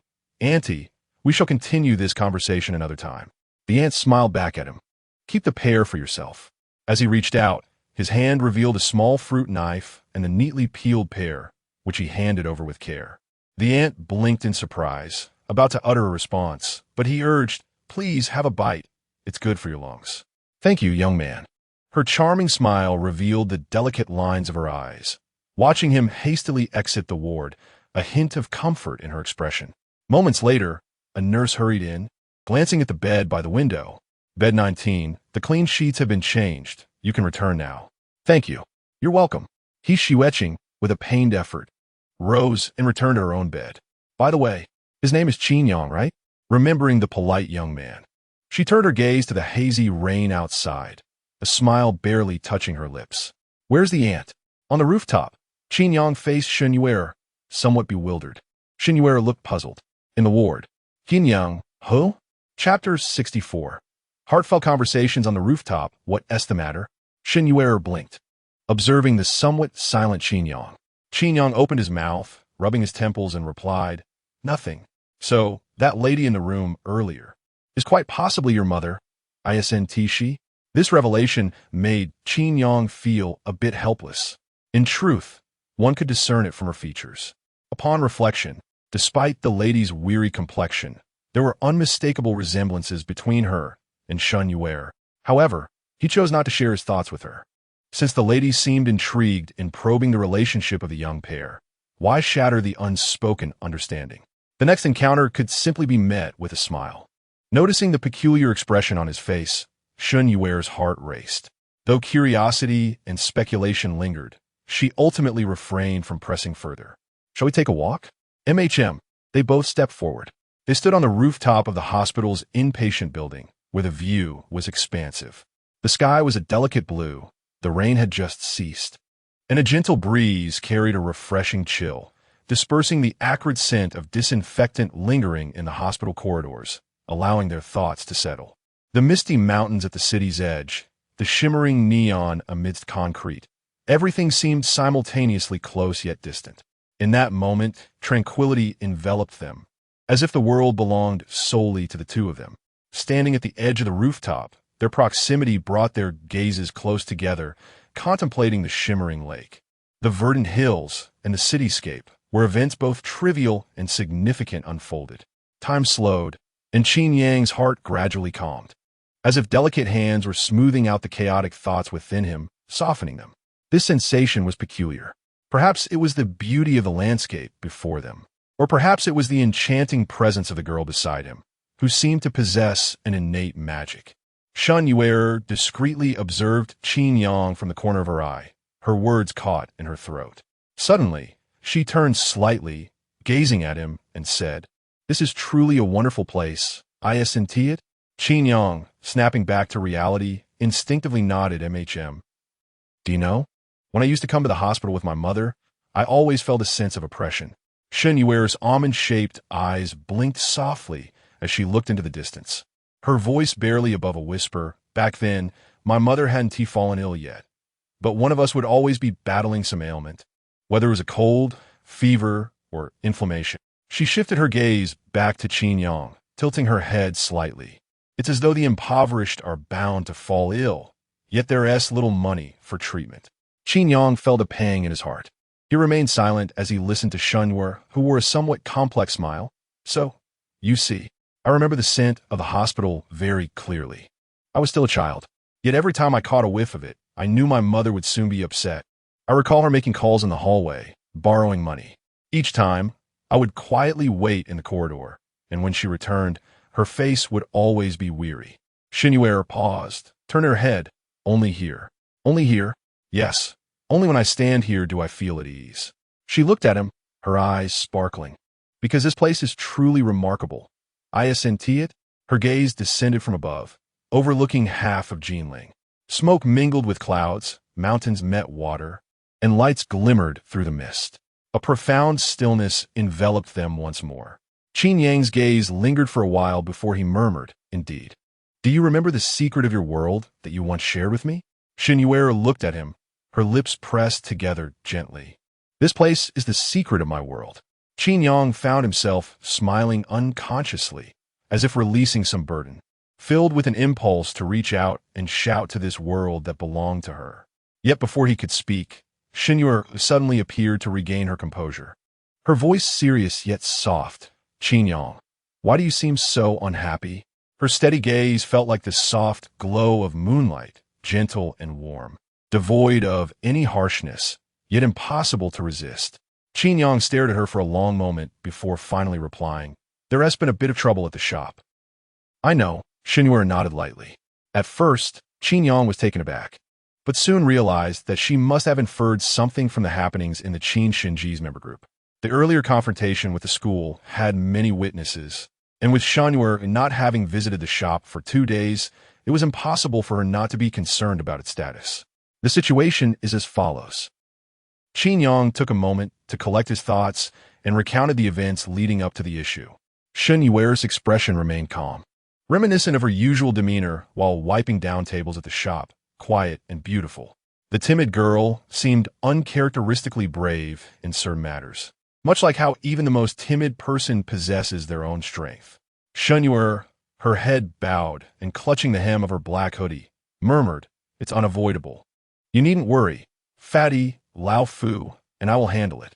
Qin Yang offered her words of reassurance, and after a moment of silence, he suddenly stated, "Actually, there is one more thing." "Huh?" Shen Yu'er blinked, gazing quietly at his expression. An inexplicable premonition began to surface. However, she patiently awaited his words. Qin Yang softly confessed, "I met with Xiaohongli today." Shen Yu'er blinked in surprise, and then, her reaction took Qin Yang by surprise. He inhaled deeply and exhaled slowly. "We talked about our childhood bond, all our thoughts." He glanced at Shen Yu'er. "You must know I spoke with her a fortnight ago, right?" Shen Yu'er nodded, "Of course." "I know." Even if she hadn't known, she had sensed it. The rainy day when she waited at the shop until 10, and that first day they went to the movies. Last time, I felt perhaps I might have said something too harsh. I felt that our relationship has become rather strange during this time. I want to be just friends with her. But that tangled feeling has only made things increasingly awkward between us. I truly don't want it to be this way. That's fine. Needle-like raindrops began to fall from the sky once more. They gently touched Shen Yu'er's cheeks. She blinked quietly, her eyelashes shimmering beautifully, gazing at the boy she admired. Her eyes crescent-shaped, listening intently. After a while, Qin Yang let out a long sigh. Looking at Shen Yu'er, his heart heavy. "Can you understand?" "Qin Yang." Shen Yu'er's gaze drifted over the vastness of Jinling, her voice soft. "Do you remember my answer? Has the movie ended?" "I don't care," she murmured to herself. Chapter 65. 2 distinct narratives. Has the film concluded? "I do not care." As Qin Yang listened to Shen Yu'er's words, he felt as though he had grasped something elusive, akin to a wisp of smoke slipping through his fingers. The wind caressed his ears, and the rain intensified, its rhythmic patter striking the nearby steel roof, stirring a tumult of thoughts within him. In uttering those words, Shen Yu'er too summoned considerable courage. "Qin Yang, the past is, after all, a tale shared between the two of you. A narrative forged over many years. Where will it conclude, and where might it commence anew?" Shen Yu'er gazed at Qin Yang, her eyes blinking softly as she murmured, "Is it really that simple? Many people yearn for the kind of bond you have experienced together since childhood. don't they? Are you perhaps too fixated on an ending? The air lingered amidst the sound of rain as they shifted from the rooftop to the eaves. Huddled together on the steps, they both fell into contemplative silence. Qin Yang's gaze lifted slightly, intertwining with Shen Yu'er's through the delicate mist that hung in the air. Their eyes seemed to collide, igniting a spark that resonated deep within their hearts. This was your shared narrative. Shen Yu'er, with her head slightly bowed, continued to watch Qin Yang, quietly reiterating, "We are, after all, another story." At times, do you find yourself overthinking? The air remained still. Are you a singular narrative, and we another? Qin Yang pondered for a long while before finally stating, "I merely wish for greater clarity, a definitive state, one that does not ensnare me as before." Shen Yu'er softly picked up the thread of conversation, her eyes blinking. "Is that so?" Qin Yang regarded her beautiful almond-shaped eyes and, after a moment of silence, confirmed, "Yes." Yet, the film has not yet concluded. Shen Yu'er withdrew her gaze and gently extended her hand into the rain, capturing a few refreshing drops of autumn rain. How could there possibly be an ending? "Qin Yang, we are good friends, correct?" Shen Yu'er tilted her gaze, pursing her lips. Indeed, a moment of surprise crossed Qin Yang's face, and he nodded silently. "However, we are individual stories." Shen Yu'er's tone turned serious as she pressed her lips together. "Do you believe that the conclusion of one story can be supplanted by another? Such a notion would leave you discontent, and me as well. Yet, I genuinely hope that you find joy, just as I wish for our story to flourish beautifully, regardless of its outcome." One phrase after another, Shen Yu'er's words resembled a gentle hand, patiently smoothing out every crease on a wrinkled page, removing all the tangled threads. Qin Yang sat in quiet contemplation, observing the timid girl's profile, and following her gaze into the rain-soaked world, gradually feeling a sense of relief emerge upon his face. Thus, have I truly been too caught up in trivialities? In truth, there is no awkwardness or subtlety, nor should one overly concern themselves with the past and future that they cannot confront. As Little Ear said, these two narratives should not interfere with each other. The past with Xiaohongli ought to be delicately unraveled, while the future with Shen Yu'er presents a lengthy journey ahead. Hence, time is the true remedy. As Qin Yang's hand followed Shen Yu'er's towards the eaves, he watched the drops of rain that shattered upon his palm, his gaze becoming somewhat unfocused, as if he began to comprehend something profound. The fine autumn rain continued to fall, while a resilient blade of grass emerged defiantly from a crevice beneath the eaves, reaching towards the muted sky to drink in its share of raindrops. Indeed, even after spring has passed, everyone continues to grow. Qin Yang's heart transformed from the illusion of having let go after departing for the mountain city, to confronting the complex emotions that erupted from deep within upon encountering Xiaohongli twice, and then to the awkwardness that arose 2 weeks later, leading to a gradual understanding. Xiaohongli evolved from a once pampered princess into someone who, after loss, began awkwardly learning how to nurture another's feelings, regretting the moments she had let slip away, and ultimately, after experiencing true loss, cautiously retracting her wings, hesitant to accept any semblance of goodness. Even Shen Yu'er gradually transitioned from confusion and avoidance to genuinely acknowledging the existence of another narrative. Has the film concluded? I do not care, for we are indeed two distinct stories. Qin Yang, thank you for your sincerity. Yet I merely wish for us to progress naturally. I sincerely hope that these two narratives do not inflict harm upon anyone. What is the conclusion of the story? I truly do not care. I would rather you, like in a mountain city, become a little sun, regardless of whether this sun belongs to my life or not. Gently catching the rain, Shen Yu'er slowly crouched down, tenderly caressing the fragile wild grass. More than the old story that remains unfinished. I care more about whether our story has truly begun. Little Ear, therefore, you do not wish to be your substitute, do you? In truth, that is not the case. In my life, you are the first key that has pierced my heart, whether you choose to draw near or not. I hope to be the door that guards you. Qin Yang quietly observed the girl tending to the wild grass from behind, his gaze unwavering as it traced her silhouette. The tangled threads in his heart seemed to be gradually smoothed over by the girl beside him. Shen Yu'er, you cautiously refrained from placing any pressure on me. You truly are an angel. The drizzle gradually ceased, and the azure clouds parted to reveal a beam of light. The subtle emotions that unfolded during this autumn now rested behind a thin veil of paper. No one dared to puncture it. Only the two figures on the rooftop stood in the hazy shadows cast by the light, gradually moving closer to one another in silence. The rain has stopped, and as the wind blows, the ripples within the lake of their hearts began to settle gradually with newfound certainty. After 2 hours, Xiaohongli, drenched, finally called Xing Xiaoran. Upon hanging up, Xing Xiaoran hurriedly rushed over, racing from the tulip apartment, hastily bringing clothes and dragging along Fu Bowen, who was nearby delivering orders on a second-hand electric scooter. They finally arrived at the most secluded corner of the park, where they found the small figure curled up on the steps, hugging her knees. "You crazy girl, you have truly lost your mind." Observing the figure that once radiated joy like a princess, now reduced to a pitiful state akin to an ugly duckling, Xing Xiaoran clenched the clothes in her hands, her eyes welling with warmth.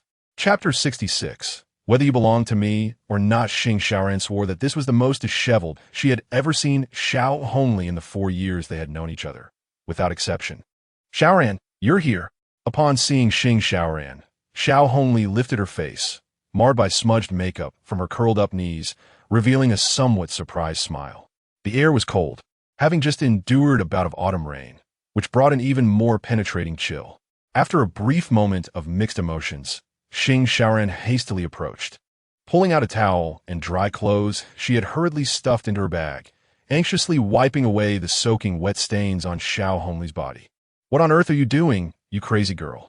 Do you even know how to take care of yourself?" As she wiped, Xing Xiaoran's mouth did not cease its chatter, though her eyes subtly glistened with unshed tears.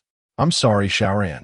Xiaohongli bit her lip, blinking her damp lashes as she gazed at Xing Xiaoran and quietly confessed, "I wasn't in a good mood earlier. But I was drenched and couldn't go back, so I had to trouble you." Xing Xiaoran, momentarily halted in her actions, locked eyes with Xiaohongli for a long moment without speaking. "What's wrong?" Xiaohongli forced a blink and managed a smile toward Xing Xiaoran. "Nothing, it's just—" Xing Xiaoran pursed her lips, softly stating, "That doesn't sound like something you would say." Xiaohongli's hand, which had been gently drying her long hair, paused slightly as she stared at her reflection in the mirror, looking like a drowned rat, falling into a long silence. The truth was, the weather was indeed frigid. In the autumn of Jinling, no matter how chaotic one's heart may be, one should not venture out in the rain in search of inner peace. Struggling to dry off, by the time they returned to the dormitory, Xiaohongli felt her body weaken, nearly needing to lean on Xing Xiaoran to walk. After returning to the dorm and taking a hot shower, by evening, she had developed a fever, 39.5 degrees Celsius. Her forehead felt hot enough to fry an egg, and no remedy seemed to alleviate it. Fortunately, Xiaohongli remained a lucky girl. Even without her childhood sweetheart by her side, she still had a good friend like Xing Xiaoran, who, while scolding her, hurried to fetch medicine, strictly monitoring her temperature and administering cooling measures. From 7 to 9, Xiaohongli lay helplessly in bed, watching as Xing Xiaoran fussed about her, placing a cold towel on her forehead, timing the intake of fever-reducing medication, trekking far to fetch the lightest and healthiest bowl of porridge and boiling eggs in the dormitory. Each time, each return, every trip, every flurry of activity. As her fever rose, her vision blurred. Occasionally, Xiaohongli's gaze would drift, and she would see Xing Xiaoran as if she were that person. Noticing that her temperature remained stubbornly high, Xing Xiaoran gradually fell silent, concern filling her heart. When she gently removed the thermometer once more, "Xiaoran, thank you." Xiaohongli softly grasped her wrist, speaking earnestly. "Why the sudden gratitude?" Xing Xiaoran asked. "Because." Xiaohongli turned to rest her head on the pillow, gazing at the northeastern girl with her head held high, murmuring with a smile, "I've always needed to thank you." As the clock struck 10, the lights in their dormitory were extinguished, leaving only a desk lamp casting a warm yellow glow. Threads of light filtered through the gaps by the bed, outlining her radiant profile, the exquisite features appearing unusually gentle that night. For a brief moment, the air was still, and their gazes locked. Xing Xiaoran opened her mouth, breaking the silence after a long pause. Crazy girl, what has been going on with you lately? In truth, she had wanted to ask, what did you experience today? But upon reflection, she realized that the signs of this turmoil had been evident over the past 2 weeks. It was difficult to articulate the specifics. Yet in a fleeting moment, Xing Xiaoran recalled the soft footsteps of getting up at 6:30 every morning, the gentle coaxing to wake up, the polite rejections of boys wanting to add her on WeChat, that once unrestrained and willful princess, that wild girl who had always been unabashedly fierce since they met, seemed to have carefully tucked away many of the rough edges of her personality within just 2 weeks. Xiaohongli, momentarily at a loss for words, after a brief silence, blinked at her and asked, "Can we sleep together tonight?" Xing Xiaoran was taken aback. The answer was of course yes, as the night cloaked them in darkness. In a small bed, 2 slender figures clad in thin pajamas nestled together, their sides brushing against one another, occasionally stirring with the playful antics typical of young girls, punctuated by stifled giggles. Crazy girl. After a long while, Xing Xiaoran finally halted until the breaths in the air quieted, both lost in their own thoughts. Xiaoran. Were I truly so willful in the past? Xing Xiaoran paused, hesitating before answering yes. Though they were best friends, the truth still needed to be spoken. Xiaohongli remained quiet for a moment before saying, "Actually, I've noticed it too." "What have you noticed?" Xiaohongli gently turned her body away from Xing Xiaoran, whispering, "I realized I've never been caught in the rain before. Why? Because I had an umbrella. But later, I threw away the person who sheltered me with that umbrella." Xing Xiaoran was rendered speechless. Although she could not see the expression on Xiaohongli's face, she could clearly hear the slight tremor in her voice. "So," after a long pause, she sighed, her expression complex about Lao Qin. "Have you truly thought this through?" "Yes." Xiaohongli quietly clutched the pillow, whispering, "I like Qin Yang. It's the kind of liking that needs no further confirmation." "But," Xing Xiaoran rubbed her temples, saying, "He already has someone he likes." "Yes." Xiaohongli's body trembled slightly, her hands gripping the pillow tightly, her voice soft, so a 1T disturbed him. A wave of indescribable complexity surged in Xing Xiaoran's heart. Yet she only heard Xiaohongli softly say, "The girl Qin Yang likes is named Shen Yu'er. I've seen her. Honestly, even just a glance was enough to tell. She is truly a wonderful girl." The figure beside her had gently sat up, leaning against the bed. These words had made Xing Xiaoran's heart feel heavy, her breath constricted, compared to the years it took her to realize that Qin Yang had feelings for her.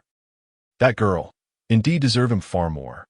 With a sliver of light filtering through the window, Xing Xiaoran finally caught a glimpse of Xiaohongli's turned face.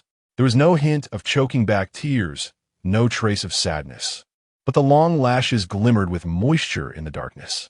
Xiaohongli looked at her, laughing through her tears. "Qin Yang, I still want to say I'm sorry. There is no way to compensate for the love I couldn't give you in the past. I hope you continue to live like a little son, regardless of whether your life belongs to me. Those debts I owe you, I will quietly repay you with the rest of my life, little by little."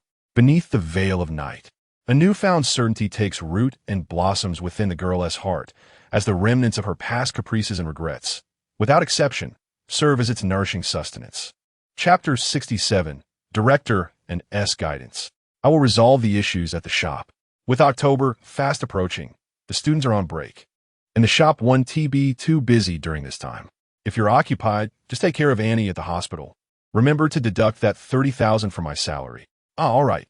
As they left the rooftop, both of their moods felt as though they had smoothed out the wrinkles of a crumpled piece of paper. From the vastness of the empty top floor, they descended into the bustling corridors of the hospital, inhaling the pungent scent of disinfectant as the surrounding reality surged forth like a tide, pulling them back into the rhythm of life. Qin Yang bid farewell to Shen Yu'er, deliberately glancing into the ward one last time. Indeed, the unfamiliar aunt who had occupied that bed was now gone, and the bed by the window was shrouded by tightly drawn curtains. "Well, I shall take my leave now. Little ear, be happy. You promised not to call me that."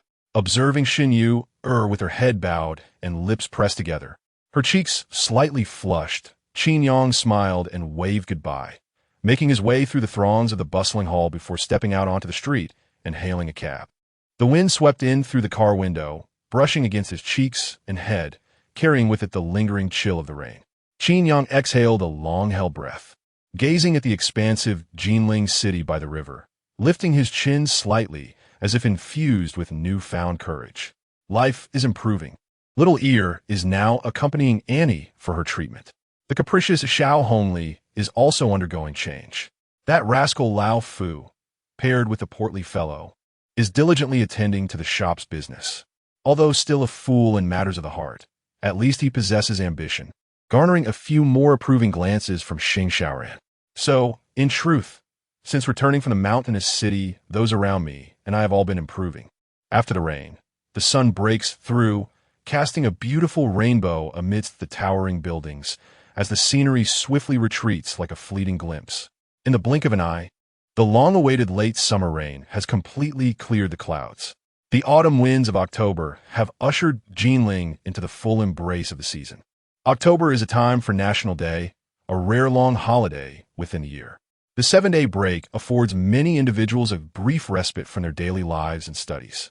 Students at Jinling University have begun to venture out for travel or remain ensconced in their dormitory beds, sleeping from dawn until dusk. Qin Shen Ji has encountered difficulties due to scrutiny from the school authorities. Coincidentally, orders during the 7-day holiday have seen a slight decline, providing an opportunity for adjustment. For 2 or 3 consecutive days, the delivery team, comprised of Fu Bowen, Wang Xuedong, and others, has been tirelessly busy, barely managing to fulfill the delivery demands from the membership group, their clothes damp enough to wring out water. Thank you all for your hard work. Clearly, this cannot continue. Observing the numerous large plastic bags and the delivery personnel, Qin Yang did not halt in seeking solutions to the challenges faced.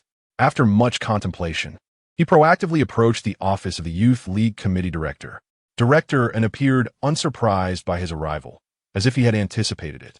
Leisurely pouring him a cup of tea from the coffee table, he smiled and awaited Qin Yang's words. Qin Yang regarded him earnestly, expressing, "Director, in Qin Shen Ji is an excellent entrepreneurial project, and we now require the market of Jinling University to help us expand. Wouldn't it be something you wish to see if such a project could flourish? Through alumni support and school grants. The Entrepreneurial Investment Fund of Jinling University has surpassed 100 million, having already supported nearly hundreds of entrepreneurial projects. This year, the work of the Youth League Committee is to nurture a batch of promising entrepreneurial ventures, enhancing the university's prestige." After being scrutinized by the committee, Qin Yang worked tirelessly overnight to present a complete entrepreneurial project plan for Qin Shen Ji, submitting it for review by the school's Youth League Committee, aiming to prove his worth to the institution. Now, the review process is merely one step away from completion. More accurately, it is just a signature from director, and that remains. Signing a name is trivial. Indeed, Qin Shen Ji is a commendable project, and I will certainly sign it for you. Director and looked at him, his gaze laden with meaning as he added, "But you must understand, even if Qin Shen Ji enters the investment program, it cannot become the core entrepreneurial project of the school. Our support will inevitably be biased. The school leaders have their own considerations, and my opinion alone is not decisive." Though the words were gentle, Qin Yang discerned the underlying message. Who, then, is the core entrepreneurial project? Clearly, it is the Onxin delivery platform, co-founded by the school and the student union. Today, with neither Shang Wenzhou nor Yang Xin present, director and was evidently candid, almost stating outright, "The oversight of Qin Shen Ji is indeed influenced by considerations for Onxin delivery. Not just for you, Qin Shen Ji." Noticing Qin Yang lost in thought, director and continued, "Have you not observed that the school has begun regulating external delivery platforms? Certain groups, such as me, are gradually being restricted from entering the dormitory areas." This statement implied that although Qin Shen Ji is targeted, even without such scrutiny, the situation would not improve significantly. Externally, Jinling University could easily assert that it is for hygiene and safety considerations, disallowing delivery personnel and outsiders from mingling freely with students and faculty. However, internally, the Onxin delivery platform enjoys unimpeded access, which will undoubtedly compel more students and faculty at Jinling University to turn to on-scene delivery for convenience. Qin Yang wished to articulate further, yet after a prolonged period of contemplation, he fell silent. He was no fool. He recognized that Director and did not wish to undermine Qin Shen Ji and even harbored a subtle inclination toward supporting a promising entrepreneurial project. Nonetheless, on-scene delivery, backed by the student union and the school, is currently the institution's flagship project, drawing the gaze and favor of the higher-ups. Wait a moment. Does this not imply that if Qin Shen Ji could be elevated to a flagship project, Director, and if we cannot facilitate delivery, surely we can promote it? Qin Yang's eyes began to brighten, looking intently at Director and clenching his fists as he inquired, this should not violate the school's management regulations, right? As long as you seek prior approval and complete the necessary filings, it is certainly permissible. Director and felt a stir within, subtly nodding, though maintaining a facade of calm. Then, Qin Yang pondered, gazing steadily at him. If Qin Shen Ji were to become a highly discussed flagship project, would that not also open the possibility for preferential resources from a school? Director and refrained from giving a direct answer, gently shaking his head, a smile betraying him at the corners of his mouth. He coughed lightly. The school, of course, would not easily overlook any project that garners attention. By the way, here is your entrepreneurial project application plan. I have already approved it. Take this and work diligently. After a moment, Director sighed. Why are you still standing here? Do I have food for you? Qin Yang gazed intently at him, and as he exited the door, he suddenly bowed slightly. Thank you. Director and that lad.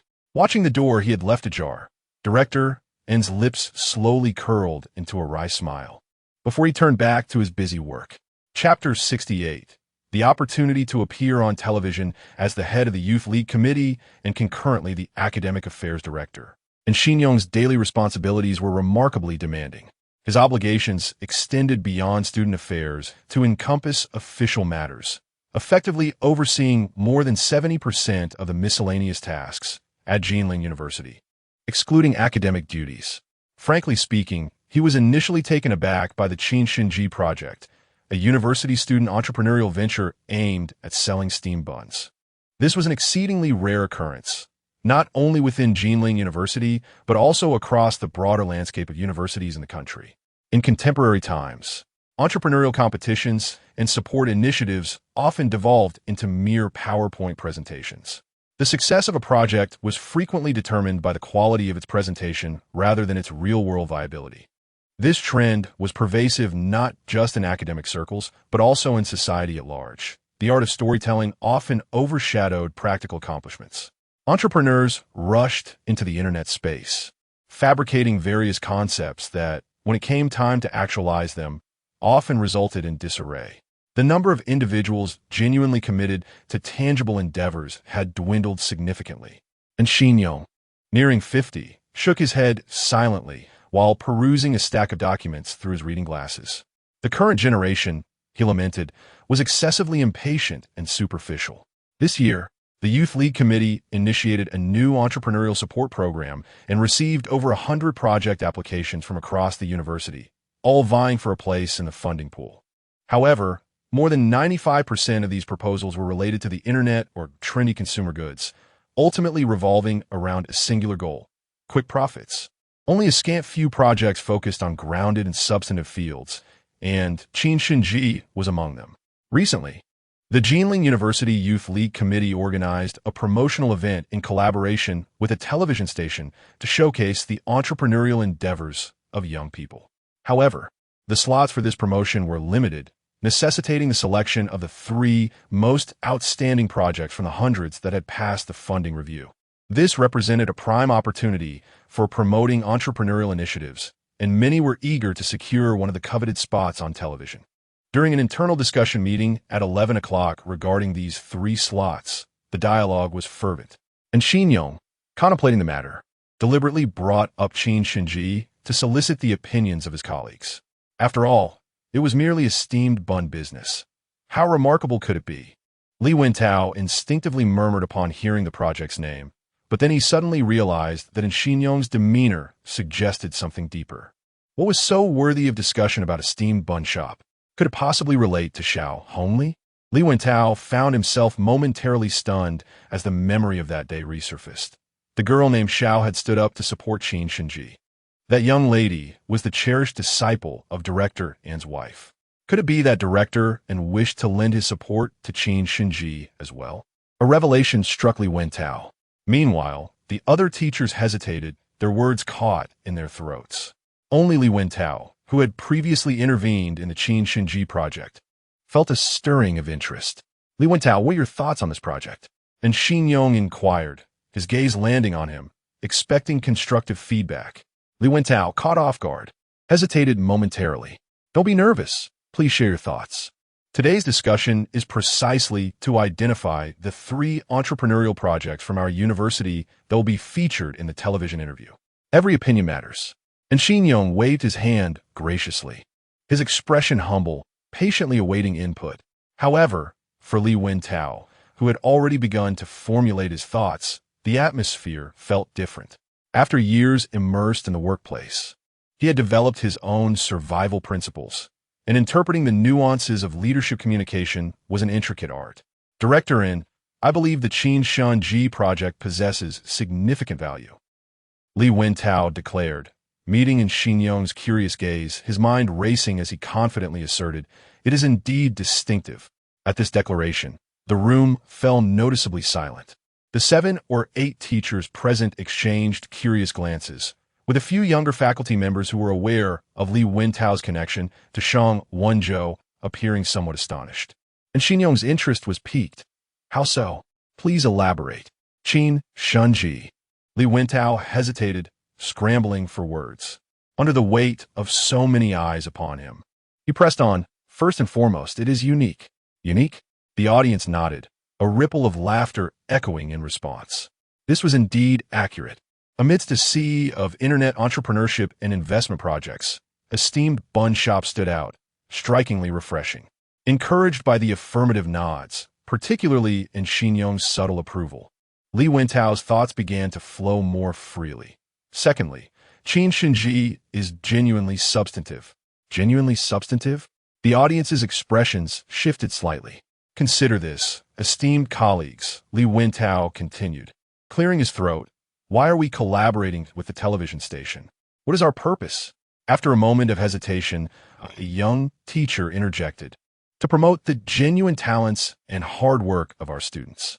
Exactly, Li Wentao affirmed.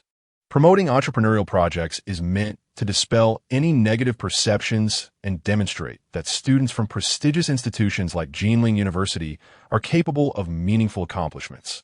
Thus, authenticity becomes paramount. Imagine if we presented 3 projects that are merely concepts, untested ideas from internet startups. What would we have to showcase? If the television aired such content, wouldn't the public perceive Jinling University as merely a breeding ground for dreamers? The faculty exchanged glances, nodding thoughtfully. Li Wentao discreetly observed in Xin Yong's reaction, continuing, therefore, I believe that regardless of whether Anshin Song, blockchain, or any other prominent project is selected, one of the 3 slots should undoubtedly be reserved for Qin Shen Ji. An older teacher adjusted his glasses, shaking his head. While practical endeavors are commendable, a steamed bun shop might not be impressive enough.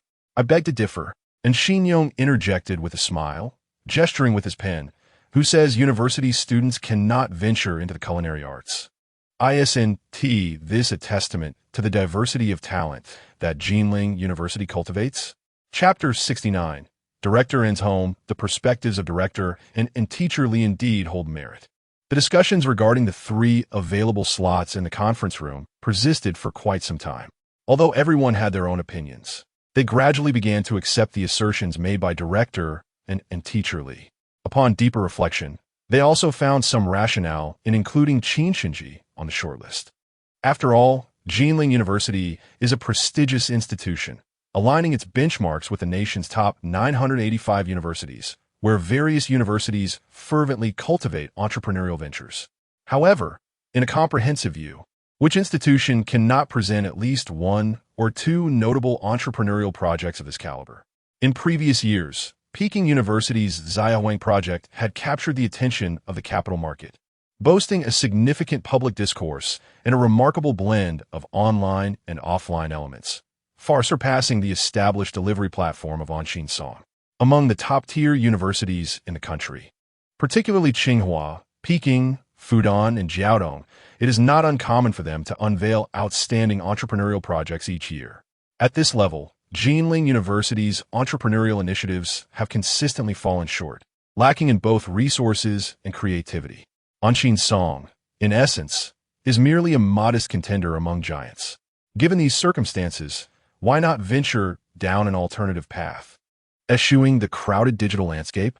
Out of the 3 slots, one is surely destined for Qin Song, and another for the graduate program's Intelligent Robotics Project. Director and mused quietly to himself.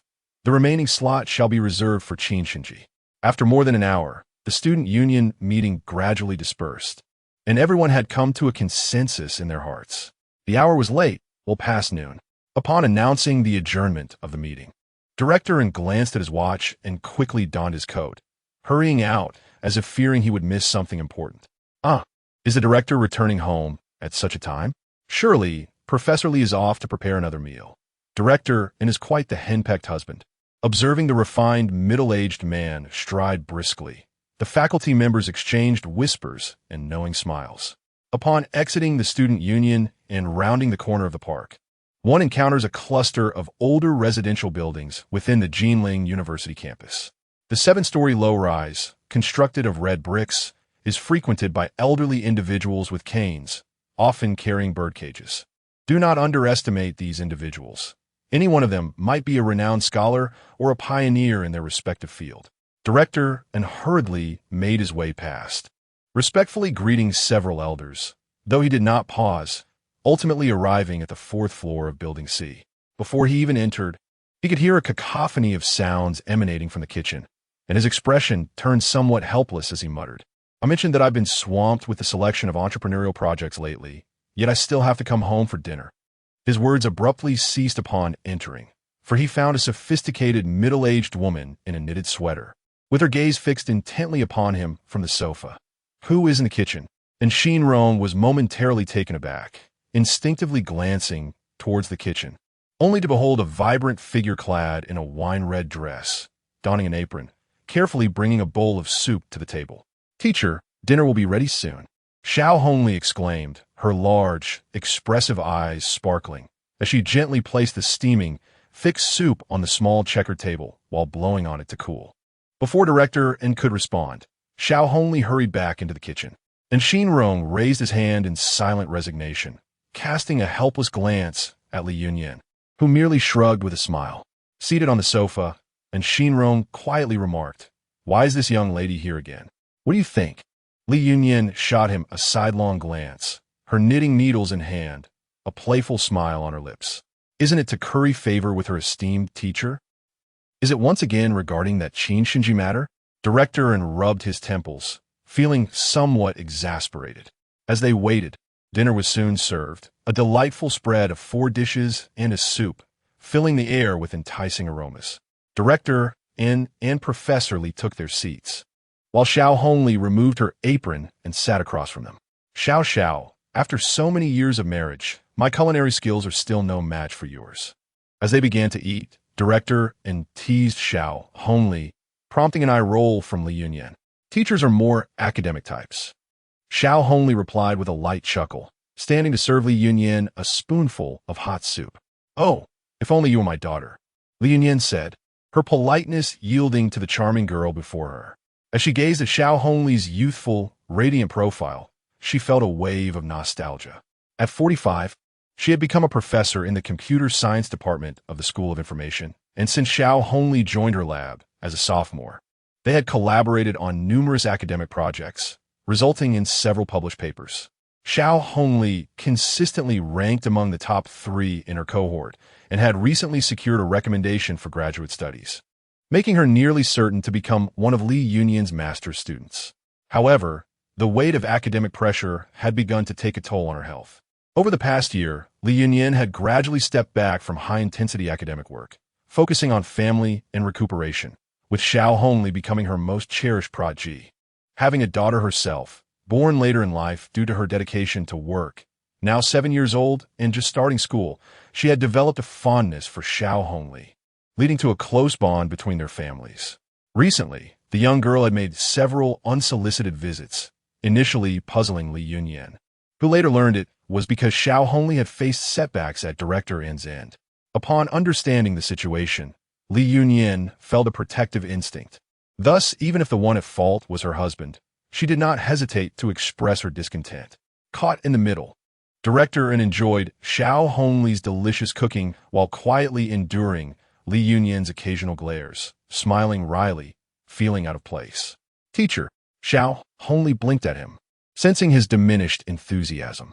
Do you not like today's dishes? If there's something you'd prefer tomorrow, please let me know, and I'll make it for you. Xiao.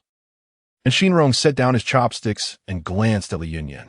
You may step out for a moment. Professor Li raised an eyebrow, still hiding things from me. Are we? Though she feigned ignorance, she understood that the two needed to discuss serious matters, and she busied herself tidying up on the balcony. Only the two remained at the dining table. Under Shenrong's gaze, Xiaohongli felt a mix of nervousness and hope. Teacher, she bit her lip, her hands resting awkwardly on her lap, speaking softly yet earnestly. Qin Shen Ji is truly an excellent project.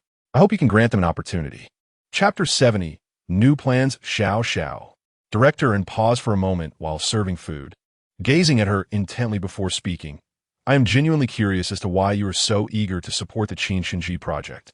I am well aware that there exists a conflict of interest between Anshin Song's project team and Qin Shen Ji.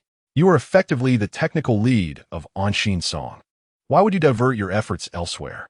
The afternoon breeze was gentle, and the atmosphere at home was far less solemn than that of the Youth League office.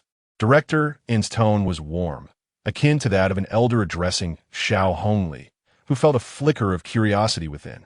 Because Xiaohongli bit her lip and replied, the founder of Qin Shen Ji is a friend of mine. A friend? And Shenrong noticed the seriousness in her eyes, gradually setting down his chopsticks and inquiring, a significant friend? He raised an eyebrow in mild surprise, recalling Qin Yang's figure, a smile briefly crossing his features. Yes. Xiaohongli lowered her head, affirming, a very important one. Her youthful visage, adorned in a knitted sweater, lowered slightly, revealing a hint of rosy warmth on her fair cheeks, exuding an invigorating youthful essence that left Director N momentarily entranced, as if he were brushing against the very essence of youth. Ah, the youth. A smirk of playful teasing danced at the corner of Director N's mouth as he resumed using his chopsticks, exclaiming with a touch of exasperation, then why have you not considered joining the Qin Shen Ji project team instead of Anshin Song's? As he spoke, he finished the last of his rice, casting a glance at the tantalizing array of dishes before him, and turned to refill his bowl from the rice cooker. The table was adorned with braised eggplant, tomato scrambled eggs, sweet and sour ribs, radish bone soup, and a serving of oil-braised shrimp. Compared to Li Yunyuan's culinary skills, Xiaohongli's dishes were a feast for the senses. He rarely had the pleasure of dining on such flavorful cuisine. In the past few days, regardless of whether she had business or not, Xiaohongli consistently brought dishes to his doorstep, subtly hinting at the significance of Qin Shen Ji. Initially, he had merely followed the procedural review of the project plan, not paying it much heed. However, having shared a meal, he found himself compelled to reconsider. Despite maintaining a facade of neutrality due to discipline, and Shenrong could not resist the urge to sift through the towering stack of documents and reassess Qin Shen Ji's proposal. To his astonishment, he discovered its remarkable potential. A humble bun shop had transitioned from startup to profitability, boasting monthly earnings exceeding 100,000. Such success was not only rare in Anshin Song, but also unprecedented in the annals of entrepreneurial ventures among graduates of Jinling University. What was more crucial was the vast scope for future growth. Presently, Qin Shen Ji operated from a singular, somewhat remote location. It had achieved such impressive results solely by catering to a few nearby buildings filled with students. What if it were to expand? From one shop to 2, 3, and beyond, could it evolve into a colossal chain brand, conceivably worth tens of millions or even billions? And Shenrong did not find this notion ludicrous. The restaurant industry inherently harbors the potential for exponential growth, and the most formidable challenge lies in establishing a viable menu model. In other words, progressing from 0 to 1 is considerably more challenging than advancing from 1 to 10. Any successful yet straightforward model is likely to possess a 90% replicability rate. If they could successfully support Qin Shen Ji, it would not only signify a tangible triumph for the university's entrepreneurial initiatives, but also serve as a monumental endorsement for both the Youth League and Jinling University. In a fleeting moment, as director and savored the flavors dancing on his palate while continuing to serve food, he felt a wave of relief. Had it not been for this young lady's relentless dedication, Qin Shen Ji might have been lost amidst the vast sea of projects. Why didn't I join Qin Shen Ji? However, upon hearing his question, Xiaohongli hesitated, lowering her gaze, a hand resting on the table, remaining silent for an extended while. Never mind, I shan't pry too deeply into the matters of the youth, director, and soon realized the implications. Pausing momentarily before clearing his throat and adding, however, if you wish for me to grant Qin Shen Ji leniency, that would be rather unfair to others, including Anshin's song. Teacher, Xiaohongli was momentarily taken aback, unable to comprehend the subtle hint underlying his cough. She bit her lip, attempting to continue. Qin Shen Ji is genuinely an excellent project. The reports from Shang Wenzhou and the others are truly unjust. I understand. Director and rubbed his temples, silently lamenting how this young lady failed to grasp his meaning. The regulatory oversight from the school was not solely his decision.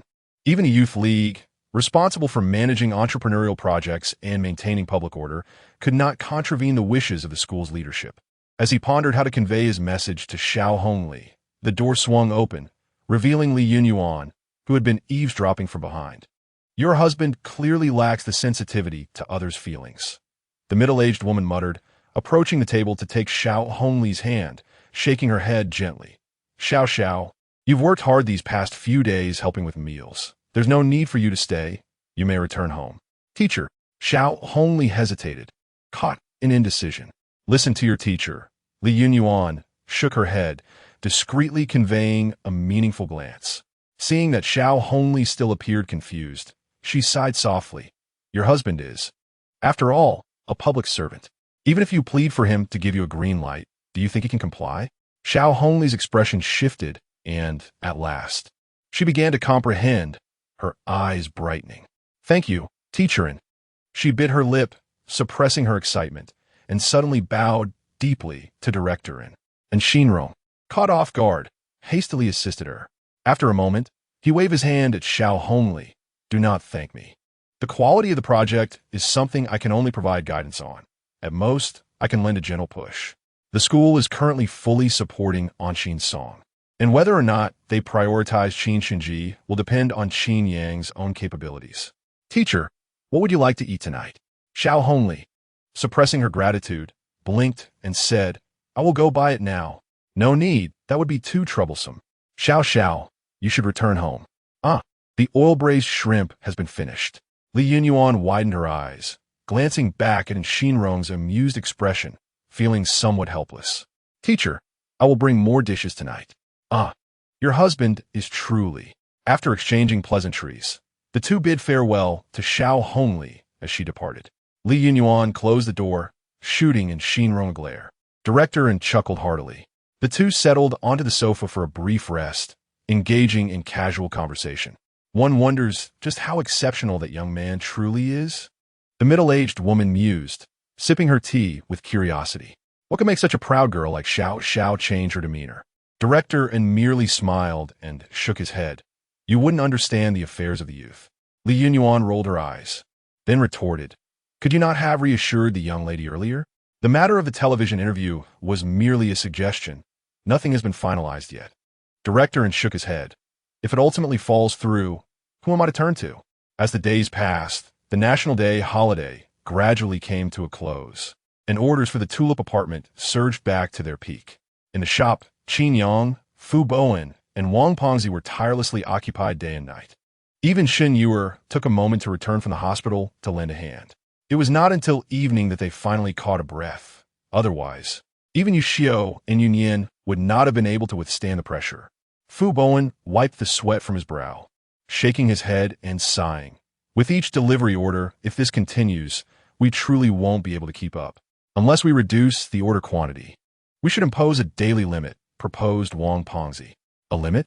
Yu Xiao interjected softly. If they feel we are employing scarcity marketing, the students who support our establishment might feel uneasy. A heavy silence descended upon the group, and even Shen Yu'er lowered her head, inevitably feeling a tinge of disappointment. At that moment, Qin Yang, who had been occupied in the kitchen, suddenly emerged. Everyone, wake up! We have a new plan. Come over and listen. Chapter 71. The VIP System. A new plan? What new plan? As Qin Yang approached, the members of Qin Shen Ji, who were recuperating in the shop, perked up with a hint of anticipation on their faces. Recently, Qin Shen Ji had faced a considerable downturn due to the school's oversight. Their marketing model relying on large thermal containers and distribution was abruptly stifled, forcing everyone to toil laboriously to maintain the shop's cash flow. However, this state of affairs was clearly unsustainable. Not only Fu Bowen, Wang Fati, and Yang O, but even Yu Xiao and Shen Yu'er, who occasionally assisted with order deliveries, were beginning to feel overwhelmed. After all, Qin Shen Ji was now processing a daily order volume ranging from 1,000 to 3,000. If they had to resort to discrete deliveries without large transport devices, they could only manage a handful of orders at a time. The incessant back and forth would be unbearable for anyone. A change in strategy was imperative.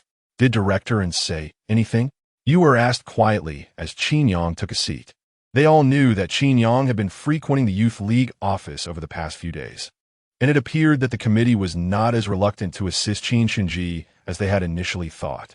Although Qin Yang remained reticent, there was a shared hope that he might return with positive news from Director, and Qin Yang nodded and, after a moment of contemplation, recounted Director An's words from that day.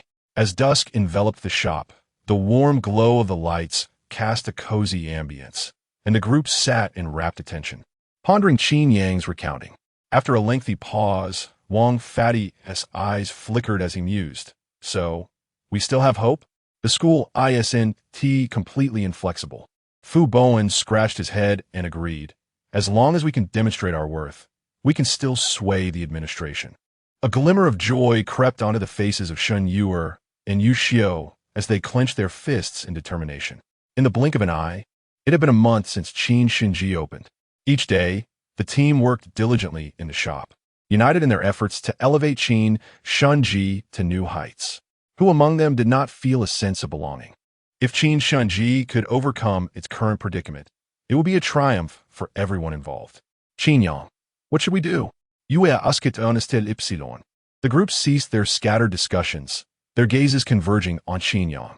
After all, he was the backbone of the shop, the driving force behind its burgeoning success. Now, the shop needed to reaffirm its value, to achieve results that would capture the school's attention and perhaps even warrant special consideration from the administration. A monthly revenue of 100,000 was certainly commendable, yet it seemed insufficient to garner the serious attention of a prestigious 985 university. What they truly needed was influence, a significant impact, something that would turn the heads of the school's leaders. At that moment, the rhythmic tapping of Qin Yang's fingers on the table gradually ceased. I've been pondering an idea these past few days. His gaze swept across the group, a spark of determination in his eyes. What we need now is a buzz, something to make the name Qin Shen Ji resonate throughout Jinling University.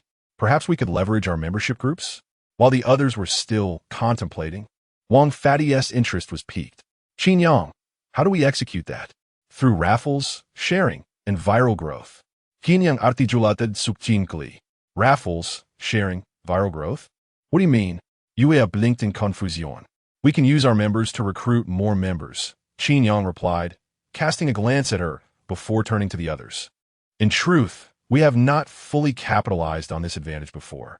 The group nodded in agreement. The output of Qin Shen Ji had remained consistent, with 2,000 to 3,000 buns produced daily, reaching their maximum capacity. Beyond the initial promotional efforts around buildings 1 to 4, there had been no further expansion of sales or delivery services to other areas, as the shop simply could not accommodate more consumers. This was a fortunate dilemma, yet now, despite the production capacity remaining unchanged, They required greater influence, more consumers, and an increased membership base. Imagine this. As the group pondered, Qin Yang's fingers lightly tapped the table once more. What if we expand our membership through the viral growth of our member groups? With 6 membership groups comprising over 2,000 individuals, how many members could we generate in a single day through raffles, sharing, and a few simple activities? They recalled how, when they first established the membership groups, they had filled them within days, even while intentionally limiting the sales scope. If they opened up sharing completely, or even employed raffle activities to promote it, the speed of membership expansion for Qin Shen Ji would undoubtedly exceed expectations. After a lively brainstorming session, Wang Xuedong was the first to slam his palm on the table. I think this is viable. Our members are very loyal. Engaging them with activities could indeed attract more attention. Yu Xiao's eyes sparkled with enthusiasm. Having taken on the role of maintaining the membership groups, she had become quite adept at the operational dynamics of Qin Shen Ji. Yu'er blinked and hesitated. But what kind of activities can we organize? The group resumed their contemplation. Raffles and sharing were common marketing strategies. Coupled with the membership groups, they could reasonably expect good results. However, it was clear that any activity would need to be incentivized. What rewards could Qin Shen Ji offer? Wang Fatty rubbed his temples and suggested, how about 100 buns for the raffle? The suggestion elicited laughter, even from him, as it was clearly impractical. Yet, no one had a better idea, as the product line of Qin Shen Ji was quite simple, just buns and soy milk. What else could they offer? Fu Bowen chimed in, what about cash prizes? The group shook their heads. Cash would fail to reflect the essence of Qin Shen Ji and would likely diminish member engagement. Qin Yang furrowed his brow, momentarily at a loss for a suitable solution. Qin Yang, I have an idea, said the usually reserved Yunyan, gathering courage as he blushed slightly. Qin Yang nodded, encouraging him to share. What I propose is that since we have membership groups, why not establish a proper VIP system? Given our current delivery limitations, we could stipulate that only VIP members receive home deliveries, while other members must collect their orders at the school gate. This way, we can address our operational challenges while simultaneously boosting member engagement. Once he finished speaking, the room fell silent. Yunyan sat back down, his face flushed, and murmured, I'm just suggesting an idea. If it's not feasible, just disregard it. Chapter 72. Crowdfunding. As Yunyan awkwardly took his seat, the patrons in the shop were already deep in thought, their expressions brightening with contemplation. The VIP system. Share and bring in 10 members to become a VIP member? I believe that could work. It sounds simple, yet has a high feasibility when put into practice. The measures are quite specific, far more refined than our previous framework. Yunyan, I hadn't anticipated such cleverness from you. Wang Xuedong and Yang O, who were gathered nearby, chuckled and teased Yunyan. He scratched his head, his face flushed, not out of shyness this time, but rather from the joy of receiving affirmation. All right, quiet down. Qin Yang interjected, raising a hand to regain control of the room. He nodded and said Little Yu's idea is indeed commendable. Xiaohongli, shall we keep the registration information of our members? Yu Xiao, smiling at her younger brother, nodded gravely in response. We shall keep it all. With that, she stood up and retrieved a laptop from the shop, which belonged to Qin Yang and had been there since the store's inception for accounting and record-keeping. Upon opening an Excel file, the membership information meticulously displayed before everyone. Over 2,000 individuals, complete with names, IDs, phone numbers, and even some brief details. Gazing at the data, the patron's eyes sparkled. This was undoubtedly the most significant treasure of Qin Shen Ji to date.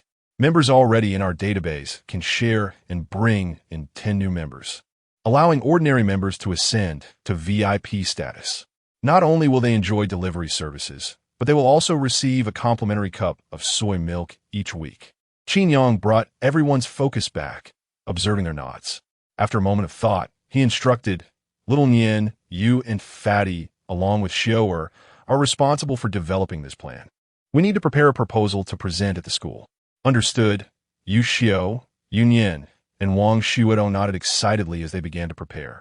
Jinling University was currently tightening its purse strings, and Qin Shen Ji's upcoming promotion had to be conducted offline, making noise in the community. Thus, A well-crafted plan was essential for submission. The remaining patrons continued discussing, sharing their thoughts, but Qin Yang pondered deeply, suddenly feeling that something was still lacking. After the crowd dispersed, an unspoken understanding lingered, leaving Shen Yu'er and Qin Yang behind. Qin Yang, do you have any other ideas? Shen Yu'er inquired, her eyes twinkling, sensing that Qin Yang seemed somewhat distracted. Well, Qin Yang shook his head gently, letting out a soft sigh. I just feel that relying solely on our VIP membership count to attract the school's attention may not be sufficient. He sat back in his chair, massaging his temples. Shen Yu'er rose and quietly took a small stool beside him, as the evening air gradually dispelled the earlier tension, leaving a serene quietness in the wake of the departed patrons.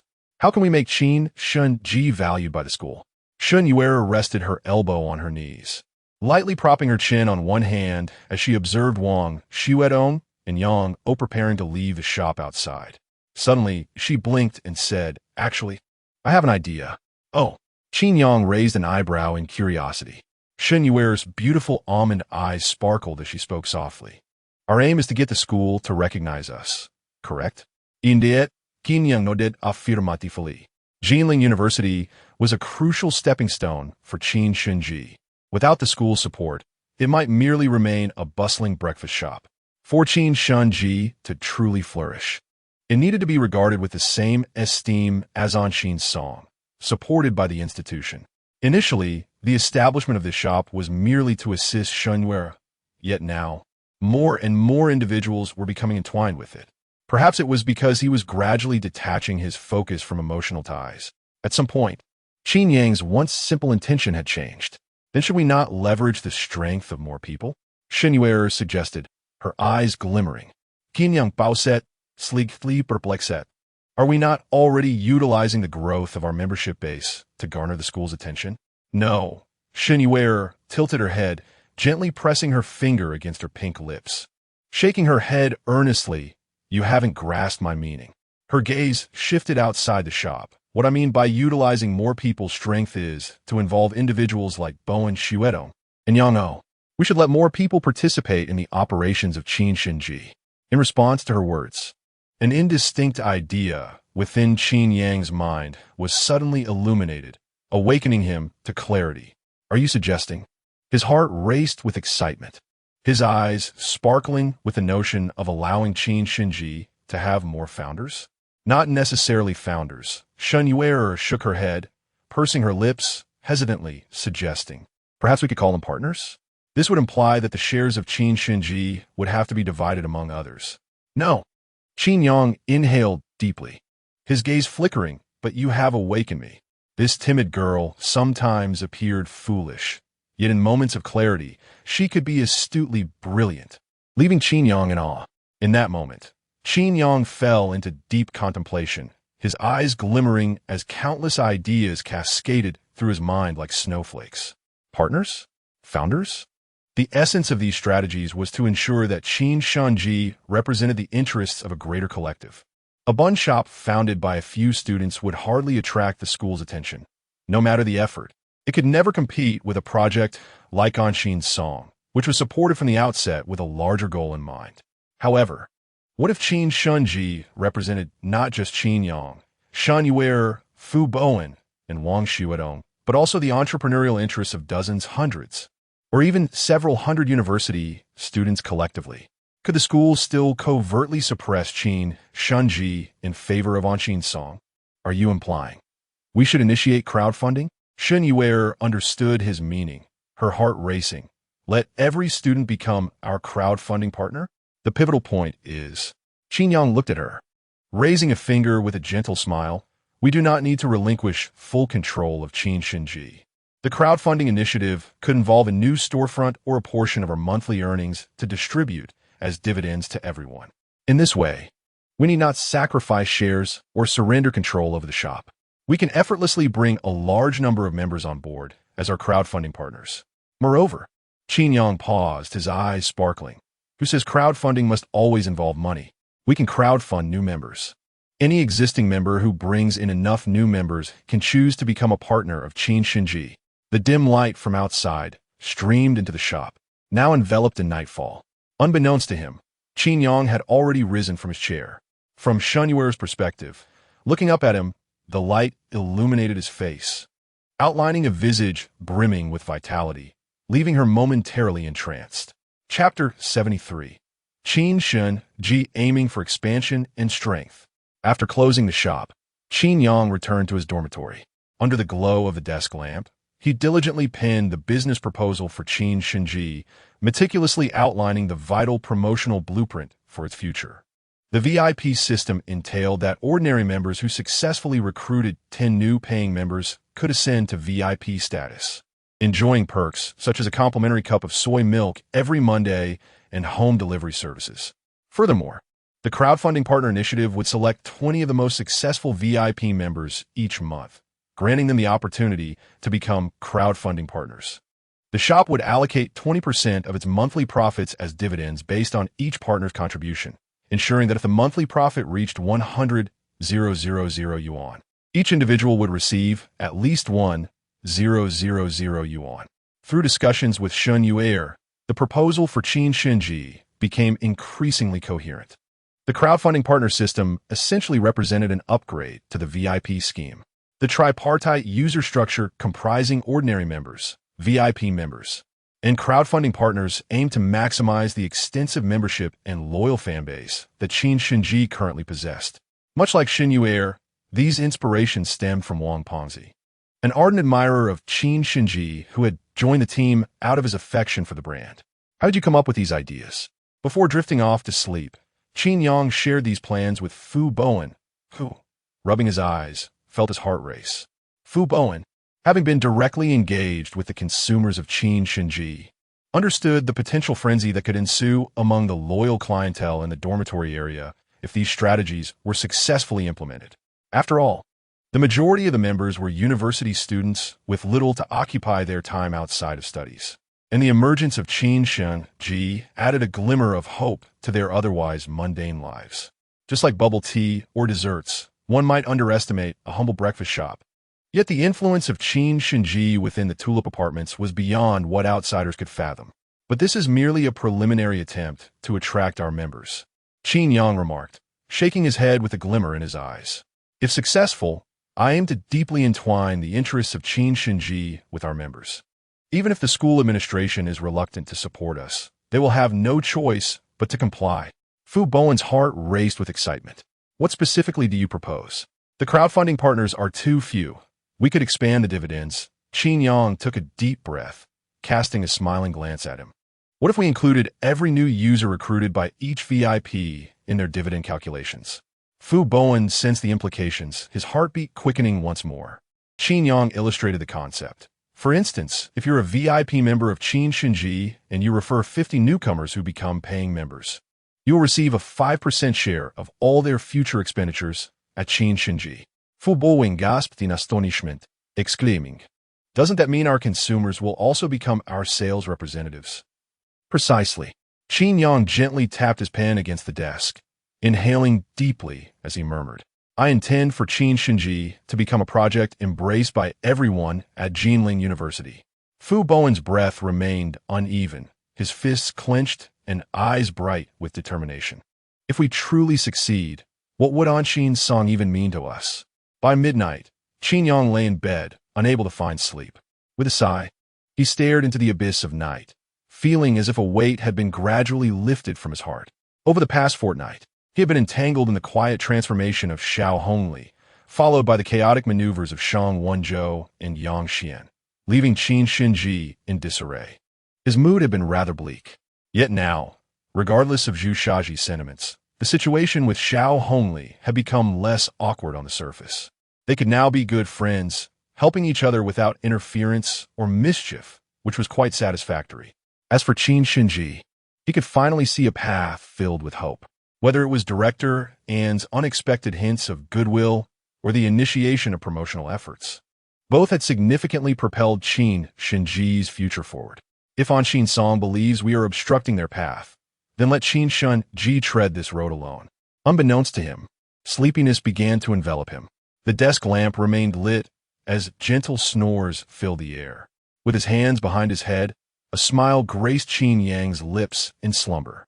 In a single day, the promotional plan for Qin Shen Ji's entrepreneurial project was submitted to the Academic Affairs Office for official review. Due to the delectable offerings of the family-style shrimp and sweet and sour ribs, Director In, surprised yet impressed by their proposal, swiftly approved it with a wave of his hand. Xiaoqin, keep up the good work. Recently, the school has been providing promotional support for entrepreneurial projects, and Qin Shen Ji is currently on the short list. If you achieve results, there will be hope. Thank you, Director In. Qin Yang had indeed noticed the subtle shift in Director In's attitude over the past few days, but he did not dwell on it, quickly immersing himself in promotional tasks. He approached Boss Yang from the tool factory to order promotional materials and purchase roll-up banners, spending several thousand yuan in the process. Thankfully, after nearly a month of operations, even after allocating 30,000 yuan to Shen Yu'er, Qin Shen Ji's financial records reflected nearly 50,000 yuan in revenue, demonstrating a thriving enterprise. With efforts both offline and online, Shen Yu'er and Yu Xiu managed the membership groups, rallying fans in 5 different groups to assist with promotional activities. Little ear, Qin Shen Ji has been upgraded. As you all know, our shop is a school-based entrepreneurial project. To swiftly gain support and become a favorite among more people, we will be implementing a new membership system starting today. Each member only needs to recruit 10 new members from within the school to automatically elevate to VIP status. Little Xiaohongli, ding ding ding, as you all know, due to school regulations and an overwhelming number of orders, we can no longer guarantee delivery. However, if you're a VIP member, rest assured that no matter the challenges, we will deliver your orders to you. Additionally, VIP members will receive a free cup of soy milk every week. Wang Pang Pang. Wow, this discount is incredible. I am bystander. Wang Gu is bragging about himself. I am bystander B. Wang Gu is bragging 1. I am bystander C. Wang Gu is bragging 2. Stop selling. Wang Yi. Wow, someone has already become a VIP member? Those foolish ones are still chatting in the group, while the clever ones have already begun recruiting members. Is it really necessary to be this competitive? The membership group was always lively, and the feedback received exceeded everyone's expectations within Qin Shen Ji. Amidst the fervent promotion, Qin Yang felt a sense of relief and heightened anticipation for the coming days of promotional efforts. Chapter 74. Offline event, Baozi, Shi. 2 days later. Early in the morning, the sun shone warmly on a clear weekend. Outside the north gate of Jinling University, from around 8 o'clock, elegantly dressed female students and boys heading out to surf the internet began to emerge. What is that tent for? Another event organized by the student union, perhaps? No, wait. Can you smell that? The aroma of steamed buns is so strong. Wow, it smells delightful. Gradually, clusters of curious onlookers began to approach the tent still under construction. A few boys were busy setting up the tent when a girl in an oversized black hoodie and jeans, her hair tied in a ponytail, slightly lowered her head while sitting at a table. Upon hearing the voices, she shyly raised her face, her cheeks tinged with a faint blush. Hello. Her voice was as gentle as a spring breeze, and the moment the boys caught sight of her delicate features, they were momentarily stunned. The chattering girls around them fell silent. The sounds of traffic faded into the background, leaving only the enchanting visage before them. Clad in a simple black hoodie and scuffed white sneakers, as if a moonbeam from a dream had descended into reality. Dear classmates, would you like to know more about our event? Shen Yu'er, feeling a bit flustered under their gaze, tucked a stray hair behind her ear and quietly handed out flyers. We are Qin Shen Ji, a startup founded by graduates, primarily offering breakfast items like steamed buns and soy milk. We are currently expanding our membership and enhancing our services. If you're interested in learning more or wish to help us, please take a look. Typically, on the bustling streets, about 70% of people would dismiss flyers without a glance. Yet, the world seems to have a remarkable tolerance for beauty, as several boys and girls instinctively accepted the flyers, glancing at them before slowly processing the information. Qin Shen Ji. Isn't that the place that frequently delivers buns under Building 4? Old Wang, have you tried it? I have. Last time, I went to Building 4 to meet Niezi for internet access and snagged half a bun from him. It was delicious. Listening to the lively chatter, Shen Yu'er blinked and remarked, Today we have a half-price offer. Just 1 yuan for our secret meat bun. The boy speaking brightened instantly and scanned the payment code. Secret meat bun? I'll have one. Me too. I haven't had breakfast yet. In the blink of an eye, more than a dozen people rushed to buy breakfast, igniting the enthusiasm of the event. Baozi Shi Shen Yu'er became a beacon in the crowd, drawing even more curious onlookers. Some bold boys and girls even dared to ask for a photo together, gleefully posting it on social media and in various group chats. Wow, I bumped into a stunning senior at the school gate today. Everyone come quick. Old Wang, you promised to get up for internet access, but I met the campus beauty, the Baozi Shi. If you keep sleeping, she'll be gone. Don't try to fool me. There's no way she's a beauty. Don't believe me? Look at the pictures. No way. I'm coming. Time swiftly passed, and an hour had gone by. The tent was fully set up, with Shen Yu'er and her friend Yu Xiao stationed at the front, promoting Qin Shen Ji's grand discount event. The flow of people at the school gate surged with time, peaking around 9 o'clock. The newly formed membership group was rapidly increasing by dozens of members each minute.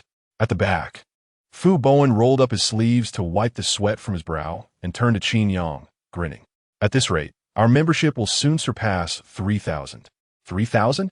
By the end of today, it might even exceed 5,000, Qin Yang chuckled, casually tossing a stack of flyers at him. Come on, let us distribute some flyers.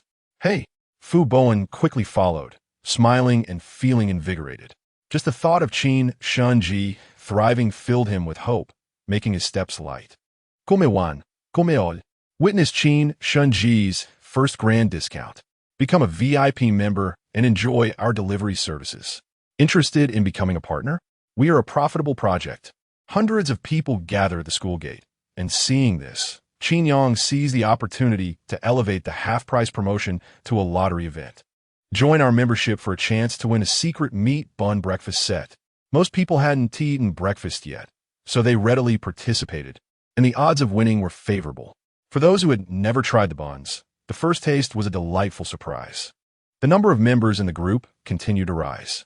Although most people had places to be and left after a brief visit, a small number of loyal members or interested individuals lingered, contemplating the crowdfunding partner and VIP membership system of Qin Shen Ji. Yu Xiao even took a moment to share some news. Qingge, we gained over 700 new members yesterday, which means more than 70 VIP members. The top 3 have each brought in an average of over 50 new members. It seems they are determined to secure their spots as crowdfunding partners. She blinked. Even the school forum is starting to discuss Qin Shen Ji. Discussion? That's excellent. Only through discussion can we increase our visibility, Qin Yang thought to himself, feeling elated. As the day wore on, 3 hours had passed, and the event was busier than anticipated. While recording information and distributing flyers, a light sheen of sweat began to form on Shen Yu'er's forehead as she panted slightly. It's 11:30. You should take a break. A familiar voice interjected, filled with gentle authority and concern. Shen Yu'er paused, looking up with pursed lips. No, I'm fine. I can manage. Qin Yang sigid quietly. Your aunt has a follow-up appointment at the hospital at 2 o'clock, right? Shen Yu'er blinked, softly replying yes. You should go now, Qin Yang insisted, waving his hand. Seeing her hesitation, he shook his head. We can manage without you. Go on, I'll handle things here. Without waiting for her response, he suddenly reached out, gently lifting the timid girl by her armpits, causing Shen Yu'er to let out a flustered gasp of surprise and indignation. This scene did not go unnoticed by the others. Yu Xiao, Fu Bowen, and Wang Xuedong exchanged knowing glances and shared silent smiles. The young boys outside, eager to take photos with Baozi Shi, felt their hearts shatter. Go ahead and take your time, Qin Yang assured, settling into Shen Yu'er's spot. I've got this. He watched her leave, and soon, several more hours passed. The offline event progressed splendidly, synchronized with the online recruitment efforts, yielding fruitful results. Qin Yang, Fu Bowen, Yu Xiu, Wang Xuedong, Yu Nian, Yang Ou, Zhang Zijie, and Meng Bo took turns promoting with high energy. Just as dusk approached, a familiar figure appeared at the storefront, exuding surprise. Qin Yang, so this is your project. Looking quite impressive. Chapter 75. Xing Xiaoran's visit. As evening descended, The flow of people at the school gate surged to its peak. Qin Yang was bustling about, hardly pausing for breath. Upon glancing up, a smile broke across his face. There stood a vibrant figure, tall and healthy, with bangs framing her face, clad in light-colored overalls, exuding both energy and intelligence. None other than Shen Yu'er. The event was still in full swing, with many around eager to learn about Qin Shen Ji. A few were even tempted to invest directly in the project, as each aspect required attention. He waved to Yang to take over his position, wiped the sweat from his brow, and stepped aside for a brief chat with Shen Yu'er. "What wind has brought Miss Xing here?" he teased, offering her a bottle of water while his gaze instinctively swept the surroundings. The familiar figure he had envisioned was nowhere to be seen. However, he did catch sight of Fu Bowen, who sat at the desk, seemingly distracted, stealing glances in their direction. "What wind, you ask?" "It is, of course, the favorable breeze of Qin Boss's entrepreneurial success," Shen Yu'er replied, blinking her eyes playfully. Accepting the water, she took a sip, her eyes sparkling as she added, "Qin Boss, you can't be this stingy. I've hardly had the chance to taste the famous secret meat buns of Qin Shen Ji. You're late." Qin Yang shook his head, a hint of regret in his voice. "The stock was sold out long ago. Next time, I'll make sure to send some your way." "Don't look around. Xiao hasn't come." Noticing his fleeting glance, Shen Yu'er paused, then shook her head. "That crazy girl, who knows what she's thinking now?" She cast a complex glance at Qin Yang and sighed softly. Alas, she brought this upon herself. Qin Yang looked at her in silence. They exchanged a knowing glance and shared a resigned smile, an unspoken understanding passing between them.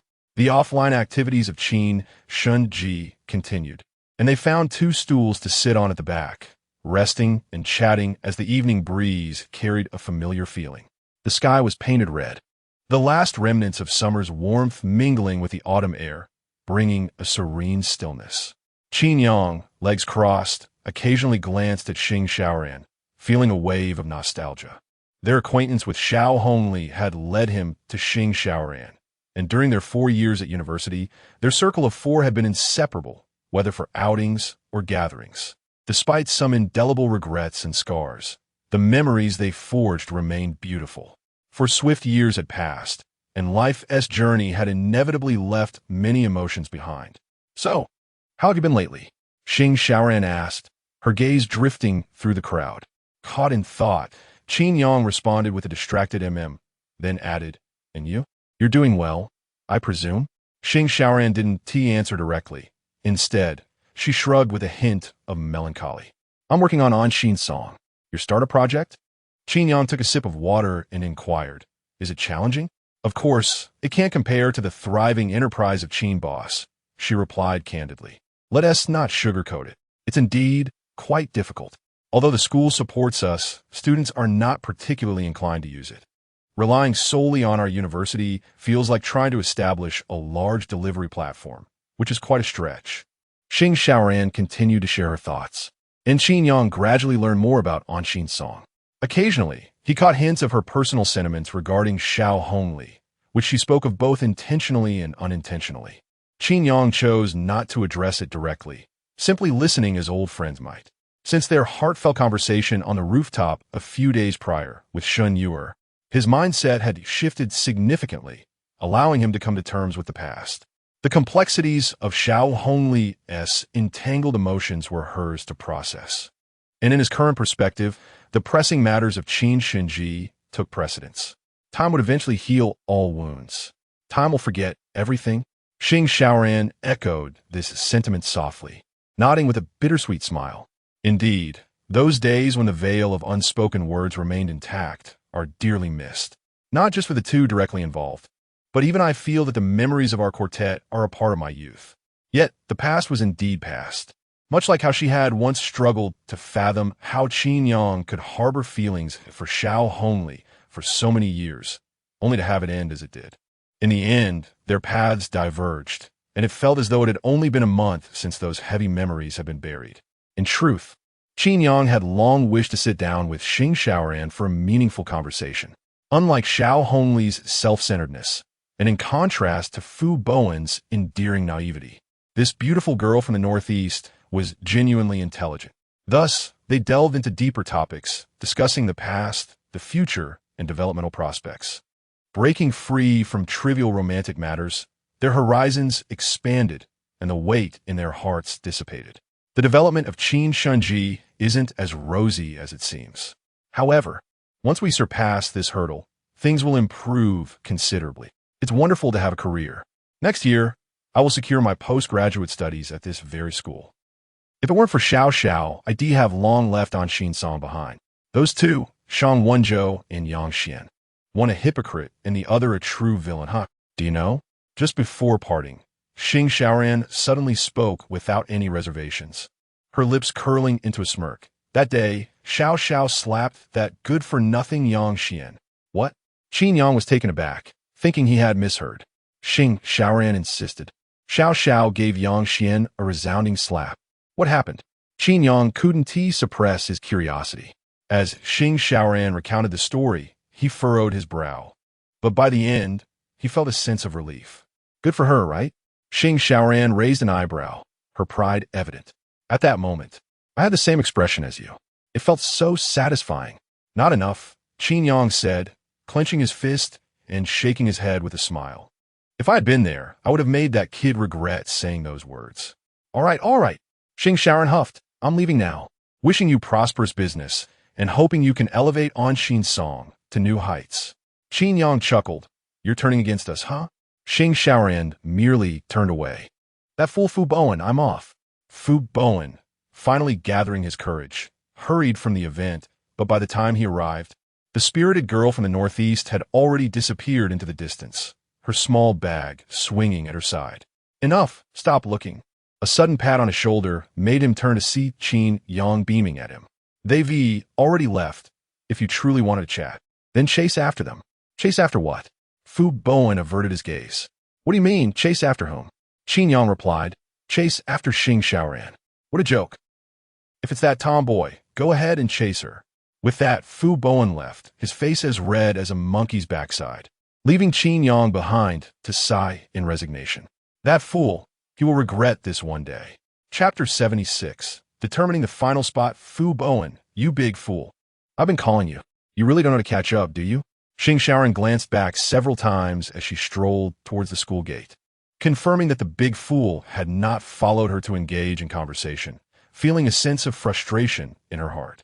However, not long after, a figure in a burgundy dress appeared in the distance, and Xing Xiaoran was not surprised. She quickened her steps to meet Xiaohongli. I've been waiting for you. Let us hurry up and go. Xiaohongli clutched her bag, pursing her lips while saying, we might miss the dining hall. Though she seemed distracted, was she really that concerned about dinner? Xing Xiaoran quietly observed the profile of the girl who had grasped her arm, choosing not to confront her. Remembering the earlier scene, she couldn't help but let out a silent sigh. It was the weekend, and seeing that Xiaohongli had not been in good spirits lately, she thought it would be nice to go shopping together. Little did she know they would run into Qin Shen Ji, who was outside hosting an event upon their return. By the time they arrived back, dusk had set in. As they stepped out of the taxi, Xiaohongli froze in place, following her gaze to see Qin Yang in the distance. Coincidentally, Shen Yu'er was also present. The two were caught in a playful moment in front of a crowd, eliciting laughter and cheers from onlookers. In that moment, a hint of sweetness in the air captured everyone's attention, drawing forth silent envy from their lips. While Xing Xiaoran was lost in thought regarding the two, the girl in red beside her had already fled in embarrassment, unnoticed. I just want to check on Qin Yang, so I was a bit late. Xing Xiaoran feigned curiosity. Blinking, I thought you went to the dining hall. I didn't expect you to be waiting for me. Xiaohongli paused briefly, turning her head to conceal her expression from Xing Xiaoran. She could only muster a forced smile and say, Qin Shen Ji seems to be doing well now, doesn't he? Xing Xiaoran nodded, casually remarking, it looks quite good. Who knows, it might just become Qin Yang's career in the future. Xiaohongli replied softly, that's great. Have you seen that girl? Xing Xiaoran pressed her lips together and intentionally stated, the girl Qin Yang likes is named Shen Yu'er. No. Xiaohongli turned her head, her lips pressed tightly together in silence. In truth, this was the third time they had encountered her, hadn't it? Xing Xiaoran sighed inwardly. pretending to be surprised as she gestured. Just now, right at the entrance, she was with Qin Yang. Let us go eat. Without allowing Xing Xiaoran to say more, Xiaohongli grasped her hand tightly and suddenly quickened her pace towards the dining hall. The sky was adorned with fiery clouds, half of it reflecting the sea, the other half ablaze with flames. Xing Xiaoran could not see Xiaohongli's expression, and they continued in silence. By the end of the day, Qin Shen Ji had seen considerable success, with both offline and online activities expanding new users.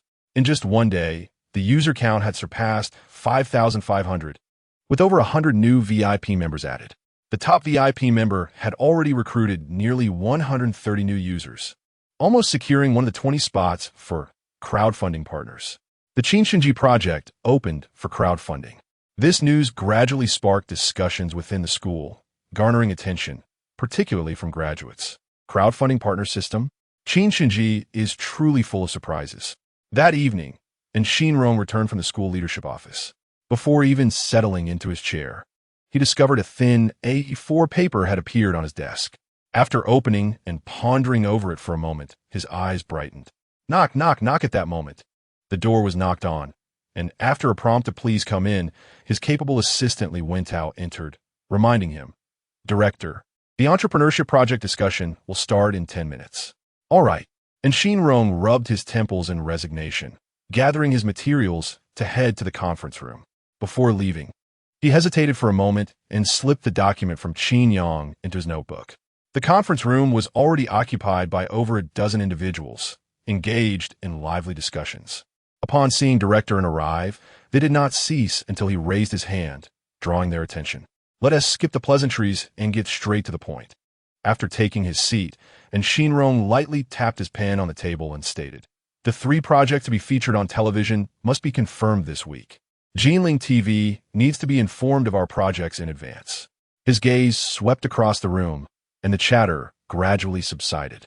An older, more experienced teacher raised his eyes and interjected, On Shen's song, the project supported by the school must secure 1 spot. Having said that, he fell silent, and no one opposed it, as this had already been established as a key support project in the school leadership meetings, which would undoubtedly attract venture capital funding in the future. With 1 endorsement, the 2nd spot was quickly determined for a research project primarily promoted by the graduate school, noted for its innovative significance. As for the last spot, Shen Yu'er rubbed the documents in his hand and proposed, I suggest we allocate it to Qin Shen Ji. This time, however, opinions were somewhat divided. Although Director had already floated this idea a week prior, a week had passed and others had developed differing views. Some teachers shook their heads. With over 100 projects, is it appropriate to give it to a steamed bun shop? Others nodded. I think it's still inappropriate. Should we reconsider? Debates ensued, Shen Yu'er remained silent, suddenly standing up and tossing the documents he held to the attendees. The room fell silent for a moment. Curiosity piqued. What is this? The development plan for Qin Shen Ji. Shen Yu'er glanced around and shook his head. Take a look for yourselves. The document bag was pulled out, and soon, the stack of materials circulated among the teachers. After carefully reviewing the contents, many displayed expressions of surprise, while others fell into contemplation. For a long while, no one in the conference room spoke. Each teacher exhibited a range of expressions, some subtle. After a while, someone finally said, Crowdfunding partner? This system is quite intriguing. Nearby, another teacher murmured in agreement. Intriguing? In all the years of entrepreneurship projects at Jinling University, this was the first time they had encountered such an advanced operational method. This effectively transformed dozens of qualified students into members and entrepreneurs of Qin Shen Ji, allowing the otherwise ordinary steamed bun shop project to metamorphose into a co-creation project. A co-creation project. What a distinctive label. Observing Director once again cast a smile laden with meaning. This time, no one found a reason to oppose it. Chapter 77. The secret labors of He Xueqing. Is that settled then? The atmosphere in the conference room was somewhat hushed as Li Wentao glanced around, cautiously inquiring of Director and the materials to be submitted to Jinling Television. I will send them to Anshin, the 3 documents regarding the SciTech Innovation Project. Right? Director nodded affirmatively. Indeed. However, How shall we explain this to the school leadership? The attendees exchanged glances, some rubbing their temples, helplessly questioning. I will handle the matter with the school leadership. Director In, seated at the head of the oval conference table, shook his head, offering reassurance to the group. As the meeting gradually adjourned, many took the materials regarding Qin Shen Ji, resolved to review them thoroughly once more. Before departing, Director In caught Li Wentao's arm, massaging his temples. Director In, what is it? Teacher Li blinked, inquiring. I forgot to pay attention. Director In shook his head. What is the name of the lead applicant for the Qin Shen Ji project? The situation concerning Jinling Television is urgent. After this meeting, he must report to the school leadership before the end of the workday. Suddenly, he recalled that the lead applicant was not Qin Yang, yet he could not quite remember who it was. Li Wentao rifled through the materials in his hands, stating, a girl named Shen Yu'er. Shen Yu'er? And Xinrong nodded slightly. Good. He then turned and proceeded to the school leadership's office. In the following days, the promotional activities for Qin Shen Ji, both online and offline, continued to progress simultaneously. As the second week of chemotherapy approached, Shen Yu'er took charge of organizing the online activities for Monday, while the heavier responsibilities of the offline segment were assigned to Qin Yang and Yu Xiao. Although the growth of Qin Shen Ji's membership was not as explosive as on the first day, the increase over the subsequent days was still quite impressive, nearing the critical threshold of 9,000 members. 9,000 members. Goodness. During lunch break, Wang Xiudong, drenched in sweat, plopped down on a small wooden stool, exclaiming, Sister Xiao, just imagine how many online orders we could receive if we hadn't been sanctioned by the school. Initially, with over 2,000 members in a single day, our 6 sets of equipment in the shop were already operating at full capacity.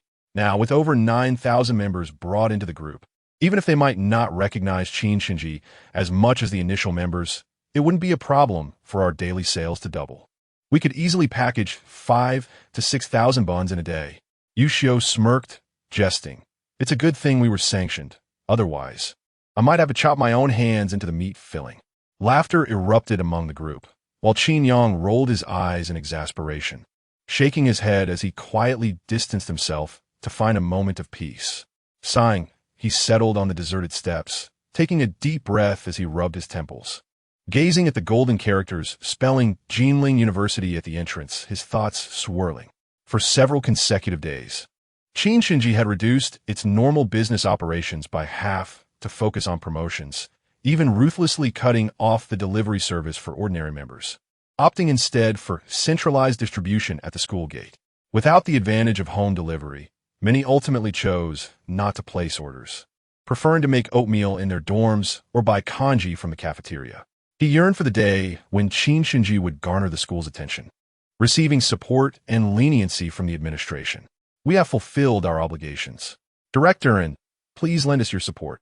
Qin Yang gazed at the scorching sunlight, filled with both anxiety and anticipation.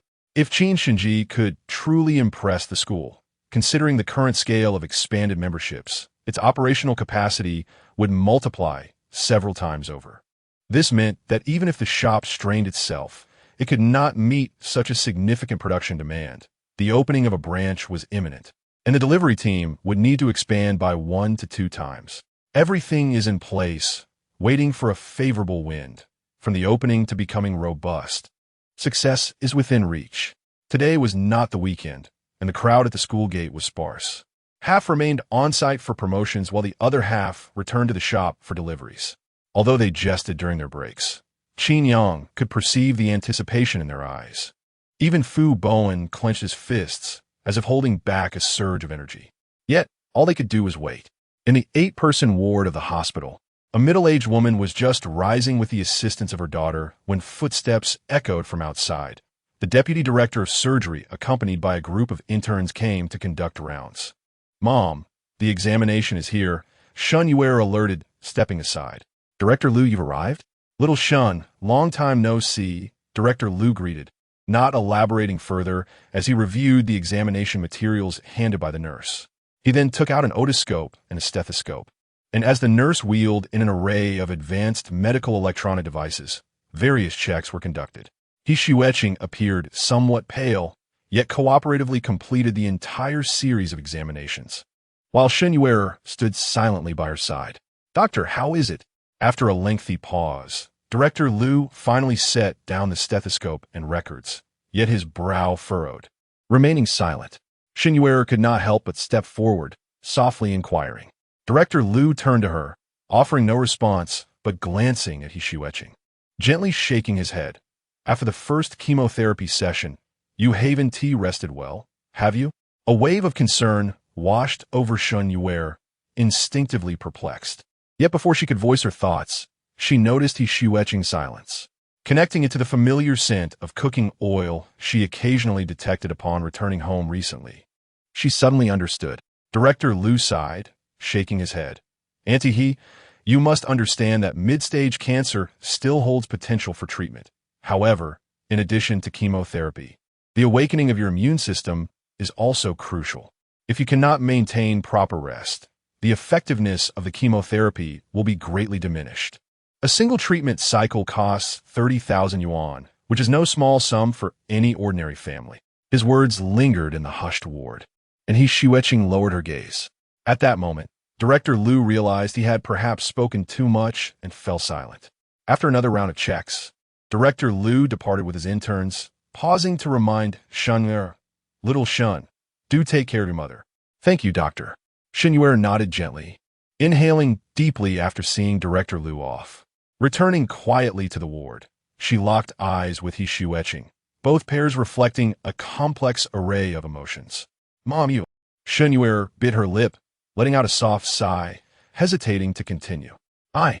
Xiaohongli pursed her lips, feeling both helpless and guilty. The burdens at home cannot rest solely on your young shoulders. Chapter 78. A bond stronger than gold, listening to Xiaohong's words. Shen Yu'er held her lips tight and lowered her chin, taking a long moment before gently saying, "Mom, Nier has grown up." "Grown up?" Xiaohongli blinked, gently tugging at her small hand, catching sight of the emptiness beneath the black hoodie, and sighed, feeling a pang of sympathy. "Even as you grow, you will always be my treasure. Look at you, so thin." "Mom, I really can earn money now." Shen Yu'er firmly grasped Xiaohong's hand, her gaze complex as she whispered, "I can earn a lot of money." Xiaohongli was slightly taken aback, smiling. "How much?" "Over 10,000 yuan." Shen Yu'er thought for a moment, then added, "In a month." "That much?" Xiaohong's eyes widened in shock and disbelief. She knew Shen Yu'er could earn money now, but she never imagined it would be such a substantial amount. 10,000 yuan a month was more than she made selling skewers at her stall, laboring tirelessly from dawn to dusk, all for meager earnings. "Mom." Shen Yu'er gently leaned against her, her gaze inadvertently catching a glimpse of an oil stain on her sleeve that had not been cleaned, her heart heavy as she said so. "You should rest well from now on, all right?" However, Xiaohong's expression turned serious. "Where did that money come from?" Shen Yu'er hesitated briefly, then quietly replied, "I earned it." "How did you earn it?" With earnestness, Shen Yu'er explained, "Grandma's dumpling shop was handed over to us. We opened the store and started delivery. In a month, we can earn nearly 100,000 yuan." This revelation stirred a tempest within Xiaohongli. Having worked in the food industry in her youth, and later running her own food truck, she understood the dynamics of the business better than anyone. A shop that could earn 100,000 yuan a month was undoubtedly thriving. She had seen Grandma Yang and visited the shop. It did not seem to possess such potential. Xiaohong's gaze shifted, suddenly recalling something. "Is it that friend?" Her eyes gently settled on Shen Yu'er's cheek. Shen Yu'er's cheeks flushed slightly as she quietly affirmed. In these days, she had yet to disclose the details of the shop to Xiaohongli. The establishment and rapid growth of Qin Shen Ji caught her off guard, as in Xiaohong's mind, 30,000 yuan was already a tremendous favor. "That young man, does he have such capabilities?" she asked, her face revealing a hint of astonishment as she rubbed her cheek. "Capabilities?" Shen Yu'er blinked, softly affirming again. "We're steadily selling dumplings little by little." Xiaohongli shook her head. "It's not easy, no matter how you put it." The name Qin Shen Ji emerged for the first time in their conversation. Upon learning that Qin Shen Ji could sell 3,000 dumplings a day, earning several thousand yuan daily and expanding outward, and that Shen Yu'er held a stake in it, Xiaohong's emotions became somewhat disoriented. Whether it was a 30% share or a 1% share, it was rightfully hers, or at the very least, she ought to hold it for Grandma. Considering it was the fruit of Grandma Yang's lifelong dedication and craftsmanship. Regaining her composure, He Shueqing nodded slightly, then patiently and carefully said to Shen Yu'er, "But that friend who is willing to help you, you must keep in mind. With a lifetime of experience, He Shueqing understood more than the young girl did. One must acknowledge the kindness received, yet not neglect the rightful compensation owed. Many people know that being overly focused on money can lead to a lack of virtue and emotional connection. However, young people sometimes fail to realize that being overly concerned with relationships may also create distance between individuals. What does it mean that emotions are stronger than gold? It means that emotional bonds are more valuable than monetary gains. But it does not imply that one should take advantage of friends without consideration for their financial well-being, being overly cautious to avoid causing them loss. Today's youth are often willing to establish friendships, but are reluctant to discuss money matters. Ordinary friends can operate this way, but if lifelong friends maintain such an attitude, it may ultimately hurt feelings. Today, if you benefit from me, and you willingly extend your financial support, I will not refuse, cherishing it in my heart. Tomorrow, if you encounter difficulties, I would be willing to go through fire and water for you. Many young people would prefer to forego monetary exchanges, seeking a friendship based on mutual respect. He Shueqing, understanding this deeply, grew concerned for Shen Yu'er, who was still a blank slate in matters of affection and ambition. She feared that Shen Yu'er's stubborn refusal might inadvertently harm the boy's heartfelt contributions. Do you understand? He Shueqing's eyes showed a trace of helplessness as she gently stroked Shen Yu'er's shoulder. This is what it means for emotions to be stronger than gold. Shen Yu'er's gaze was momentarily dazed, as if contemplating for a long time, before she finally nodded gently, lowering her head, observing her daughter. He Shueqing did not say much more, simply reflecting quietly. The path of life must ultimately be traversed by the young girl herself. The journey of those who have gone before belongs to them alone. Each person must become their own guide through life. Mom, Shen Yu'er suddenly lifted her chin. Looking at He Shueqing, whispered, "You must promise me, no more going out to sell things." He Shueqing opened her mouth to respond, but seeing the hint of stubbornness in Shen Yu'er's gentle eyes, she could only nod in silence. All right. The mother and daughter continued their soft conversation. Qin Shen Ji. Is that the name? Does it sound nice? Shen is for little ears. And Qin, who is that? It's my friend. Next time you have free time, invite your friend over to our home. Little ears? Make sure to visit your friends more often. Here, I have doctors and nurses. There's nothing to worry about. A peaceful conversation was interrupted by the hurried entrance of a nurse. And He Shueqing's meaningful gaze finally left Shen Yu'er's face.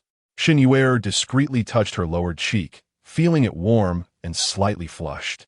As afternoon arrived, Qin Shen Ji's activities continued as usual. I wonder how little ears are doing. Qin Yang murmured, resting in the shade behind the tent.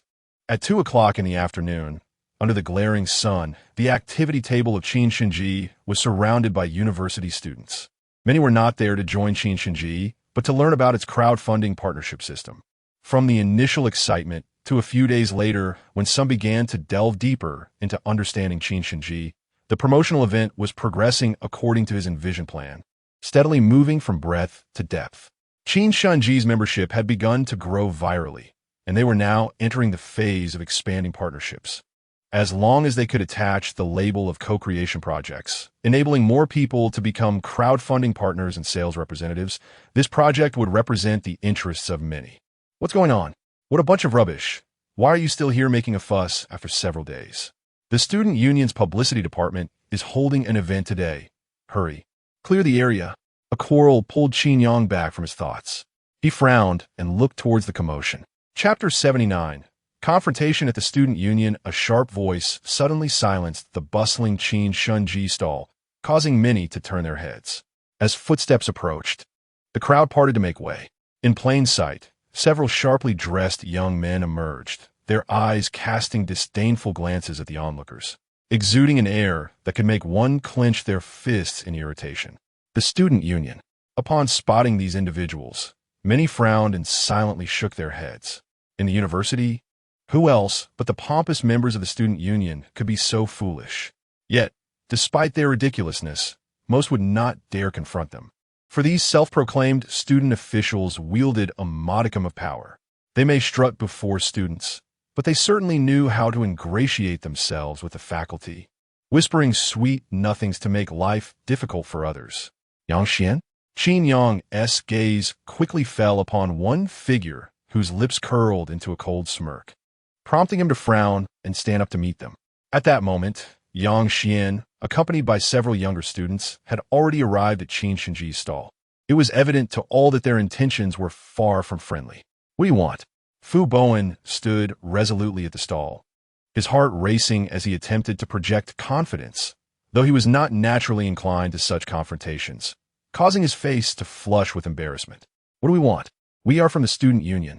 Yang Xian lifted an eyebrow, while one of the freshmen stepped forward, brimming with arrogance. He kicked the stall sign and declared, "What are you doing here? Qin Shen Ji? Never heard of it. Who gave you permission to set up here?" Fu Bowen's face turned pale with anger. Unsure of how to respond, his fists clenched tightly. Just as he was about to step forward, Qin Yang and Wang Xuedong appeared from behind and placed a reassuring hand on his shoulder. Seeing Qin Yang's calm demeanor, Fu Bowen exhaled in relief, stepping aside as Wang Xuedong patted him on the shoulder, shaking his head slightly. Qin Yang approached. "Who are you?" The brash freshman furrowed his brow, sensing that Qin Yang's aura was different from Fu Bowen's, and he dared not act too boldly. "Who am I?" Qin Yang smiled, fixing his gaze on the boy. "Who is your father?" The young man froze. The crowd fell silent, and after a moment, a wave of suppressed laughter erupted. "How can you insult me?" he retorted, his face flushing with rage. Yet he couldn't help but steal glances at Yang Xian for support. Qin Yang crossed his arms, chuckling, "Your father insults you." "You." The young man tightened his fists, clearly taken aback by Qin Yang's unconventional approach, his complexion shifting between red and white, unable to find the right words. "Xiaohe, come back." Yang Xian frowned, gesturing for the young man to step back. He then advanced slowly, casting a few sidelong glances. "Qin Yang, what is the meaning of this?" Yet, Qin Yang merely glanced at him, coolly replying, "Who are you?" The crowd couldn't contain their laughter, the earlier tension dissipating into a lighter atmosphere filled with amusement. Yang Xian's expression darkened as he uncrossed his arms, shaking his head gravely. "Qin Yang, is this game of yours really entertaining? Shouldn't I be the one asking you that?" Qin Yang replied, his gaze piercing. "Isn't it you who is finding trouble in such a convoluted manner?" A flicker of fire ignited in his eyes, laced with mockery and coldness, causing the group of young men to instinctively take a couple of steps back. The previously cultivated air of dominance seemed to shatter with just a few exchanges. Yang Xian clenched his fists, pointing decisively, "In any case, you must vacate this space today. The student union's publicity department has requisitioned this area for promoting school projects. You have half an hour to clear out." Realizing he could not intimidate Qin Yang, he decided to resort to tactics, tossing a stamped document in front of him. Qin Yang picked up the A4 paper, glanced at it, and frowned. "What's up, Qingo?" Wang Xuedong inquired quietly, leaning closer. "It is indeed a school document," Qin Yang confirmed with a shake of his head. Wang Xuedong's face darkened. "What should we do? Are we really going to vacate?" "Vacate." Qin Yang narrowed his eyes, taking a deep breath. "Not a chance. Just watch my cues later. Aren't they fond of causing us trouble? That scoundrel, Yang Xian, has been a thorn in my side for too long. I've been waiting to teach him a lesson." Seeing the wild glint in Qin Yang's eyes, Wang Xuedong nodded firmly, suppressing his rising bloodlust. Their hushed conversation quickly drew Yang Xian's attention, prompting him to frown. "You too. Are you paying attention?" Everyone turned to Qin Yang, intrigued by his next move. "We are paying attention," he replied, lifting his chin and revealing a gentle smile. Yang Xian crossed his arms with a smirk. "So, are you going to move or not?" Qin Yang inhaled deeply and uttered a single word, "Move." The crowd gasped in shock. Behind him, Fu Bowen, Yang O, Yunyan, and Meng Bo all clenched their fists, their faces contorted with frustration as they glared at Yang Xian. They were all too aware of the obstacles the student union had placed in Qin Shen Ji's path, and their anger had reached a boiling point. "They expect us to move?" Have we lost our fighting spirit? Even the hot-blooded sophomores like Yang, O, and Meng Bo, as well as the usually docile Fu, Bowen, and Yunyan, were now visibly agitated. What are you staring at? Qin Yang, seemingly oblivious to their glares, simply turned back and softly said, "You have strength. Make sure to hit hard later." What? The group exchanged bewildered glances, their expressions filled with uncertainty. The young man who had spoken earlier, named He Hao, was someone they might not recognize. Without time to waste, Qin Yang took a deep breath. "I know. That guy from Building 4 is infamous for being unscrupulous. He caused quite a stir last year and was kicked out by several roommates. Thanks to his connections. He has been reported multiple times." Wang Xiaodong interjected, glancing around. "What about the cash we're collecting? We should put it somewhere visible." Understanding Qin Yang's intent, he had already grasped the situation. Fu Bowen, Yunyan, and Yang O exchanged knowing glances, beginning to understand the underlying plan. At that moment, with so many items and only half an hour, we are short-handed. Qin Yang turned back to Yang Xian and said with a smile, "Could you lend us a hand? That wouldn't be too much to ask, would it?" Chapter 80, A Public Altercation. Do we need to assist? Several young officials scoffed at the impulsive youth.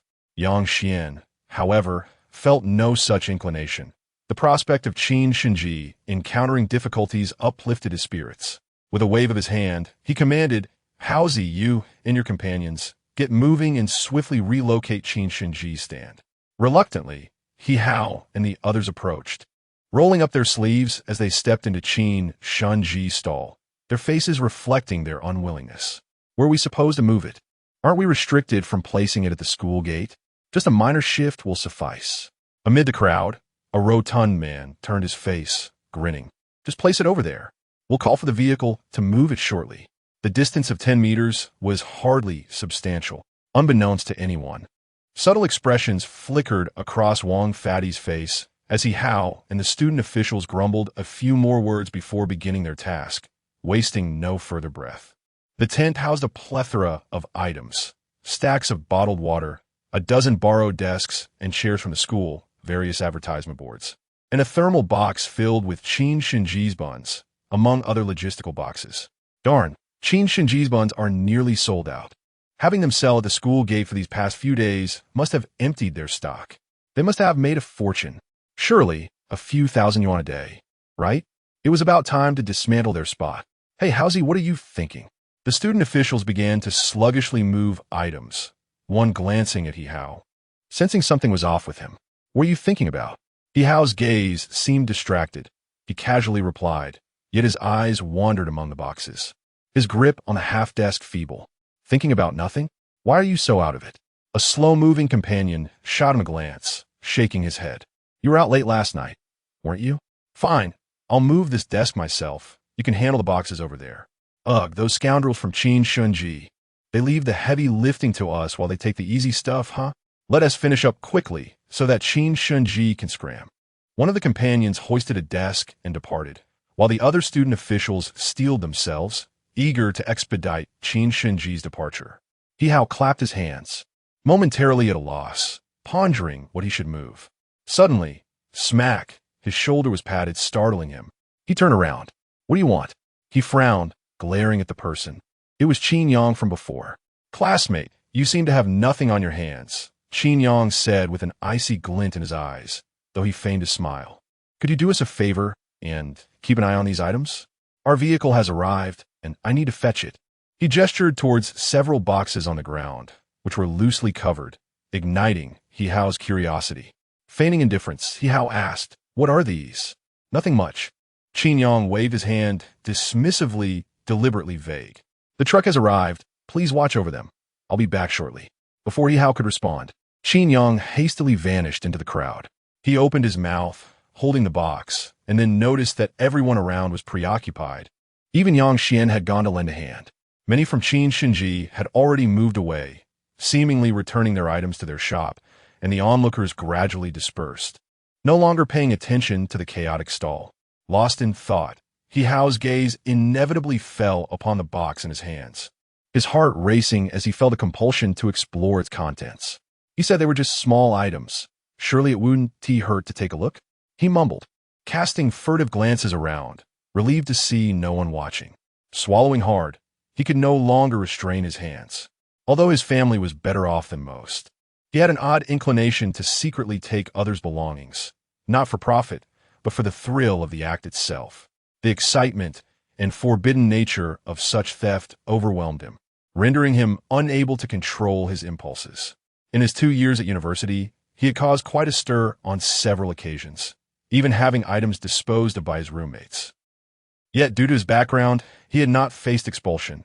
Instead, he thrived among the student council and individuals like Xiaohongli and Yang Xian.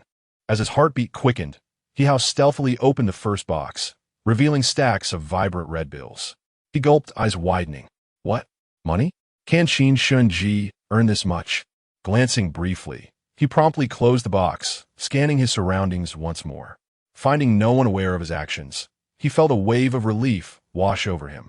The location he occupied was fortuitous. Surrounded by tables and chairs, it provided him with a concealed vantage point, bolstering his confidence. His hand moved once again toward the box. The sensation of cash met his fingertips. 1 bill, 2 bills, 3. So much money? A continuous stack of red bills. He could almost hear his heartbeat echoing. How could Qin Shen Ji possess such a vast amount of cash? A surge of jealousy and the exhilaration of thievery coursed through him, emboldening his resolve.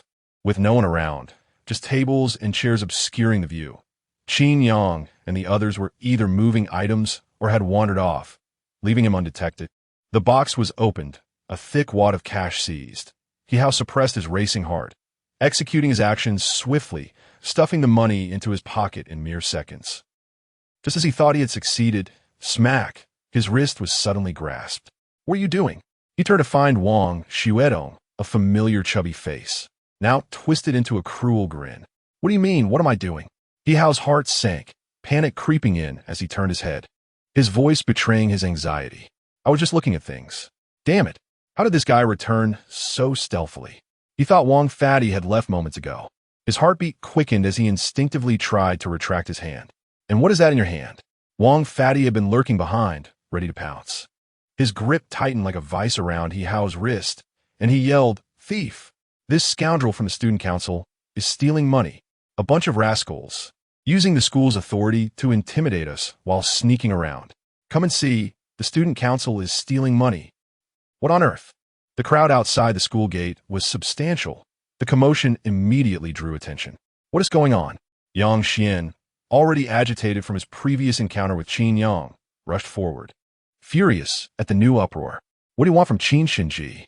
He approached, intending to pull Wang Xuedong away, but before he could grasp Wang's shoulder. In the next moment, a familiar large hand clamped down on his shoulder, pulling him back forcefully. Qin Yang, what are you doing? Upon seeing that familiar face, Yang Xian's heart sank, and his voice faltered with unease. What's going on?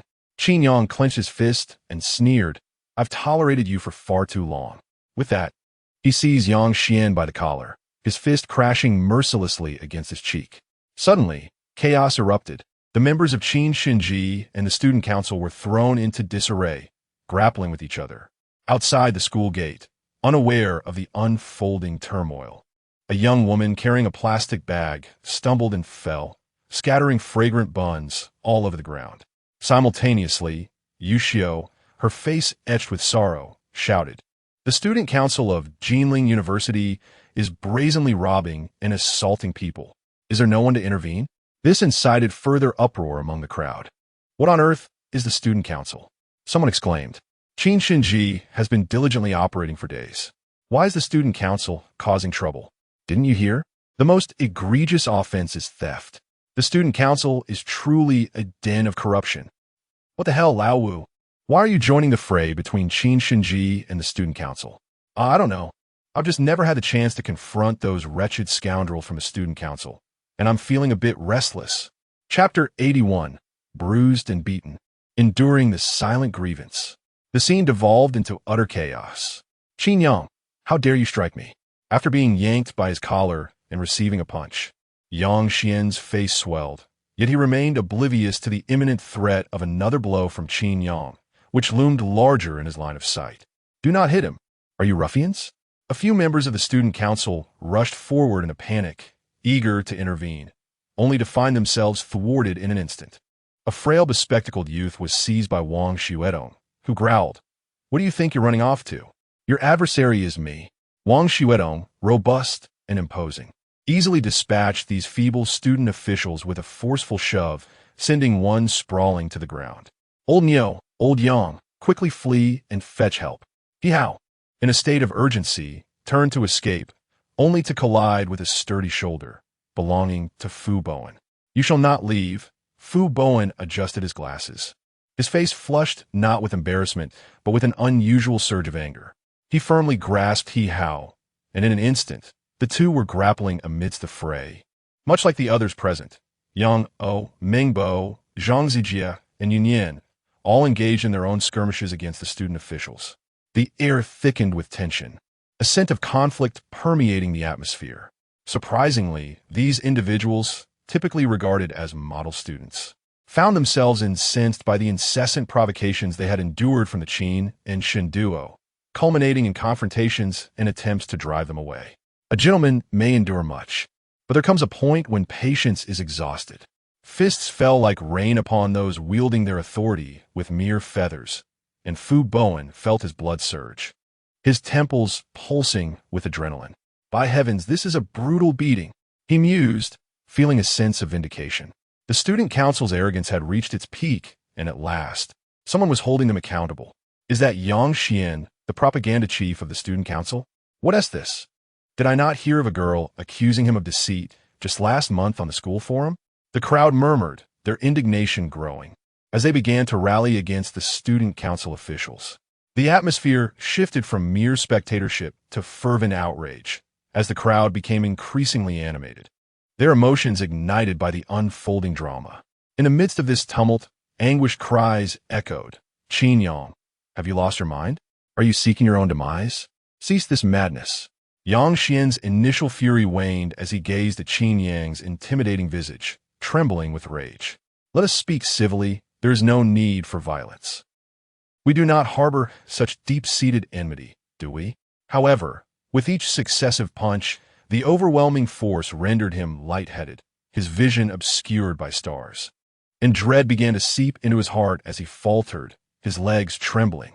"Regret now, do you? Qin Yang inhaled deeply, maintaining his grip on Yang Xuan's shoulder." A cold smile gracing his lips as he delivered another blow. "Did you consider this moment when you labeled me a sycophant?" His voice dripped with disdain. Business was thriving, flourishing, yet these insipid bureaucrats have stirred up nothing but chaos. "I heard that Xiaohongli slapped you the other day.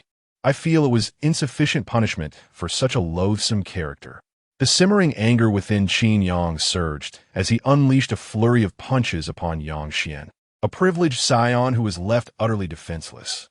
5 minutes later, Yang Xian's visage had transformed into that of a raccoon, his eyes and cheeks marred with bruises, nearly unrecognizable. "Qin, brother Qin, I shall call upon you. I was wrong. 1,000 wrongs, all mine." At this juncture, the crowd had largely ceased their assaults, feeling a sense of catharsis and satisfaction. Fu Bowen approached, urgently grasping Qin Yang's arm, whispering, "That's enough, old Qin. Any further violence may lead to dire consequences." Qin Yang nodded, relinquishing his hold on Yang Xian, who nearly collapsed to the ground, only to be steadied by He Hao and a few others. The atmosphere lightened considerably. The student council members, still wary, regarded Qin and Shun's faction with trepidation, their breaths heavy with anxiety. The unmistakable sound of hurried footsteps approached from a distance. It appeared the security personnel had arrived. Regaining his composure, Yang Xian's courage surged once more as he gritted his teeth, exclaiming, "Qin Yang, this matter is far from over." Another battered individual beside him echoed, "You dare assault us behind closed doors? Do not expect to remain in this school." Yet the crowd stood silent, their responses absent. What was occurring? Just then, a middle-aged man clad in a leather jacket and sporting a severe expression entered, his finger trembling as he surveyed the assembly. "Is this how you conduct yourselves in public? Are you still students?" It was Chief Yuan of the security department. A few murmurs of recognition rippled through the crowd. Yang Xian clenched his fists. a glimmer of hope igniting within him as he prepared to speak. Chief Yuan, I must report. However, before he could finish, Qin Yang interjected coolly, Yang Xian, He Hao, and their accomplices attempted theft in broad daylight and resorted to violence when confronted. The impact of Qin Yang's words left Yang Xian's mind spinning. Was this true? Chief Yuan, flanked by security, cast a cold glance over the group. Yang Xian's face paled as he stepped forward, whispering, Chief, I am Yang Xian, the propaganda chief of the student council. We have met before during the last event. You must recognize me. I could not possibly. Before he could further his defense, Wang Shuedong surged ahead, yanking He Hao's hand from his pocket. The money remains in He Hao's possession. At that moment, He Hao, ensnared in a web of anxiety, clutched the stolen cash, unsure of his next move, when Wang Shuedong yanked at him. The result was a cascade of colorful bills spilling forth, akin to flowers scattered by a celestial maiden. It was over. The atmosphere grew eerily silent. The onlookers, including the battered student council members, gaped in disbelief at He Hao, their eyes filled with fury, while Yang Xian's countenance twisted into one of utter despair. All of you, follow me to the security office. Chief Yuan's piercing gaze swept over the crowd before he turned and departed. In that moment, Yang Xian, battered and bruised, clenched his fists, finally realizing that this humiliating defeat would not be easily forgotten. Not only would he bear the scars of this encounter, but the ramifications of the theft would prove far more daunting. Chapter 82. Director ends leniency after a prolonged period. Section Chief Yuan rubbed his temples and dismissed the other minor characters, subsequently leading the two principal offenders, Qin Yang and Yang Xian, to the Youth League and Academic Affairs offices. Matters of varying significance within the school are seldom determined solely by the security department. After considerable contemplation, Section Chief Yuan, observing that both parties were beginning to restrain themselves, recognized the principle of minimizing the gravity of the situation and decided to pass this hot potato onto the Academic Affairs office. Upon arriving at Director N's office, the battered Yang Xian took precedence, entering first. Qin Yang waited outside for approximately 15 minutes. When Yang Xian emerged, Qin Yang perceived that the latter's complexion had worsened since he entered, likely due to the swelling on his face having transformed into bruises, rendering him even more pitiful. Understanding that his turn was imminent, Qin Yang cast a glance at Yang Xian before stepping into Director N's office. He found the latter pinching the bridge of his nose. Having removed his glasses, his eyes reflecting a profound sense of helplessness. Director N, Qin Yang murmured, closing the door behind him and standing respectfully before the desk. Director N shot him a sidelong glance and coldly remarked, after engaging in a brawl, why do you still pretend to be a model student? I did not engage in a brawl. Didn't he engage in a brawl? Then what about Yang Xian and the others? Are their wounds merely fabrications? No, it was I who struck them. Yet you dare to claim in my presence that you did not engage in a brawl? What transpired was not a brawl, but a righteous act of punishing evil and eradicating treachery. Punishing what evil and eradicating which treachery? With a righteous demeanor, Qin Yang shook his head and asserted, the student council has harbored corruption, publicly engaged in mischief and theft. I merely acted on behalf of the long-suffering students to vent their grievances. Director and pointed a finger at Qin Yang, his brow furrowed in indignation. However, seeing the faint smirk hidden on Qin Yang's face was like striking a fist against cotton, entirely ineffective. He widened his eyes in exasperation before abruptly deflating, filled with resignation. He sank into his chair, exhaling deeply. But you cannot resort to violence. Noticing that Director and had abandoned his usual stern tone, Qin Yang felt a weight lift from his heart and promptly nodded. You are right, we were in the wrong. Now you acknowledge your wrongs? Director and exclaimed incredulously, glaring at him. Why didn't you admit it earlier? Qin Yang coughed awkwardly. I was merely concerned that you would cause further trouble. The conflict with the student council had indeed been an impulsive act, seizing an opportunity to ensnare Yang Xian and deliver a beating under the guise of justification was, in some sense, an honorable endeavor. Yet, violence remained violence. Once they were taken to the security department, Wang Fadi and Yang O had wilted, and Qin Yang quickly regained his composure, feeling somewhat apprehensive. Engaging in violence within the school was undeniably serious. If no one pressed charges, it was one matter. But if someone did, the school could easily issue a disciplinary action without even involving the police. Qin Yang himself was indifferent to the potential consequences, and Wang Xiaodong was likely unconcerned as well. But for students like Fu Bowen, Yang O, and Meng Bo, who were exemplary scholars, any blemish on their records would surely cause their families great distress.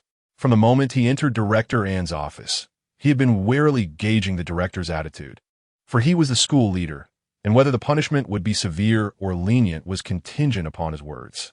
Thus, witnessing Director An's resignation, Qin Yang felt a sense of relief, pondering if his frequent visits had indeed borne some fruit. He sensed that Director An's demeanor towards the Qin Shen Ji project had softened considerably, leading him to believe there was a semblance of kinship developing between them. Worried about causing trouble? Do you still dare? Director An, aware that his authoritative aura had diminished, could only glare at him and say, "Now, let us discuss what actually transpired." While his lips remained tightly sealed, his hands casually offered a cup of water. Qin Yang obediently accepted the glass, perching himself on the edge of the sofa, and recounted the events of the day in detail, without embellishment. "This is how it happened," Qin Yang stated, glancing at Director An. "They stole money first, and we only retaliated." Director An pinched the bridge of his nose, fully aware of the underlying truths. After a prolonged silence, he shook his head and declared, "I'm tired of this discussion. In summary, neither party is in the right. Let us let this matter pass." In normal circumstances, engaging in violence while stealing would warrant disciplinary actions for any other student. However, given that one side comprised stalwart members of the student council and the other a star entrepreneurial project, both were subjects of considerable attention from the school and the television station. Should any scandal arise at this juncture, it would be detrimental to the reputation of Jinling University, which was a significant factor in Director An's decision to suppress the incident. "I have another matter to discuss with you," Director An said, rubbing his temples to disperse his thoughts, his gaze once again fixed on Qin Yang. "What is it?" Qin Yang's heart raced. "The school has recently collaborated with Jinling Television Station to promote our entrepreneurial projects. You see, the school has over 100 entrepreneurial initiatives under consideration for funding. Yet only 3 projects will receive interview slots with the television station." Director An paused, resignedly stating, "One of those slots is for your Qin Shen Ji." "Pardon." Qin Yang's eyes widened in astonishment. He had never anticipated that Jinling University's promotional collaboration with the television station would extend to include an interview slot for Qin Shen Ji. This project had long been overlooked by the school, even subjected to suppression. It was astonishing that such a vital promotional resource would be allocated to Qin Shen Ji. Qin Yang's emotions surged, and after a moment of hesitation, he finally managed, "Thank you, Director." "Don't thank me. Thank yourselves," Director An replied, shaking his head as he sipped his tea. "That crowdfunding partnership system has indeed been well executed, allowing you to stand out among the projects." "Have the school leaders already seen our project?" Qin Yang inquired, suppressing his racing heart. Almost, Director An glanced at him sideways, casually stating, "Do you remember what I told you? If you want the school to invest resources in you, you must demonstrate your capabilities. Now, I've arranged an opportunity for you. During the television interview, you must impress the school and bring honor to it." Qin Yang felt a twinge of disappointment, but clenched his fists, nodding resolutely. "Rest assured, Director. By the way, who came up with the crowdfunding idea?" The atmosphere lightened significantly, and Director An, suddenly curious, nodded. "It's a commendable concept." Qin Yang pondered for a moment and replied, "It was Shen Yu'er." "Oh." Director An nodded, recalling the name of the project as founder. "Indeed. Your project has great potential as long as you continue to persevere." The matter of the scuffle was brushed aside lightly. The two shared a few cups of tea in the office, discussing the Qin Shen Ji project. Meanwhile, Yang Xian, waiting outside for an extended period, could no longer contain himself and peeked through the glass window of the door. Seeing the relaxed scene within, his expression darkened further. Chapter 83. Shen Yu'er wept despite being subjected to a one-sided beating. Why is it deemed a mutual fight? Back in the security department, Yang Xian longed for that director Yuan to witness his battered visage and to ascertain whether Qin Yang and his cohorts bore even the slightest bruise. These individuals were merely officials of the student council. How could they possibly engage in physical altercations? The ferocity of Qin Yang and Wang Xuedong was far beyond their capacity to withstand, with Fu Bowen and the others also howling in terror. Damn that scoundrel He Hao! Observing the office where director and conversed amicably with Qin Yang, Yang Xian's expression darkened as he struck his fist against the wall, realizing that he was truly facing a silent defeat this time. In retrospect, he suddenly felt he had underestimated Qin Yang. He had thought him to be a soft target. Even when inciting the school to oversee Qin Shen Ji, there was no reaction from them. They could only endure and bide their time, allowing Anshin Song's usage within the school to soar over the past week. Thus, when Qin Shen Ji intended to embark on a promotional campaign to salvage their situation, he could not restrain himself, disregarding Shang Wenzhou's opinion and leveraging the authority of the student council to attempt to drive them away. Little did he know, that meddlesome He Hao had ruined everything. Upon reflection, Yang Xian realized that from the outset, Qin Shen Ji had no intention of relocating, but had instead plotted to ensnare them. The members of Qin Shen Ji had deliberately distanced themselves, allowing He Hao to remain and observe the money, feigning relaxation, all to provoke He Hao's impulsive hand. Even without He Hao, it was likely that Qin Yang would have found another pretext to strike. As he muttered to himself, striking the wall once more, his complexion grew even darker. At that moment, the door swung open with a bang, startling him. Stepping back in surprise, he was met with Qin Yang's smiling face. Their conversation had concluded. After a moment's contemplation, Yang Xian felt a wave of embarrassment wash over him, stepping forward a few paces to glare at Qin Yang, still simmering with anger. Qin Yang sneered. "Haven't you had enough of a beating?" Yang Xian's face flushed crimson, but upon noticing the tightly clenched fists of his rival, a flicker of fear crossed his countenance, having already been psychologically scarred by the earlier exchange of blows. Qin Yang scoffed, dismissing him with disdain, and swaggered out of the student council office. "Qin Yang, don't get too complacent," a voice called from behind, Yang Xian's chest heaving as he declared. "You know this isn't over." Qin Yang halted, suppressing his smile, and slowly turned to face Yang Xian, stepping back towards him. "You think you can stand against me?" Standing at nearly 185 meters tall, he towered over Yang Xian's 175-meter frame, casting a formidable shadow that exuded an oppressive aura. "You bastard!" Yang Xian's face darkened further, his body trembling with rage, just as he was about to retaliate when suddenly a hand grasped his wrist. Qin Yang, taken aback, turned to face the newcomer, his eyes narrowing in recognition. The individual was impeccably dressed, exuding an air of refinement, adorned with gold-rimmed spectacles, tall and slender. It was none other than the student council president, Shang Wenzhou. "Is this enough of a commotion?"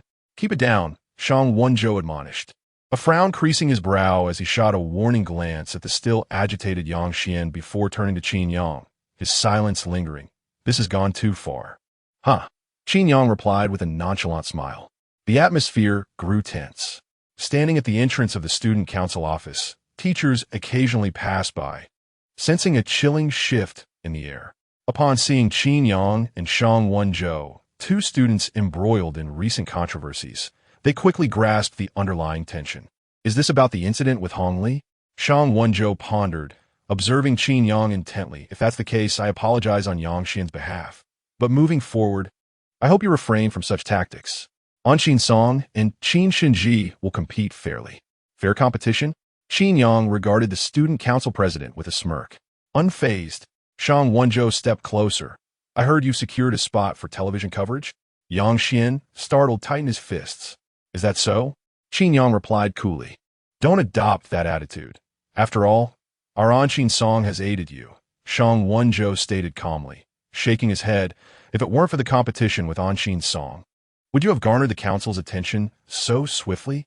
Hongli is affiliated with Anshin Song. Without her, it would have been challenging to gain director Anne's recognition." "What do you mean?" Qin Yang furrowed his brow. "Nothing significant." Shang Wenzhou's gaze shifted slightly, as if realizing something, and he refrained from further comment. stepping closer to pat Qin Yang on the shoulder. The graduation ball is approaching. Let's compete fairly. With that, Shang Wenzhou cast a glance at Yang Xian. Despite his lingering dissatisfaction, could only clench his fists and depart. Watching the two retreat, contemplating the perplexing words exchanged by Shang Wenzhou, Qin Yang furrowed his brow, feeling an unsettling discomfort. By the time he returned to Qin Shen Ji, evening had already fallen. To his astonishment, everyone was present in the shop, including Fu Bowen, Wang Pengzi, Yu Xiao, Yunyan, Yang O, Ming Bo, and Zhang Zijia. Upon his arrival, they all displayed expressions of relief. Old Qin, are you all right? Yang Gu, the school isn't planning to take action against you, right? We won't face any repercussions for this fight, will we? Old Yang, you coward. If it comes to that, we can simply stop serving the school market. I refuse to believe. The group clamored around him, and Qin Yang responded to each query in turn, until a figure clad in a black hoodie, silently clutching the hem of their garment, parted the crowd. Qin Yang's gaze momentarily faltered. Why are you back? The air gradually quieted, and the others sensed the shift in atmosphere, blinking in surprise as they discreetly stepped aside, allowing Qin Yang to approach Shen Yu'er. A few strands of hair fell across her forehead, her chest gently rising beneath the black hoodie. Her face pale as she struggled to catch her breath, and her beautiful almond-shaped eyes shimmered with unshed tears. Suddenly, Shen Yu'er lifted her head, biting her lip, and struck Qin Yang with considerable force. Why did you fight? Her eyes still reflected a lingering panic, glistening with both grievance and anger. Qin Yang opened his mouth, searching for an excuse, yet under the weight of her gaze, he found himself at a loss for words. After a prolonged silence, he inhaled deeply. I just want to hit Yang Xian. The room fell silent, eyes wide with intrigue. Qin Yang, sensing the atmosphere akin to an embarrassing display of affection under scrutiny, felt utterly helpless. He braced himself for Shen Yu'er's reprimand, but it never came. Instead, he heard a soft sob, and upon looking up in confusion, he realized Shen Yu'er had bowed her head, her features cloaked in shadow. The dim light filtered through her hair, revealing glistening tears tracing down her cheeks, leaving a trail of worry and fear. Chapter 84. Why am I worried? Why are you crying? The atmosphere grew still, and a pang of unease struck Qin Yang. The area where the timid girl had lightly struck him felt inexplicably heavy. Both Fu Bowen and Wang Pengzi witnessed this scene, and, after exchanging glances and confirming that Qin Yang was unharmed, understood that it was not the right moment to linger in the shop. One by one, they quietly patted Qin Yang's shoulder and discreetly departed. Soon, only Qin Yang and Shen Yu'er remained in the shop. Observing the girl in front of him, silently shedding tears, Qin Yang felt a whirlwind of confusion, headache, and anxiety. Although Shen Yu'er was inherently timid, she displayed an unexpected resilience in certain matters. This was the first time he had seen her genuinely distressed. Please don't cry. Qin Yang approached cautiously, bending down to scrutinize the pitiful face hidden beneath her hair. His tall frame leaned nervously beside the slender girl, akin to a caretaker soothing a small kitten at home. If a third party had been present, they would have found the sight both tender and amusing. Through the veil of hair, he noticed Shen Yu'er biting her lip, stifling any sound of sobbing, yet tears continued to drip down her cheeks like a leaky faucet, unrelenting. What is wrong? Qin Yang sighed in exasperation, his voice laced with a hint of helplessness as he leaned in to comfort her for what felt like an eternity. Finally, the girl in the black hoodie ceased her silent trembling, stopping the flow of tears, and lifted her chin. The light illuminated her face, revealing the clear and poignant trails of tears that sparkled upon her lashes. Qin Yang, could you promise me from now on not to fight? Her voice was thick with emotion, tugging at the heartstrings of anyone who heard it. This was the first time Qin Yang had witnessed such a look on Shen Yu'er's face. His gaze was transfixed, and his heart was a tumult of guilt and helplessness. All right, I want to fight. I'll listen to you. Please don't cry, all right? He implored softly. Shen Yu'er remained silent, merely wiping her cheeks, erasing the visible traces of her sorrow, and silently raised her chin. Seeing Qin Yang huddled before her like a remorseful puppy, A faint smile unexpectedly flickered at the corners of her mouth. She smiled. Qin Yang noticed the shift, feeling a wave of relief wash over him. Little ear is smiling.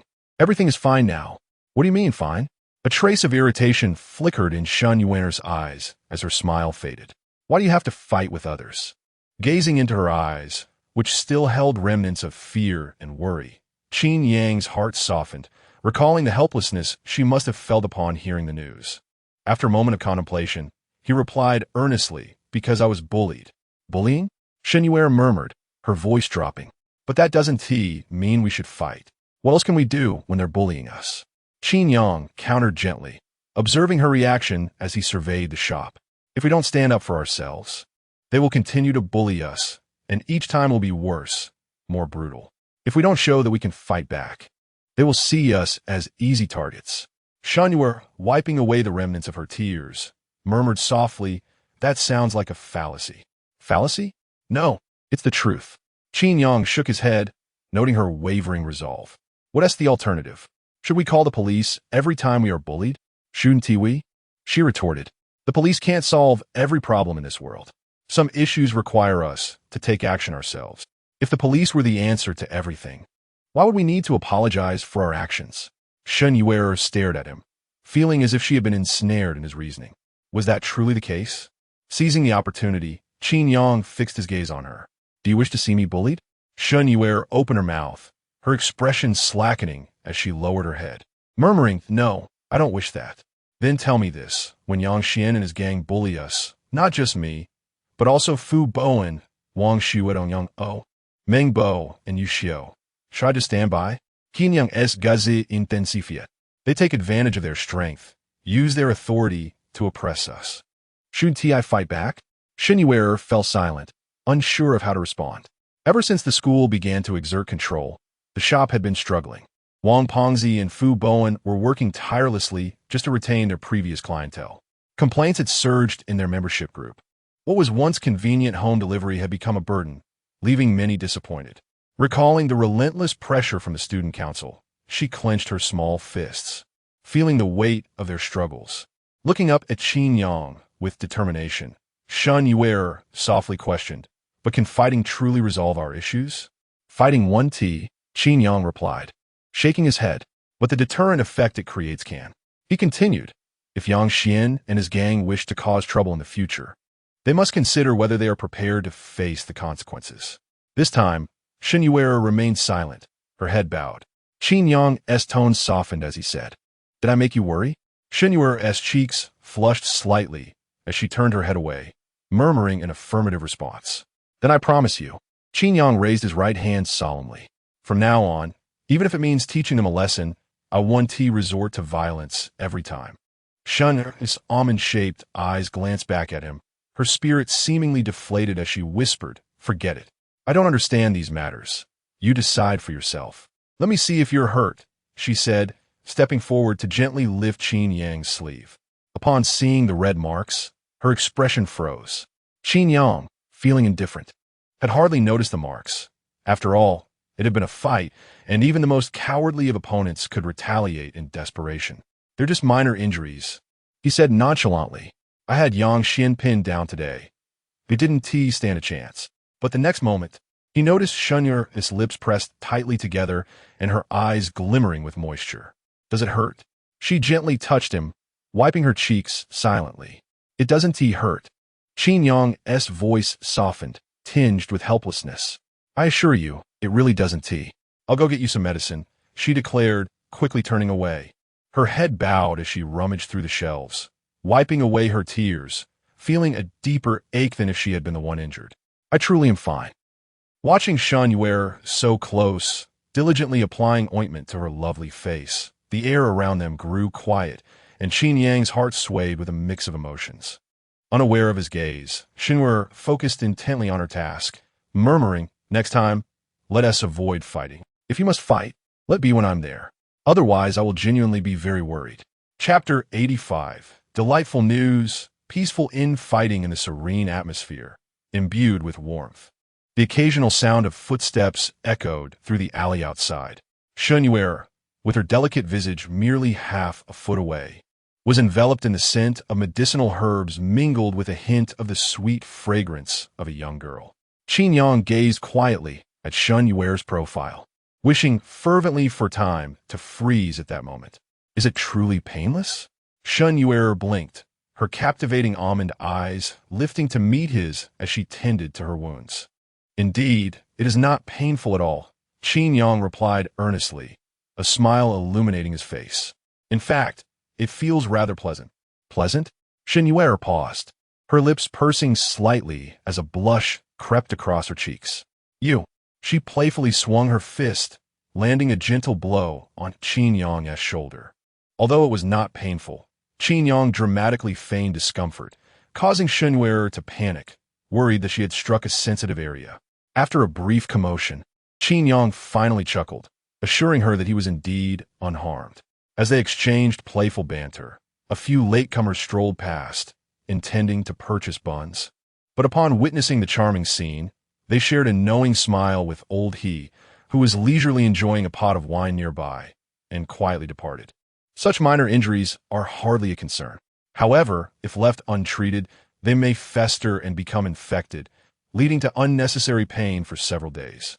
After half an hour, Shen Yu'er had diligently utilized 3 cotton swabs and half a bottle of medicine, meticulously cleansing every swollen area and minor cut. She organized her supplies, placing the medicine and swabs into a small box before turning to leave. The sweet fragrance that had lingered in the air dissipated, leaving Qin Yang with an inexplicable sense of regret. It seemed that tending to her wounds was quite enjoyable after all. Now that the medicine is applied, you should rest. I'll tidy up and head home too. After packing her things, Shen Yu'er offered a few parting words, turning away to quietly clean the shop. Evidently harboring a hint of irritation, her head bowed, unwilling to look at Qin Yang. I've scolded you enough. Qin Yang blinked and stepped forward, snatching the rag from her hands. I have some delightful news to share. What news? A flicker of confusion crossed Shen Yu'er's eyes.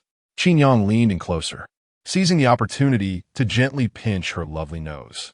Our shop might be featured on television. Shen Yu'er gasped, a mix of pain and embarrassment washing over her. Just as she was about to pout and push him away, his words registered, leaving her momentarily bewildered. On television? The news was almost surreal. Such occurrences seemed so distant from the lives of ordinary people. Are you dazed? Qin Yang, taking advantage of her distraction, pinched her smooth cheek gently. Shen Yu'er's complexion flushed visibly, and before she could retaliate, he leaned closer, seriousness etched on his face. We are truly going to be on television. Shen Yu'er opened her mouth, her heart racing like a startled deer. Are you pulling my leg? With a playful squeeze on her nose and a gentle caress of her face, her petite fist was raised high. Watching Qin Yang not shy away this time, she felt tempted to bite him, but then softened. How could she bring herself to do that? I'm not joking. I swear it this time. Qin Yang blinked, noticing her hesitation, and gently lowered her hand. He then patiently recounted the conversation he had with director and in the student council office regarding their impending feature. Initially skeptical, Shen Yu'er gradually found herself believing him as he articulated the details logically, intertwining the mention of director and the student council office into their discussion. Jinling Television? They want to interview us? Shen Yu'er swallowed nervously, her beautiful almond eyes shimmering with anticipation. Are we really going to be on television? It's been arranged by the school. It's certain. Qin Yang observed the slight upturn at the corners of Shen Yu'er's mouth, feeling a moment of bewilderment. How long had it been since she had smiled so brightly since her mother began chemotherapy? Seizing this opportunity, we can promote our shop well. Coming back to his senses, he contemplated, let us bring Grandma over too. She would surely be thrilled to see our shop evolve from a humble alleyway bun shop to appearing on television. Shen Yu'er nodded vigorously, her eyes sparkling with excitement. Are you feeling down? Qin Yang smiled gently. Shen Yu'er remained silent, turning back to resume her cleaning with the rag, though the faint curve at the corners of her mouth revealed her concealed joy. Few finally managed to cheer her up. Qin Yang felt a wave of relief wash over him. The once bustling alley returned to tranquility, 2 shadows occasionally crossing in the soft light. While a gentle rain fell from the horizon, creating a misty glow beneath the yellow street lamps. The following afternoon, Yang Xian's face remained swollen, even more exaggerated than the previous day due to the night's bruising. When he entered the second-floor dining hall, all eyes gravitated towards him, and a silence enveloped the air. The atmosphere should have been somber, and everyone attempted to maintain serious expressions to convey sympathy for their comrade's plight. Yet, perhaps due to the sheer absurdity of Yang Xian's appearance, with swollen lumps adorning his face reminiscent of a toad, laughter erupted uncontrollably after a brief silence. In the quiet dining hall, after a momentary stillness, waves of muffled laughter broke out, soon escalating into a chorus of mirth, leaving Yang Xian's expression thunderous. "Laugh all you want. I sacrifice for our project." He gritted his teeth, glaring at everyone, especially targeting Xiaohongli and Xing Xiaoran. "For the project?" Xing Xiaoran couldn't help but retort, feigning surprise as she quipped, "If you're doing it for the project, why not run more errands instead of turning yourself into such a prominent figure? Planning to stand at the school gate as our project's mascot? Prominent figure." Upon hearing this, the group erupted into laughter, the glaring lumps on Yang Xian's head strikingly fitting the description. Xiaohongli, initially feeling conflicted about yesterday's events, found herself shaking with suppressed laughter. A glance at Xing Xiaoran made her feel both amused and exasperated. "How would you think of that? Xiaohongli, Xing Xiaoran." Yang Xian was on the verge of losing his mind, standing up in fury and pointing at them. "This is all because you two sided with that loser Qin Yang." Xiaohongli's expression turned icy, her gaze piercing. "Who are you insulting? Enough." Just as tensions escalated, Shang Wenzhou slammed his hand on the table. Chapter 86. Exiting?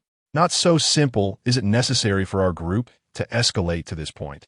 The tone of Shang Wenzhou was calm yet tinged with a hint of irritation, as his gaze fixed intently on Yang Xian before lingering meaningfully on Xiaohongli.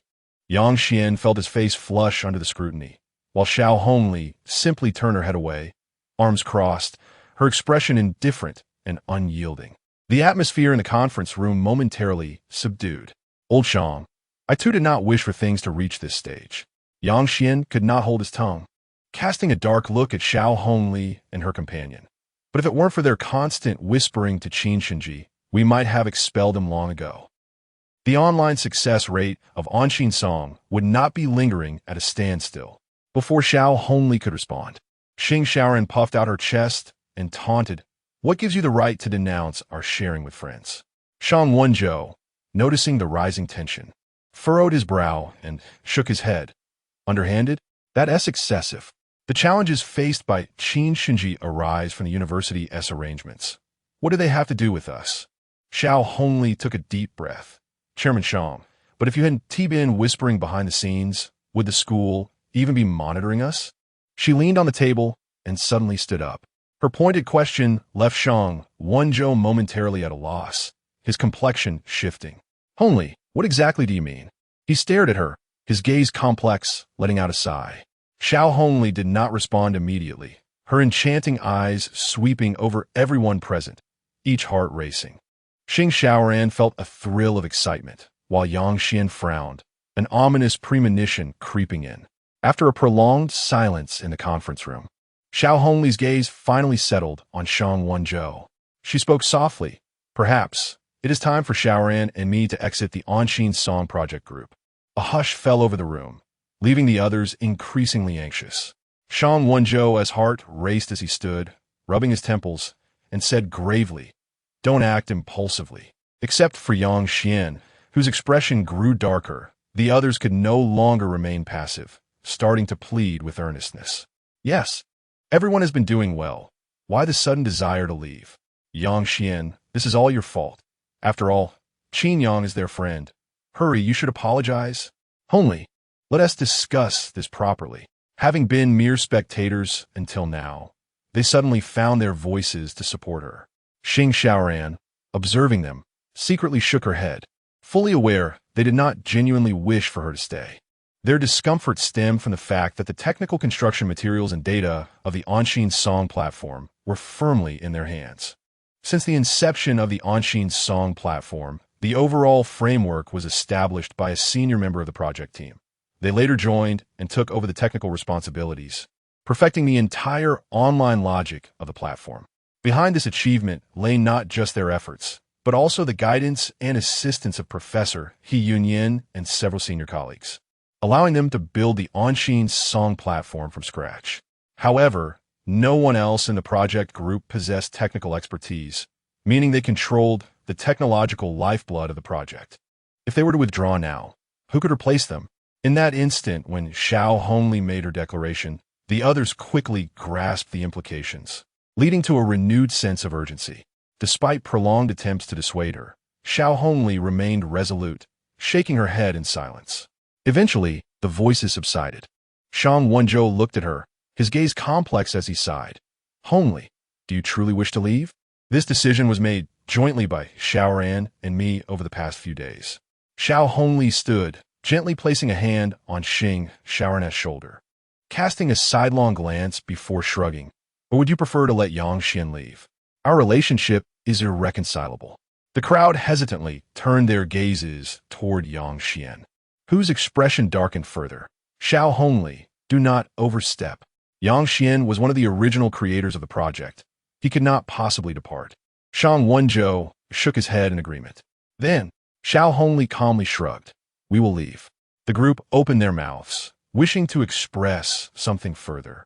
But upon seeing Xiaohongli's demeanor, they slowly fell silent, resigned to sighing. The events of the past month had been irrevocably sealed since the moment Xiaohongli struck Yang Xian, foretelling their departure. The atmosphere grew stifling, and no one spoke in the conference room as Shang Wenzhou's gaze lingered on Yang Xian's face, the silence stretching on. However, before leaving, she felt the need to clarify. Xiaohongli gathered her belongings, her eyes surveying the group as she stated, "This project has parts contributed by all of you, as well as by Xiaoran and me." "What do you mean?" Yang Xian clenched his fists, his face darkening. "You're withdrawing, yet still wish to claim a share? What else? Without us, could this platform have taken shape?" Xiaohongli retorted defiantly, shaking her head. "I asked for little.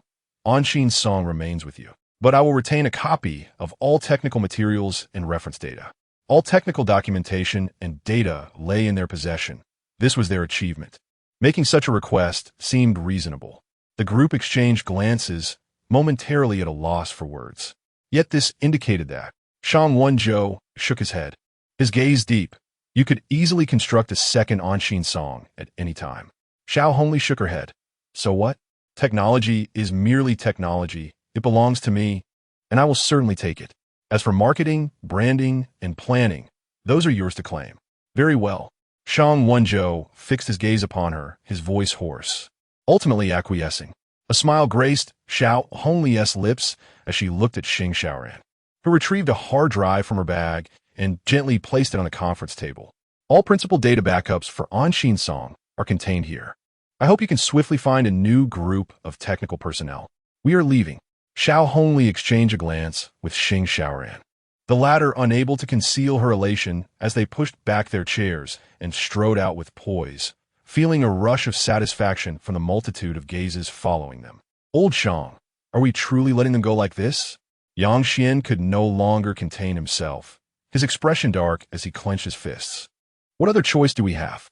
Shang Wenzhou inhaled deeply, suddenly slamming his fist on the table and leaning closer to Yang Xian. "In the future, act more maturely." Faced with his rare display of anger, with veins bulging at his temples, Yang Xian's complexion paled, and he nodded in submission. At long last, everything had concluded. Just now it truly felt exhilarating. Outside the cafeteria, Xing Xiaoran linked arms with Xiaohongli, reflecting on the recent events, still caught up in the aftermath. Xiaohongli paused, gazing at the sunlight filtering through the leaves, momentarily lost in thought. Chapter 87. Interview candidates: how we finally come to a conclusion during this period.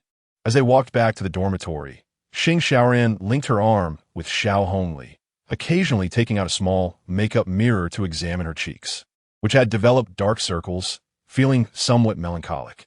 "Do you think we should have left this ridiculous project group long ago? Just looking at Yang Xian irritates me. The others are similar. Even Xiaohongli is a sanctimonious character. We have done all the work to establish the platform for them. And in the end, we are the ones stepping away. It's frustrating when I think about it. Despite her anger, Xing Xiaoran understood that even if Anshin Song had a share for them, it was impossible to take any portion if they chose to exit the project group. After all, the true underpinning of this project is the school, and people like Xiaohongli are essentially entrepreneurial stars promoted by the institution. Only they can confidently lead this project. It can be considered an experience, right? Xiaohongli smiled gently, offering reassurance. At the very least, we have gained experience in product development, and we have built the platform from the ground up. Xing Xiaoran did not deny this statement. Being students from the computer science department, practical opportunities were scarce. Had it not been for Xiaohongli's insistence, she might have missed the experience with the Anshin Song platform. Focusing solely on the technical work of the project, she felt she had gained a wealth of knowledge. Yet the days spent handing out flyers under the sun still left her feeling somewhat resentful. With this in mind, Xing Xiaoran couldn't help but steal a glance at Xiaohongli and asked, "Hey, have you had any new ideas recently?" When Xiaohongli mentioned wanting to withdraw from Anshin Song yesterday, she had sensed something was amiss, but at that moment, she thought the conflict between Anshin Song and Qin Shen Ji was escalating, so she didn't dwell on it. However, seeing Xiaohongli propose the retention of technical materials today gave her an inkling of what might be brewing. New ideas? Meeting Xing Xiaoran's gaze, Xiaohongli tilted her head, pursing her lips. No, not at all. She shrugged and added with a twinkle in her eye. It's just that the technical work for this project is basically coming to an end. We have accumulated all the necessary experience, and continuing further doesn't hold much value for us, does it? Is that truly the case? With a skeptical and scrutinizing gaze, Xing Xiaoran crossed her arms. Are you really not considering anything else? For instance, developing a new delivery platform? Xiaohongli felt as though her inner thoughts were about to be exposed, her heart racing, and she quickly waved her hands. I really haven't. Really? With a meaningful look, Xing Xiaoran withdrew her gaze, suddenly shifting the topic, her eyes sparkling. But I believe that idea is actually quite splendid. Splendid? Xiaohongli's heart raced. Feigning confusion. How so? We can absolutely go solo. Xing Xiaoran shook her hand, linked with Xiaohongli, her eyes gleaming. While they handle Anshin Song, we could create a new platform, couldn't we? Don't joke around. Xiaohongli bit her lip. We only know how to handle technology, marketing, branding, and planning. We still need to integrate with the market, which we cannot manage. Everything you mentioned, Qin Shen Ji has already covered. Old Qin's marketing and branding sufficient? Xing Xiaoran looked at her, her eyes shimmering. Qin Shen Ji trying to avoid being drained by Anshin Song? The school also thinks that the dumpling shop is too lowbrow. We could completely collaborate with Qin Shen Ji to develop a unique delivery platform for them. That way, it would be mutually beneficial. Sometimes, Xiaohongli thought that Xing Xiaoran was overly astute. Fortunately, a voice emerged from behind, interrupting their conversation. Only wait. The two halted their steps and turned around to see a well-dressed figure in a suit. Xiaohongli, why is he here again? Xing Xiaoran muttered, slightly furrowing her brow. Xiaohongli jogged over, appearing somewhat sweaty, and slowed his pace as he reached them, taking a few breaths. Xiaohongli smiled politely and nodded. Xiang, is there anything else you need? I know you've decided to withdraw from the project group, but there's something I still need your assistance with. Xiaohongli glanced at Xing Xiaoran, pondering for a moment before saying, the school has been collaborating with Jinling Television lately to promote several entrepreneurial projects. And Anshin Song is one of them. That sounds good. Xiaohongli and Xing Xiaoran exchanged glances, their expressions neutral. However, the issue lies in the fact that the Anshin Song project requires a representative to accept an interview with the television station. Xiaohongli paused, shaking his head. When the student union asked for confirmation, I reported your name. Me? Xiaohongli was somewhat taken aback, frowning slightly. Xiaohongli nodded. Speaking softly, you have a good image, which is beneficial for the promotion of the project and the school. This was also Director N's initial suggestion. This. Xiaohongli and Xing Xiaoran exchanged glances, unsure how to respond. She could only look at Xiaohongli, frowning. So, You wanted to help Anshin Song once more? Yes. Shang Wenzhou looked at her expression, slowly responding. I understand that you have chosen to withdraw. This matter should no longer concern you, but the materials have already been submitted and the project needs you. Xiaohongli, could you assist one last time for the sake of Director in and our collaboration over the past few days? Seeing Xiaohongli hesitate, he added, helping Anshin Song with the interview 1TB without compensation. We will pay you according to the standard. With that said, Xiaohongli contemplated for a moment before finally agreeing, albeit shaking her head. However, let us forego the payment. Anshin Song has been a part of my journey. Since it is my own matter, I will ensure everything is concluded neatly before departing. Consider it a personal closure for myself. The joint promotion between Jinling University and Jinling Television. An interview on television? The final list has been released and is available on the official website. Our Qin Shen Ji is one of them. Haha, do we all have the chance to appear on television? Why is Anshin Song involved? The news regarding the television interview was finalized today. As the information spread, in the shop early that morning, Fu Bowen, Wang Xuedong, Yu Xiao, and others were all quite jubilant. Appearing on television is a significant event. This promotional opportunity cannot be missed, and soon they enthusiastically began dividing tasks in preparation. Yu Xiao and Yu Nian were responsible for tidying up the shop, while Wang Xuedong and Fu Bowen organized the recent membership data, with over 10,000 members. If this news were to break, it would undoubtedly astonish many. There was also an important question. Wang Xuedong suddenly scratched his head, looking at everyone, besides the on-site interview, who will appear and accept the interview at the television station. Chapter 88. A different you as these words were spoken. All eyes instinctively turned to Qin Yang, revealing a shared amusement. The shop was bustling with patrons today, and upon hearing the news, everyone had gathered. Fu Bowen, Wang Xuedong, Yang O, Ming Bo, and Zhang Zijia were all present, and even Grandma had been invited over by Shen Yu'er from the alley to partake in this joyous occasion. The surrounding chatter suddenly hushed, and Qin Yang sensed something amiss.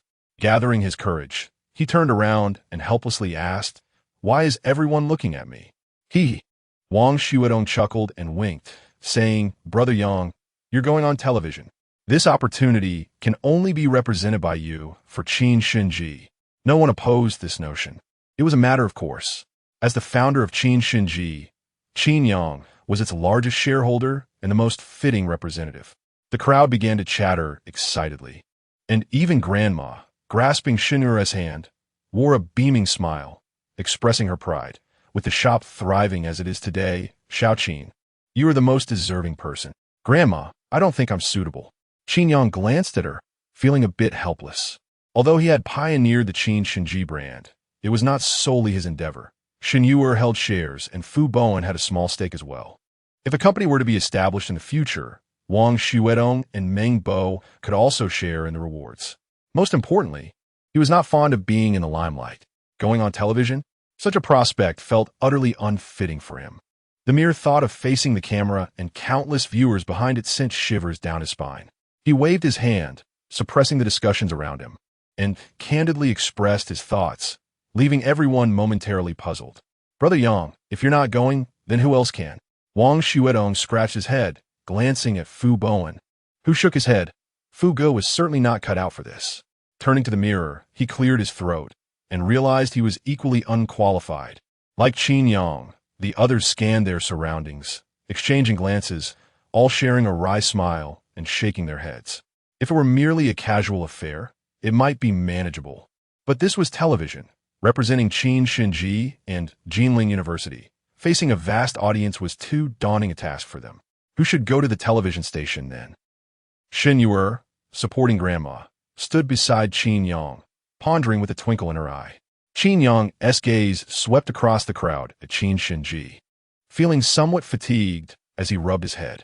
In that moment, his peripheral vision inadvertently landed on Shen Yu'er, her silhouette illuminated by the light, appearing somewhat ethereal. A sudden spark ignited in his heart. Shen Yu'er was conversing with Grandma, and after a while, she noticed Qin Yang's unwavering gaze upon her, causing her heart to race unexpectedly. Qin Yang, is something wrong? Sensing Qin Yang's reaction, the crowd gradually quieted down, their expressions shifting to surprise. Qin Yang gently stroked his chin, surveying Shen Yu'er with a glimmer in his eyes. Little ear. A slight smile curved his lips as he winked. I believe you would be an excellent candidate. Silence enveloped the group. The expressions of those present shifted, glimmers of realization and hesitation flickering in their eyes. Me? Shen Yu'er gasped, her heart pounding. I can't do it. Why can't you? A hint of amusement danced in Qin Yang's eyes as he patiently enumerated. You are the second largest shareholder of Qin Shen Ji, one of the founders. Known in our member group as Little Ear's sister, a celebrated figure at school as the tofu Shi, and our core product as technical director, the foremost representative of Qin Shen Ji. As he articulated these points, the gazes of the crowd began to shift, thoughtful expressions forming as they stroked their chins. Qin Yang's enumeration had illuminated a truth they had overlooked. Indeed, among all members, Shen Yu'er was intricately linked to the identity of Qin Shen Ji. The beloved Little Ear's sister in the member group, the esteemed tofu, Shi known for her signature dish, and the keeper of the secret recipe. Even Qin Yang's reputation among the members paled in comparison to hers. Considering this, Sister Yu'er does indeed embody the essence of a spokesperson. Mengbo murmured thoughtfully. Zhang Zi nodded vigorously, adding, Sister Yu'er is so beautiful. Purely on the basis of looks, she is the perfect choice for a television interview. How about it? Qin Yang turned his gaze to Shen Yu'er, while subtly exchanging a knowing glance with Grandma. Shen Yu'er was taken aback, hesitating at this moment.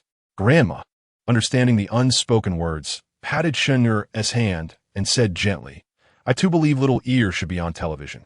With such a lovely face. It would be a shame not to let everyone see. Always busy in the kitchen, I can't bear to miss the opportunity. With everyone encouraging her, Qin Yang strongly advocated for the idea, and even Grandma joined in the persuasion. Shen Yu'er found herself wavering, her almond-shaped eyes lifting to meet Qin Yang's, softly asking, Do you really think I can do it? You absolutely can. Qin Yang was resolute, shaking his head. Have no fear. It's just an interview. You will go to the television station, speak your mind, and showcase the wonderful aspects of Qin Shen Ji. Even if the audience doesn't listen, simply by virtue of your appearance, Qin Shen Ji will surely gain recognition. With her hands clutching the hem of her clothes, Shen Yu'er remained silent. Qin Yang leaned in and asked, Can you do it? Her voice was barely above a whisper. Qin Yang's eyes brightened as he leaned a bit closer. Has Little Ear agreed? Shen Yu'er held her breath slightly, biting her lip, appearing both anxious and flustered as she looked at him, softly saying, I agree. A wave of applause erupted from the crowd, and after a brief moment of joy, they resumed their bustling activities. The shop, having opened avenues through offline and viral promotions, gradually regained its former vibrancy. The thought of appearing on television invigorated everyone, filling them with enthusiasm as they prepared for the various aspects of the upcoming appearance. They organized promotional materials, sorted member data, captured stunning images of the shop, and enlisted a few old neighbors to assist with video recordings. Yu Xiao was bustling about, working alongside Wang Fatty without a moment's pause.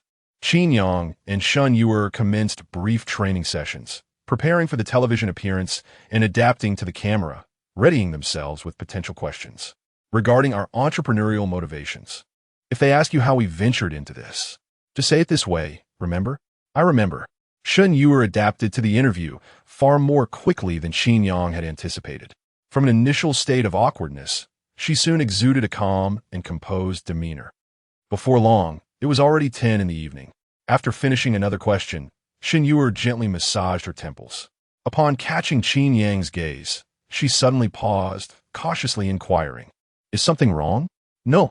I merely feel that Little Ear is even more remarkable than I had imagined. Qin Yang blinked and smiled softly, saying this feeling. It's akin to discovering a different you.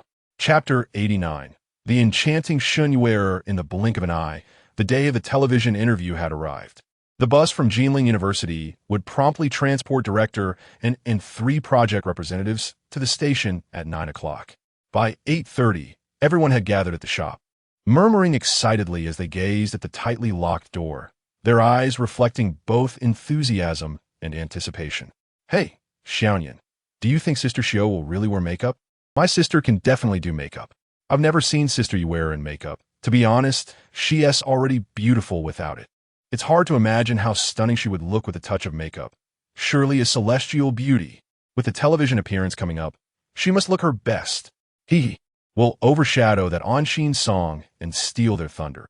Wang Xiudong, Ming Bo, and Zhang Zijia animatedly discussed, their expressions a mix of nostalgia and eager expectation. Their gazes fixed on the door as if they could already envision the moment on screen. These fellows. Qin Yang stood off to the side with his arms crossed, pursing his lips slightly, feeling a pang of jealousy. Yet, as his gaze fell upon the door that had remained closed for over an hour, a flicker of anticipation stirred within him. He realized he had never seen Shen Yu'er in makeup before. From a first moment, he encountered the timid girl in Shansheng. His image of her had always been that of a girl clad in a black hoodie and worn canvas shoes. They say that a girl transformed by makeup can appear entirely different. Even an ordinary girl can achieve a striking metamorphosis. What then?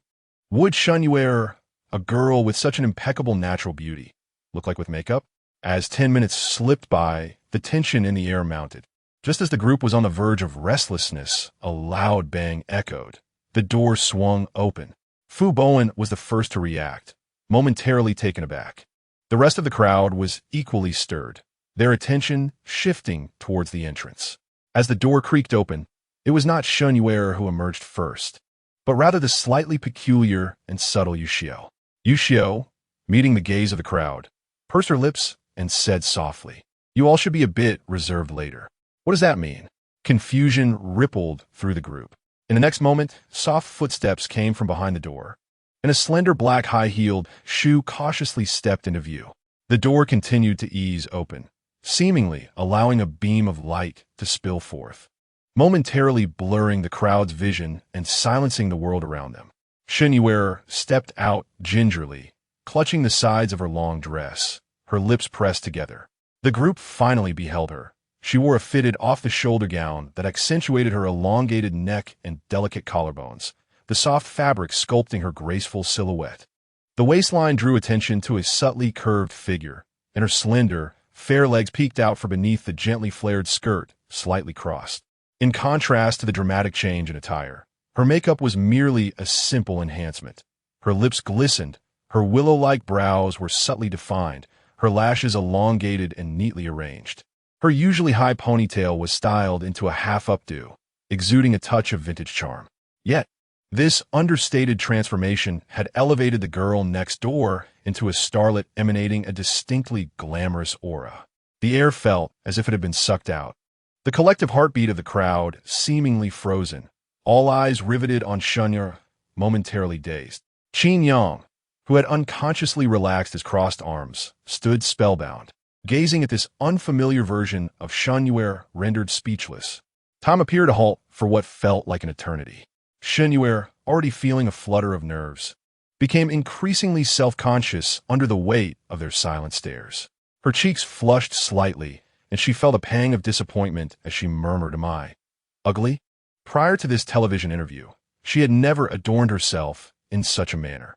The outfit was something Yuxiao had insisted on purchasing for her the previous night, and the makeup had been borrowed from Yuxiao's collection. Wearing such a bold ensemble and applying cosmetics she had never considered before, she felt like the girl who had just gathered the courage to try on a new look, anxious, truly anxious. "No," Qin Yang shook his head, suppressing the tumultuous wave of admiration within him, stepping forward earnestly. "Little ear, you are beautiful, you know? You look truly stunning today.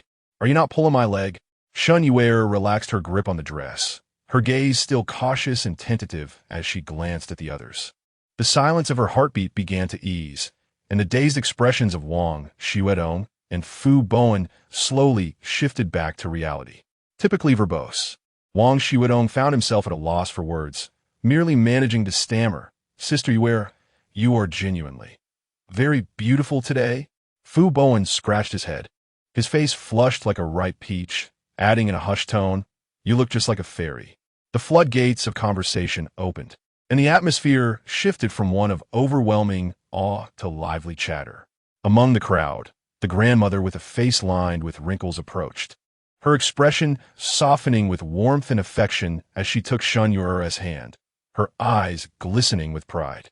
Our little ear should always look this beautiful. Really? With the affirmation of those around her, Shen Yu'er finally exhaled, emboldened by their encouragement. Under Qin Yang's beaming gaze, she stepped in front of the full-length mirror.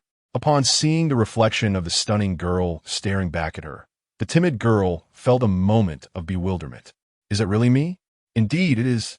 Qin Yang's gentle voice penetrated her thoughts. Then, with a sudden smile, he said, "Let me take a picture of you." Huh? Shen Yu'er, still in disbelief, paused and asked softly, "Why do you want to take a picture? Don't you want to show Auntie this beautiful version of yourself?"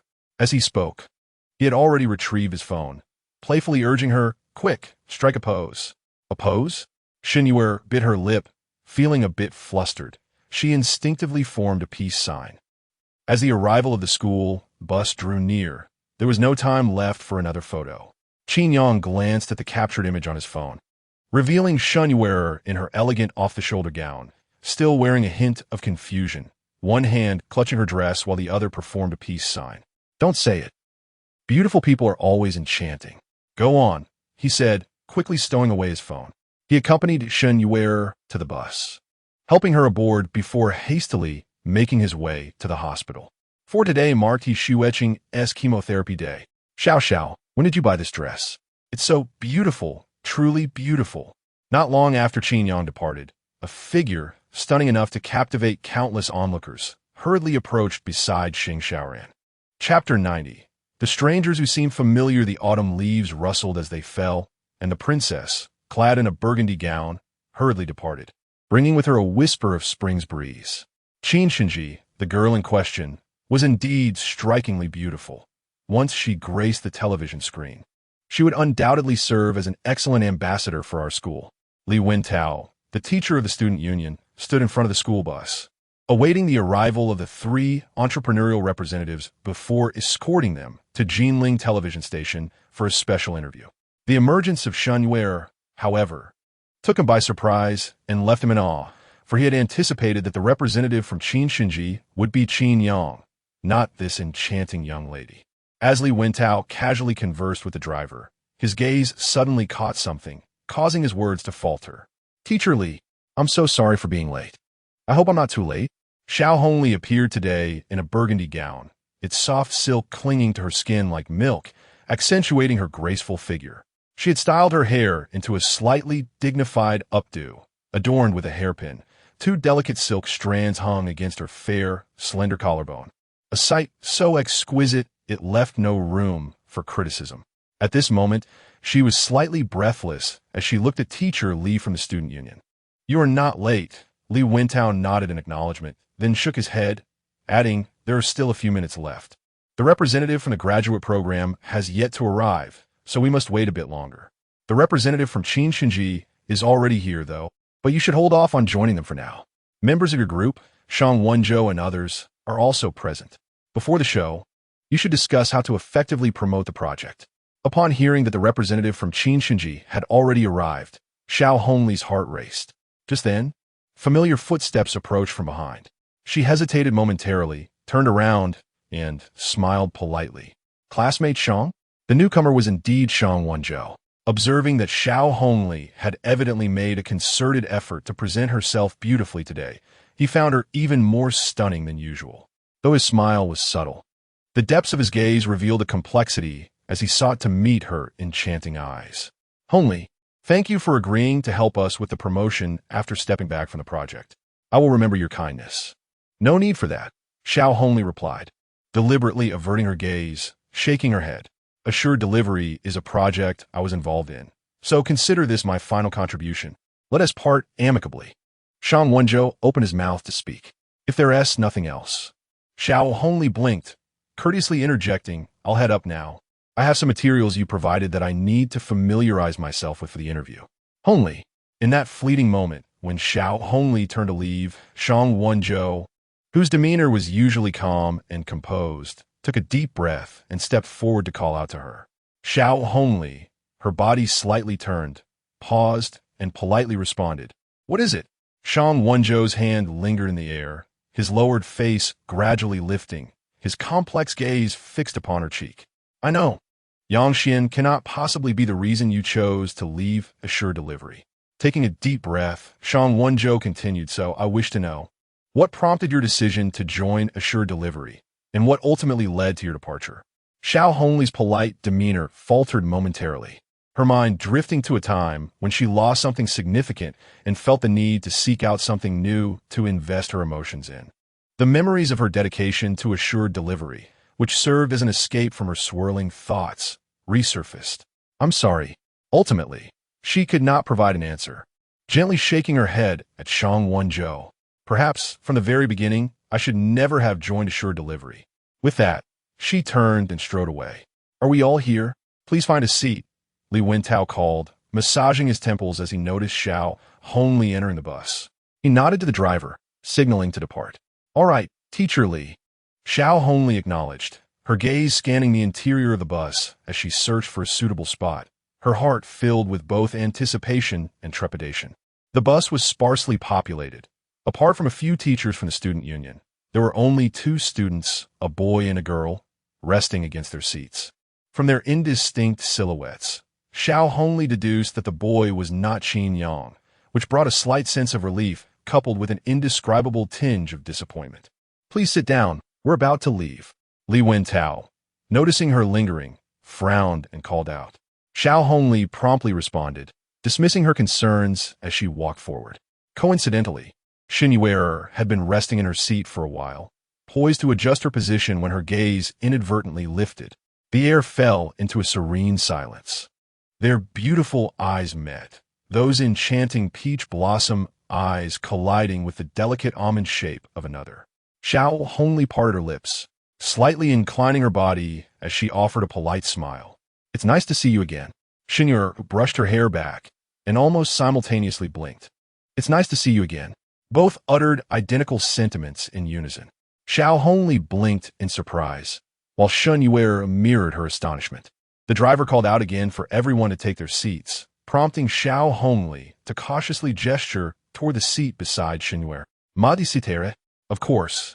Shen Yu'er nodded gently, as she was seldom one to decline others. Thank you. Xiaohongli settled down with care.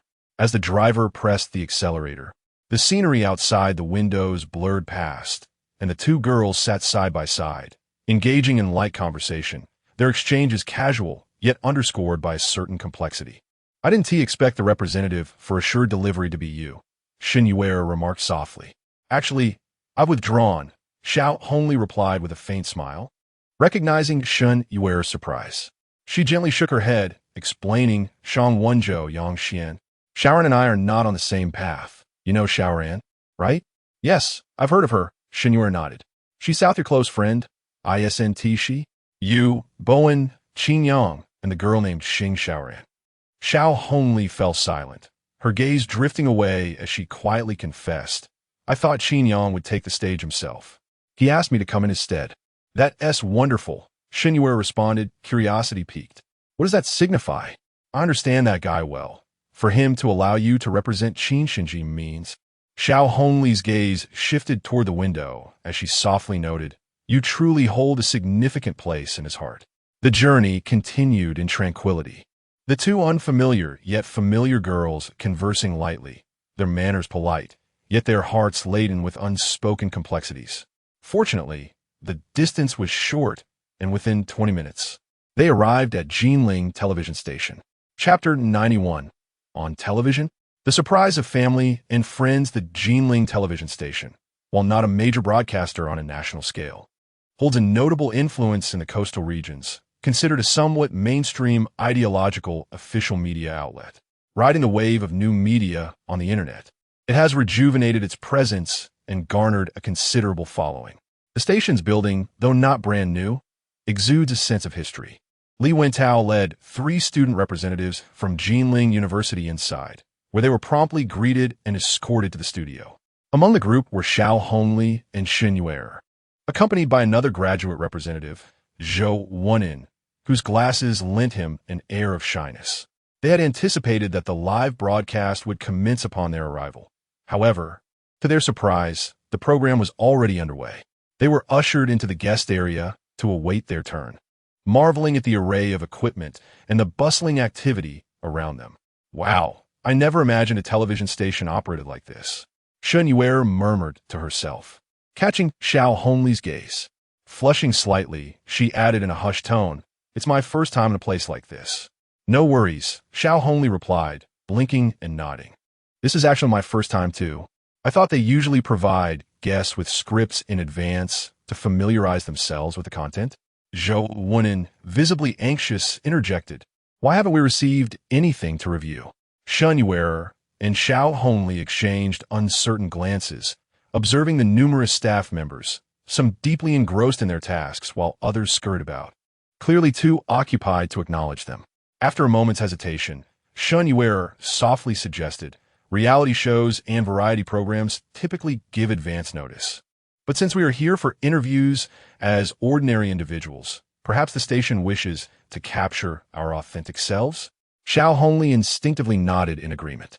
Zhou went inside, expressing his uncertainty about the questions the host might pose.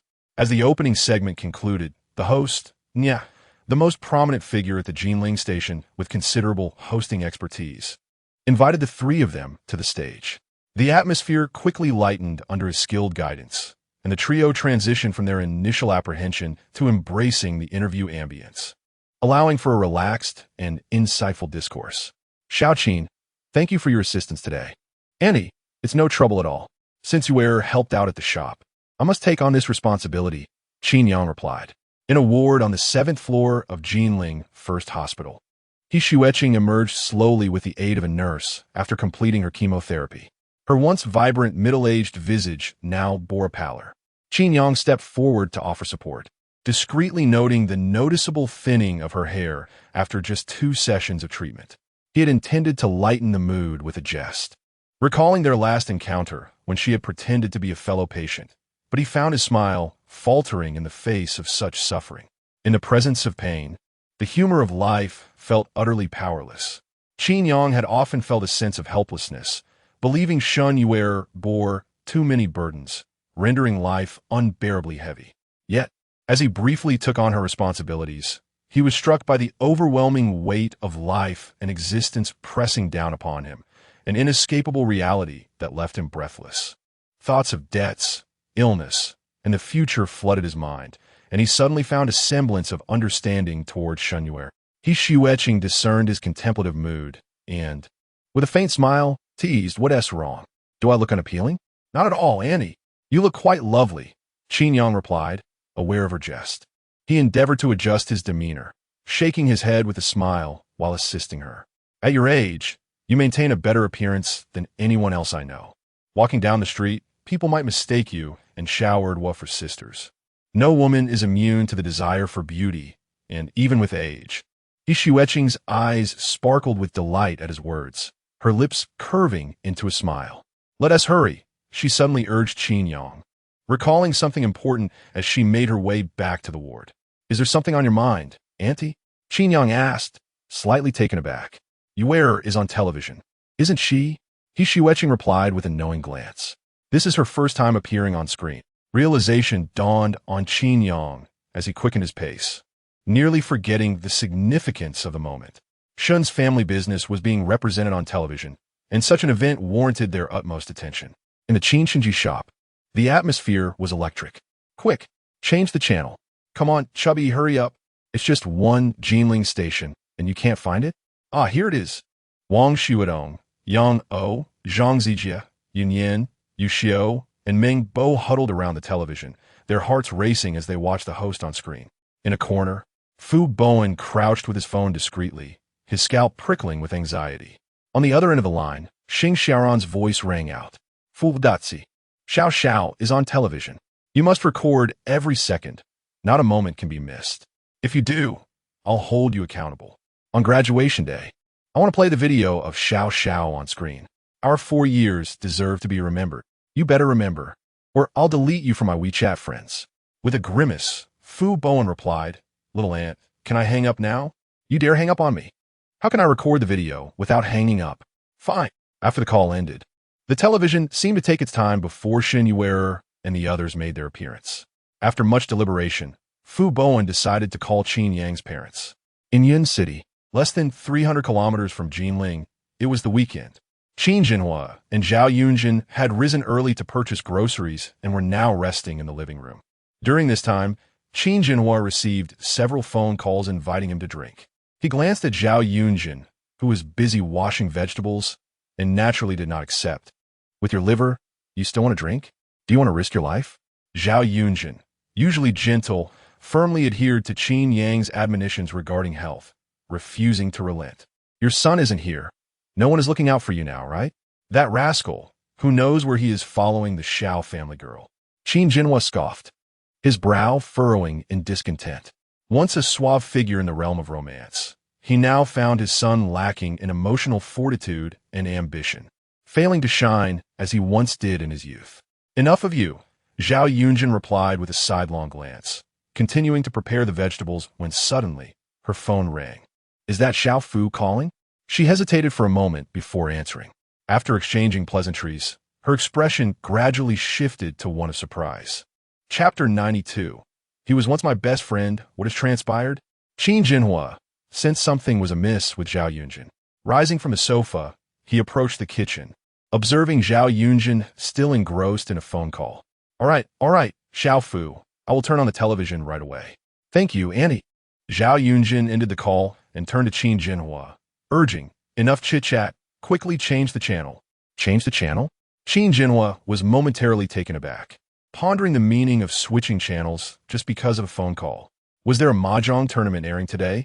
Nevertheless, adhering to his wife's wishes, he obediently returned to the sofa, grasped the remote, and called out, which channel? Zhao Yunjin hurriedly discarded the vegetables, washed her hands, and squeezed closer, exclaiming, Jinling TV. Jinling TV? Qin Jinhua shook his head, pressing buttons on the remote. What could possibly be interesting on local television? It's all just nonsensical soap operas. After a few presses, Jinling TV swiftly appeared on the 75-inch screen, but to his surprise, it was not a soap opera. Rather, it was a rather laid-back yet earnest interview program.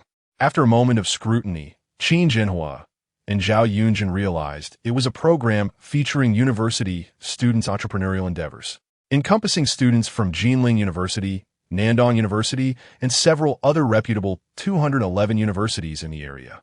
What could possibly be interesting about this? Qin Jinhua shook his head again, poised to change the channel. Watch closely. Zhao Yunjin pressed down on his hand, her beautiful eyes glaring at him. This concerns our son. Qin Jinhua was momentarily stunned. What connection? Zhao Yunjin's gaze remained fixed on the television, her hands ceasing their vegetable preparation. Just moments ago, Xiao Fu had called, informing her that their son had initiated an entrepreneurial project, which had been selected to represent Jinling University on television today. That Qin Yang, what project has he embarked upon? Qin Jinhua instinctively shook his head, only to be struck dumb the next moment. Are you saying his project is going to be on television? Zhao Yunjin, now disinterested in his confusion, remained glued to the screen. Suddenly, she pointed excitedly, look, isn't that Xiao Xiao? Xiao Xiao. Qin Jinhua turned his gaze, his heart fluttering with delight. It truly was. Zhao Yunjin beamed with joy. Your son has grown up alongside Xiao Fu, and now Xiao Xiao is here too. Surely, they must have collaborated on this project. She could no longer contain her excitement. Seizing her phone, I'll call Teacher Lee right now to see if she knows anything about this. Wait, don't rush. As a businessman, Qin Jinhua usually possessed a keen sense of intuition, feeling that something was off about this situation. However, he waved his hand too late. Zhao Yunjin had already dialed. Teacher Lee, did you know Xiao Xiao is on television? Yes, it's about the entrepreneurial project. On Jinling TV. What? When Li Xiaoyun received this news, she was strolling by the lake. Surprised, she hurried home, knocking on the door of her study. Bang, bang, bang. In the early morning, a cultured middle-aged man removed his glasses, sighing as he looked at Li Xiaoyun, pinching the bridge of his nose. What is it now, my dear? Li Xiaoyun replied, helplessly. Xiao Tian, your daughter is on television. What? Xiao Tian was momentarily stunned. Being on television is quite a rare occurrence. Families cherish such novelty. The news spread swiftly, and many gathered around their screens. Look, it's truly sister He's daughter. She's so beautiful. In the hospital room, Qin Yang, having turned on the live broadcast, positioned the screen in front of He Shueqing, while nearby patients gathered curiously. Even the nurses paused, intrigued. Which of the two, Xiao Qin or Xiao Shan, is on screen? In the alley, Uncle He and several neighbors, having heard that Qin Shen Ji would be featured on Jinling TV, gathered near the shop, engaging in lively conversation. Principal, this program serves as excellent publicity for our school. In an office at Jinling University, director intentionally refrained from leading a team, remaining in the administrative office to watch the broadcast alongside several school leaders, observing their reactions. Wow, our school's entrepreneurial representatives are all exceptionally brilliant. This is far more effective than any admissions brochure. On the campus forum of Jinling University, numerous individuals began to follow the live broadcast due to the promotional content surrounding Anshin's song and Qin Shen Ji. As discussions sparked by Shen Yu'er and Xiaohongli dominated both the campus network and social circles. Time passed quietly, and before they knew it, an hour had elapsed. Seated in the studio, surrounded by cameras and spotlights, Xiaohongli and Shen Yu'er sat in chairs, undergoing the interview. Host Zheng Qiuhua, possessing profound interviewing skills, cultivated a relaxed atmosphere, artfully posing questions that captivated the audience, gently delving into the hearts of the interviewees. It seems that Anshin's song has endured its share of trials throughout this journey. As another interview question concluded, Zheng Qiuhua, momentarily returning to reality from Xiaohongli's response, suddenly inquired from her seat, Xiaohongli, I have always had a question in my mind. As a girl, why did you choose to engage in such a substantial project like Anshin's song and take on the technical responsibilities? Don't you find this work rather arduous? An hour later, once again, the same question arose. Xiaohongli momentarily faltered, meeting Zheng Qiuhua's gaze, gradually understanding that the interview was nearing its conclusion. He sought a positive answer that underscored a girl's independence and empowerment, to serve as a fitting conclusion. However, upon being asked the same question for the second time, facing the camera, an uncontrollable impulse surged within her. It was because of someone. She spoke. What? Host Zheng Qiuhua's smile faltered slightly. Xiaohongli lowered her gaze slightly, quietly stating, it was because of a boy. The atmosphere suddenly shifted, and Shen Yu'er's gaze trembled slightly as he stared at Xiaohongli, seemingly attempting to obscure his profile from her view. A boy? Zheng Qiuhua blinked, though he sensed this was not the answer he had anticipated. He remained intrigued. He looked at Xiaohongli, eager for her subsequent response. Zheng Qiuhua smiled warmly. What kind of boy? Xiaohongli took a deep breath, allowing a radiant smile to bloom across her face, softly replying, he was once my best friend. Chapter 93. Thank you. You illuminate my life, best friend? Zheng Qiuhua adjusted his glasses, a hint of a thoughtful smile gracing his lips. Why him? He mused. The atmosphere around them fell into a serene silence as Shen Yu'er's gaze lingered on that exquisite profile. A soft voice, tinged with a sense of relief, broke the stillness. I finally understand what it means to be a complete person. Zheng Qiuhua's eyes flickered with curiosity. What do you mean by a complete person? Xiaohongli gestured lightly, her voice barely above a whisper. To step out of the castle and witness the real world. To know how to live for oneself and how to protect one's past. Zheng Qiuhua inhaled deeply and nodded. It seems, Xiaohongli, you possess a youth that many would envy. Xiaohongli responded with a soft acknowledgement before pausing to add, yet, it is also quite regrettable, isn't it? Losing love, but gaining a career is a narrative shared by many successful individuals. Zheng Qiuhua, since the conversation had slightly deviated from the show's main theme, he smiled at the camera, subtly steering the dialogue back. Looking at Xiaohongli, he remarked with a blend of jest and reflection. Perhaps you are destined to be the next leader of female entrepreneurship? In that case, the past could be seen as a harvest, right? Regret is simply regret. Xiaohongli replied after a moment of quiet contemplation, meeting Zheng Qiuhua's gaze with earnestness. Zheng Qiuhua held the microphone, momentarily taken aback. A vibrant and uplifting interview program had inexplicably taken on hues of youthful heartache. Viewers watching at home exchanged knowing smiles. Though the enchanting young woman had not explicitly revealed much, the hazy emotion she evoked vividly captured the essence of reality, prompting many to reminisce about their own fleeting pasts. Whose youth is devoid of a few regrets? A person, an event, a relationship, a moment of sorrow. Many have long since departed from the confines of academia, leaving behind those days in the ivory tower, and when they discuss their past, they either lament their youthful folly or dismiss it with a wave, calling it shameful. Yet, in those solitary moments of recollection, who would deem those memories as burdensome? Those regrets linger, indelible even after many years. Regret is simply regret. It has never been a harvest. In the tranquil Anlin community, Xiao Taiyan and Li Xiaoyun sat on a sofa adorned with white lace, the atmosphere gradually becoming subtly tense. Xiao Taiyan adjusted his glasses, furrowing his brow. Has Xiao called you from school lately? It's been a while since she last called. Li Xiaoyun shook her head. I don't know what she's been up to lately. She seems perpetually busy. Xiao Taiyan raised an eyebrow and sighed softly. You don't know who that boy is? I don't. Li Xiaoyun again shook her head. Xiao Taiyan pinched the bridge of his nose, a flicker of concern crossing his features. What father isn't worried about his daughter? He had always cherished her like a delicate flower, fearing the world outside might bruise her, yet the day would inevitably come when she would leave. He had sensed it when he sent Xiaohongli off to university, yet that day had finally arrived. Li Xiaoyun could no longer contain herself and remarked, Could it be that little rascal Qin Yang she mentioned? Xiao Taiyan did not respond, but inwardly he felt a growing certainty massaging his nose. Li Xiaoyun, however, was becoming increasingly agitated, her lips pursed tightly. That boy isn't bullying our Xiao, is he? Do you not know your own daughter? Xiao Taiyan shook his head in mild exasperation. Since childhood, Qin Yang has always treated your precious daughter like a princess. If there's bullying, who is really bullying whom? Li Xiaoyun understood the truth in his words. Once acknowledged, she fell silent. Don't rush, Xiao Taiyan advised, shaking his head. They're all grown up now.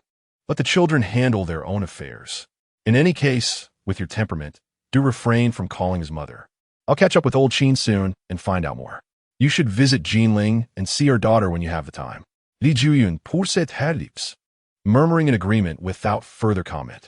After interviewing Xiaohongli, although the main narrative had veered slightly, it still managed to evoke a sentimental connection for some viewers. Zhang Qiuhua did not dwell on it too much, amidst a few light-hearted jokes. He wrapped up that segment of the interview, noticing that there were still a few minutes left in the program. He redirected the conversation towards Shen Yu'er. The success of Qin Shen Ji could be regarded as a minor miracle, transforming a modest shop into one that boasted monthly profits exceeding 100,000. Shen, I'm also curious. What has sustained your journey from a bun shop to Qin Shen Ji? Zhang Qiuhua inquired, gazing at the girl whose beauty resembled that of a lotus blossom. Shen Yu'er's attention had just shifted from Xiaohongli's face, her mind quietly pondering. Upon hearing the question, she softly replied, It is also because of one person. Zhang Qiuhua was taken aback. Also, Xiaohongli bit her lip, observing Shen Yu'er. Shen Yu'er nodded gently. He is my only true friend. Zhang Qiuhua suddenly recalled something, his eyes widening in realization. Qin Shen Ji, Shen is you, and Qin is another person? Am I correct? Yes, Shen Yu'er confirmed, a rare smile gracing her lips. He is the most trustworthy person. Beside them, Xiaohongli inhaled deeply, her gaze momentarily distant. Yet, no one noticed her reaction.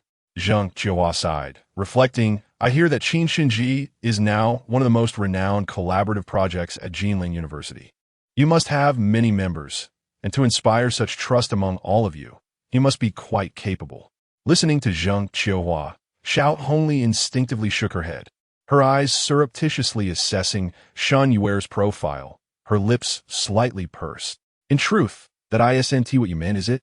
Shen Yu'er appeared momentarily taken aback, but remained silent, merely offering a faint smile, non-committal. If possible, as the program's time drew to a close, Zhang Qiuhua intended to conclude the interview gracefully. Hesitating briefly, his gaze flickered between Xiaohongli and Shen Yu'er before ultimately handing the microphone back to the still unfinished Shen Yu'er. Shen, if you could, What would you like to say to that most cherished friend on the program? The focus sharpened. The air seemed to still. Shen Yu'er accepted the microphone, biting her lip, her beautiful almond-shaped eyes sparkling as she looked at the camera with a gentle smile, and said, "Thank you. You illuminate my life." It was as if she were speaking directly to someone. Chapter 94. Transformations. After watching television in a hospital ward by the window, Xiaohongli lay on the bed, surrounded by 7 or 8 similarly aged aunts and several family members, all intently watching a live broadcast of a television program featuring Shen Yu'er being interviewed. Qin Yang stood decorously behind the aunts, peering through the gaps in the crowd, his gaze fixed on the timid girl, unaware that a faint smile had crept upon his lips. When Shen Yu'er mentioned her friend with the surname Qin, the aunts present broke into smiles, glancing back at Qin Yang with knowing expressions. Suddenly, Qin Yang felt an unusual warmth wash over him, as if he had stepped into his in-laws' home. "Xiao Qin, why are you standing so far away? Come closer," Xiaohongli beckoned him, propping herself up slightly. "Coming, auntie," Qin Yang replied hastily, leaning forward. He noticed Xiaohongli scrutinizing him for a long moment before she said, "That's wonderful." Qin Yang's heart raced. Xiaohongli's gaze intensified as she leaned in closer, whispering, "With you supporting Xiaohongli is a blessing for our family." Qin Yang's heart quickened inexplicably. Yet his words faltered. "Annie, Xiaohongli, and I actually..." Xiaohongli smiled softly, her silence encouraging him to continue. But suddenly, he found himself at a loss for words, clearing his throat as his cheeks flushed. These matters are for the youth to discuss. I shall not pry," Xiaohongli said meaningfully, patting his hand. Her gaze drifted out the window as she chuckled lightly. "Let everything unfold naturally. Let it unfold naturally." Qin Yang's attention shifted from Xiaohongli's face to the screen, where the program had reached its conclusion, returning to promotional content. Yet, his mind lingered on the close-up of Shen Yu'er, earnestly delivering her words. "Auntie, I..." After a prolonged pause, Qin Yang slowly raised his head, biting his lip. "What is it?" Xiaohongli blinked, inquiring. "Yes." Qin Yang nodded firmly, taking a deep breath. Observing the glimmer in his eyes, Xiaohongli seemed to understand. Grasping his hand one last time, she smiled. "Go on." As Qin Yang strode away with purpose, Xiaohongli's gaze followed him unwaveringly, listening to the sound of his determined footsteps, momentarily envisioning the youthful self that had once pursued love without hesitation decades ago. The Youth Entrepreneurship Program finally concluded. In the final stage, Zheng Xiaohua accompanied 3 representatives from Jinling University to promote Anshin's song, Qin Shen Ji, and the Science and Technology Innovation Project. The essence of the program centered on supporting college students' entrepreneurial endeavors, highlighting the stories behind several student representatives and their entrepreneurial journeys, ultimately enhancing this core message. After an hour of build-up, under the guidance of host Zheng Xiaohua, the program reached its climax, with Jinling Television's new media strength beginning to flourish across short video and Weibo platforms. Excellent. Excellent. As the program concluded, in the Jinling University president's office, a middle-aged man clad in a teacher's jacket pressed the remote control's power button, turning to Anshin Rong with a beaming smile, saying, "Olden, your promotional work with Jinling Television has been remarkable.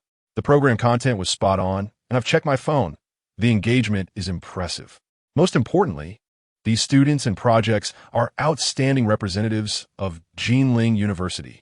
I also know that this selection process faced differing opinions among several school leaders, and I've received numerous calls about it, but I refrained from expressing my stance or applying pressure." Nie Jinting chuckled, reclining on the sofa, raising his index finger to emphasize, the work of the Youth League this time did not disappoint. It deserves commendation. Upon hearing this, the elderly and middle-aged individuals seated around Nie's office exchanged glances of resignation and awkwardness, while Anshin Rong, on the periphery, could not hide his delight. Since the program began, Anshin Rong had felt anxious, closely observing the subtle expressions of President Nie and several vice presidents until this moment when President Nie expressed his approval, allowing his heart to finally settle. "Director, and it's not that the Youth League chose well. It's that our students at Jinling University are exceptional and have produced excellent projects. His words resonated perfectly, blending humility with pride, attributing the honor to the institution. President Nie's approving gaze fell upon Director N, nodding gently in agreement.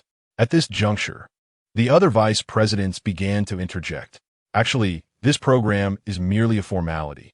One vice president, surnamed Liu, smoking a cigarette, glanced sideways at the others, cautiously adding, "Our projects are all commendable, and the school's substantial funding allocation was decided last month.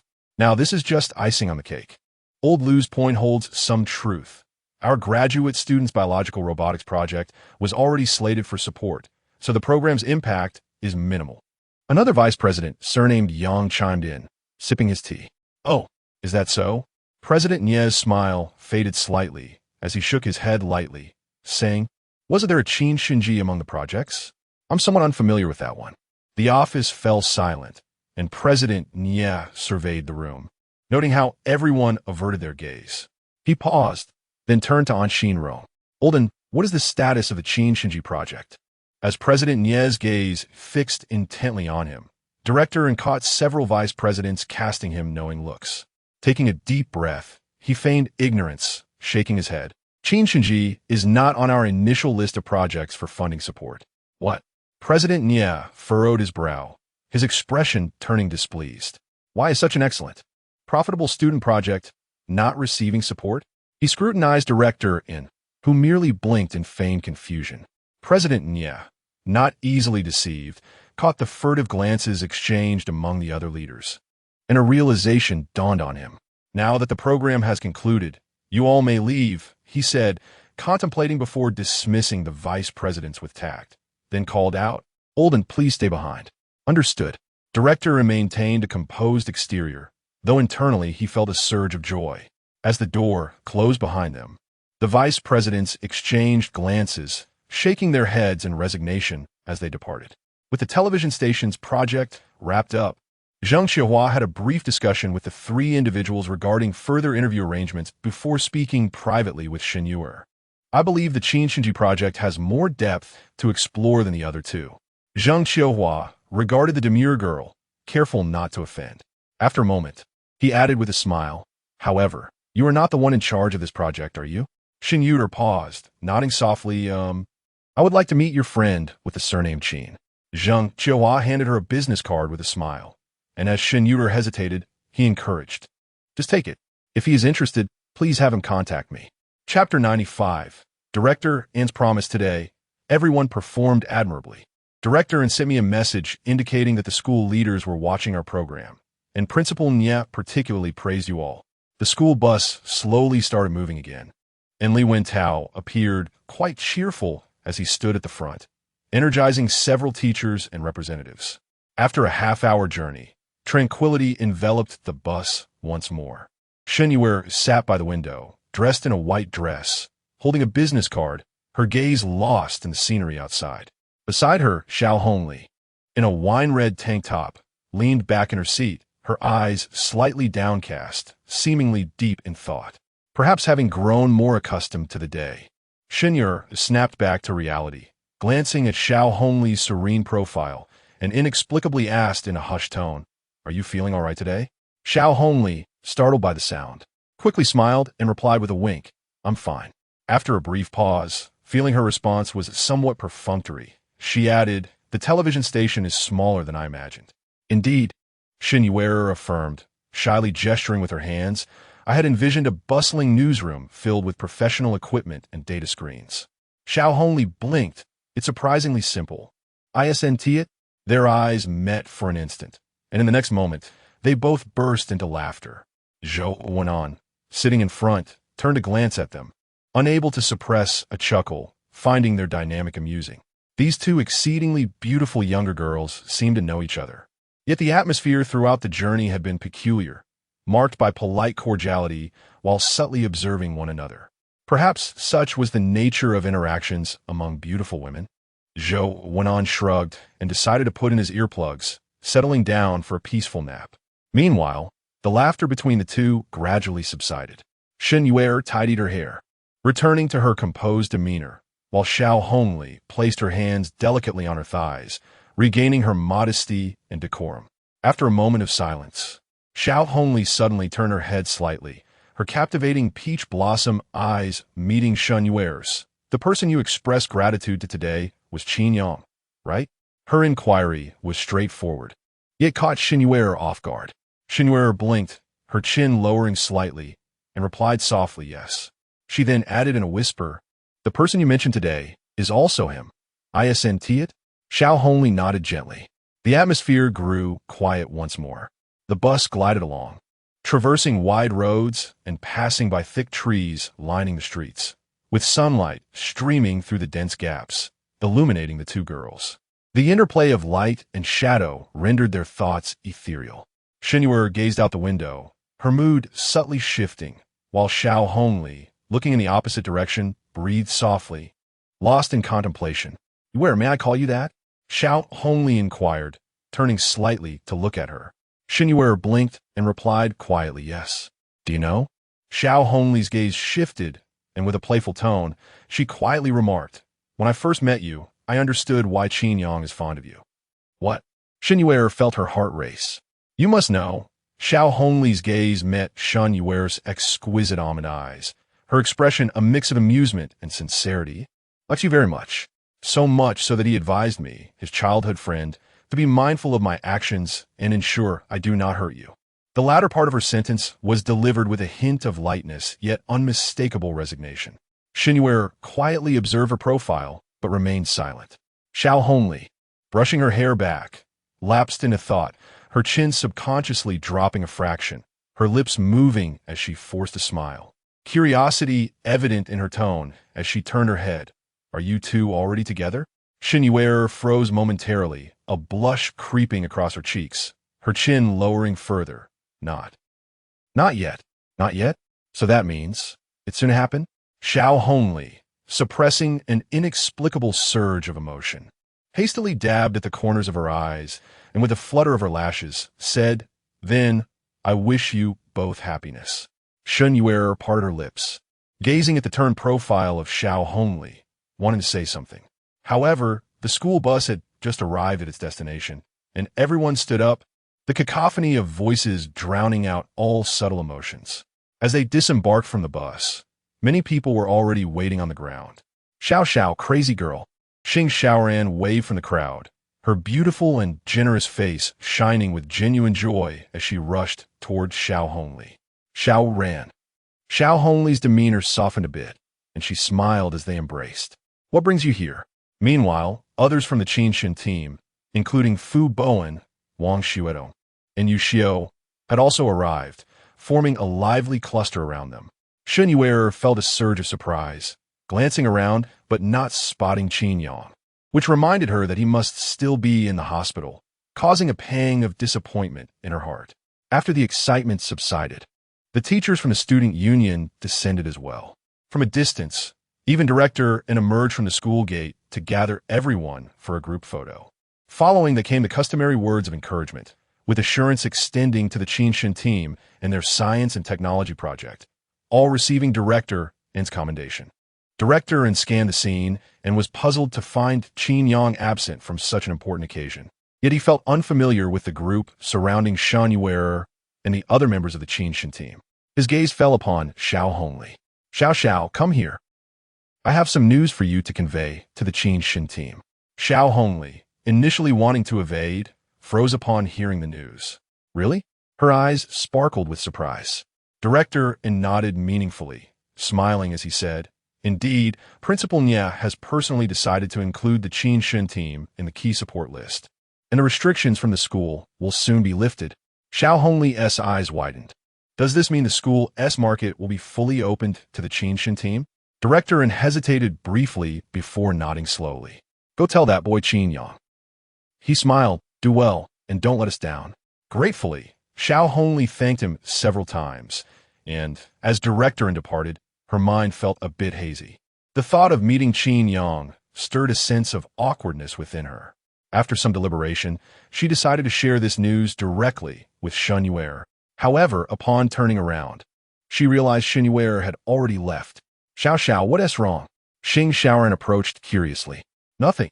Xiaohongli pursed her lips, suddenly grabbing Xing Xiaoran's arm, feeling a bit awkward as she said, "You need to come with me to the Qin Shen team." Huh? Xing Xiaoran looked taken aback. Chapter 96.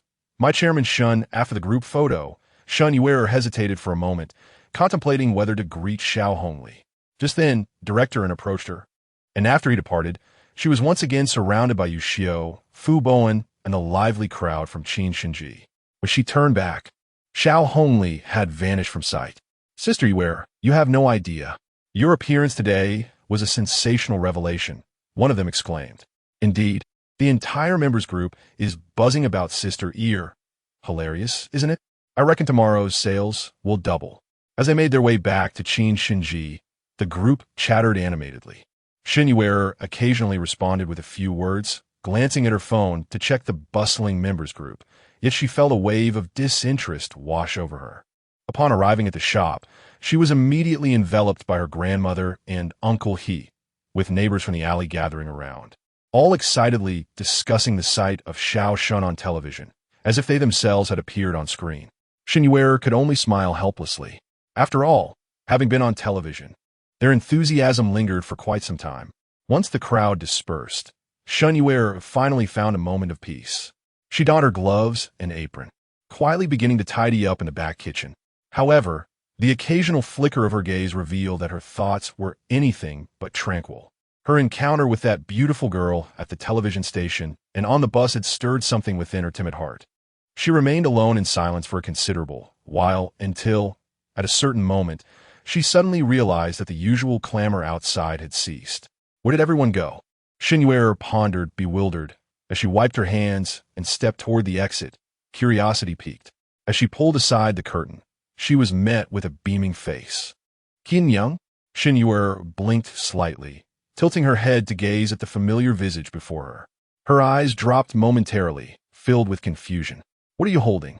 From her perspective, Qin Yang had both hands hidden behind his back, as if concealing something mysterious. Although the outside was quiet, the crowd had not dispersed. They formed a circle behind Qin Yang, their eyes glimmering with anticipation and barely contained excitement. Sister Yu'er, Wang Xuedong could no longer contain himself, whispering, "Brother Qin has prepared a big surprise for you." A surprise? Shen Yu'er's heart raced, glancing up at Qin Yang, though she could not fathom what it might be. An inexplicable sense of anticipation welled within her. Qin Yang shot a glance at the grinning Wang, then turned back to meet her gaze, speaking softly, "Well, it's not exactly a surprise. Merely something we ought to have done long ago." Their eyes locked in the air, one looking up, the other down. Their cheeks were nearly touching, and Shen Yu'er could even feel his warm breath gently brushing against her skin, sending a flutter through her heart. What could it be? Shen Yu'er's heart inexplicably raced. Qin Yang shrugged, exhaling softly, his eyes sparkling with mirth. "I'll give you a chance to guess." Shen Yu'er, being honest, looked at him, blinking her eyes and softly shaking her head. "I really can't guess." Qin Yang regarded her, saying, "You're really quite slow." Before Shen Yu'er could shoot him an annoyed look, he slowly revealed what he had been hiding, a smile playing on his lips, as if savoring the moment. The surroundings fell silent, all eyes focused on his hand, with Shen Yu'er's gaze unwavering, her heart brimming with expectation. "Take a look." Qin Yang presented a document resembling a certificate. Grinning at Shen Yu'er, "This is..." Shen Yu'er felt a pang of disappointment upon first sighting the certificate, as though her anticipation had plummeted. Yet, upon discerning what it truly was, her heartbeat quickened again as she grasped the document tightly, scrutinizing it closely. Qin Shen Ji Limited Liability Company. A business license? Shen Yu'er read the words aloud, her gaze shifting to Qin Yang, momentarily stunned.